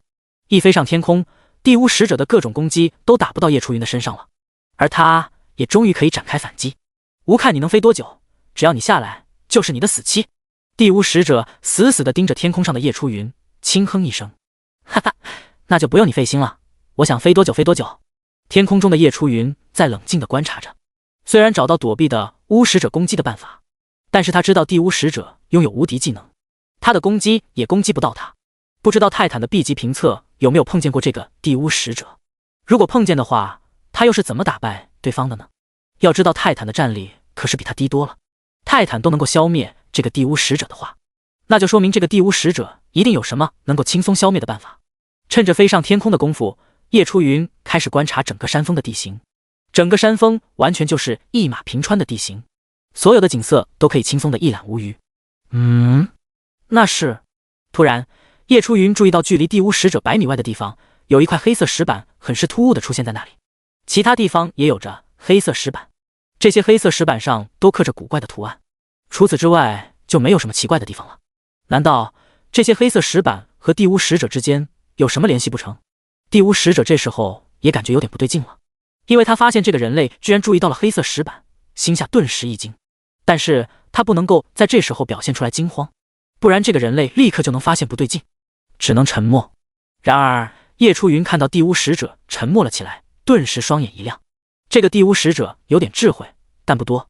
这时候沉默不说话，不就更加验证了黑色石板和他有什么特殊联系吗？不说话是吧？走你！叶初云立刻飞到了距离地巫使者最近的一块黑色石板上空，一剑就劈了下去。不要！地巫使者看到这一幕，顿时面色大变，伸手想要阻止，但是他发现自己根本移动不了，技能攻击也无法攻击到叶初云，只能够眼睁睁地看着叶初云挥出的真气轻松切开了黑色石板。黑色石板一下子碎裂成数块，紧接着的巫使者也裂成了数块，发出了痛苦的嚎叫，哀嚎声回荡在整个山峰，最后化为星光消散。哈哈，我猜对了，只要消灭黑色石板，就能够消灭地巫使者。消灭地巫使者后，爆出了一张传承之书和一张天罪锻造图纸。叶初云捡了起来后，目光看向其他的黑色石板。如果他没有猜错的话，每个黑色石板里面肯定都寄宿着一个的巫使者，干脆直接破坏黑色石板，从源头解决问题。想到这里，叶初云笑了笑，背后的风雨翅不断扇动，往其他黑色石板的方向飞去。第69章获得传承，来自神秘雕像的恶意。找到了如何快速消灭地巫使者的办法之后，短短数分钟的时间，叶初云就把整个山峰的黑色石板破坏了大半。原来地巫使者一开始就是藏匿在这些黑色石板里面，黑色石板才是他们的本体。只要发现了黑色石板，将其消灭，地巫使者对于他来说就是任人宰割的鱼肉。哦！随着最后一块黑色石板被击碎，叶初云也终于顺势来到了山顶。地上掉落了最后一张传承之书的碎片，还有天罪锻造图纸。叶初云还没来得及捡起来，他储物空间里面的所有传承碎片都飞了出来，开始和地上的这最后一张传承碎片融合，组成了一本古书。古书悬浮在半空中，封面不断浮现金色的神纹，提示获得传承之书。终于完成了。看到传承之书后，叶初云总算松了口气，这样我的考核算是完成了吧。将地上的天罪锻造图碎片捡起来，叶初云来到古书前，提示是否打开传承之书，接受天之传承。卧槽，天道你怎么还玩文字游戏啊？看到提示，叶初云的内心不断吐槽，他还以为拼凑出完整的传承之书之后就能够完成任务，获得传承，可是现在看这个样子，也许还要再经历新一轮的考验才能够获得传承啊。看来泰坦之前还是太天真了，以为凑齐20张传承碎片拼凑出传承之书就能够获得传承。算了，管他那么多，进！叶初云咬了咬牙，最后还是打开了传承之书。只见白光一闪，他瞬间就被古书吸了进去。提示：你来到了天之庭院。这里是……叶初云四处张望着，这座庭院看上去非常的古老且神秘，建筑的风格偏东方，美轮美奂。虽然令人着迷，但是却有一丝若有若无的威压隐藏在其中。应该就是这里了。叶初云在庭院中看到了一座紧闭的大门，连忙走了过去。大门由一种特殊白玉打造而成，上面刻有诸多神灵图案。至少叶初云前世是从未见过任何其中一位的。看了一会后，叶初云推开大门，咔咔咔，大门一开，白色的流光顿时就从门缝溜了出来，照亮了整个庭院。随即一股冰冷的寒气也从大门内涌了出来。叶初云一愣，赶紧用火焰包裹住自己，抵挡寒气的侵袭。大门完全打开后，他走了进去。门内是一处大殿，大殿内摆放着各种各样的雕塑，多达上百座，有剑指天空的雕像，低头沉思的雕像，高举拳头的雕像，手握宝镜的雕像。但是叶初云发现这些雕像都位处左右两侧，而中间则坐着看不清面孔的男子雕像。其他雕像都是站着的，只有他是坐着的，仿佛所有的雕像都臣服于他一般。莫非是选择随机一个雕像，我就能够得到传承了吗？正当叶初云纠结的时候，提示再次出现。提示：天神的意志选中了你，是否臣服于这股意志？什么？叶初云还没弄清楚发生了什么，他的脑海突然多出一道威严的声音：人类臣服于我，我将赐予你无穷的力量，这股力量就连神灵也要颤抖，今后你就是神魔世界的最强者，臣服我吧，世界都将会在你的掌握之中。叶初云痛苦地捂着头，不断甩头想要甩掉那诱人的声音。那道声音提出的条件实在太过诱人，让他忍不住想要答应下来。突然叶初云回想起前世的种种，前世他就一直处于被动状态，被动地降临在了这个神魔世界。为了不被天道抹杀，他被动地去击杀凶兽，提升实力，完成各种任务。离开试炼之地后，他被动地臣服一个势力，每天的任务就是炼丹打工。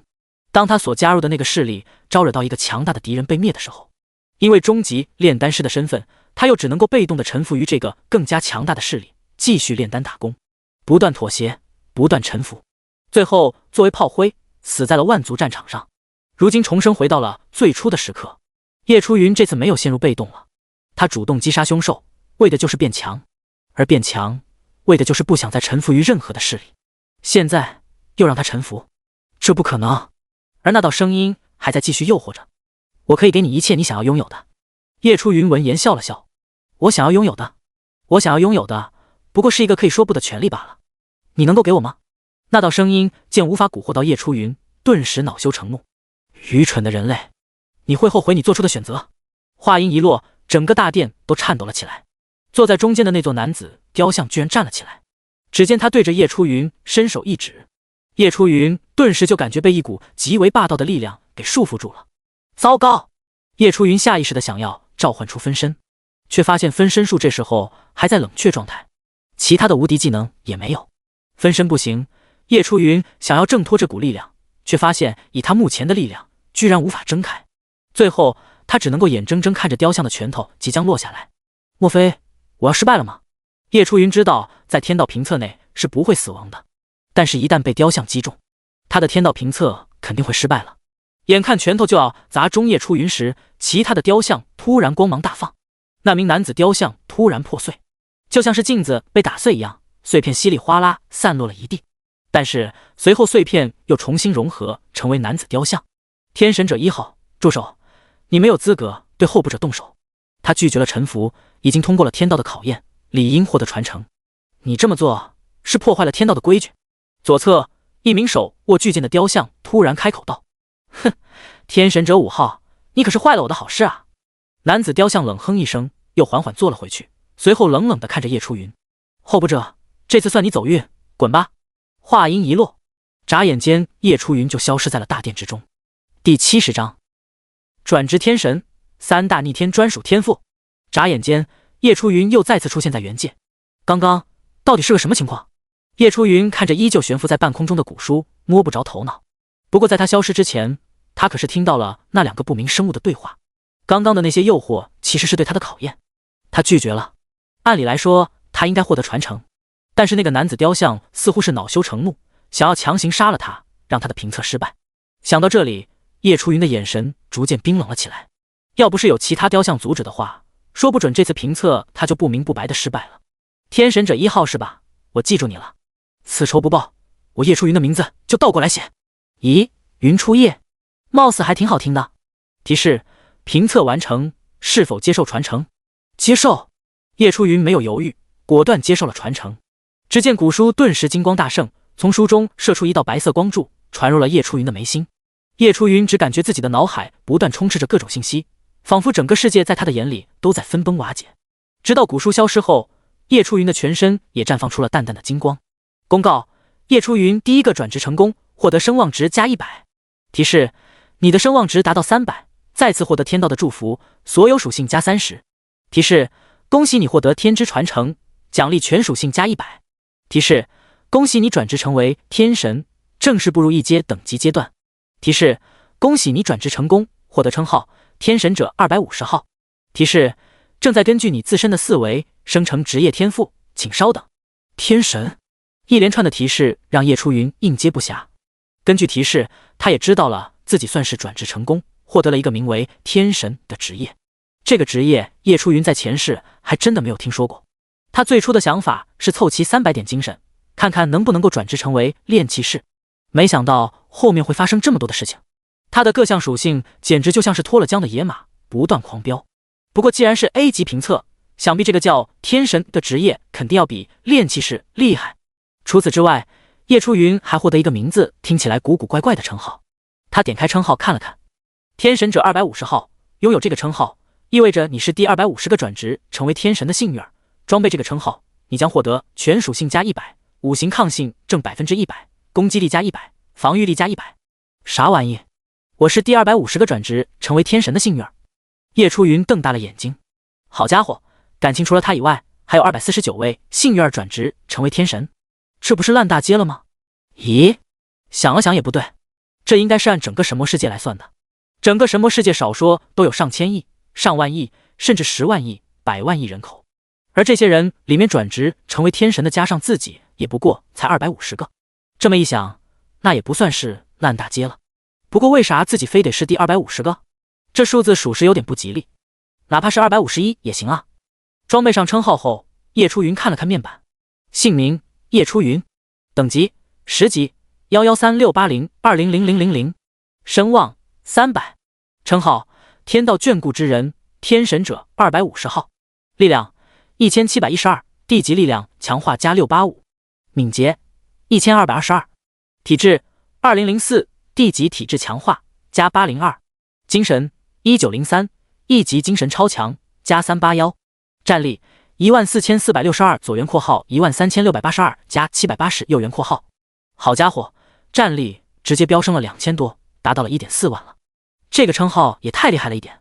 就在叶初云胡思乱想的时候，他突然想起了之前发生的事情。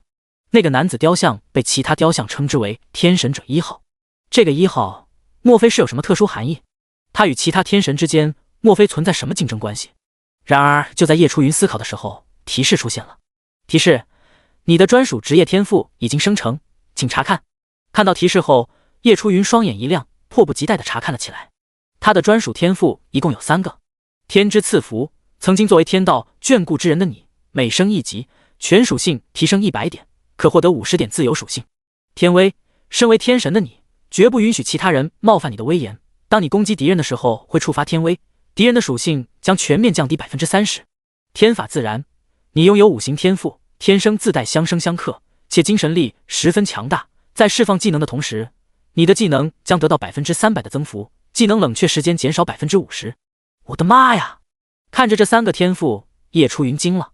变态，实在是太变态了啊！天之赐福是什么逆天天赋啊？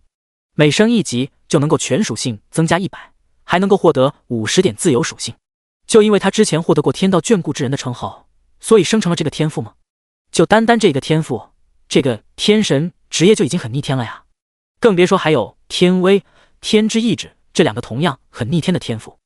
一步登天，真正的一步登天了。提示：评测结束，是否离开原界？叶初云赶紧平复一下自己激动的心情。离开。此时的98656号天命神殿很是热闹。就在叶初云进入光门之后，许多人就对他是否能够通过评测一事展开了激烈的讨论。我赌1万神魔币，这个人类肯定通过不了 A 级评测。嘿嘿，这么不看好那个人类？那我赌2万，这个人类说不准就能够通过 A 级评测，一步登天。我赌3万。甚至有人直接在大厅内开了个赌盘，让这群赌徒挨个吓住。莫虎见状，直接压了5万神魔币下去，买叶出云能够通过 A 级评测。泰坦则是沉默不语，眼睛紧紧盯着光门的方向，似乎要把它盯出一个洞来。大约过了30分钟的样子，叶出云从光门里走了出来。第71章交换情报，利益最大化。喂，快看，那个人类出来了！不知是谁大喊了一声，所有人见状全部都围了上去，热切地看着他。原本一开始叶出云来到天命神殿的时候，没人在意他，甚至厌恶他。然而现在，他仿佛成为了这个天命神殿的中心人物，受万众瞩目。朋友，你总算是出来了。叶出云一出来，贪墨就急忙上前。怎么样，朋友，天道评测通过了吗？呵呵，这个嘛。叶出云笑了笑，并不打算将自己通过天道评测一事说出来。然而下一秒，大厅内就回荡起一道声音：公告！恭喜蓝星世界叶出云完成 A 级天道评测。叶出云，好家伙，这下不想低调都不行了。公告一出，全场一片哗然。这个人类居然成功通过 A 级天道评测了！哎呦，我的神魔币啊，心疼死了！突然有人后悔的捶胸顿足，哈哈，赚麻了，10比1的赔率啊！有人开心的手舞足蹈。莫虎更是狂喜，他可是压了5万神魔币啊，按照10比1的赔率，他一下子就赚回了50万神魔币。而泰坦则是一脸复杂的看着叶出云，他怎么没想到居然会输给一个来自低等世界的人类？这事要是传回天泽星的话，他可真是脸都丢大发了。此时泰坦神情复杂，再无先前的轻视之色了。天哪，这个人类居然通过了 A 级天道评测，那么他获得了什么传承啊？那肯定是很变态的传承了，这下子可真是一步登天了。来自蓝星世界吗？看来有机会可以合作一下。对了，快问问他 A 级评测内容到底是什么呀？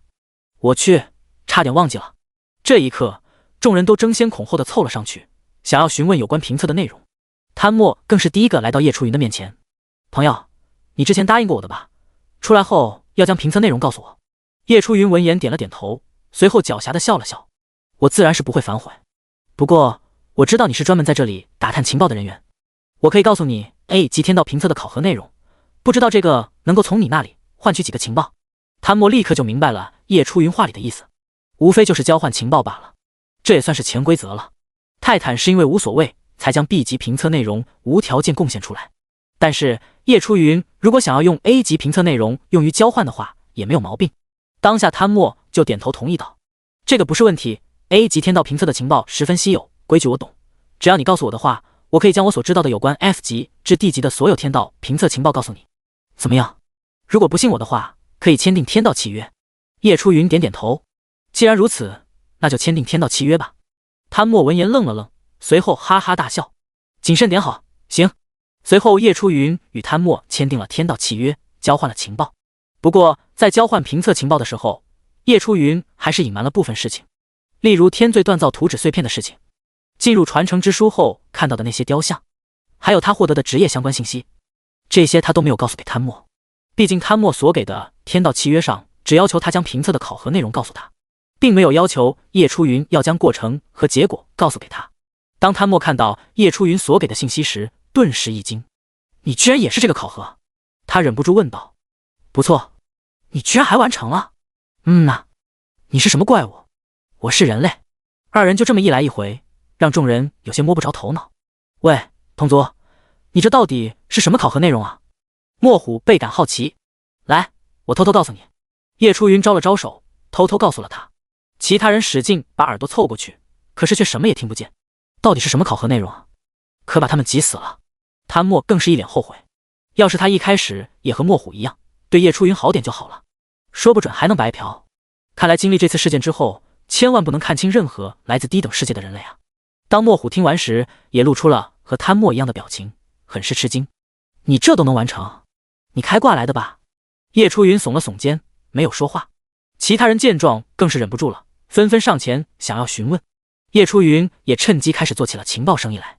为了获得 A 级评测情报，这些人也是豁出去了，知无不言，言无不尽。叶出云不光得到了许多低等级天道评测的情报，还得到了许多他前世不太了解的情报。其他人换到了情报，自然也不可能会这么好心的告诉别人。所以没有换到情报的人只能够老老实实来找叶初云交换。他可谓是把手上的这份 A 级天道评测情报运用到了极限，赚了个盆满钵满。而知道了情报内容的人，无一不是用看怪物一样的眼神看着叶初云。泰坦也是忍不住从叶初云那里换到了情报，他的内心更加不是滋味。要知道他之前为了凑齐20张传承碎片，杀光了所有使者，也还差2张，而叶初云居然要凑齐50张，问题他还完成了，这就非常的离谱。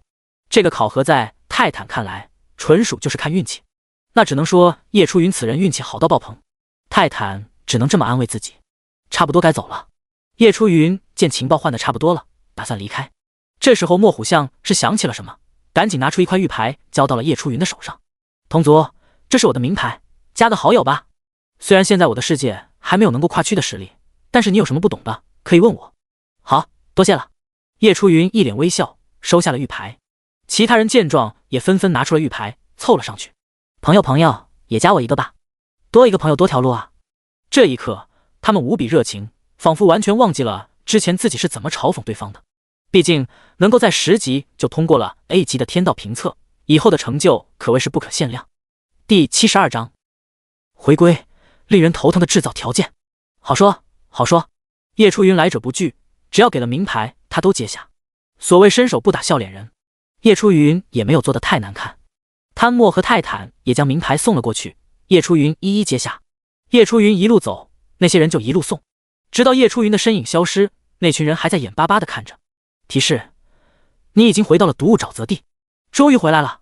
叶初云一脸感慨地看着周围无比熟悉的景象，比起天命神殿，这里更叫他感觉亲切啊，就像是回到了家里一样。滴滴滴，一回到毒雾沼泽地，叶初云就发现自己的私聊都快爆了。118号区域聊天频道也在疯狂地呼唤着他。叶初云自然是知道因为什么，想必是因为那个公告，所有人都知道了他第一个转职成功了。现在估计每个人就像热锅上的蚂蚁，急得不行了。聊天频道内，蔡坤叶初云叶初云，叶神爱，求求你了，出来吧，我都快急死了，转职到底是什么情况？王刚叶初云，叶神啊，你这再不出来，我杀凶兽我都没劲了。王云叶初云，千年等一回，等一回爱啊。黄鹏叶初云，大佬啊，你的装备精魄技能书都被扫光了，速来补货。叶初云，哈哈，看来各位等得很急啊，我来了。蔡坤，苍天啊，大地啊，叶神我总算等到你了，你那个转职到底是什么情况？叶初云，其实也没有什么，当你等级达到10级之后，天道就会提示你转职，你只要在11级之前按照提示去进行考核，就能够获得传承，转职成功了。王刚，叶神，你看我能不能转职成为战士啊？我想当个狂战士，嗷嗷砍。叶初云，既然你想获得战士方面的传承的话，那你尽可能的在你10级之前提升你的体质和力量吧。庄亮，叶神，我大概明白你的意思了，也就是说在10级之前我们要尽可能的提高4维，这样就能够在转职的时候获得强力的职业吗？叶初云，不错，大概就是这个意思。叶初云，而且目前这个消息只有我们118号区知道，我希望大家不要去地狱聊天频道那里乱传。刘倩，那是肯定的啊，叶神你就放心吧，我们118号区所有人上下一条心，肯定不会乱说的。蔡坤，你放心吧叶神，我会帮你监督的，有哪个人在地狱聊天频道乱说，我蔡某人第一个就不放过他。叶初云，哼，那这个任务就交给你了。王刚，既然如此，那我们目前的任务就不是升级，而是在10级之前尽可能的提高自己的战力喽。叶初云，不错，我这边也会上架新的装备、技能书、精魄、丹药等等物品，各位可以借此多多提高战力。蔡坤，好家伙，叶神你这波广告打的堪称完美了。黄丽，叶神，我走过最深的路就是你的套路。叶初云笑了笑，随后将之前为了收集精魄而积攒下来的各类装备、技能书、多余的精魄全部上架。其他人看到上架的物品，又是一阵疯抢，不到1分钟，所有上架的物品就全部销售一空。好家伙，合着这群人就攒着钱啥也不买，都等着我上架呢。叶初云暗自嘀咕着，随后猛地想了起来，对了，天罪套装，自己的天罪锻造图纸碎片还在储物空间里面，之前发生了太多事情，他也没有来得及查看，而且在天命神殿他也不好把这些东西拿出来，不知道这个传承唯一套装属性会有多厉害。内心激动了一下后，叶初云从储物空间里拿出了天罪的锻造设计图碎片，一共20张碎片，直接进行合成。合成为完整的天罪锻造图纸后，叶初云也终于能够看到这个传承唯一套装的属性了。天罪锻造图纸传承唯一套装，宗师级锻造师方可打造。天罪6件套分别为天罪胸甲、天罪头盔、天罪护腿、天罪之靴、天罪护手、天罪护腕组成，必须是获得天之传承方可装备。装备要求10级及以上，力量、敏捷、体质、精神1000级以上。2件套效果：防御加1000，受到伤害降低 30%， 受到治疗的效果提升 30%。4件套效果：全属性加500，获得技能天之庇护，可以给自身增加一个无敌技能，免疫所有伤害。控制效果：持续时间15秒，冷却时间半个小时。6件套效果：每次受到伤害后可获得1层烙印，累积到30层后可开启技能才罪，所有属性提升 100%， 攻击黑暗属性敌人威力增加 100%， 持续时间30秒，冷却时间1个小时。这套装效果是真变态啊！叶初云看的是目瞪口呆，这套装的效果以及属性加成，简直堪比5阶以上的套装属性了，而且绝对是套装中极品中的极品。他恨不得现在就将这天罪套装给弄出来。不过当他看到锻造套装所需要的条件后，整个人就像是被浇了一盆凉水一样，热情来得快，去得也快。首先是第一个条件，宗师级的锻造师才可以打造。好家伙，他现在连锻造工具都没有，更别说成为宗师级的锻造师了。第二个条件则是锻造套装所需要的材料，恒金之心10个，魔晶石200块，五行原石60颗，生命之水。设计这个锻造图的人是不是疯了？这些材料用来锻造7阶的装备都绰绰有余了。看完设计图之后，叶初云惊讶的嘴巴大张，震惊的无以复加。不过很快他就平复了心情，也是这么变态的属性，怎么可能就这么轻松让他锻造出来？不过好在这些材料的出处他都知道，倒也不至于摸不清楚方向。这个天罪套装他势必要锻造出来。第73章出发，地狱级沼泽之王墓地。将锻造图纸暂时放入储物空间中，叶初云抬头看了看天空，此刻的天空已经漆黑一片，时间已经来到了凌晨2点，已经来到了第3天。现在他就可以乘坐列车前往下一处地点了。在离开这里之前，先把这个沼泽之王的目的解决了吧。叶初云笑了笑，而且他也想趁此测试一下实力，也不知道以自己现在的实力对付地狱级别的沼泽之王墓地副本是难还是轻松。又回到了五色祭坛，这里的封印早就已经被叶初云给解除了。巨大的建筑下是一道巨大的光门，现在已经可以进入沼泽之王的墓地进行挑战。当叶初云降落在五色祭坛后，发现这里变得热闹了许多。原本空空荡荡的五色祭坛此时已经人满为患，到处都是喊组队打副本的。简单级沼泽之王墓地啊，6人组，还差一个拥有治疗手段的5级大佬。大佬你来了就可以获得物品分配的优先权啊。普通级开组，来6级以上暴力输出5等1，简单级来一个强力辅助大佬，保证过。这些人有部分人隐藏了装备，也有人没有隐藏装备，大大方方展示。但是叶初云立马就认出了这些人身上所穿的装备大部分都是从自己这里产出的。好家伙，自己居然成了118号区最大的装备承包商了。他还看到了不少熟悉的面孔，比如黄丽、刘大强，这些人没少在聊天频道里面划水。现在他们都凑到了一起，组成了一个小队，看起来颇有威望。看到这群人，叶初云顿时一股熟悉的感觉一晃而过。前世自己也是这样，实力不够就自己开组，疯狂喊人，实力够了就到处找队伍。就在叶初云陷入回忆中时，其他人早就已经注意到他了。试问一个长着翅膀的人突然降落在这个五色祭坛，谁会不去注意？有人立马就认出了叶初云的身份，双眼一亮，大喊道：快看啊，是叶神！此话一出，立刻所有人的注意力都转移到了叶初云的身上。叶初云刚回过神来，就看到一群人正凑在自己面前，那火热的眼神就恨不得把自己生吞活剥了。卧槽，好像真的是叶神啊！什么叫好像？他就是叶神啊！头像你没见过？叶神，我是你的粉丝，请给我签个名吧。我去，这里是哪啊？哪来的纸和笔给你？叶神，你也是来打沼泽之王墓地的吗？需不需要组队？卧槽，叶神，如果你要组队的话，看看我呗，我有治疗技能，我贼拉厉害。切，你别想了，叶神肯定单刷的，你不如来我这里，我这正好缺个治疗。被一群人围着，叶初云感觉自己的头皮都有点发麻。好在这时候又过来了一拨人，将人群划开，这才让叶初云松了口气。叶初云也看到了来人，正是王刚等人。王刚、庄亮、刘倩、雷晨、王云。除此之外，还有新加入的一人蔡坤。蔡坤本人非常帅气，身高1.8米，身材健硕。这6人居然组成了一个小队，他们此时也早就已经今非昔比。王刚作为队长，现在已经8级，装备也已经焕然一新。其中1阶装备数件，2阶装备居然也有2件。战力的话，叶初云猜测应该有3000左右了。庄亮、刘倩、雷晨等人也已经7级，战力也有2500上下。这6个人凑一起，算是除了叶初云以外118号区最强小队了。叶神，你终于是来了呀！王刚笑道：“你是准备去沼泽之王的目的吗？”叶初云点点头：“你们呢？有没有通关？”王刚闻言叹了口气。一旁的蔡坤开口说道：“叶神，你可别提了，我们进的是普通级别的沼泽之王墓地，可别提多难了。那沼泽之王的墓地一进去就是一片森林，只有走出森林才能够打最终 BOSS。我们现在连森林都没走出去，就直接死了2回。再死上1回的话，我们就只能够等隔天再去挑战了。实在不行，我们就只能去挑战简单级的了。森林都没走出去吗？”对于这个结果，叶初云倒是不怎么意外。如果沼泽之王墓地那么容易过，那他就不是毒物沼泽地的最终副本了。3阶套装也不是那么好获得的。不过比较人性化的是，在沼泽之王墓地里，死了是可以复活的。简单级的可以复活5次，普通级的可以复活3次，困难级就只能复活1次了。地狱级没有复活机会，死了就是死了。而普通级别的沼泽之王墓地，那起码要求全员要有4000以上的战力才行。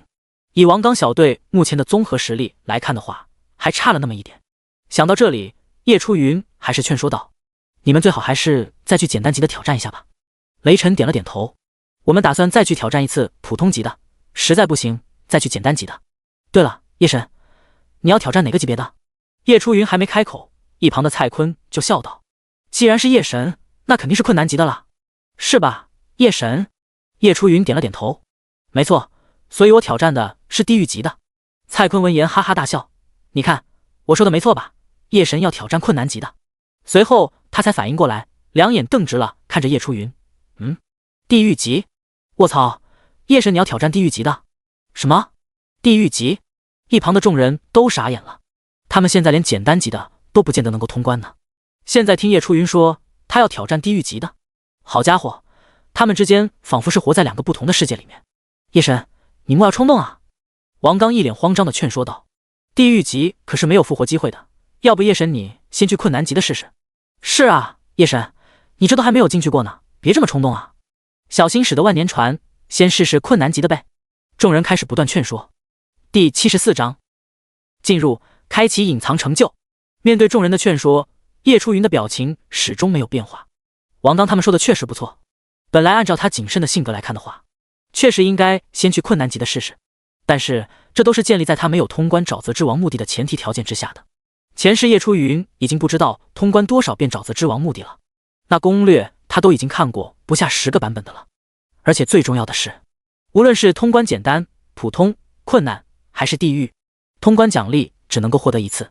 也就是说，如果他通关困难级的话，就拿不到地狱级的通关奖励了，而他则必须要拿到地狱级的通关奖励，所以他只能够选择地狱级。而且他已经有100%的把握通关地狱级沼泽之王墓地，所以才会这么说。行了行了，王刚像是看出了叶初云的意思，立马就阻止其他人继续劝说。既然叶神已经决定了，那么他应该是有把握的，我们也别再多劝了。其他人闻言也立马闭嘴。行，那我就先去地狱级给你们探探路，出来了给你们第一手攻略。叶初云笑了笑，大步离开。众人就这么眼巴巴地看着他走入光门之中。好家伙，去地狱级的沼泽之王墓地给我们探路，叶神还得是你。不过如果叶神能够通关的话，我们说不准还能问问情报。那我们还继续打吗？这刚好组到了一个治疗，还打啥打呀？等叶神出来再说吧，我们现在去打也白费复活的机会。队长，要不我们也等等？雷神见王刚没有动作，问道。王刚点点头，咱们先暂时不行动了，我想看看叶神到底能不能够通关这个地狱级别的沼泽之王墓地。提示：即将进入沼泽之王的墓地，请选择难度。提示：难度从低到高，分别是简单、普通、困难、地狱。提示：无论是简单、普通、困难、地狱，无论哪个首次通关后，只能获得1次通关奖励，望周知。提示：在简单级别中，选手可以在沼泽之王的墓地中复活5次。提示：在普通级别中，选手可以在沼泽之王的墓地中复活3次。提示：在困难级别中，选手可以在沼泽之王的墓地中复活1次。提示：在地狱级别中，选手没有复活的机会，请选择。叶初云二话不说就选择了地狱，顿时整个光门从白色变成了漆黑色，就像是深渊的入口。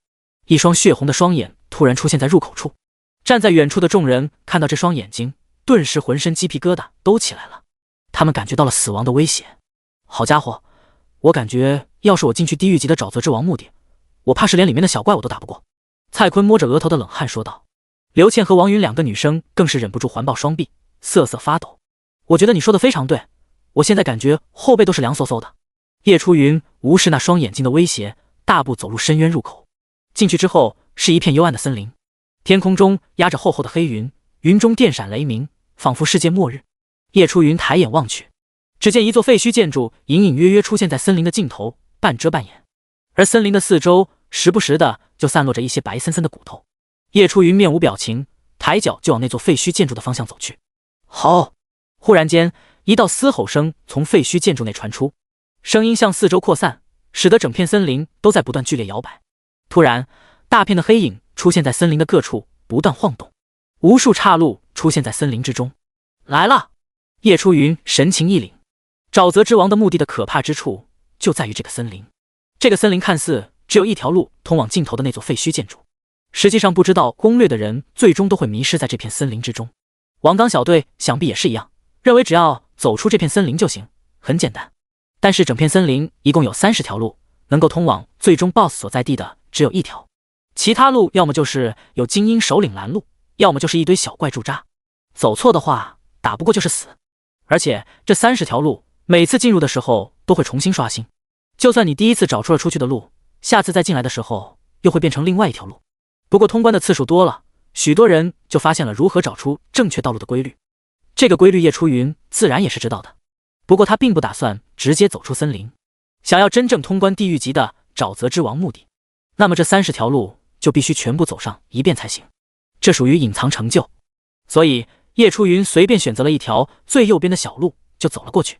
可还没等他走多久，5道黑影就从森林的暗处窜了出来，直接拦在了他的面前。此时乌云游走，月光微微照射下来，黑影的真面目也随之显现。黑影原来是一头头腐烂的凶兽尸体，这些凶兽尸体大半都是腐烂不堪，就像是融化的蜡烛。叶初云也已经认不出这些尸体生前的样子了。名称：尸魁兽，等级10级，战力评估6000，特点：无畏、嗜血、狂暴、声波攻击。弱火，技能：超声波 LV5，天赋：无，爆率10%。不愧是地狱级副本，只是普通小怪而已，就有6000战力，爆率还这么的高。这么看的话，基本上就和攻略对应上了。正好就拿这几头尸魁兽练手，看看我如今的实力到底有多少强。叶初云双眼紧紧盯着面前5头尸魁兽。天威！突然他的双眼变成了白银色，一股威严不可冒犯的威压从体内涌出。这是他的一阶职业专属技能天威，对于他想要攻击的敌人可以直接削弱30%的属性。这5头尸魁兽只感觉一股死亡的威胁突然临近，使得他们瑟瑟发抖，浑身的气势削减了大半。第75章地狱级难度，强杀就完事。名称：尸魁兽，战力评估4200。好家伙，这战力就和泄了气的皮球一样，暴降了30%。飞火流星。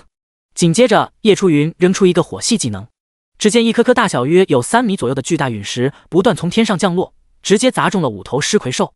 他立刻就发现了自己这个技能变强了许多，原本流星的大小只有1米左右，经过天法自然得300%技能加强，直接就变成3米，威力更是不用说。5头尸魁兽经过好一阵狂轰乱炸，最后直接连渣都不剩了，完完全全就是碾压局。击杀10级尸魁兽，获取能量点加1000。击杀10级尸魁兽，获取能量点加1000。100%爆率触发，物品已经自动放置在储物空间之中，请注意查收。这么轻松，叶初云自己都有点惊讶，也再次感叹天神这个职业的强大。只不过是1阶的天赋而已，就已经如此的变态，那等到他20级2阶、33阶乃至100级10阶的时候呢？那时候又会是多么的逆天，他完全不敢想象啊。叶初云看了看尸魁兽所爆出的战利品，不知道地狱级副本里面普通小怪能够爆出什么样的好东西？尸魁兽的精魄，服用后敏捷加10，体质加10，星号5。无畏板甲，防御加30，体质加20，佩戴后可增强10%的精神，抵挡来自敌人的精神攻击。2阶极品，佩戴要求等级8级及以上，体质200级以上。治疗1阶技能，消耗一定精神，可对自身以及其他人进行治疗。学习条件精神200级以上。普通小怪而已，居然爆了这么多好东西！叶初云再次惊叹于地狱级的大手笔。正好他的技能还缺一个治疗，立刻就学习掉。5枚尸魁兽的精魄也立刻吃了下去，战力又涨了200点。解决掉这5头尸魁兽之后，叶初云继续一路前行。途中时不时又会冒出1-2只尸魁兽，但是都被叶初云一见一个轻松解决。能量点和战利品都在不断的增加着，很快第一条路就走到底了。尽头是一道黑色屏障，阻止了他继续前进。果然是死路，只能够返回去继续走第2条路。不过这时候叶初云突然发现，在这黑色的屏障下有7、8块紫色的石头散落。咦，这不是魔晶石吗？他双眼一亮，立马就将这7、8块魔晶石收了起来。叶初云的脑海中有10多份有关地狱级沼泽之王墓地的攻略，这里面真真假假，假假真真。不过如今结合起来看的话，其中有一个攻略就说过，在地狱级的沼泽之王墓地里面，每条路无论是死路还是生路，都到尽头后都能够获得奖励。这么看来，这地狱级的副本石再是好处多多。虽然危险系度拉满了，但是危险和回报是成正比的。再次确认第1条路被自己扫光了之后，叶初云消耗精神，连续施展瞬移，快速回到了最初的地点。他发现这个瞬移简直就是赶路神技，经过天法自然的加强，他一下子就能够瞬移上100米，这速度简直无敌。这次叶初云来到第2条路，这次路上倒是没有尸魁兽出现，尽头处是一朵半透明的大花。这朵花和食人花妖王完全不一样，食人花妖王给人的感觉就是美丽中带着一丝诱惑和危险，但是这朵花给人的感觉只有恐惧、诡异。胆小的要是看到它的话，SAN 值怕不是会直接掉到0。这大花有6瓣花瓣，张开的时候直径超过了10米，无数的半透明肉须从花瓣上生长了出来。最诡异的无疑是花的中心部位不是花蕊，而是一张脸。叶初云站在离花很远的地方，但是却看得清清楚楚。这张半透明的怪脸有着模糊的五官，有一丝丝酷似人脸。名称：尸母兽，变异，等级10级，战力评估7500。特点：洗蚀尸气，扎根大地，无法移动。技能：噬魂 LV5，力量增幅 LV5。天赋：1级精神超强。爆率 15%。叶初云的目光微微下移，这菊花的下方有着一根细长的绿色根茎，绿色根茎只有成年人的手臂粗细，扎根于地面之中。根据攻略，叶初云知道这便是尸母兽的唯一弱点，只要斩断这根茎就能够杀死它。叶初云没有丝毫犹豫，举起手中的符文之剑，只是一个呼吸的时间，就挥出了数十道长达10米的金色真气，顷刻间就全部击中了体积庞大的尸母兽。还针对什么弱点，他都这么强了，直接强杀就完事。哦，只是一瞬间，尸母兽庞大的身躯就七零八落，半透明的颜色不断变化，表面生出大量黑斑，如同石斑。6片花瓣也在迅速的枯萎脱落，庞大的身躯也在逐渐的腐烂散去。击杀10级变1级尸母兽，获取能量点加1200，百分百爆率触发。物品已经自动放置在储物空间之中，请注意查收。不到10秒的时间，尸母兽就惨死在叶初云的手下，爆出了一个尸母兽的精魄，还有一件2阶极品头盔，一个1级精神超强的天赋刻印。叶初云在消灭尸母兽的第一时间就在四周观察，随后内心一喜。第2条路的尽头是一块五彩石头，名称：五行原石，作用可用于建筑、锻造装备。五行原石和魔晶石一样，都是锻造天罪套装所需要的材料之一。叶初云开心的收了起来，火速回到起点，往第3条路走去。第15条路，叶初云面无表情的走在路上，身后倒着一堆尸魁兽的尸体。他也不知道自己斩杀了多少头尸魁兽和尸母兽，只知道自己的能量点和储物空间的战利品在疯狂的增加。第76章3阶血色套装，进入最后关卡。此时他的等级进度已经是10级，168680200000，马上就能够升级了。一路来到路的尽头，叶初云终于遇到了沼泽之王墓地里第1头王者及凶兽。这是一只体型巨大的狼人，它拥有银白色的皮毛，一双漆黑的爪子，张开的嘴巴里不断淌出半透明的液体，液体落在地面上立刻发黑，冒出青烟，出现了腐蚀的迹象。显然，这头狼人的口水具有腐蚀性。名称：狼人王，王者级，等级10级，战力评估9000，特点：嗜血、杀戮、领地意识，技能：死亡凝视 LV5， 咆哮 LV5， 天赋：地级力量强化，爆率 20%。嘿嘿嘿，居然是人类，味道真香啊！狼人王看见叶初云，嘴里流下的口水越来越多。弱小的人类，死！骤然，狼人王动了，膨胀的胸口开始往上移动，经过脖颈再到嘴巴，他要使出技能咆哮。此时狼人王的嘴巴已经鼓了起来，看眼就要释放技能。叶初云对此无动于衷，只是一个挥手，飞火流星、海王怒、流沙漩涡，给我死！只是一瞬间，无数流星陨石落下，无数水龙卷席卷而来，地上更是不断涌现出沙坑漩涡。三大元素技能经过天法自然的加成，已经变得十分的恐怖。狼人王还没反应过来，就被淹没在其中。狼人王还能不能玩了？这该死的人类，能不能等他技能放出来？不！狼人王发出无比绝望的怒吼，甚至都还没来得及放出技能，他眼睁睁地看着自己的身体陷入流沙之中，随后又被无数陨石砸中，紧接着又被卷入水龙卷内。狼人王感觉周围的时间似乎被放慢了无数倍，这让他无比的痛苦。同时，他也感应到从叶初云身上传来的气息，这让他瞪大了双眼，像是想到了什么。你是天？可惜为时已晚。还没等狼人王把话说完，水龙卷就摧毁了他的身体。击杀10级王者及狼人王，获取能量点加10000，百分百爆率触发。物品已经自动放置在储物空间之中，请注意查收。在狼人兽死后，在道路的尽头有一个银白色的宝箱也随之出现，不知道狼人王又能爆出什么好东西。叶初云赶紧打开储物空间查看，狼人王的精魄，服用后力量加20，敏捷加20，血色战甲，防御力加50，体质加50，力量加20，佩戴后击杀敌人会自动吸收对方的精血，在达到一定程度后可释放一次强化技能，全面提高自身 10% 的属性，1分钟需达到等级10级，力量、体质500级以上，3阶极品套装之一。2件套效果：防御加100，力量加100，体质加100。4件套效果：伤害减免 30%， 全属性加80。6件套效果：激活技能血怒，每受到一次伤害，力量和敏捷增加 10%， 最多可叠加5次，持续时间1分钟。3阶血色套装。叶初云双眼一亮，沼泽之王墓地最出名的便是这3阶极品套装血色套装了。血色套装一共6件套，集防御、攻击、治疗于一体，算是10级里面3阶套装的佼佼者了。就算是20级，也有人设不得换下这个套装。现在血色套装可是要比他身上的铁龟套装要好多了，可惜只有1件。叶初云打算等凑齐了6件，再将身上的装备替换下来。在天罪套装还没有制造出来之前，血色套装算是目前叶初云最好的选择了。除了血色战甲，狼人兽还爆了一枚地级力量强化的天赋刻印。这时叶初云也注意到那个白银宝箱，看来这就是第15条路的奖励了。叶初云没有打开，而是放入储物空间之中，看看有没有机会再合成出一个黄金宝箱出来。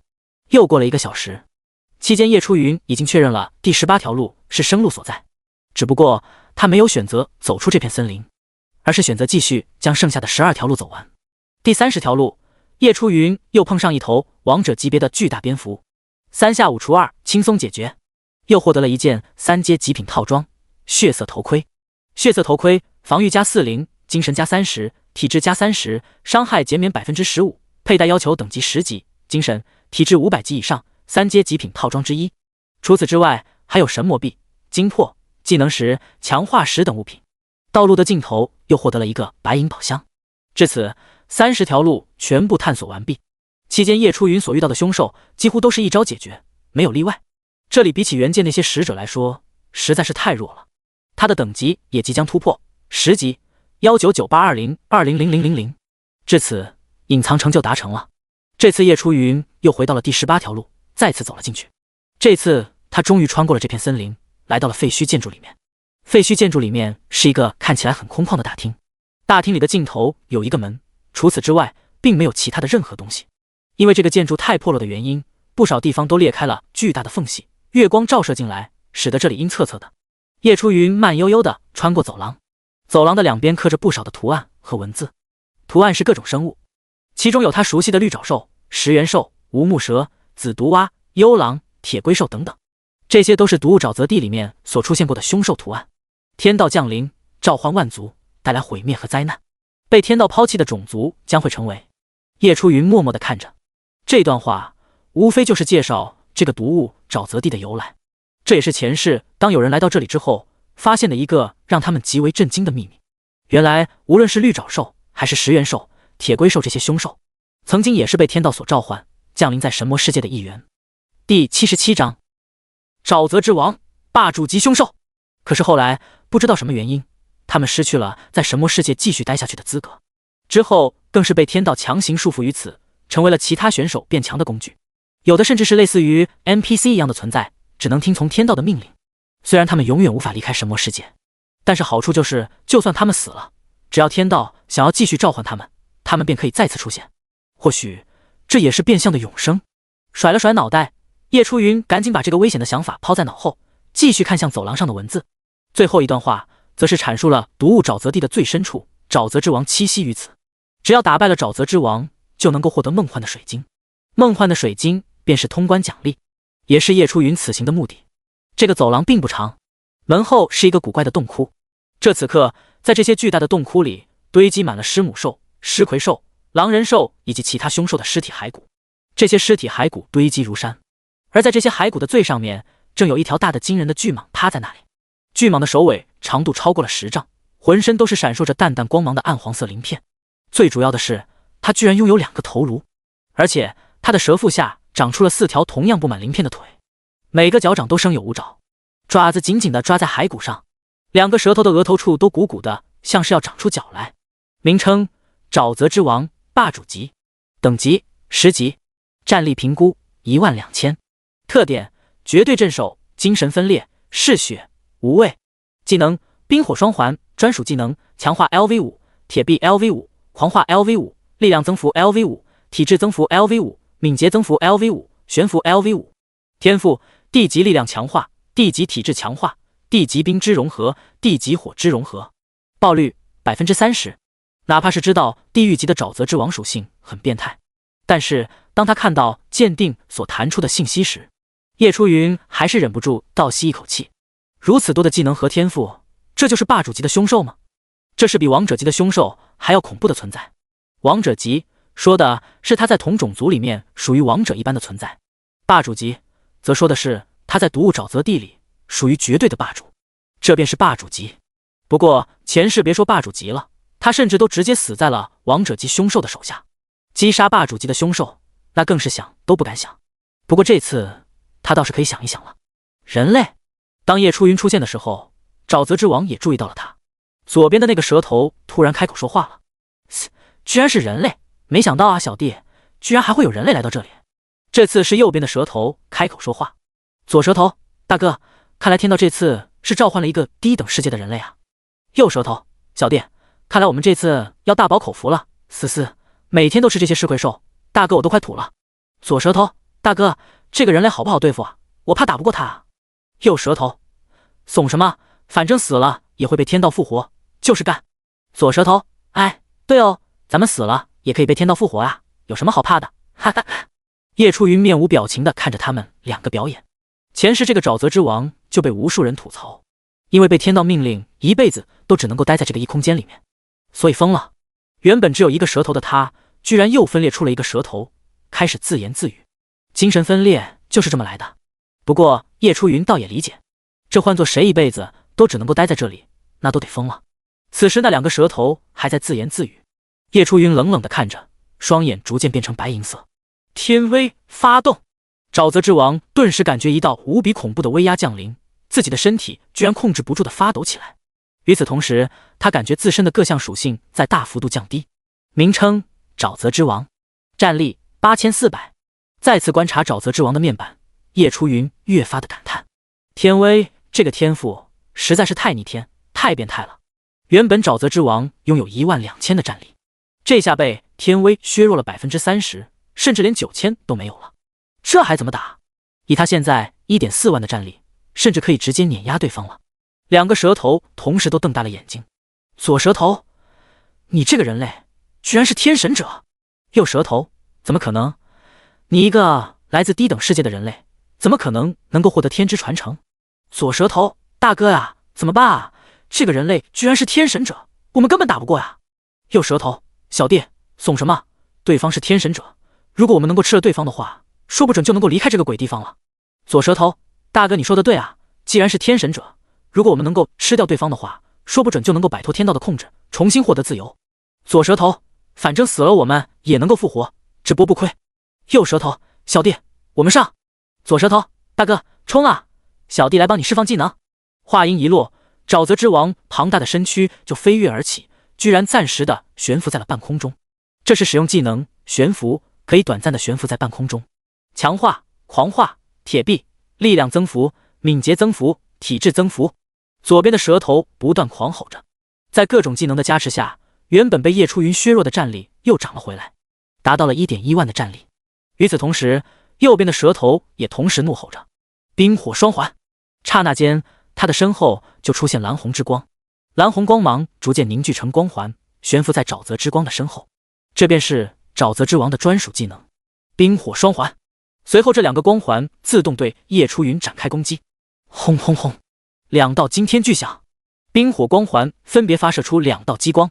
蓝色的激光所过之处，所有骸骨纷纷被冻成冰块，而红色的激光所过之处，所有骸骨纷纷燃烧起来。两道激光分别带着毁灭的气势，直接射向叶初云的脑袋。第78章完美评价，获得复苏水晶。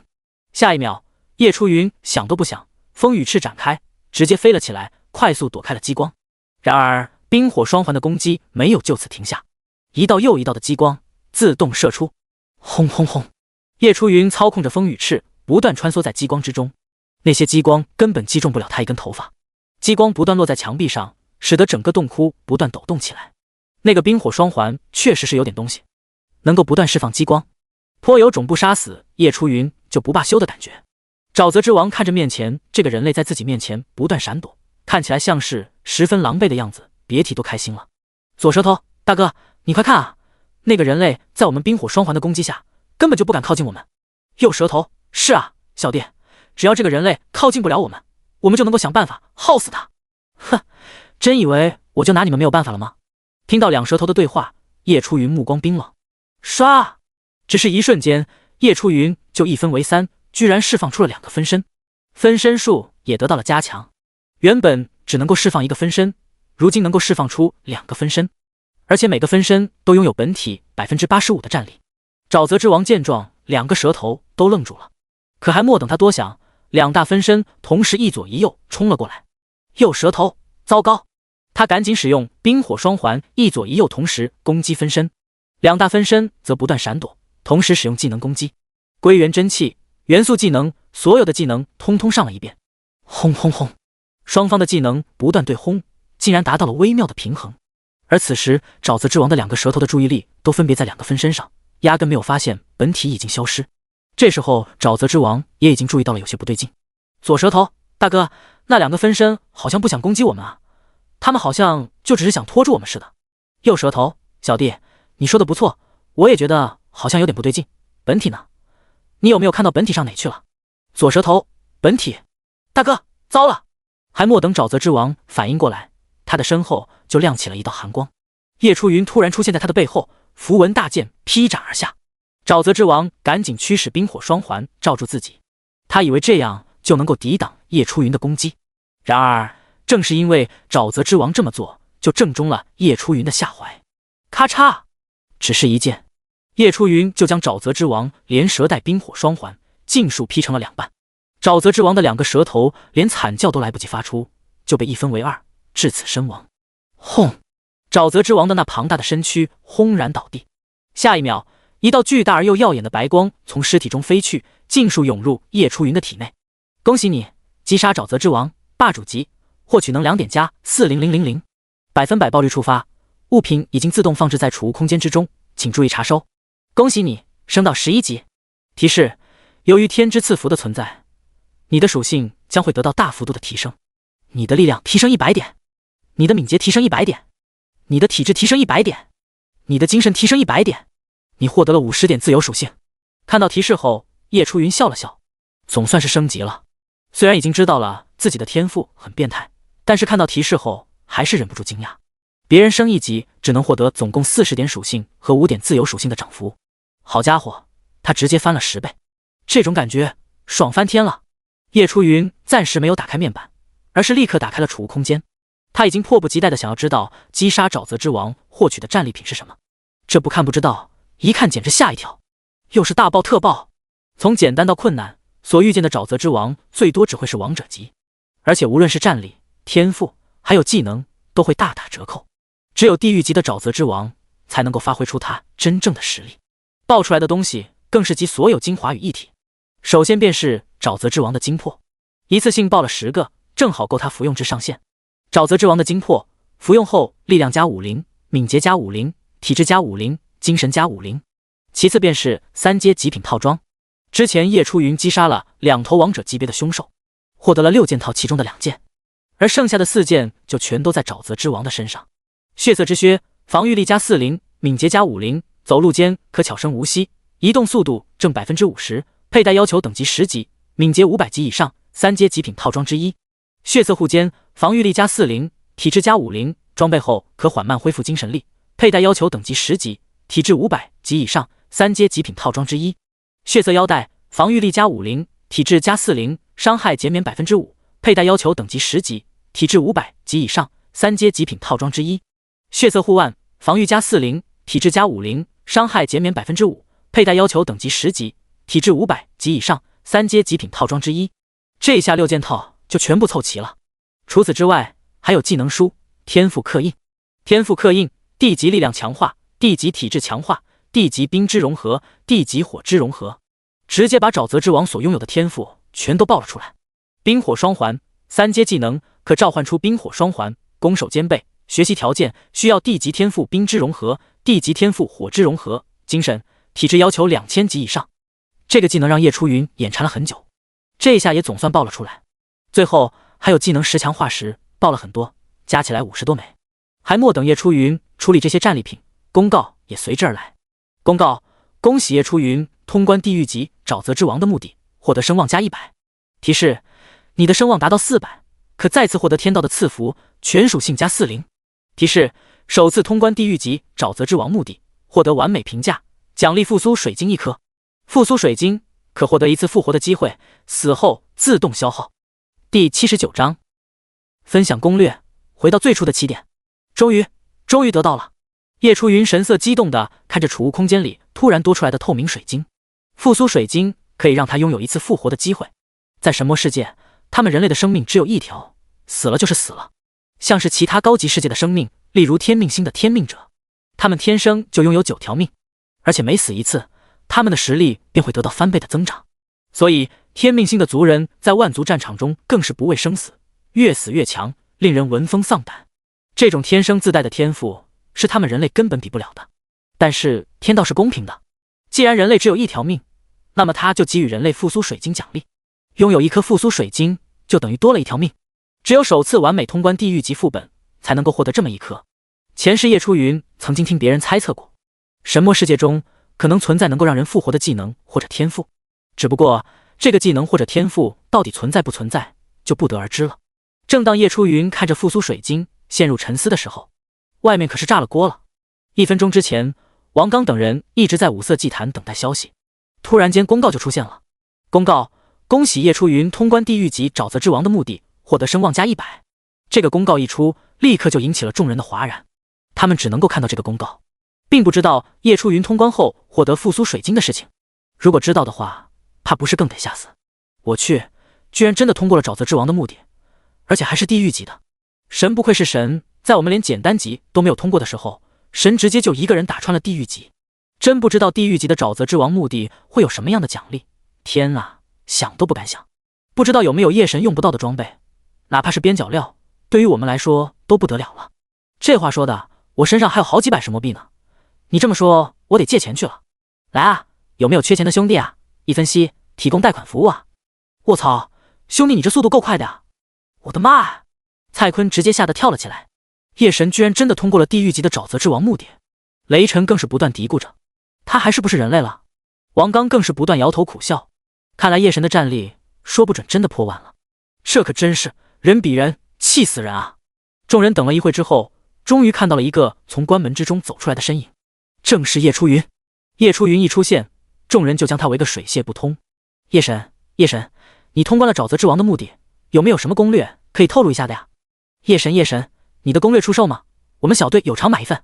叶初云此时也倍感无奈，这些人实在是太过热情了，他连忙摆手，大喊道：“各位不用担心，攻略我会无偿提供给大家，大家不要急。”此话一出，众人顿时很默契地安静了下来，纷纷眼巴巴地看着他。之后，叶初云把众人聚集在一起，将有关沼泽之王目的的攻略分享了出来。他的这份攻略适合简单到地狱所有等级，只要认真听了这份攻略，把所有准备都做好的话，再去沼泽之王目的说不准就能够通关。众人并没有去怀疑这个攻略的来源和真实性，而是认认真真听着，并且记了下来。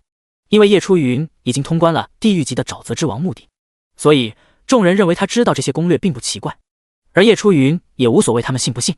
正所谓信则有，不信则全无。反正最重要的3阶极品套装和复苏水晶已经拿到手了，他吃到肉了，总得让其他人喝口汤不是？众人听完攻略之后，也顿时恍然大悟。我去，我说那个鬼森林怎么老是走不出去呢？原来有这么多条路。每次进去的话，这生路也会随机变化，所以只要我们寻找路上有没有红色的花，就能够分辨出哪条是生路吗？我去，沼泽之王的战力这么变态的吗？那这么看来，侦察型辅助和治疗型辅助就显得很重要了呀。沼泽之王目的居然能够产出3阶套装装备，这不爽翻天了。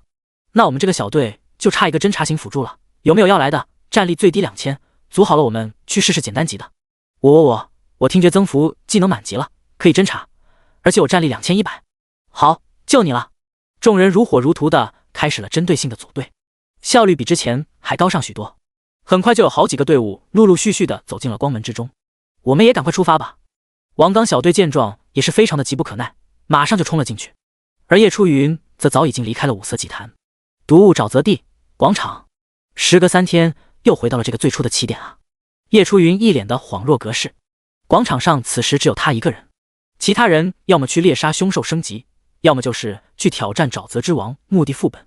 看了看手表，现在的时间是凌晨4点，通关沼泽之王目的花费了他2个小时的时间，而列车到来的时间是8点，和他3天前初次乘坐列车到达这个广场的时间是一样的。所以叶初云干脆就在广场上休息了起来。趁此机会，他也开始整理战利品。首先就是从沼泽之王墓地里面所得到的精魄。狮魁兽的精魄，服用后敏捷加10，体质加10；狮母兽的精魄，服用后精神加20；狼人王的精魄，服用后体质加30，力量加10；狮蝠王的精魄，服用后敏捷加20，体质加20；沼泽之王的精魄，服用后力量加50，敏捷加50，体质加50，精神加50。狼人王的精魄和狮蝠王的精魄很可惜，分别只获得了5个，其他的精魄都有10个以上，可以直接服用至上限。叶初云直接闭着眼睛，一口气将这些精魄全部吞服了进去。第80章，飞涨的战力突破 2.3 万。所有的精魄全部吞服完毕之后，叶初云的属性再次迎来一次前所未有的暴涨。除此之外，还有血色6件套。叶初云也将身上的铁龟套装还有其他部位的装备换了下来，将血色6件套全部换上去。之前在沼泽之王墓地里获得了许多强化石和技能石，这时候也正好派上了用场。只不过这些强化石只能够强化6件套其中2件，毕竟装备品质越高，所消耗的强化石数量就更多，而且再加上可能还会强化失败，强化石会因此损失不少。所以叶初云就优先强化了血色战甲和血色头盔。他的运气比较好，只是失败了2次，正好在强化石几乎消耗干净后，将这2件装备强化至最高等级。血色战甲加5，防御力加200，体质加150，力量加80，佩戴后击杀敌人会自动吸收对方的精血，在达到一定程度后可释放一次强化技能，全面提高自身 10% 的属性，1分钟需达到等级10级，力量体质500级以上，3阶极品套装之一。血色头盔加5，防御加180，精神加100，体质加100，伤害减免 15%， 佩戴要求等级10级，敏捷，体质500级以上，3阶极品套装之一。这2件强化后的属性直接就完爆了他身上的铁龟战甲加5和铁龟头盔加5。提示：检测到你身上有6件血色套装，触发装备属性：2件套效果，防御加100，力量加100，体质加100。4件套效果，伤害减免 30%， 全属性加80。6件套效果，激活技能血怒，每受到1次伤害，力量和敏捷增加 10%， 最多可叠加5次，持续时间1分钟。将所有装备都换上去之后，6件套的装备效果也触发了。叶初云打开了最新面板，姓名叶初云，等级11级，39820300000，声望400，称号天道眷顾之人，天神者250号，力量2762，地级力量强化加1105，敏捷2142，体质3244，地级体质强化加1298，精神2883，一级精神超强加577，自由属性点50，战力23022左元括号22062加960右元括号。看到面板后，叶初云自己都惊了，这只是走了一趟沼泽之王的墓地，战力就直接坐火箭飞升了。他进去之前战力还是 1.4 万，进去之后直接变成了 2.3 万，地狱级副本，而且还只是新手副本，简直是恐怖如斯。最后还有50点自由属性，叶初云继续全部加到了精神上，这下精神达到了2933点，即将突破3000大关。不过让叶初云没想到的是，现在他的体质反而是最高的了，高达3000。精魄装备全部处理完毕之后，叶初云拿出了天赋刻印，在沼泽之王墓地中，他也获得许多天赋刻印，其中一级精神超强4块，地级力量强化2块，地级敏捷强化1块，地级冰之融合1块，地级火之融合1块。其中冰之融合、火之融合还有敏捷强化是叶初云没有的，直接使用天赋刻印就可以获得了，剩下的全部进行融合。第一个一级精神超强，定，融合失败。又是熟悉的提示，小场面，不慌，继续。定，融合失败。定，融合失败。丁，融合成功，一级精神超强进化为地级精神强化。看到提示后，叶初云双眼一亮，总算是成功了。接下来是地级力量强化。定，融合失败。丁，融合成功，地级力量强化进化为 C 级力之意境。力之意境，力量永久性增加 80%。叶初云瞪大了眼睛， C 级天赋恐怖如斯啊，永久性增加 80%。 他现在力量就有2762，如果是永久性增加 80% 的话，那岂不是一次性就增加了2209点？两相加的话，他的力量岂不是直接无限接近5000了？天哪，这个天赋太逆天了！同时他也获得新的天赋，分别是地级敏捷强化、地级火之融合、地级冰之融合。这下他的天赋加起来就一共有12个，恐怕其他所有区都找不出一个天赋比他多的人了。还有一本3阶技能书冰火双环，叶初云也达到了学习的条件，果断学习。这下他就又多了一种攻击手段。最后叶初云把换下得来的装备还有多余的装备和精魄、技能书等全部设置好，价格上架。这下他的储物空间顿时又空了起来，这种一下子把背包清空的感觉属实让人有点上瘾。距离列车到来还有4个小时不到的时间，叶初云只能在广场默默等待。而就在等待的途中，公告再次出现。公告：恭喜王刚、雷晨、刘倩、王云、蔡坤首次通关简单级沼泽之王墓地。哦，看到公告后，叶初云微微一愣，随后笑了笑。没想到王刚那几人还挺厉害的，居然在这么短时间就通关了简单级。看来他们普通级还是失败了，退而求其次还是选择了简单级。不过就算这样，也已经很厉害了，看来他们是真的成长起来了。然而在接下来的时间里，除了王刚小队就没有公告再出现了。毕竟也不是人人都有王刚小队那样的实力，就算有攻略，也不能说就能够保证100%就能够通关，战力也必须达标才行。能够在这么短时间通关已经非常不错了，这让叶初云不禁想起在前世的时候，哪怕是通关简单级的沼泽之王墓地，那也是1个半月后的事情了。如今他们在第3天的时候就能够通关简单级，这放在其他区那都是想都不敢想的事情。聊天频道也是一片火热，都是在恭喜王刚小队。叶初云也忍不住加入进去，反正也是打发时间，很快就和大家打闹成了一片。第81章，岩阳丹丹方再次登上列车。就这样4个小时的时间很快就过去了。就在叶初云等待的过程中，广场上也陆陆续续来了许多人，其中王刚小队也在其中。当他们看到各自的时候，脸上没有丝毫意外，毕竟他们的目的一样，都是想要乘坐列车前往下一个地点，也就是真正的神魔世界。这时候王刚等人来到叶初云的身边，一脸笑意地看着他。叶神，实在是太感谢你了。王刚十分感谢道，要是没有你的攻略，我们怕是连简单级的沼泽之王目的都过不了了。是啊，是啊。叶初云挥了挥手，风轻云淡地笑道，这其实没什么，攻略只是辅助，主要还是要看你们自己。王刚也不好意思地笑了笑，随后犹豫了一下，还是问道，叶神，我这里有张丹方，是从沼泽之王墓地里抱出来的，你看看能不能换你那把加武的暴风之刃。说完，他就从储物空间拿出一张纸，递给了叶初云。丹方？叶初云双眼一亮，没想到王刚还能爆出这种好东西。自从他换上那把符文大剑之后，暴风之刃就光荣下岗了。这次他将装备一股脑上架，也包括了那把加武的暴风之刃。只不过那把暴风之刃他标价1万，这个价格在前期不算贵，甚至很便宜。要知道后期哪怕是随便一件2阶装备都能够卖上最少5-6万神魔币的价格。不过现在这个价格对于王刚等人来说始终是天价，所以当王刚等人在攻略沼泽之王墓地时爆出这张丹方的时候，第一时间就想要在叶初云这里换取那把暴风之刃。我来看看。接过图纸，叶初云仔细地查看了起来。炎阳丹丹方，终极炼丹师可以制作。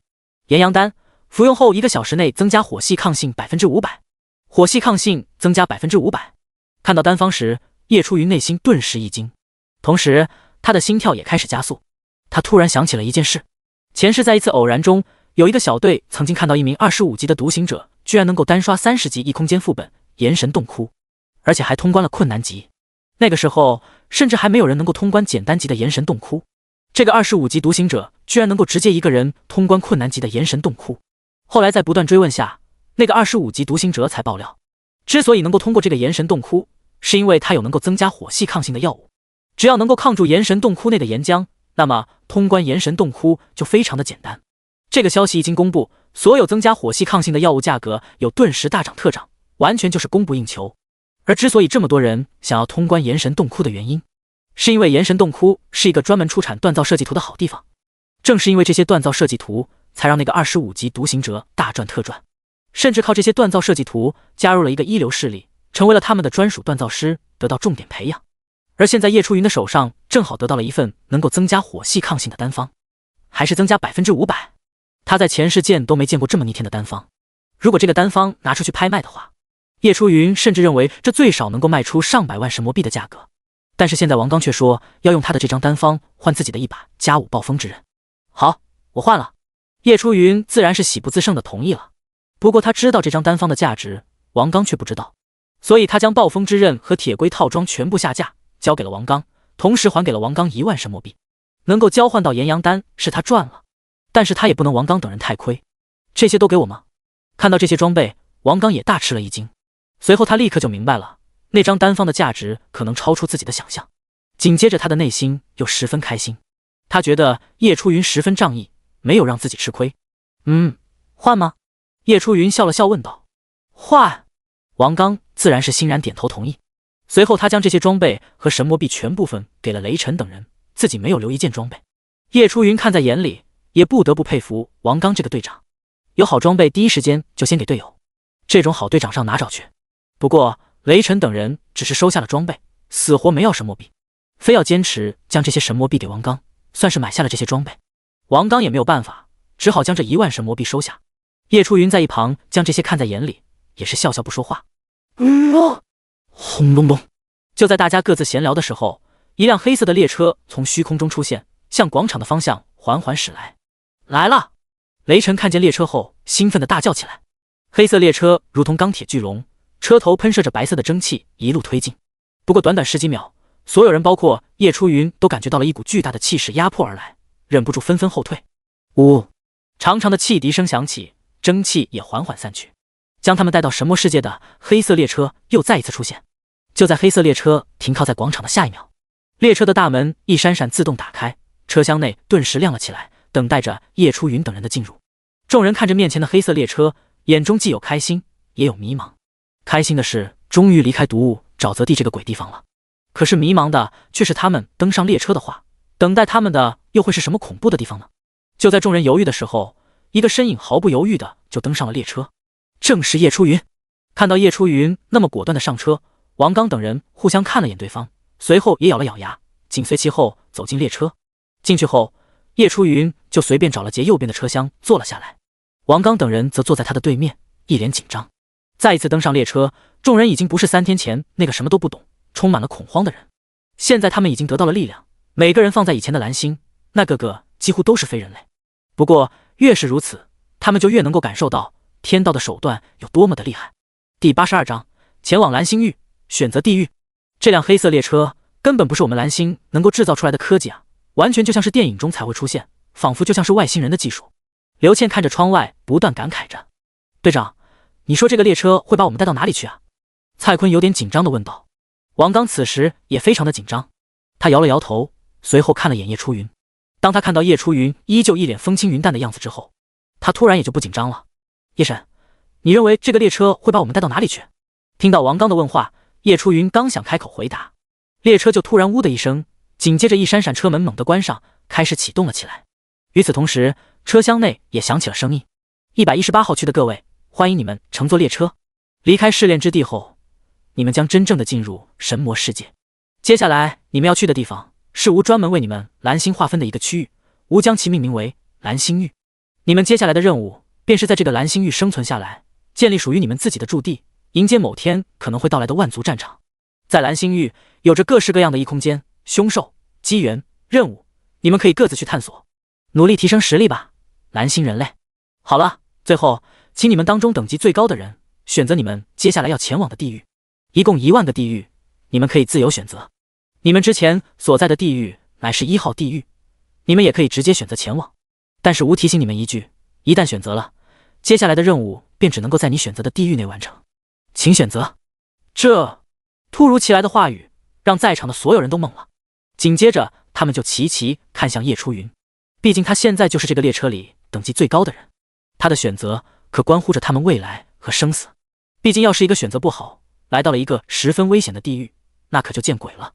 咦，我们不是1号地狱吗？现在可以去其他地狱了吗？王刚疑惑地说道。我们是1号地狱是不错，这也不代表我们不能去其他地狱吧？这样也挺好的，给了我们自由选择的空间。那我们是继续去1号地狱，还是去其他的地狱？叶神，你打算选哪个地狱？蔡坤小心翼翼地看着他。叶神，你随便选吧，无论你做出什么样的决定，我们还是会支持你的。雷神不断拍着胸脯保证。其他人见状也连连附和。是啊，是啊，叶神，反正1万个地狱，我们根本不知道这些个地狱到底是个什么情况，你就放心选择。确实，这1万个地狱又没有人去过，最后还不是只能够随便选。嘿嘿，那还不如选个吉利点的，就选666吧。好家伙，倒也不用这么吉利。就在所有人聊天的方向越来越偏的时候，叶初云也终于开口了。我选择1888号地狱。好的，本次列车将会开往第1888号地狱，到达地点后将会开启任务。好家伙，叶神也是够果断的，这么快就做下决定了。王刚一脸震惊地看着他，为什么是1888号，不是888？蔡坤也暗自嘀咕着，888，发，多好啊！这时候雷神却双眼一亮，1888，要发，还得是你啊，叶神！我去，原来叶神你选1888号是因为这个吗？这波玄学可以的。好的，我感觉我接下来要起飞了，这么吉利的数字，我不起飞，谁起飞？好家伙！叶神略感无语的看着这几人，众人现在都认为他选择这个数字纯粹就是因为吉利。然而，所有人都不知道的是，叶初云选择这个地狱绝不是偶然。这个1888号地狱在前世可是热门地狱，所谓靠山吃山，靠海吃海。例如我这边能卖海鲜，你那边能够卖人参，每个地狱都有其独特的地方。如果选好的话，就能够靠他们赚取财富，提升实力，发展势力。而1888号在前世完全就是一个宝藏，在那个地狱发展起来的势力无一不是一流势力，甚至蓝星域最强那几个超级势力都集中在1888号地狱，可以说蓝星域的中心便是1888号地狱。如今这个1888号还是一个无人探寻的地狱，到处都是宝藏可以开发，只不过这些都不能够对王刚这些人说，让他们误会倒也挺好，这样别人问起来，叶初云倒也能够用这个理由打发掉对方。轰隆隆，列车此时已经在虚空中行驶，透过车窗观看外面，只能够看到一片黑暗。大约过了半个小时，急速飞驰的列车才慢了下来。原本坐在位置上聊天休息的众人见状，顿时站了起来。他们明白列车要停下来了。各位，1888号地狱即将抵达，在你们下车后，任务开启。期间你们可以乘坐列车前往其他地狱，但是你们接取的任务只能够在1888号地狱完成，望周知。列车不断减速，随着呜呜的汽笛鸣响，最终彻底停了下来。车厢内的灯光相继熄灭，紧紧关闭的车门也统统打开了。车门打开后，一股冷风猛地从门外灌入。这时许多人都来到了车门边，但是却没有一人敢跑出去。经历了这么多，他们知道贸然行动的下场自然是不会这么干的。顺着车门向外看去，可以看到两边结实的墙壁，墙壁往前方不断延伸，形成了一个大通道，就像是一个列车站。走吧。就在众人犹豫的时候，叶初云第一个站了出来，走出了车站。有了他的带头，其他人也鼓起勇气跟着走了出去。当所有人下了列车之后，发现列车居然没有开走，而是继续留在了这里。这个车站有点像我们蓝星的列车站啊。王刚一边观察一边感叹道，其他人也不断点头。第83章，开启驻地任务，激活世界榜单。何止像啊，看到这个车站，我还以为回到了蓝星呢。叶初云不置可否，这个列车站确实和他们蓝星很像。两边厚实的墙壁形成了一个巨大的通道出口，上面有天花吊顶，一切都显得那么的眼熟。约80多人，大约行走了40多米后，离开了这黑暗的通道出口。走出通道后，众人发现外面居然是一眼看不到边际的沙漠。公告：抵达1888号地狱，开启任务，建造驻地。任务内容：请各位想办法击杀凶兽，获得驻地令。任务提示：该驻地令只能够在1888号地狱范围内建立驻地，没有时间限制，无失败惩罚。任务提示：只有击杀10级首领级以上的凶兽才有一定概率爆出驻地令。任务提示：驻地越早建成，任务的奖励就越丰厚。提示：进入1888号地狱，激活世界频道。提示：1号地狱频道保存，开启1888号地狱频道。提示：世界频道有发言限制，每人每天只能够发言10次。提示：开启世界等级榜单。提示：开启世界战力榜单。提示：开启世界财富榜单。提示：开启地狱交易行。一连串的提示让众人应接不暇，简直就是看花了眼。大部分人第一时间选择的不是打开世界频道，而是打开了世界等级榜单。他们想要知道如今世界等级第一的是谁。而所有人包括叶初云也在公告出现之前就收到了提示消息。提示：世界榜单即将开启。提示：你的战力、等级、财富可以选择隐藏，但是在榜单上你的排名依旧会显示。提示：是否隐藏？隐藏。叶初云双眼一闪，仔细思考着。他对于自己的等级和战力自然是十分有信心的。如果出了世界排名榜单的话，等级和战力的第1名多半就是他。而且他也知道可以隐藏自己等级、战力以及财富。叶初云想了想，选择隐藏自己的战力，等级和财富就不隐藏了。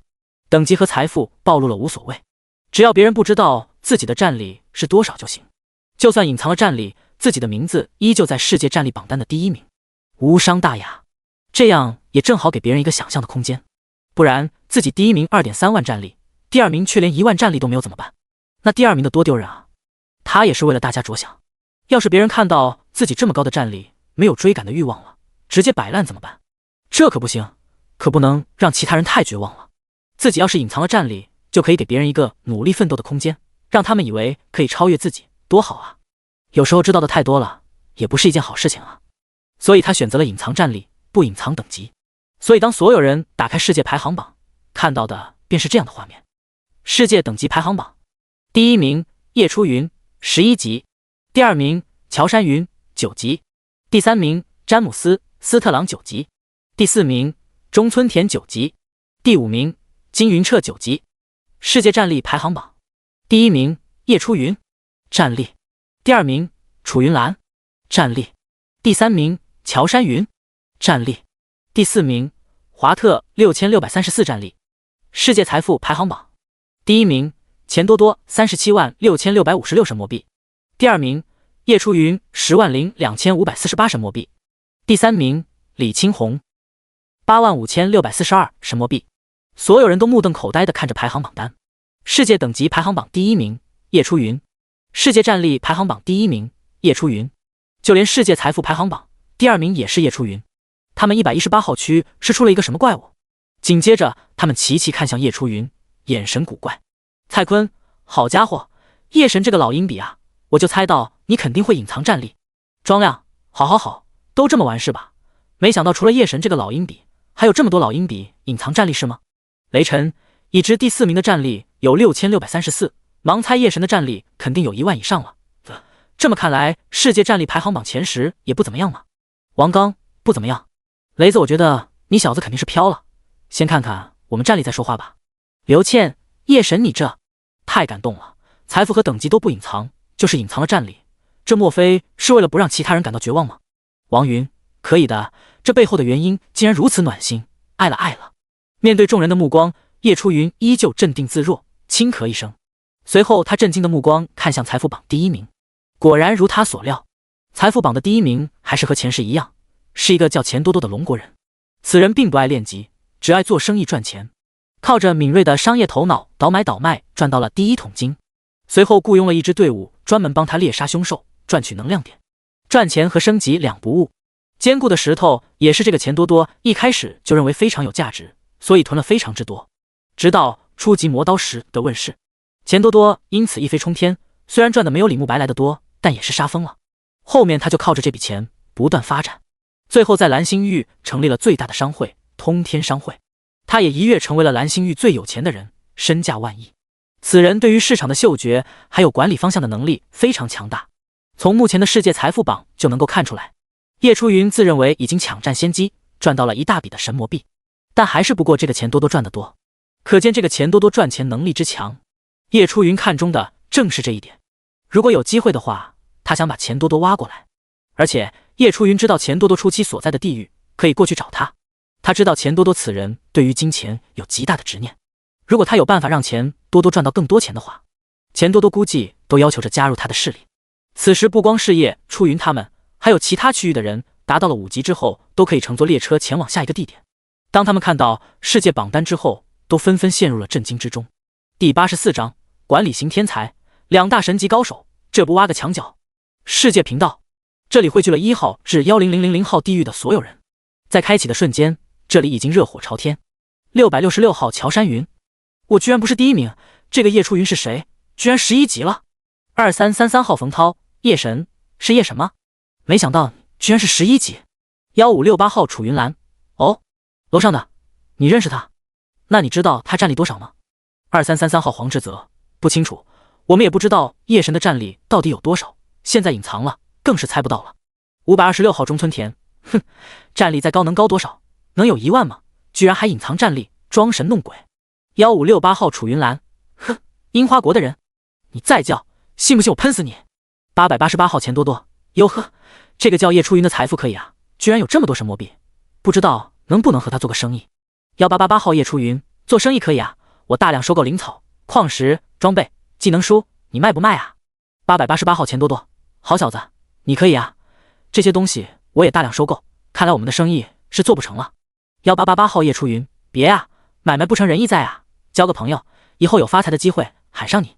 888号钱多多，这话我爱听，行啊，加个好友，有发财机会带上我啊，我可能赚钱了。666号乔山云，叶初云兄弟，方便问一句，你战力多少吗？1888号叶初云，我的战力也就比第4名高一点点吧。1568号楚云兰，一点点是吧？不愿说就算了，不强求，不过加个好友吧，小弟想跟着大佬你一起混。1888号叶初云，好啊，随时欢迎，不过现在就别来了，可以等我们把驻地搞起来再来。666号乔山云，我去驻地，大佬你如果能够建立驻地的话，小弟也想加入了，加个好友呗。888号钱多多，驻地，莫非驻地令你已经有了？1888号叶初云，哼，那倒还没有，不过在这个神魔世界生存，总要有属于自己的地盘吧，不然以后累了上哪休息，说不准还能建造一个拍卖会、商会什么的，钱兄弟你说是吧？888号钱多多，哎呀，叶兄弟你真是说到我心坎里去了，对，很快叶初云的10条发言就结束了，他退出了世界聊天频道，好友列表里也多了3个人，分别是钱多多、乔山云、楚云兰，这3个叶初云都想拉拢进来。钱多多就不用说了，绝对的管理型人才，如果他建造驻地的话，他相信有了钱多多，驻地绝对不会出现问题。其次就是能够守护驻地的战力，说白了就是一个势力的底蕴。乔山云、楚云兰前世都是蓝星域百大神级高手之一，这两位实力都丝毫不弱于庄自清。乔山云前世就是世界等级榜第一，战力也不俗。后来自己建立势力，山海云也成为了一个一流势力。楚云兰双 A 级天赋拥有者，前世初期就加入了乔山云的势力。一个势力拥有2大神级高手，想不起飞都难。而现在叶初云的目的就是想要趁着这两人还处于懵懂状态的时候拉拢过来。这个时候的乔山云和楚云兰算是最好骗的了。其实前世一开始乔山云也并没有打算自己建立势力，他最初是抱着谁先建立驻地就先加入的想法，随便加入了一个势力。后来因为种种原因，乔山云离开了那个势力。说白了就是老板画的饼太大了，他吃不下去了。所以乔山云干脆自己建造了一个势力，也就是后来的山海云。叶初云的打算便是等他建造好驻地的时候，便把乔山云给忽悠过来。他可不会画大饼，只会将实打实的好处摆在所有人的面前。而楚云兰就更好骗了，3个人里面就属楚云兰的难度最低，因为楚云兰此人极为慕强，所以他只要比楚云兰强就能够拉拢过来。想到这里，叶初云也满意的点点头。一旁的众人此时也退出了世界频道，开始进行探索。现在所有人都处于一片沙漠之中，不知道该往什么地方走。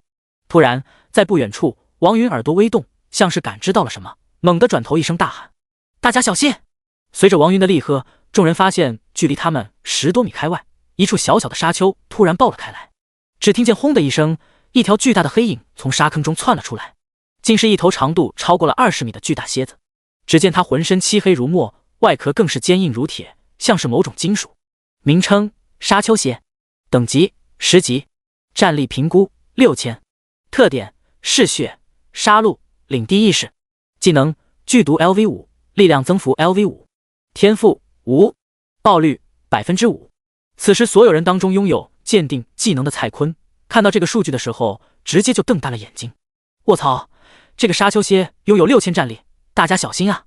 啥玩意？这蝎子有6000战力？听到蔡坤的提醒，所有人除了叶初云之外都面露惊慌，不由自主地倒退了几步。而叶初云此时离那沙丘蝎最近，而且还是背对着他。沙丘蝎见状，双眼露出嘲讽的神情，下一秒便直挺挺地朝着叶初云冲去。其他人见状忍不住大喊道：叶神，小心！什么逼动静？叶初云刚回过神来，就看到一只巨大的黑色蝎子朝自己冲了过来。就在所有人以为他要遭遇危险的时候，叶初云冷哼一声，抬起了手中的符文大剑，一剑挥了过去。第85章，好险，差点就要被杀死了！滚！叶初云一声厉喝，一道金色的真气从符文大剑中飞出，直接就将面前的沙丘蝎一分为2。击杀10级沙丘蝎，获得能量点加1200，百分百爆率触发，物品已经自动放置在储物空间之中，请注意查收。死！看到叶初云这么轻描淡写的就秒杀一头拥有6000战力的沙丘蝎，所有人都不由得倒吸一口气。蔡坤虽然知道叶神很牛逼，但是今天这么直观的感受一下，我发现我还是低估了叶神了。王刚，好家伙，6000战力的沙丘蝎在叶神面前仿佛就和大白菜一样，说切就切了。庄亮，我们之前在简单级沼泽之王墓地里面遇到的沼泽之王也就这个战力吧？好家伙，这种战力放在这个1888号地狱合着只是普通小怪吗？刘倩，妈妈这里太危险了，我突然发现还是毒雾沼泽地比较适合我一点。王云，我怎么感觉我们又一招回到解放前了？之前还在毒雾沼泽地混得风生水起，到了这里又有我们一开始艰难对付绿爪兽的感觉了。所有人看见沙丘蝎死了，正欲欢呼，突然沙漠的周围一个个沙坑纷纷爆开，一头接一头的沙丘蝎从中窜了出来，其中更是有一头颜色不同于其他沙丘蝎的绿色蝎子，看样子是变异沙丘蝎。名称：沙丘蝎，变异级，等级10级，战力评估7000，特点：嗜血、杀戮、领导、领地意识，技能：剧毒 LV5， 力量增幅 LV5， 挥砍 LV5， 天赋 F 级敏捷增强，爆率 7%。 这群沙丘蝎一出现就把众人全部包围了起来。这个场景仿佛又回到了初次降临神魔世界，在广场被绿爪兽包围了起来一样。王刚、蔡坤等人全都下意识地倒吸了一口气。退，我们赶紧退回车站。王刚等人第一个反应就是对付不了这么多的沙丘蝎，马上转身就朝着列车站的方向跑去。然而下一秒，冰火双环，一红一蓝两道光环突然出现在叶初云的背后，随后就是一场针对沙丘蝎的大屠杀。所有人都目瞪口呆地看着叶初云环抱双臂站在中央，而他的背后红蓝双环仿佛激光炮一样，不断扫射出红蓝激光。那些沙丘蝎一点反抗能力都没有，直接被激光贯穿，化为一具具尸体。卧槽，这是什么人形杀戮机器啊！我感觉我又再一次低估了夜神的实力了。我觉得当初夜神能够通过地狱级的沼泽之王，目的完全就是强杀过去的吧，攻略什么的完全不需要啊。我突然觉得这些沙丘蝎不怎么可怕，还有点可怜，是什么鬼？击杀10级沙丘蝎，获得能量点加1200。击杀10级沙丘蝎，获得能量点加1200。击杀10级沙丘蝎，获得能量点加1200。不到几分钟，所有的沙丘蝎全部死在了叶初云冰火双环之下，而叶初云本人甚至什么动作都没有，他就只是站在那里，背后的冰火双环会自动锁定敌人进行攻击，加上有天赋、天法自然的加成，在叶初云手上施展的冰火双环比当初沼泽之王施展出来的威力还要厉害3倍，用来对付这些沙丘蝎还颇有种大材小用的感觉。呼，好险，差点就被偷袭了。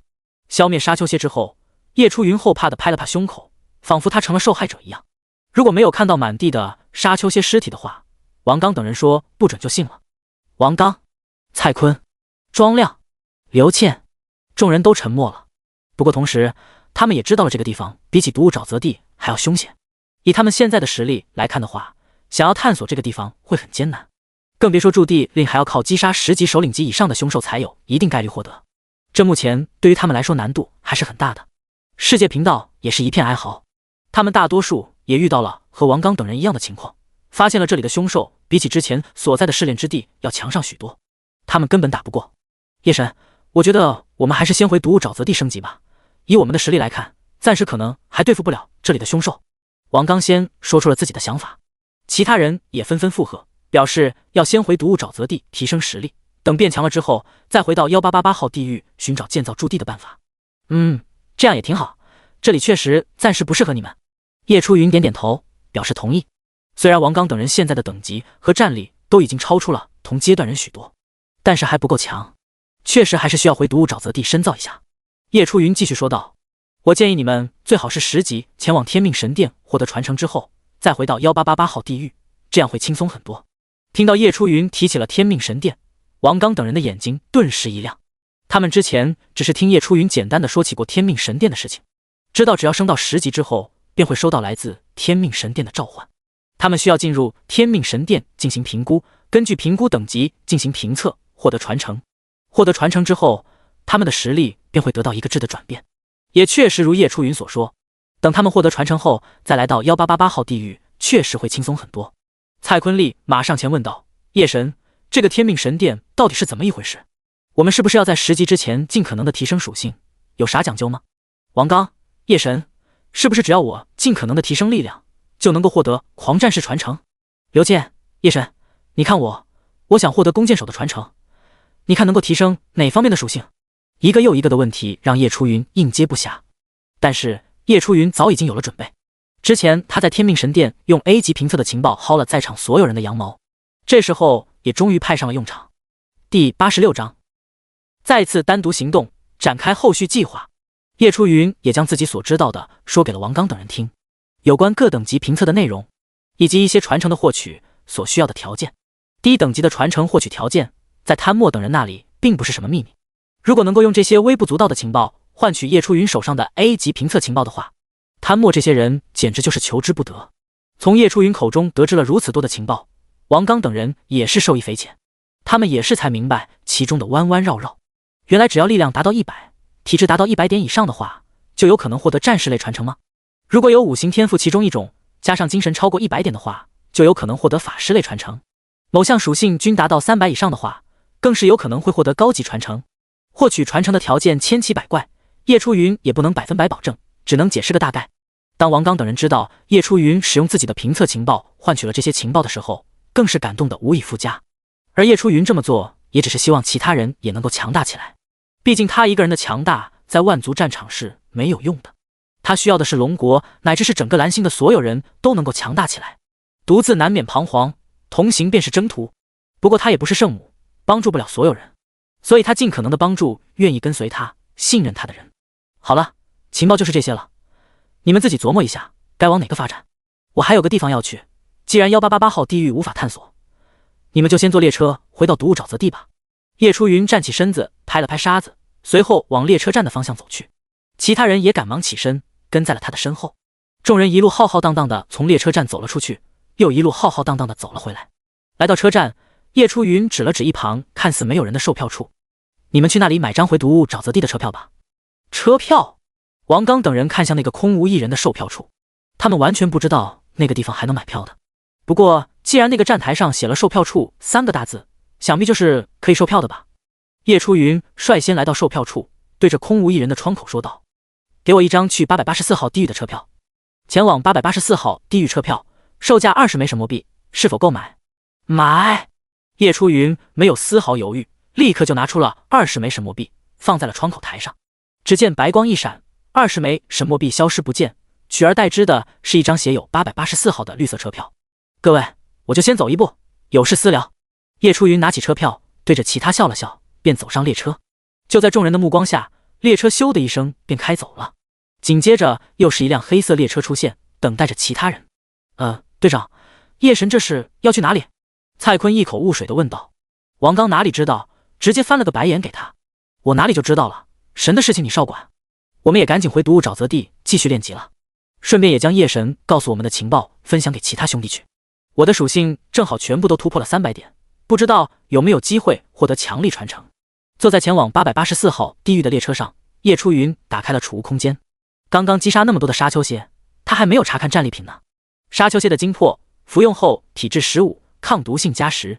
沙丘之刃，攻击力加30，力量加20，攻击时自带毒素攻击，使敌人陷入麻痹状态10秒。一阶极品，装备要求等级达到10级，力量达到100级以上。沙丘蝎的尾巴内含毒素，可入药。10级的凶兽就是不一样啊，爆出来的装备虽然只是一阶，但是属性比起低等级所爆出来的一阶装备要好多了。叶初云嘀咕着，将沙丘蝎的精魄拿了出来，吃了10个，体质增加了150点，达到了3394点。体质反而成了他4维属性里面最高的一个属性，这可真是意外。战力也猛地窜到了23422。看完面板之后，叶初云打开了交易行。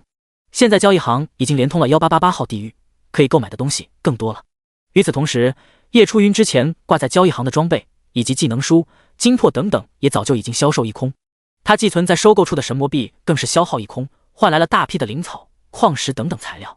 叶初云看了看现在一阶装备的价格，之前118号区是只有叶初云一人能够出售大量的装备，如今交易行连通了地狱，选择便多了起来。只不过叶初云看了看价格，瞪大了眼睛。好家伙，随便一件比较垃圾的一阶装备就摆了1888神魔币的价格，最便宜的也是888，这鬼买得起啊！刚刚降临神魔世界第3天，谁身上有那么多个888？对比一下他上架的价格，难怪他的装备会在突然之间销售一空了。叶初云想了想，还是决定先将装备紧着他们118号区的兄弟们。好在交易行可以指定售卖。叶初云将沙丘蝎的精魄和装备全部上架，指定118号区的人才能够购买。随后他又在收购区寄存了10万神魔币，又增加了一些收购的物品。虽然不知道能不能够收到，但是试一试也无伤大雅。随后他又继续在交易行搜索，看看能不能捡漏，弄点锻造图纸、丹方之类的。只可惜现在是神魔世界初期，还没有那么多漏给他捡，只好作罢。关掉交易行之后，叶初云又从储物空间里面拿出了几枚玉牌。这几枚玉牌分别是贪墨、墨虎，还有泰坦以及一些他看着比较顺眼的人的。这是他们的名牌，只要使用了便可跨区加他们好友。只不过之前还没有开放世界频道，所以还加不了，现在就可以加了。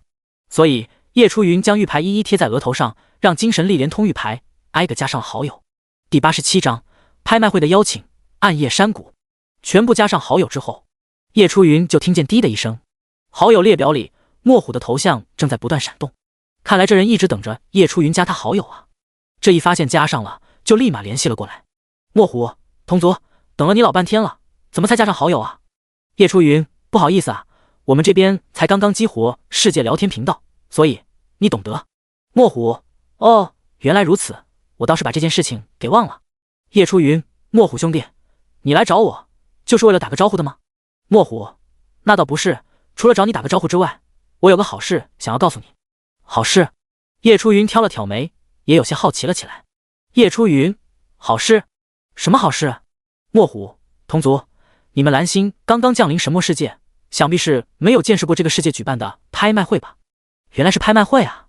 看到这里，叶初云大致是明白了墨虎的意思了。前世在蓝星域，各方势力为了赚钱，建立各种各样的商会，扩大商会的影响力，无非就是举办拍卖会了。在拍卖会上，各方势力都会拿出自己珍藏的装备、丹药、丹方、锻造图纸、技能书，甚至是天赋刻印等等，借此展示商会的底蕴，吸引更多人来消费。不光是蓝星域这么做，其他世界也会这么做。只不过前世叶初云并没有参加过其他世界所举办的拍卖会，他倒是想要知道其他世界所举办的拍卖会都会卖些什么东西。想到这里，叶初云也顺着墨虎的话往下说。叶初云，拍卖会是你们那个世界所举办的吗？墨虎，那倒不是，这次的拍卖会是一个中等世界风翼星所举办的。墨虎，为了扩大影响力，这次他们特意邀请一些其他世界的人过来参加，嘿嘿，我正好认识那边的主办人之一，是我的好兄弟，就收到了邀请函了。墨虎，怎么样，要不要去见识见识？叶初云，我肯定是想见识一下的了，只不过我们无法横跨世界区域，又怎么参加这个拍卖会啊？墨虎，这个简单啊，只要获得邀请函，到时候不用去他们的世界也能够参加拍卖会，到时候你想买什么直接出价便可，只要拍下来，到时候东西自然会交到你的手上。叶初云，还能这样的吗？可是我并没有邀请函啊。墨虎，这个简单啊，我直接叫我朋友再给你一张邀请函不就行了？叶初云，真的吗？那实在是太感谢了。墨虎，哎，这算什么？我还得感谢同族你之前将 A 级评测的情报无偿给了我。叶初云，那我就静候墨虎兄弟你的邀请函了。墨虎，我现在就去联系我那个朋友。叶初云关掉了私聊，莫等几分钟，他就收到了提示。提示，来自云星的墨虎想要与你交易，是否同意？提示，来自其他的世界的交易，1个月只能交易1次。叶初云立刻同意，一个交易框顿时就弹了出来。叶初云看到墨虎将一块黑色的玉牌摆了上来，直接就交易给了自己。黑色玉牌到手，叶初云便研究了起来。按照墨虎所说，只要将精神力输入黑色玉牌中就能够激活。他试着释放精神力激活，却得到了一个消息，拍卖会还有5天才会举办。好家伙，白激动一场了。叶初云摇了摇头，把邀请函放入了储物空间之中，又再次感谢了墨虎，之后便静静地等待着列车到达终点。10分钟过去了，列车也终于抵达了终点，884号地狱。列车站外是一片昏暗的森林。就在叶初云出来之后，昏暗的森林立刻就多出了无数双碧绿的眼睛，正死死地盯着他。叶初云面无表情，直接召唤出风羽翅飞上了天空，离开了这片森林。鉴定，一张巨大的地图出现在叶初云脑海之中。叶初云看了看，刚刚那片昏暗的森林名为死寂森林。这片森林的凶兽整体都是10级，最强的是一头12级的王者级树妖。这片死寂森林盛产一种名为枯魂木的材料，只可惜这个枯魂木用处太少，不怎么受欢迎。这些信息都是他前世收集到的。根据记忆，叶初云看向地图上一处名为暗夜山谷的地方，那里便是他此行的目的地。好在有飞羽翅的帮助，他没花多少时间就直接飞到了山谷的深处。对于暗夜山谷的了解，叶初云可是说是暗夜山谷的土地神也不为过。暗夜山谷盛产矿石，山谷外围是11级凶兽狗头人的地盘，而山谷深处则是12级凶兽地精的地盘。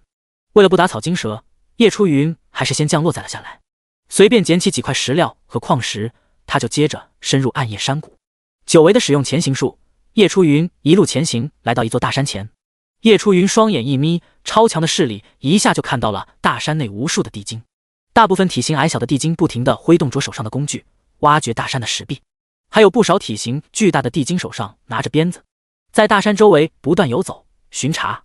名称：矮人的精，等级12级，战力评估8000，特点：服从、奴性、力量大。技能：力量增幅 LV5， 劈砍 LV5， 耐力 LV5。天赋：无，爆率 5%。名称：邪恶地精变异，等级12级，战力评估9000，特点：管理意识、杀戮、嗜血。技能：力量增幅 LV5， 旋风劈砍 LV5， 狂化 LV5。天赋：F 级力量增强，爆率7.5%。体型小的是矮人的精，体型大的是邪恶的精，这倒是很好分辨。叶初云并不会就这么正大光明地出现在这群地精的面前，他选好了一个位置后，就随手抓了一把石头，直接对准了不远处的邪恶地精。第88章，引蛇出洞。工程学宗师阿诺尔，小石子伴随着巨大的力量击中了离叶初云最近的一头邪恶地精。哇啦啦啦！被石头击中的邪恶地精吃痛的哇哇大叫，随即转头看向石头飞来的方向。此时叶初云早就已经隐藏了起来，并没有被邪恶地精发现。呜！邪恶地精疑惑的四处看了看，并没有发现有什么异样，便放松了下来。就在他刚转身的时候，叶初云再次出现，扔了一把石头过去。哇呀呀呀！这次邪恶地精终于察觉了不对劲，挥舞着手中的鞭子，指挥着周围的10几头矮人地精跟着他往叶初云的方向跑去。叶初云见状，嘴角一弯，鱼儿上钩了。他现在选择的位置正好是一个死角，并不会引起其他邪恶地精的注意。当这头邪恶地精带着他的小弟们来到叶初云所在的位置时，他早就已经手握符文大剑，恭候多时了。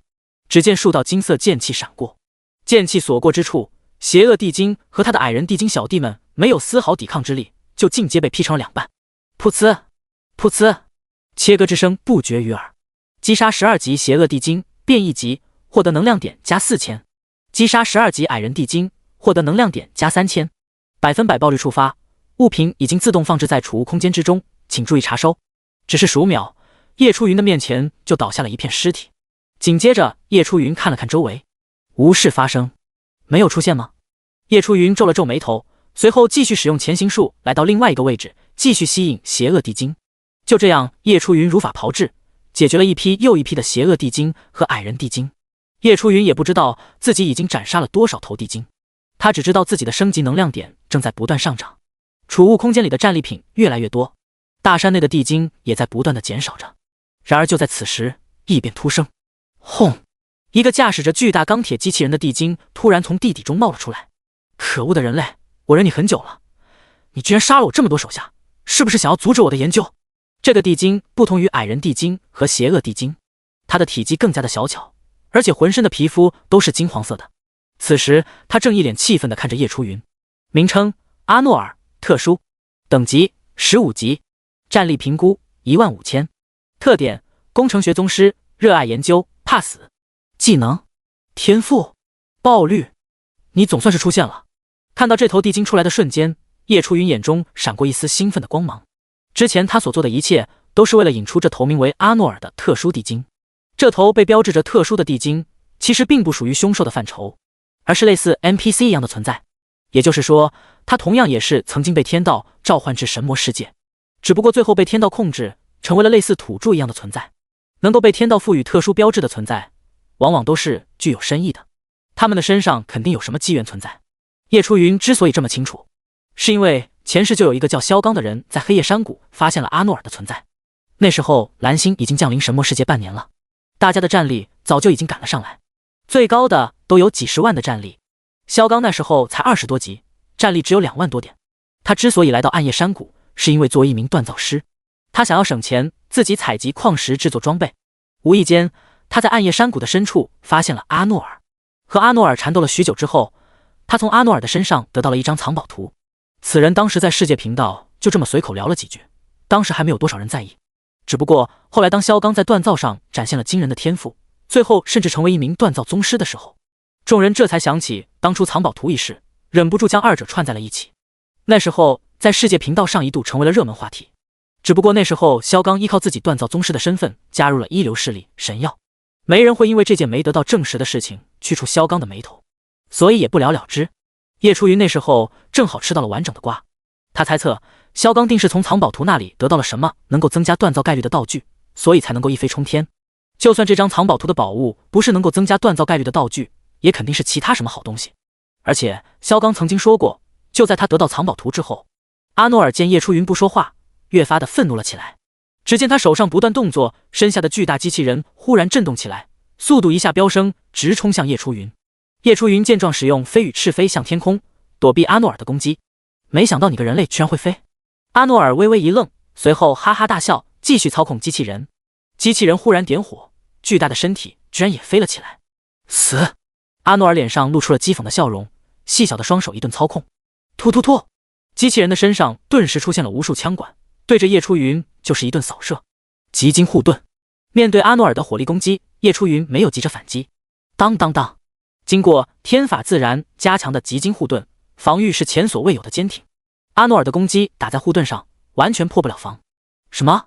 见自己的攻击仿佛是在给对方挠痒痒，阿诺尔的面色猛地一变，随后他咬咬牙，按下了一个红色按钮。随后3个巨大的火箭炮从机器人的身体里射出，轰在了护盾上，引起了巨大的爆炸声。然而当烟尘消散，叶初云依旧半点事情没有。这么强？阿诺尔瞪大了眼睛，内心已然生了退意。这种熟悉的感觉立刻就被叶初云察觉到了。就在阿诺尔准备逃跑的时候，他直接使用瞬移技能来到阿诺尔的面前，紧接着他一把掐住了阿诺尔的脖子，将他的身体提了起来。第89章，成为从属，前往九龙湖寻宝。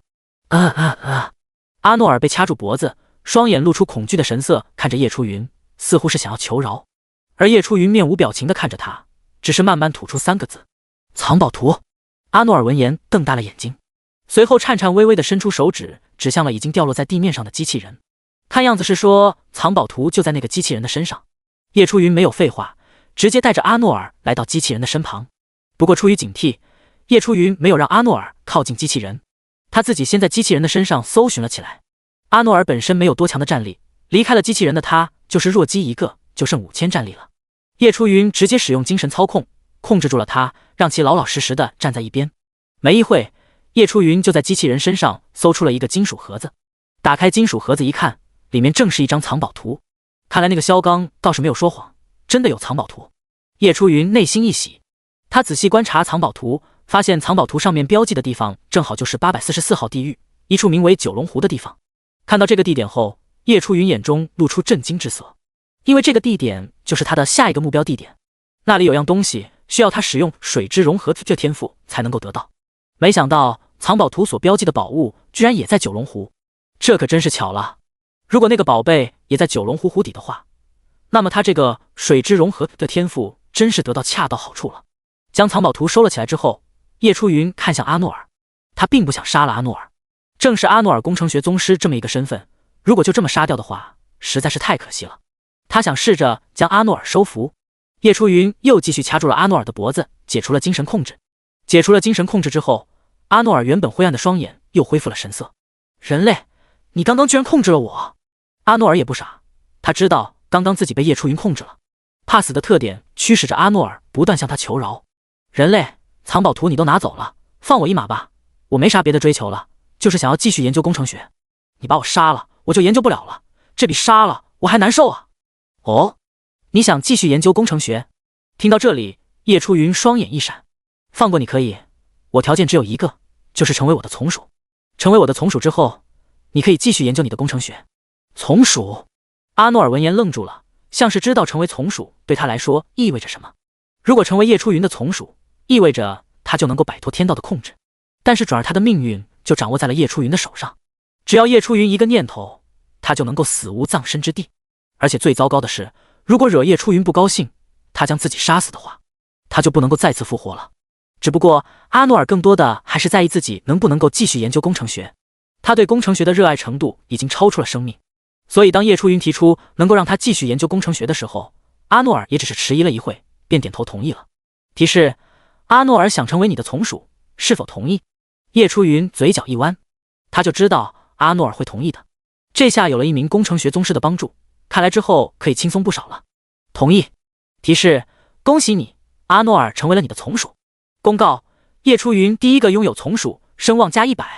提示：你的声望达到500，得到天道的赐福，各项属性加50。这次的公告不只是118号区知道了，就连世界频道上也知道了这个公告，顿时引起了一阵哗然。所有人都在疯狂@叶初云，不用点开，叶初云都知道现在所有人肯定都在议论这件事。他没有理会，而是看向已经成为自己从属的阿诺尔。阿诺尔，你先回到你的研究所去吧，等我要离开的时候，我再召唤你。知道了，大人。阿诺尔乖乖听话的点了点头，重新回到了机器人的操控台上，一个顿的就消失在了叶初云的面前。得赶紧了！叶初云火速离开了暗夜山谷，全力加速往九龙湖的方向赶去。离开了暗夜山谷后，叶初云一路急速飞行了半个小时，路过了许多高等级凶兽区域。这些区域里面不乏20级、30级乃至40级以上的高等级凶兽，至少以他目前的战力来说是惹不了的。幸亏他有风雨翅的帮助，不用在地面上赶路，不然的话，躲避那些高等级凶兽还真得费不少功夫。九龙湖也不简单，是鱼人的老巢。除了鱼人，九龙湖还有许多烦人的水精灵。这里的凶兽普遍都是20到30级。鱼人拥有诅咒技能，能够吸收敌人的属性转化为自身的属性，也就是说，夜出云属性越高，鱼人的属性也会随之增强，非常的不好杀，十分的恶心。所以前世基本上没有什么人愿意来九龙湖猎杀凶兽升级。不过此时夜出云却不得不来冒险，来到九龙湖。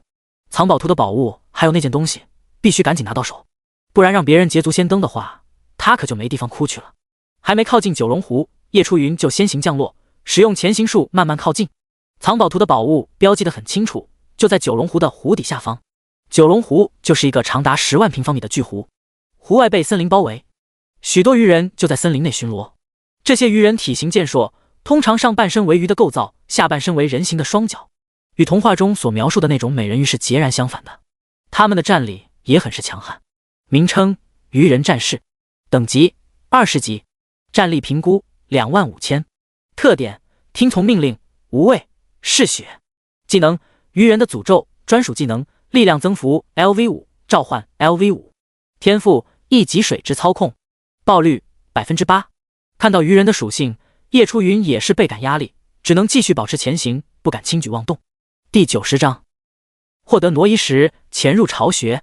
在九龙湖外巡逻的鱼人战士少说有几百头，光是这些鱼人战士就已经让夜出云感觉够吃一壶了，更别说九龙湖里面还有更恐怖的鱼人巫师、鱼人王等等，还是尽可能的不要打草惊蛇，给自己添加麻烦。夜出云只能够隐藏起来，默默等待进入九龙湖的时机。好在他拥有天法自然的加成，大大缩短了潜行术的冷却时间。原本潜行术的持续时间是1分钟，冷却时间是5分钟，但是经过天法自然的加成，他的潜行术持续时间得到了增强，持续时间达到了3分钟，冷却时间也得到了50%的缩短，由5分钟变成了2分半。也就是说，他的潜行持续时间一结束，技能的冷却时间也早就已经结束了，潜行术就能够接着续上。在九龙湖附近游荡的鱼人战士非常之多，幸亏夜出云有潜行术的帮助，这才没有被发现。夜出云暗中观察了许久，差不多摸清了这些鱼人战士的巡逻路线。这些鱼人战士各自有各自的巡逻路线，互不干扰，而且他们也不是一直巡逻，总会休息一会。计算好鱼人战士巡逻的规律之后，夜出云开始行动起来。凭借着预判，夜出云躲开了一批又一批的鱼人战士。最后一个冲刺，他扑通一声就跳入了九龙湖之中。跳水的声音顿时引起了一队鱼人战士的注意，只不过他们望了望四周，也没发现什么动静，便转头离开了。咕噜噜，有了地级水之融合天赋的帮助，夜出云可以与水融为一体，在水中自由呼吸。他如同一条灵活的鱼儿，不断往九龙湖底游去。一进入九龙湖，夜出云也无法使用潜行术掩盖自己的身形。很快，他就被一群蓝色果冻形状的奇异物体给盯上了。名称：水精灵，等级20级，战力评估28000。特点：温驯，不会主动攻击人，鱼人天敌。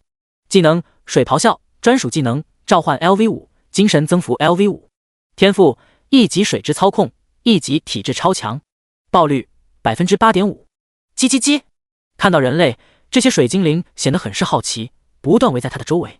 夜出云瞪大眼睛，他可不会因此就小看了这些长得像史莱姆的萌物，要是惹到了他们，可是比惹到了鱼人战士还要恐怖。当机立断，夜出云召唤出2具分身，一具跟在自己身边，另外一具负责引开那些水精灵。他赶紧加速游走，双眼不断扫视周围，寻找着那件东西的下落。湖底很深，大大小小的暗礁分布各处，显得十分错乱复杂，这让夜出云寻找那件东西的难度大大增加。好在唯一的好消息就是因为水精灵的存在，那些鱼人都集中在他们的湖底老巢，不会在湖底到处巡逻。因为水精灵虽然性格温驯，不会主动攻击人，但是天生却对鱼人拥有极为强大的欲望。说白了，鱼人就是他们的食物，这无疑大大提高了夜出云的安全性。另外一具分身也甩掉了水精灵，回到了本体的身边。这下本体加2具分身开始分别寻找那个东西的下落。大概20分钟的时间过去了，夜出云突然双眼一亮，他的其中一具分身终于发现了那个东西的下落了，赶紧往目的地游去。那个东西就隐藏在一处三角形暗礁缝隙之中。终于得到你了！叶初云看着手中3块拳头大小的紫红色石头，内心激动无比。挪移石，一次性消耗特殊道具，使用后可瞬间传送至指定地点。这石头从外表看就像是一般的普通石头，这换作是别人还真的发现不了。而叶初云之所以能够发现，是因为这个挪移石就是他前世自己无意间发现的，只不过那时候自己并不知道这个挪移石的具体作用，只能够将它卖掉。一共3块，每块卖了10万神魔币，可谓是狠狠地发了一笔财。那时候叶初云自认为赚大了，殊不知自己早就已经亏到了家。然而现在这个挪移石对于他来说无比重要，必须要得到。线下挪移石终于到手，悬在他心中的一块巨石也终于落下了。接下来就剩下藏宝图上所标记的宝藏了。印象中藏宝图的宝藏地点就在愚人巢穴之中。想到这里，叶初云也暗自咬了咬牙，看来这关自己还是必须要闯上一闯了。紧接着他就带着2具分身一路游到了愚人巢穴的入口。一来到入口处，叶初云就看到许多愚人战士守护在入口处。他在水中无法施展潜行术，看来只能够进入巢穴中才能够施展出来。只不过想要进入巢穴，还是要先想办法通过入口这关。想到这里，叶初云就让自己其中一具分身充当诱饵，将入口的那些愚人战士全部引走。这是目前唯一能够让他轻松进入巢穴的办法，最多就是牺牲一具分身而已。分身也很是给力，一出现就吸引了入口所有愚人战士的注意。随后分身逃跑，入口所有的愚人战士全部追杀了过去。看着分身引走了入口所有的愚人战士，叶初云赶紧带着另外一具分身进入了巢穴。果然，一进入巢穴，叶初云和分身就可以施展潜行术了。这时叶初云也感知到了自己的分身挂了的消息。从引走愚人战士到他进入巢穴，分身只为他争取了半分钟都不到的时间。看来他的选择还是对的，不能够和这些愚人战士硬碰硬。叶初云和另外一具分身不断深入巢穴，期间看到了许多愚人战士，还有愚人巫师。愚人巫师的战力比起愚人战士还要强，高达28000，这让叶初云越发小心起来。这个巢穴很大，有一条阶梯直直通往地下深处，沿着阶梯下去，应该就能够找到宝藏了。阶梯呈螺旋状，不断往地下延伸，仿佛看不到尽头。第91章神将之书，金线水魔兽。这个仿佛看不到尽头的阶梯，叶初云和分身花了大概20多分钟才终于走完。最底层是一个宽阔的大厅，整个大厅有一个足球场大小，金碧辉煌，尽显奢华。岩壁上刻画着诸多图画和文字。大厅的中央是一座祭坛，祭坛的中央则有一本泛着金光且悬空的古书。叶初云环顾四周，整个大厅除了这本古书之外，就没有其他任何东西了。随后他再将目光放在那本悬空的古书上面，看来这本古书就是藏宝图上所标记的宝藏了。直接一个鉴定甩了过去。神将之书，锻造圣物，装备后可让锻造1阶装备的成功提升 80%，2阶装备 60%，3阶装备提升 40%，4阶装备 20%，5阶装备提升 10%，10阶装备 1%，每成功锻造出1件装备，必定获得熟练度。神将之书。看到神将之书的逆天效果之后，叶初云这才明白，为什么前世萧刚能够成为锻造宗师了。无论是谁装备上这个神将之书的话，都能够成为锻造宗师。成为初级锻造师的话，本身锻造1阶装备就有 10% 的成功率，再加上神将之书的 80% 成功率，那么就是 90% 的成功率。也就是说，只要手气不算太差，锻造10次1阶装备就能够成功9次。虽然说2阶至10阶的成功率逐渐下降，但是10阶装备居然还有 1% 的成功率，这已经算是很不错了。而且这个 1% 的成功率是无视了锻造师等级的，哪怕是初级锻造师装备了神将之书，制造10阶装备也有 1% 的成功率。不过真正让叶初云感到恐怖的地方，是只要成功锻造出1件装备，就能够获得熟练度。这就代表着他哪怕是一直锻造1阶装备，也能够一直获得熟练度。这成为锻造宗师不是分分钟的事情吗？要是没有神将之书的帮助的话，获取熟练度就不是那么简单的事情了。或许锻造10件1阶装备，运气好的话可能才获得2至3点熟练度。而且随着锻造师等级的提升，往后再想要获得熟练度，就必须锻造高阶装备了。问题是锻造高阶装备的材料又贵又费时间，锻造出来后也不见得能够获得熟练度。这么一看的话，神将之书真的是非常逆天了。想到这里，叶初云二话不说就指挥分身走向祭坛。毕竟他不知道这里还会有什么危险，最好小心一点为上。虽说他有一块复苏水晶，拥有一次复活的机会，不用担心死亡，但是他也不能把这么珍贵的复活机会放在这里。分身走上祭坛，明显感觉到一阵寒意。这股寒意作为本体的叶初云自然也是感受到了。他并不知道这股寒意来自哪里，也许是来自那个祭坛。想必取出神将之书会有什么恐怖的后果。不过此时叶初云已经没得选择，他总不能眼巴巴地看着神将之书转头就走吧？这谁能做得到？先让分身将神将之书拿到手再说。不管3721，分身立刻就将神将之书拿到手中，随后猛地扔到了叶初云的手上。到手了！叶初云双眼闪过一丝激动，赶紧将神将之书放入储物空间之中。然而就在这时，提示：你触动了祭坛封印，九龙湖之王即将出现。提示：自动接取任务，消灭九龙湖之王。任务内容：请消灭寄居在九龙湖内的水魔兽，彻底解除封印。提示：该任务没有时间限制，无惩罚。提示：任务乃唯一任务，你接取后其他人便无法再次接取任务，除非你死亡，其他人才可再次接取。无数条金色锁链从祭坛中出现，将分身捆了个严严实实。随后一阵阵嘶吼声从阶梯的上方传来，与此同时，一股极为强大的威压从祭坛中涌出，一个巨大的身影直接出现在大厅。叶初云见状瞪大了双眼，这是一头长相完全不同于鱼人的异兽。这头异兽高约4米，长约10米，长着狮子般的头，头上有一对鹿角，眼似虎，身似马，尾似牛，浑身披盖着蓝色的鳞片。这一看，叶初云就猛地想到了神话中的麒麟。不过他并没有真的见过麒麟，只是觉得像而已。名称：水魔兽，霸主级，等级40级，战力评估，特点：技能，天赋，爆率。卧槽，这是什么？叶初云面色一变，居然是40级的霸主级凶兽。他才11级，要是敌人的等级超出自身20级以上的话，鉴定技能就无法探索到对面的信息了。目前叶初云只知道他的名字叫做水魔兽，是九龙湖之王，这应该类似于沼泽之王那样的存在，属于九龙湖的霸主。好家伙，前世萧刚根本就没有提到过有关水魔兽的任何信息。如果取走神将之书就会引来水魔兽出现的话，这个萧刚是怎么躲过去的？就在水魔兽出现的一瞬间，他的视线就先转移到了被捆住的分身上。此时叶初云还处于前行状态，分身已经暴露。人类死！只见水魔兽怒吼一声，双眼猛地射出一道白色激光，分身没有任何反抗之力，被激光击中之后，整个人就化为了飞灰。死！叶初云见状，猛地倒吸了一口气。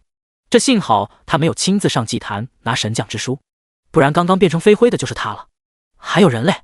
这时水魔兽猛地扭头转向叶初云前行所在的地方，双眼紧紧地盯着已经隐形的他。糟了，被发现了！叶初云面色狂变，虽然不知道水魔兽是怎么发现的他，或许他有黑暗感知或者别的什么天赋能够感知到他的行踪。不管如何，他都必须想办法逃跑了。他现在是打不过这个水魔兽的。哎，没办法了，这下不用是不行了。叶初云内心叹了口气，拿出了一块紫红色石头，正是之前他所获得的挪移石，只需一个念头就可以传送到任何地方。第92章太阴神殿要金神石。提示：你已经被水魔兽锁定，锁定状态下各项属性降低 10%。提示：天威触发，天的意志不容冒犯，属性恢复。眼看水魔兽双眼即将射出激光，叶初云果断使用手中的挪移石，哗的一声消失在了大厅之中。提示：你来到了太阴神殿。叶初云身形一晃，使用挪移石出现在了一个水晶神殿之中。呼，好险好险，这要是再慢个1秒的话，我说不准就得交代在那里了。靠，那个萧刚肯定隐瞒了很多消息。叶初云不由得暗骂，例如水魔兽，还有那个任务。那个萧刚对外只是说获得了藏宝图的宝藏，其他的什么都没有说，肯定是隐藏了比宝藏更加重要的东西，莫非就是任务？之前水魔兽出现后，叶初云就接取到了一个唯一任务，消灭九龙湖之王。这不禁让叶初云突然想起，前世萧刚加入一流势力神耀之后，神耀的盟主曾经带队大举进攻九龙湖，引起好一阵讨论。那时候倒是没人将这件事和萧刚联系在一起，全当他们是在讨伐九龙湖，寻找机缘。毕竟许多势力都会这么干。区域性任务是吗？叶初云一眼就看出了这个任务的关键。这个任务就像毒物沼泽地那个五色祭坛的任务一样，只有到了某些区域才能够触发，属于唯一性任务。就算下一个人来这里，也不会再触发任务。同时，这些任务不同于毒物沼泽地那种，只需要收集灵珠碎片合成灵珠就行。大部分都是非常危险的任务，难度肯定会超出自身实力很多。不管了，反正这个任务也没有时间限制，大不了等我实力强大起来之后，再回去杀了那头水魔兽吧。叶初云想清楚了，就继续使用前行术，小心翼翼地朝着前方走去。神殿的周围伫立了许多座金色雕像，让人不寒而栗。而神殿的中间则是一座圣女雕像，圣女雕像的双手捧着一块拳头大小的五彩神石，而叶初云此时的视线就集中在了那块五彩神石上。药金神石，炼金圣物，能够点石成金，能够进行炼金转化与元素精炼。果然，这件东西还在这里，没有被人取走。叶初云内心狂喜，他原本的计划就是在挪移石拿到之后，直接传送到这个地方取走药金神石。只不过水魔兽突然的出现，让他只能拿出挪移石逃命。不过也正好让他直接传送到这里来了，也算是达到了目的。叶初云就不信水魔兽还能追到这里来，只是可惜分身此时还处于冷却状态中，而叶初云也不能够在太阴神殿待太久，必须得赶紧将药金神石取走。这里可比九龙湖要恐怖多了，随便一个普通小怪，说不准就堪比水魔兽。想到这里，叶初云咬了咬牙，直接大手一抓，就将圣女雕像手中的药金神石给抢了过来。而就当他将药金神石夺走之后，神殿内的雕像，包括圣女雕像，纷纷震动了起来，他们眼中纷纷露出红芒，锁定了叶初云。然而叶初云早在动手之前就将挪移石握在了手中。将药金神石拿到手之后，他立刻使用挪移石再次进行传送，消失在了神殿中。暗黑山谷，叶初云一个踉跄出现在了之前遇见阿诺尔的大山之中。呼，太恐怖了！那个雕像随便一个怕不是最低都有60级吧？那个圣女雕像如果彻底复苏的话，怕不是更加恐怖？不愧是80级大型区域副本太阴神殿，幸好我有挪移石啊，不然我有再多条命都不够他们杀的。回想起当时的场景，叶初云都忍不住摸了摸额头，已经满是冷汗。不过还好，计划一切顺利，我也终于拿到药金神石，这可是太阴神殿里最宝贵的机缘所在。叶初云双眼泛着光，一脸兴奋地看着被自己握在手中的五彩神石。药金神石的存在在前世也不是什么秘密，前世太阴神殿作为80级超大型区域副本，许多势力都对其虎视眈眈，想要讨伐，寻找机缘。当时2个超级势力，10多个一流势力，20多个二流势力尝试讨伐，最终耗费了极大的代价才勉强占领。药金神石就是在他们进入太阴神殿内部的时候发现的。为了夺得药金神石，之前还齐心协力的众势力立刻反目成仇，疯狂抢夺。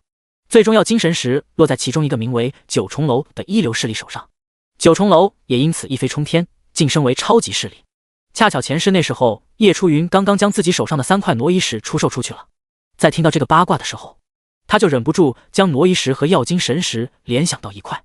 既然挪移石能够传送至指定地点的话，那么是不是就可以直接使用挪移石传送至太阴神殿，将药金神石取走之后，再使用挪移石逃走？这样不就可以不费吹灰之力能到手了吗？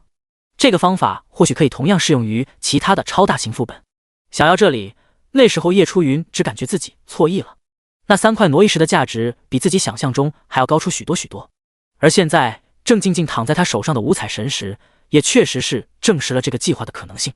药金神石能够炼金，让原本只是废物的石料变成贵重的金属，真正的点石成金。有了它，就等于是有了一个聚宝盆。此物也是叶初云后期发展势力不可缺少的一部分。好在他终于将药金神石得到手，后续的计划也能够继续实施了。将药金神石放入储物空间之后，叶初云看了看周围，他又回到了之前与阿诺尔相遇的地方。现在已经将神将之书和药金神石都得到手，就差一套锻造设备。第93章白嫖锻造设备一火。好在叶初云知道在1888号地狱哪里可以获得一套锻造设备，虽然那套锻造设备只是普通的设备，但也总比没有好。而且他得抓紧时间回1888号地狱寻找驻地了。只不过在走之前，他还要将阿诺尔一起带走。叶初云用手指点了点额头，尝试联系阿诺尔。阿诺尔，你在哪里？一个声音很快就回了过来。大人，我在研究室这里，是要离开了吗？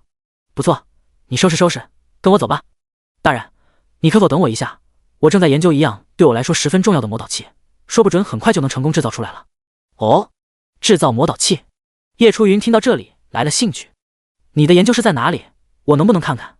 那自然是可以的，大人，我的研究室就在地下，我现在过来接你。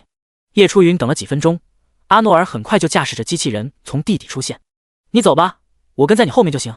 好的，大人。阿诺尔的研究室。我去。叶初云一脸惊奇地看着这个精美的房间，他实在是没想到阿诺尔的研究室居然这么豪华。一共300多平的房间内，到处都是构造复杂的大型设备，想来都是阿诺尔用来研究制造的工具。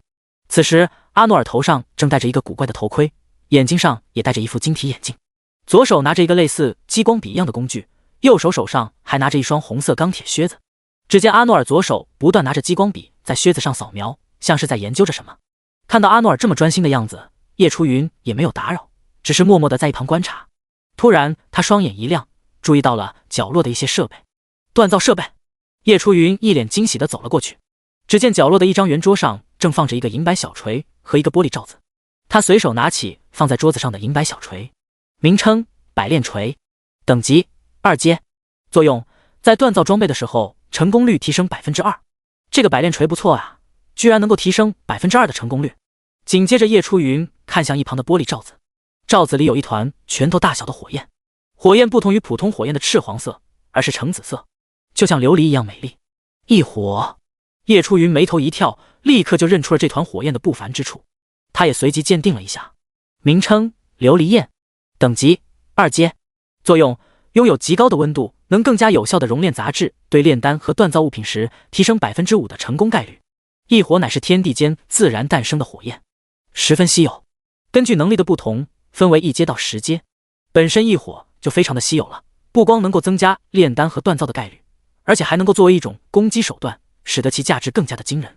前世就因为一个5阶异火双级魔焰的出世，导致10多个一流势力抢夺，在死伤了数十万人之后，终于被一个一流势力的盟主熊震天抢到手。随后不久，依靠这个双级魔焰，熊震天的实力大增。那时候不少炼丹师都去报名加入他的势力。熊震天依靠双级魔焰的声望，甚至拉拢到了一名炼丹宗师，这让他的势力不光是实力，还是财力都猛增一截。想到这个双级魔焰，叶初云顿时就打起了他的主意。这要是能够弄到手的话，未来对于自己势力的发展绝对有极大的帮助，而且对于自己晋升炼丹宗师和锻造宗师也有很大的帮助。不过要保证拿到双级魔焰的话，他还是要好好计划一下，准备不少东西才能够有把握拿到手。紧接着，叶初云不禁感叹，收服阿诺尔真是个正确的决定。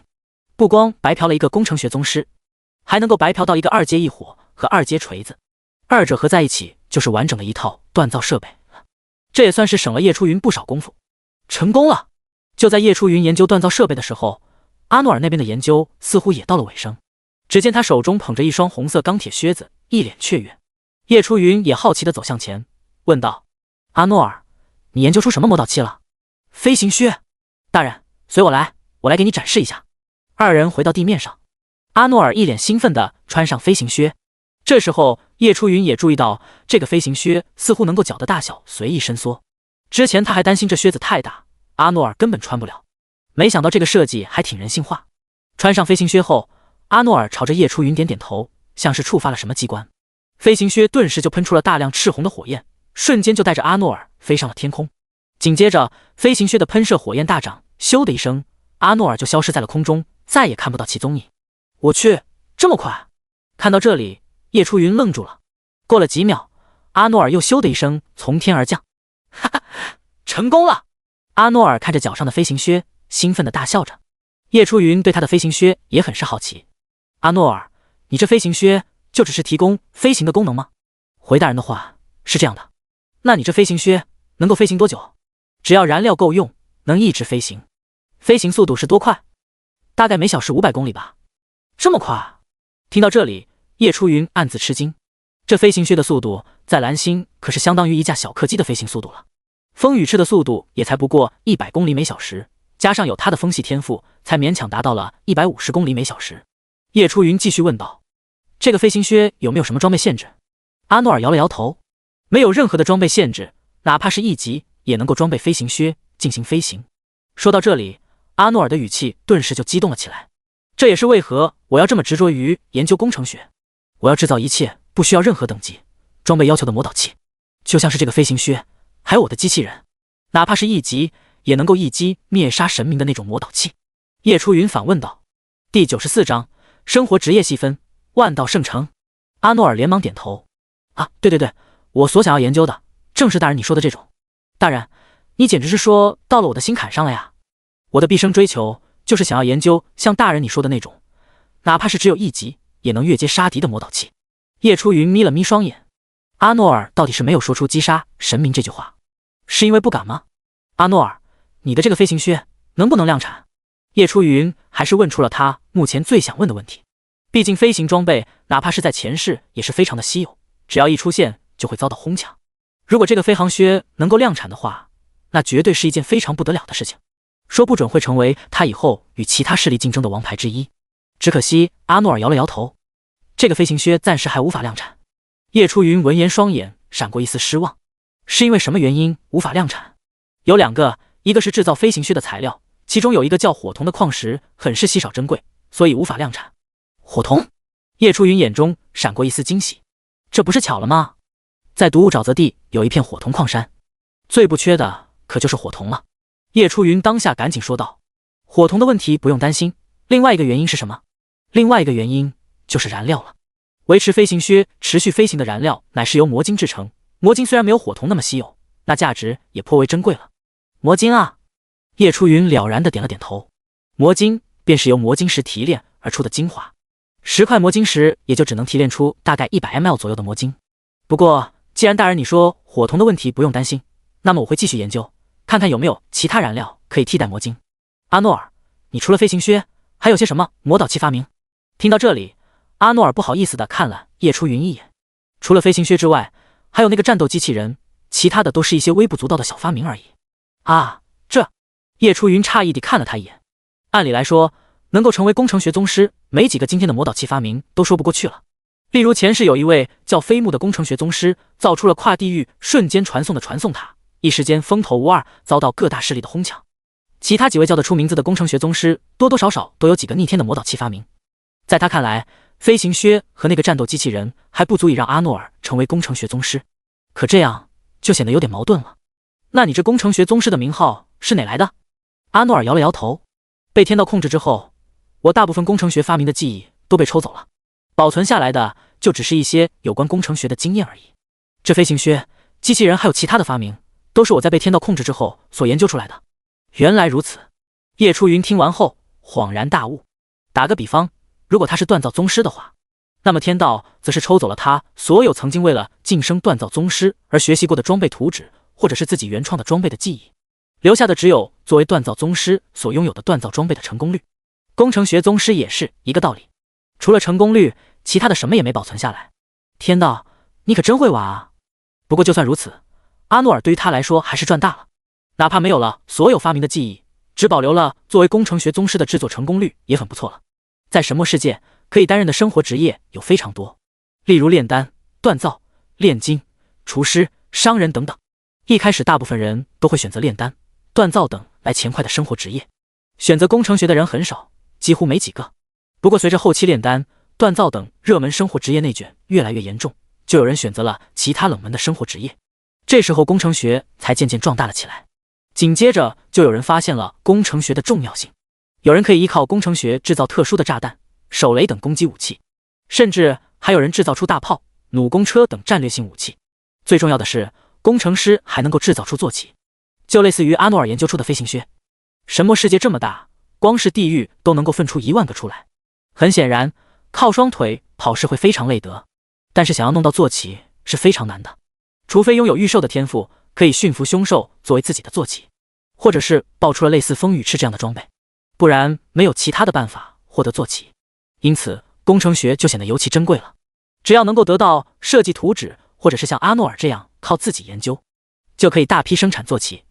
所以就算阿诺尔被天道抽取了所有以往有关工程学发明的记忆，现在他研究出了飞行靴，对于叶初云来说就是非常的珍贵的。想到这里，叶初云像是突然想起了什么，对阿诺尔说道：阿诺尔，你可知道万道圣城？万道圣城？听到这4个字，阿诺尔顿时激动了起来。当然知道，那可是我梦寐以求的地方。要是我能够让你进入圣城呢？让我进入圣城？阿诺尔有点不可置信地看着叶初云，这可能吗？那可是万道圣城啊，对我们工程学、炼丹、锻造等等生活职业来说，简直就是圣地一般的存在。莫非大人你知道如何进入圣城吗？叶初云点了点头，我自然是知道了，你就说你想不想去吧。想啊，当然想了。好，那你就先安心研究这个飞行靴，等以后能够进入圣城了，我自会带上你。好，大人你放心吧，我一定会竭尽全力，保证这个飞行靴能够量产。阿诺尔现在已经陷入了极度的兴奋状态中，最终不断念叨着圣城二字。叶初云倒是没有任何意外，万道圣城可是神魔世界里的一个大秘密，哪怕在前世知道的人也不多，一般只有一流势力的核心人物才有资格知晓。不过就算知道万道圣城的存在，也是只有极少数的顶级实力才有能力试着进入。叶初云之所以知道万道圣城，是因为前世他所在的二流势力幽影曾经进入过。第95章，回到1888号地狱，目标驻地令。本身幽影只是二流势力，是根本没有那个资本和实力进入万道圣城的。只不过幽影可以抱大腿，有一个超级势力带头，联合了幽影和其他诸多势力，这才有机会进入了万道圣城。而叶初云作为炼丹师，也有机会跟着沾沾光，跟着他们一同进入了万道圣城。不过他只是去观光罢了。万道圣城乃是由天道一手建立，被称为修炼圣地。而且万道圣地除了是修炼圣地之外，更是生活职业者们的圣地，因为那里有更为良好的环境，能够提升他们的制作熟练度和成功率。只要进入了万道圣城，哪怕只是初级工程师、初级锻造师、初级炼丹师，也能够很快成为高级工程师、高级锻造师、高级炼丹师。而原本就是高级工程师、高级锻造师、高级炼丹师进入之后，更是有一定的概率晋升工程宗师、锻造宗师、炼丹宗师。这种机会上哪找去？此外，万道圣城内还有一个地方叫万道图书馆，那里有着各种各样的机遇，各种逆天的设计图也是出自万道图书馆。所以当阿诺尔听闻叶初云能够将他带入万道圣城的时候，可别提多兴奋了。只不过万道圣城也不是想去就去的，想要进入万道圣城就必须要有通行证，只有30级以上的大型区域副本才有几率会掉落通行证，但是这个几率几乎无限等于0，可能只有50级以上才会有那么一丝丝几率掉落。据前世统计，这个几率可能就是1/1000。不过这个几率对于现在的叶初云来说根本就不是问题，最大的问题还是在于他目前是对付不了30级以上的凶手，所以前往万道圣城的计划还是等之后再说。所以叶初云只能先给阿诺尔画个大饼，让他继续保持努力，好好干活。回到研究室，好了，阿诺尔，现在收拾收拾，跟我走吧。叶初云催促道。对了，这个锻造设备你先借我用用。说完，他就将桌子上的银白锤子和一伙收入储物空间之中。好的，大人。阿诺尔点点头。锻造设备而已，末了他还能够再制作一套出来。只见他拿出一个类似魔方的方块出来，将研究所里所有的设备，包括他的发明，全部都收了进去。叶初云站在一旁，十分好奇地看着阿诺尔手中的魔方。看样子，他手上的魔方似乎是拥有储物功能，类似他的储物空间。全部收拾完毕后，叶初云直接一手拎起身材矮小的阿诺尔，展开飞羽翅往列车站的方向飞去。二人乘坐列车回到了毒雾沼泽地。叶初云将阿诺尔带到了之前火蜥蜴所栖息的小型山脉。如今以他的体质来说，就算没有铁龟套装的帮助，他也可以做到抵抗这座山脉炽热高温。更何况他现在还拥有火属性天赋，在这座山脉只会更加的如鱼得水。这些全都是火瞳。阿诺尔无视了山脉炽热的温度，一脸惊讶地看着满地的火瞳。他之前认为非常稀有的火瞳，在这个小型山脉中仿佛就和大白菜一样，遍地都是。阿诺尔见状，赶紧拿出一个外形酷似吸尘器的机器，开始在山脉检测了起来。等了一会后，他将机器收了起来，转头一脸兴奋地看着叶初云。大人，看来此处的地脉具有灵性，而且拥有火元素属性，才能够孕育出如此多的火瞳。就算将这里的火瞳全部采集干净，有了这个地脉，过段时间还是会有火瞳孕育而出。这座山脉简直是宝矿啊！竟是如此吗？叶初云双眼一闪，他倒是没有想到这一茬。如果是这样的话，那么这座山脉确实是一座宝矿，可以持续稳定产出火瞳。这样飞行靴的制作材料问题算是真正的解决了。剩下的问题就是如何解决燃料的问题。毕竟魔晶石是很珍贵的，用来充当飞行靴的燃料属于是在烧钱。100 ml 的魔晶也只能维持半个小时的飞行，而1斤的魔晶石少说都得500神魔币，这实在是太贵了，根本烧不起。阿诺尔，你现在的任务就是尽可能的采集这里的火瞳，等驻地建造起来之后，我再分配其他的任务给你。好的，大人。话音一落，阿诺尔就立刻拿出他的机器人，还有各种工具，开始操控机器人挖掘火瞳。叶初云见状也放下心来，转身离开了毒物沼泽地，又回到了1888号地狱。这次他的任务就是要赶紧获得驻地令，建造驻地。1888号地狱，此时时间已经来到了晚上，夜色如墨，沙漠的空气也十分的阴冷。叶初云打开世界频道，偷窥了几眼，目前还没有任何公告出现，说明到现在还没有任何人报出了驻地令，建造驻地。叶初云见此也算是松了口气，毕竟第一个建造驻地所获得的奖励还是很丰厚的，他不想错过。这片区域属于10级区域，名为黄土沙漠，每个地域按照等级也划分了许多的区域，整个毒物沼泽地也算是一个区域，只不过不同于黄土沙漠，毒物沼泽地是天道单独给他们划分出来，当做他们的新手试炼之地。这里的凶兽死了就是死了，是无法刷新的。而像黄土沙漠这种凶兽，就算是死了，24小时之后还是会继续刷新。不过宝箱、灵草、灵果、矿产资源这些依旧不会刷新。不过就算是这样，也算是给了他们可以刷怪升级的机会。这里最少也有4头首领和1头王者级、1头霸主级的凶兽镇压。而叶初云的目的就是击杀他们，看看能不能报出驻地令。虽然爆率对他来说是100%，但是也不见得他们身上就有驻地令。要是没有的话，就算有100%爆率也是没用的。叶初云无视了这片沙漠，直接展开风雨翅离开了此地。10多分钟后，叶初云来到一处崇山峻岭前。第96章，结，受死吧！沙漠的周围到处都是沙坑，每个沙坑里面最少都有1头沙丘蝎潜伏在其中，他们默默等待人类的到来，给予他们致命的一击。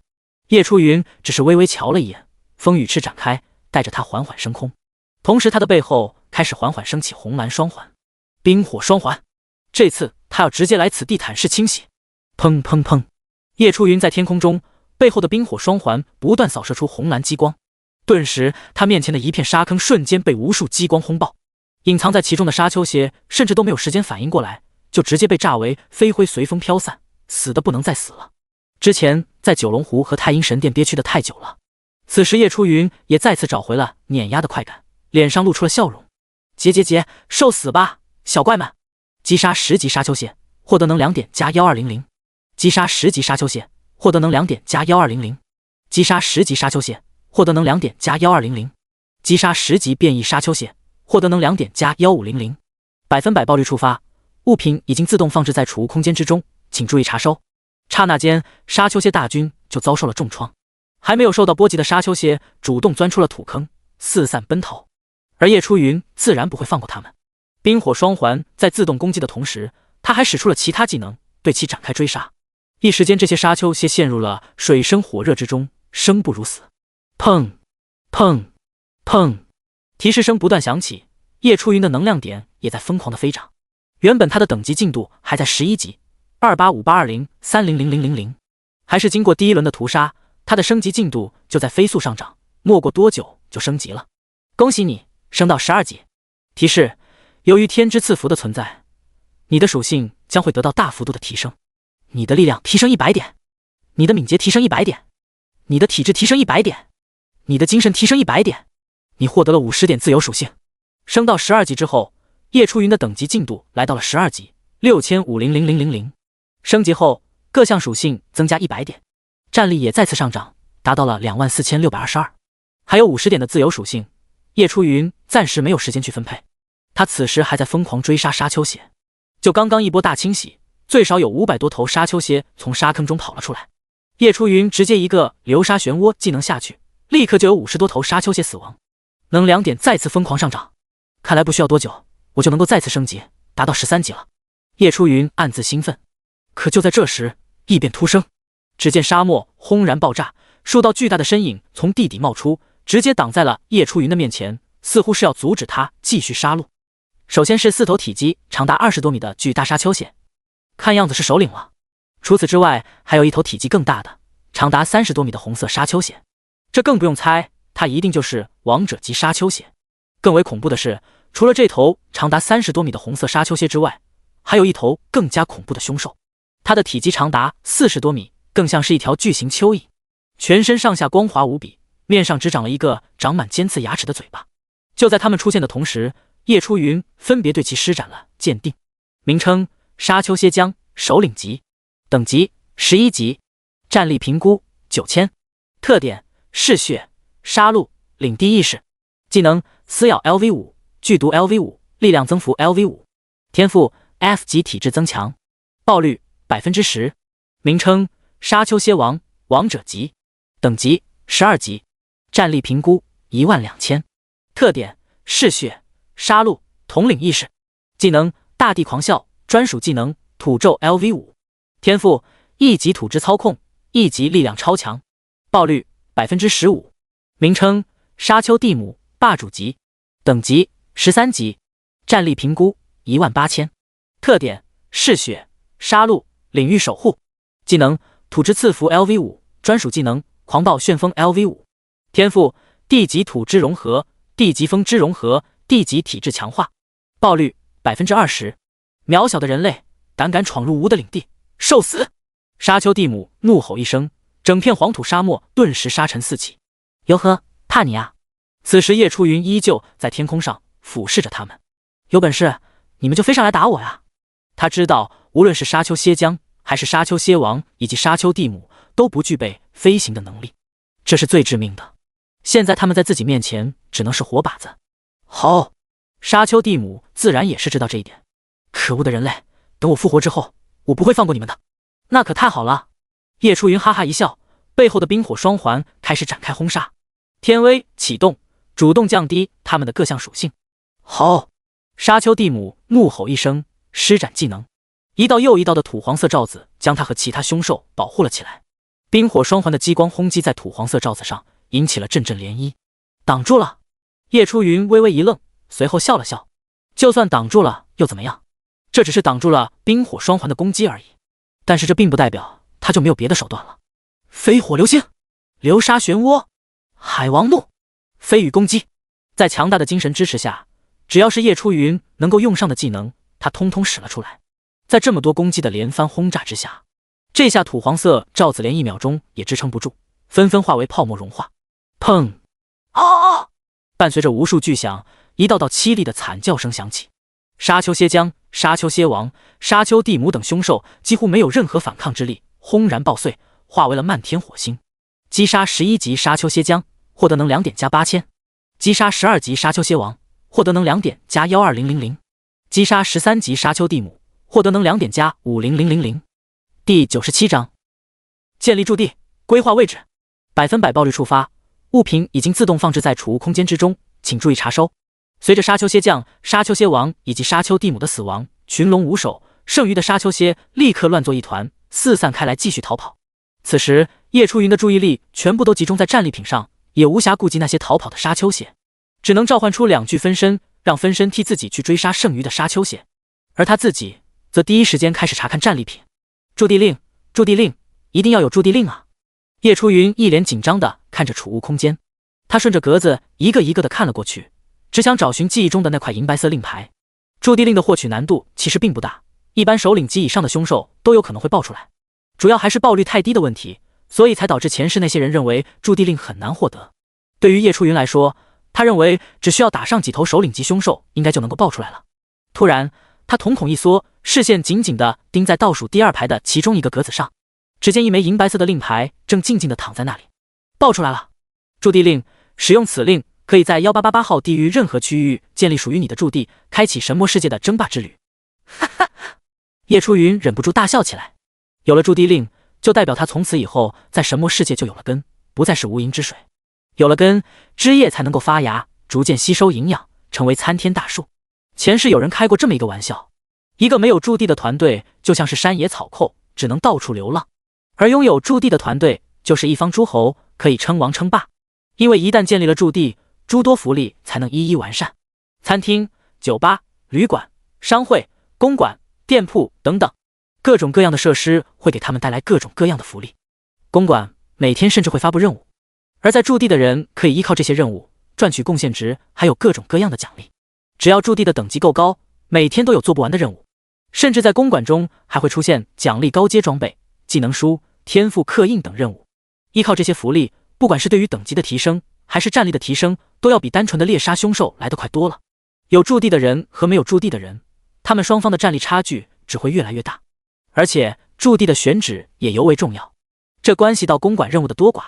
周围越是凶兽密集、资源多的地方，任务就越多。当解决的任务越多，驻地的知名度也会相对提升，就会有更多的任务，甚至还会有其他地域的任务出现。就这样宛如滚球一般，挡都挡不住。前世有的人为了安全，将驻地建在了一个荒无人烟的地方。谁知道驻地建立起来之后，公馆里一个任务都没有，顿时傻眼了。想到这里，叶初云突然摇头苦笑。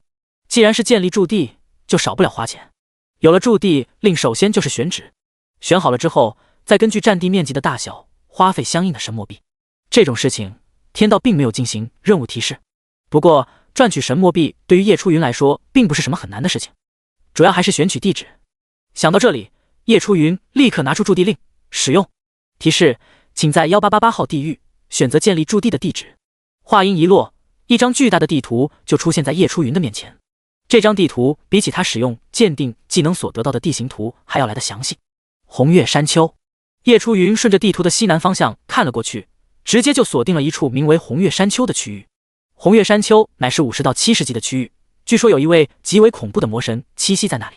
这个区域正常来说的话，只是一个普通的练级地图罢了。可是这个地方在前世却被各大势力抢封了，原因有3个。第一个就是红月山丘的附近有2处高级资源区域，一个是60到75级的太乙秘境，出产各种高等级灵草、灵果，甚至还有天地灵物；一个是80级、100级的黄天楼，是一个修罗级大型异空间副本，里面有许多大机缘，随便得到一个都能够原地起飞了。第二个原因便是红月山丘本身的秘密，这个秘密也是在后来大火普遍达到100级之后才被发现。刹那间，各大势力都想要在红月山丘建立驻地，妄图分一杯羹。不过那时候红月山丘已经被一个超级势力占领，而且已经发展许久，其他势力是一点机会都没有。据说红月山丘有一位魔神栖息在那里，这个传闻倒是一点错都没有。后面就有人发现红月山丘真的有一位魔神栖息在那里，那个魔神也曾经是神魔世界的一位传奇人物，而这位魔神也是一名镇守者。他镇守着一处奇异之塔，塔中有各种各样的试炼，在那里不仅升级更快，同时还能够得到高等级的强力装备。在神魔世界后期，等级50级以上就很难弄到高质量、高等级的强力装备了，所以那座奇异之塔就成了香饽饽。每天聚集在红月山丘的人数量都十分恐怖，而他如果在那里建立了属于自己的地盘，那每天光是旅馆收费都是一笔逆天的财富。最后一个原因，对于叶初云来说也是最为重要的原因，就是在红月山丘相反的方向有一处名为经验山脉的区域地图。经验山脉要求不高，只需要30级以上就能够去探索。前世经验山脉的秘密被人发现之后，就引起了整个1888号地狱所有势力的争夺，算是第一次开启了地狱级别的大战。无论是3流、2流、1流乃至超级势力，通通都加入了这场大战。足足数百个势力混战，想要占领经验山脉，瓜分其中的利益。那一战可谓是让整个1888号地狱的所有势力都损失惨重。第98章取名久违的盘点。没有办法，这件事情到后来甚至都引起了其他地狱势力的窥视。这时候1888号地狱的所有势力这才暂时放弃内斗，组成了经验联盟，一起平分了经验山脉的利益。以后其他地狱的人想要进去，就需要和经验联盟签订天道契约，出来后必须要上交在经验山脉收获的20%战利品，此外进去也要上交一定的神墨币才允许进去，而这些收益就会通过经验联盟分给其他各大势力。而之所以经验山脉如此的受欢迎，是因为在那里的凶兽能够爆出大量的魔晶石，这个秘密很早就有人发现了，随便在那里刷上半个小时就能够收获10多枚魔晶石。魔晶石的需求非常广泛，几乎哪哪都能够用到，例如魔导器、魔法传送阵、制作装备、制造魔力建筑等等，通通都需要魔晶石。在神魔世界后期，魔晶石甚至代替了神墨币，拥有了货币属性。而且经验山脉的凶兽刷新时间很快，6个小时便能刷新一次。这几个寸土寸金的地方如今全部集中在一块，试问叶初云怎么可能会放过？先不说他选择的区域周围全都是高级地图，以他和其他人目前的实力来看，暂时还无法涉足。但是除了红月山丘、经验山脉这几个地图之外，周围也有许多低级地图，还有许多充足的资源。不管怎么样，选择这个地方绝对是百利而无一害。当叶初云选择好位置之后，一个提示就瞬间弹了出来。提示：使用驻地令初步建立驻地，需要耗费10万神魔币驻地费用，是否同意？叶初云虽然心里早有准备，不过看到提示后还是心肝直跳。好家伙，他们降临神魔世界才不过3天，3天的时间，多少人身上能有10万神魔币的？10万神魔币对于其他人来说，那简直就是巨款，随随便便拿着10万神魔币去买装备都能武装到牙齿，而在这里不过只是初步建立驻地的费用罢了，更别说这10万神魔币还只是初步建立驻地的费用。发展驻地，建造各种驻地建筑，招人，这些都需要花费神魔币。等到了那时候，神魔币那都不是神魔币，那是草纸。同意。叶初云无奈的点了点头，这钱是必须要花的，省不了。反正他手上有许多赚取神魔币的方法，没有了还能够再赚。之前他交易行那里存了10万神魔币，身上没剩多少了。现在因为击杀了大量的沙丘蝎，又获得近10万神魔币，加上之前剩下的，也够建立驻地了。只是一眨眼，自己储物空间里就少了10万神魔币。世界财富榜上，自己的名字直接消失在前100，引起了不少人的注意。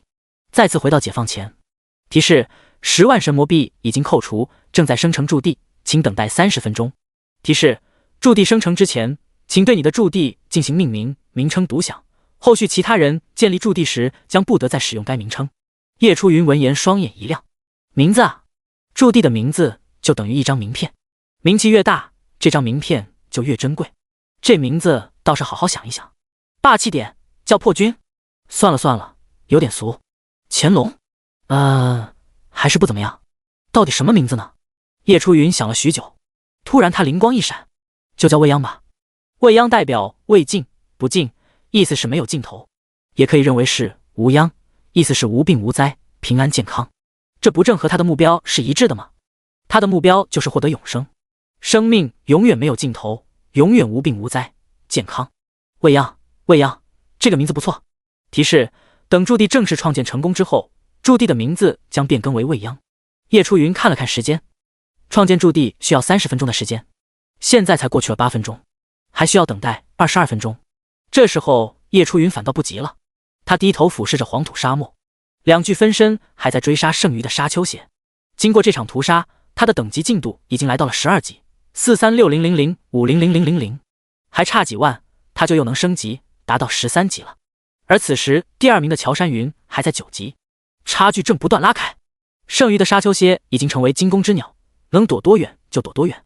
2具分身找了半天，也只是击杀了50多头沙丘蝎而已。而此时的叶初云也没有追杀沙丘蝎的心思了。将分身召回之后，他回到了列车站，继续查看战利品。除了铸成令之外，沙丘蝎将、沙丘蝎王、沙丘地母都报了许多的战利品，加上沙丘蝎的，叶初云的储物空间再次爆满。除了沙丘蝎的精魄、技能石、强化石，还有大批的1阶、2阶装备之外，只有小部分战利品引起了叶初云的注意。沙丘地母的精魄，服用后力量加50%，体质加50%，听觉加10%，星号10。看到这个精魄的时候，叶初云微微一愣。这个沙丘地母的精魄不同于他之前所获得的，居然还能够增加听觉，这倒是很少见。听觉属于五感之一，而五感分别是视觉、听觉、嗅觉、味觉、触觉，这5种属性属于隐藏属性，在面板上是看不到的。五感任意一种，如果能够提升到一定程度的话，就会发生质的变化。就比如听觉的属性，如果提升到一定的程度的话，可以激活新的天赋，名为顺风耳，可以探测方圆百里的各种声音。视觉也可以进化出新的天赋，名为百里眼，视力之远，可以探测方圆百里的任何事物。嗅觉进化出的天赋则是气味分析，可以根据气味分析各项物质的组成成分。味觉则是食物分析，作用和气味分析大同小异。最后一样触觉进化出的天赋名为危险感知，有了这项天赋，身体会比大脑更先感知到各种危险，进行警告。不得不说，这5个五感天赋实用性都非常之大。第99章五感天赋大涨特涨的战力。五感天赋当中，如果拥有百里眼、顺风耳这2者任意一种天赋的话，简直就是天生的侦查员，不管去任何势力都会受到欢迎。而如果拥有食物分析和气味分析的话，就可以靠这2个天赋去分析各种丹药的组成成分，从而推算出丹方。危险感知则是增加自身的存活率，而且在前世有人也猜测过，如果这5个天赋都集中在一人身上的话，甚至还会激活出更加离谱的天赋。不过这个事实还有待考究。叶初云倒也来了兴趣，如果有机会的话，他倒是想把自身的五感都提升上来。他倒是想知道，等到自己凑齐了5大五感天赋的话，又会激活出什么样子的逆天天赋。除了沙丘蒂姆的精魄之外，还有几件3阶装备：蒂姆巨盾，防御加80，体质加50，自带技能招架，可以抵御一次来自正面的伤害，冷却时间10分钟，3阶等级，装备等级10级，需要体质达到500级以上。蒂姆战衣，防御力加40，体质加30，力量加10，附带技能弱化之力，可以降低装备的佩戴要求，同时还能减少物理伤害 15%，3阶等级，装备等级5级，需要体质、力量达到100级以上。当看到这2件装备的属性后，叶初云还是微微吃了一惊。这个战衣的属性很是一般，根本比不上他现在身上所穿的血色战甲。但是这个战衣好就好在它的佩戴要求被降低了很多，只需要等级达到5级，体质和力量达到100以上就行了。这对于那些低等级的人来说，简直就是福音。而这个蒂姆巨盾则更加逆天了，居然能够抵挡一次来自正面的伤害，这不就相当于无敌技能吗？虽然这个技能的冷却时间需要10分钟，但是它有天赋加成，可以减少技能的冷却时间。各种抵消后，这个技能的冷却时间只需要3至4分钟，3至4分钟就可以使用一次几乎无敌的技能。这么好的事情上哪找去？所以对于叶初云来说，除了驻地令之外，这个蒂姆巨盾算是他最为满意的装备了。看来自己手上这个符文大盾可以光荣下岗了。最后还有一个3阶戒指，蒂姆戒指，精神加50，佩戴后土属性正 100%，3阶极品装备，装备等级10级，精神500级以上。戒指属性很一般，不过叶初云的手指还有许多位置十分需要这些戒指的点缀。天赋刻印这次也是大丰收， F 级体质增强4枚，E 级土质操控1枚，E 级力量超强1枚， D 级土质融合， D 级风之融合， D 级体质强化各1枚。只可惜他的力量天赋已经进化到 C 级力之意境，这1枚E 级力量超强的天赋刻印只能暂时先存下来。E 级土质操控也不需要了，也只能存下来，看看以后能不能卖个好价钱。其他的天赋刻印叶初云开始进行融合，定，融合失败，定，融合失败。4枚 E 级体质增强的天赋刻印全部失败。E 级土质操控直接进化为 D 级土质融合， E 级风之操控也直接进化为 D 级风之融合，还剩下最后1枚 D 级体质强化。定，融合失败。毫无意外，失败了。全部融合完毕之后，叶初云看了看自己的天赋，首先是唯一 SSS 级天赋100%爆率，其次就是5行天赋 D 级水之融合， D 级火之融合， E 级木之操控， E 级金之操控， D 级风之融合， D 级冰之融合， D 级土之融合， E 级雷之操控。再者就是4维天赋 C 级力之意境， D 级体质强化， D 级精神强化， D 级敏捷强化。除此之外还有3大职业天赋，分别是天威、天法自然、天之赐福，一共16个天赋，简直让叶初云看花了眼。这些天赋哪怕只有1个都能够原地起飞，他居然拥有16个。想到这里，叶初云内心就涌起一股自豪感，这都是他一路努力过来的成果呀。接下来叶初云服用精魄更换装备，强化石这次获得了许多，又能够强化2件装备。之前叶初云将血色战甲和血色头盔都强化到了满级，这次他选择强化血色护肩和蒂姆巨盾。这次运气比较好，强化时消耗了2/3就全部强化至满级。血色护肩加5，防御力加180，体质加150，装备后可缓慢恢复精神力，佩戴要求等级10级，体质500级以上，3阶极品套装之一。蒂姆巨盾加5，防御加200，体质加150，自带技能招架，可以抵御一次来自正面的伤害，冷却时间10分钟，3阶等级，装备等级10级，需要体质达到500级以上。哈哈，这蒂姆巨盾加5得属性加成，可比他现在手上符文大剑加5要强多了。这下符文大盾加5可以正式退休了。这一瞬间，叶初云的身体素质和气势不断狂涨。突然他想到自己还有50点自由属性点没有分配，连忙全部加到精神上。接着叶初云迫不及待地打开面板，查看自己的最新数据。姓名叶初云，等级12级，436000500000，声望500，称号天道眷顾之人，天神者250号，力量3412 C 级，力之意境加2730，敏捷2292 D 级敏捷强化加917，体质4234地级体质强化加1694，精神3133，地级精神强化加1253，听觉100，战力27342左元括号26142加1200右元括号。不错不错，再努力一下就能够突破 3W 战力了。他估摸着第2名的楚云兰现在也就7000战力，不能再多了。想到这里，叶初云露出了满意的微笑。还有15分钟的时间，叶初云默默地在列车站等待。第100章传送驻地，属性全部翻倍暴涨。转眼间15分钟过去了。提示：恭喜你，你的驻地已经创建成功，是否传送？终于，叶初云双眼一亮，内心难免激动。毕竟拥有一处只属于自己的驻地，放在前世叶初云想都不敢想。现在终于实现了他的第一个目标，这叫他如何不激动？很快，叶初云就平复了自己心情，赶紧传送至驻地地点。而就在叶初云传送走之后，无论任何频道都弹出了一个公告：公告，恭喜叶初云建立第一个属于自己的驻地未央，声望增加100点，获得初始属性翻倍奖励。公告，恭喜叶初云建立第一个属于自己的驻地未央，声望增加100点，获得初始属性翻倍奖励。公告，恭喜叶初云建立第一个属于自己的驻地未央，声望增加100点，获得初始属性翻倍奖励。这次的公告和以往不同，整整发了3遍，似乎是要特意提醒众人叶初云做了一件什么样子的事情。而这个公告一出，全世界都陷入了混乱之中。世界频道666号乔山云，卧槽，这哥们什么情况？这才过了多久，怎么就把驻地搞起来了？888号钱多多，他莫不是打到了驻地令？该死啊，这驻地要是搞起来的话，能赚多少钱啊？1568号楚云兰叶初云，大佬，你之前说跟你混这句话还算数吗？我想跟你混啊。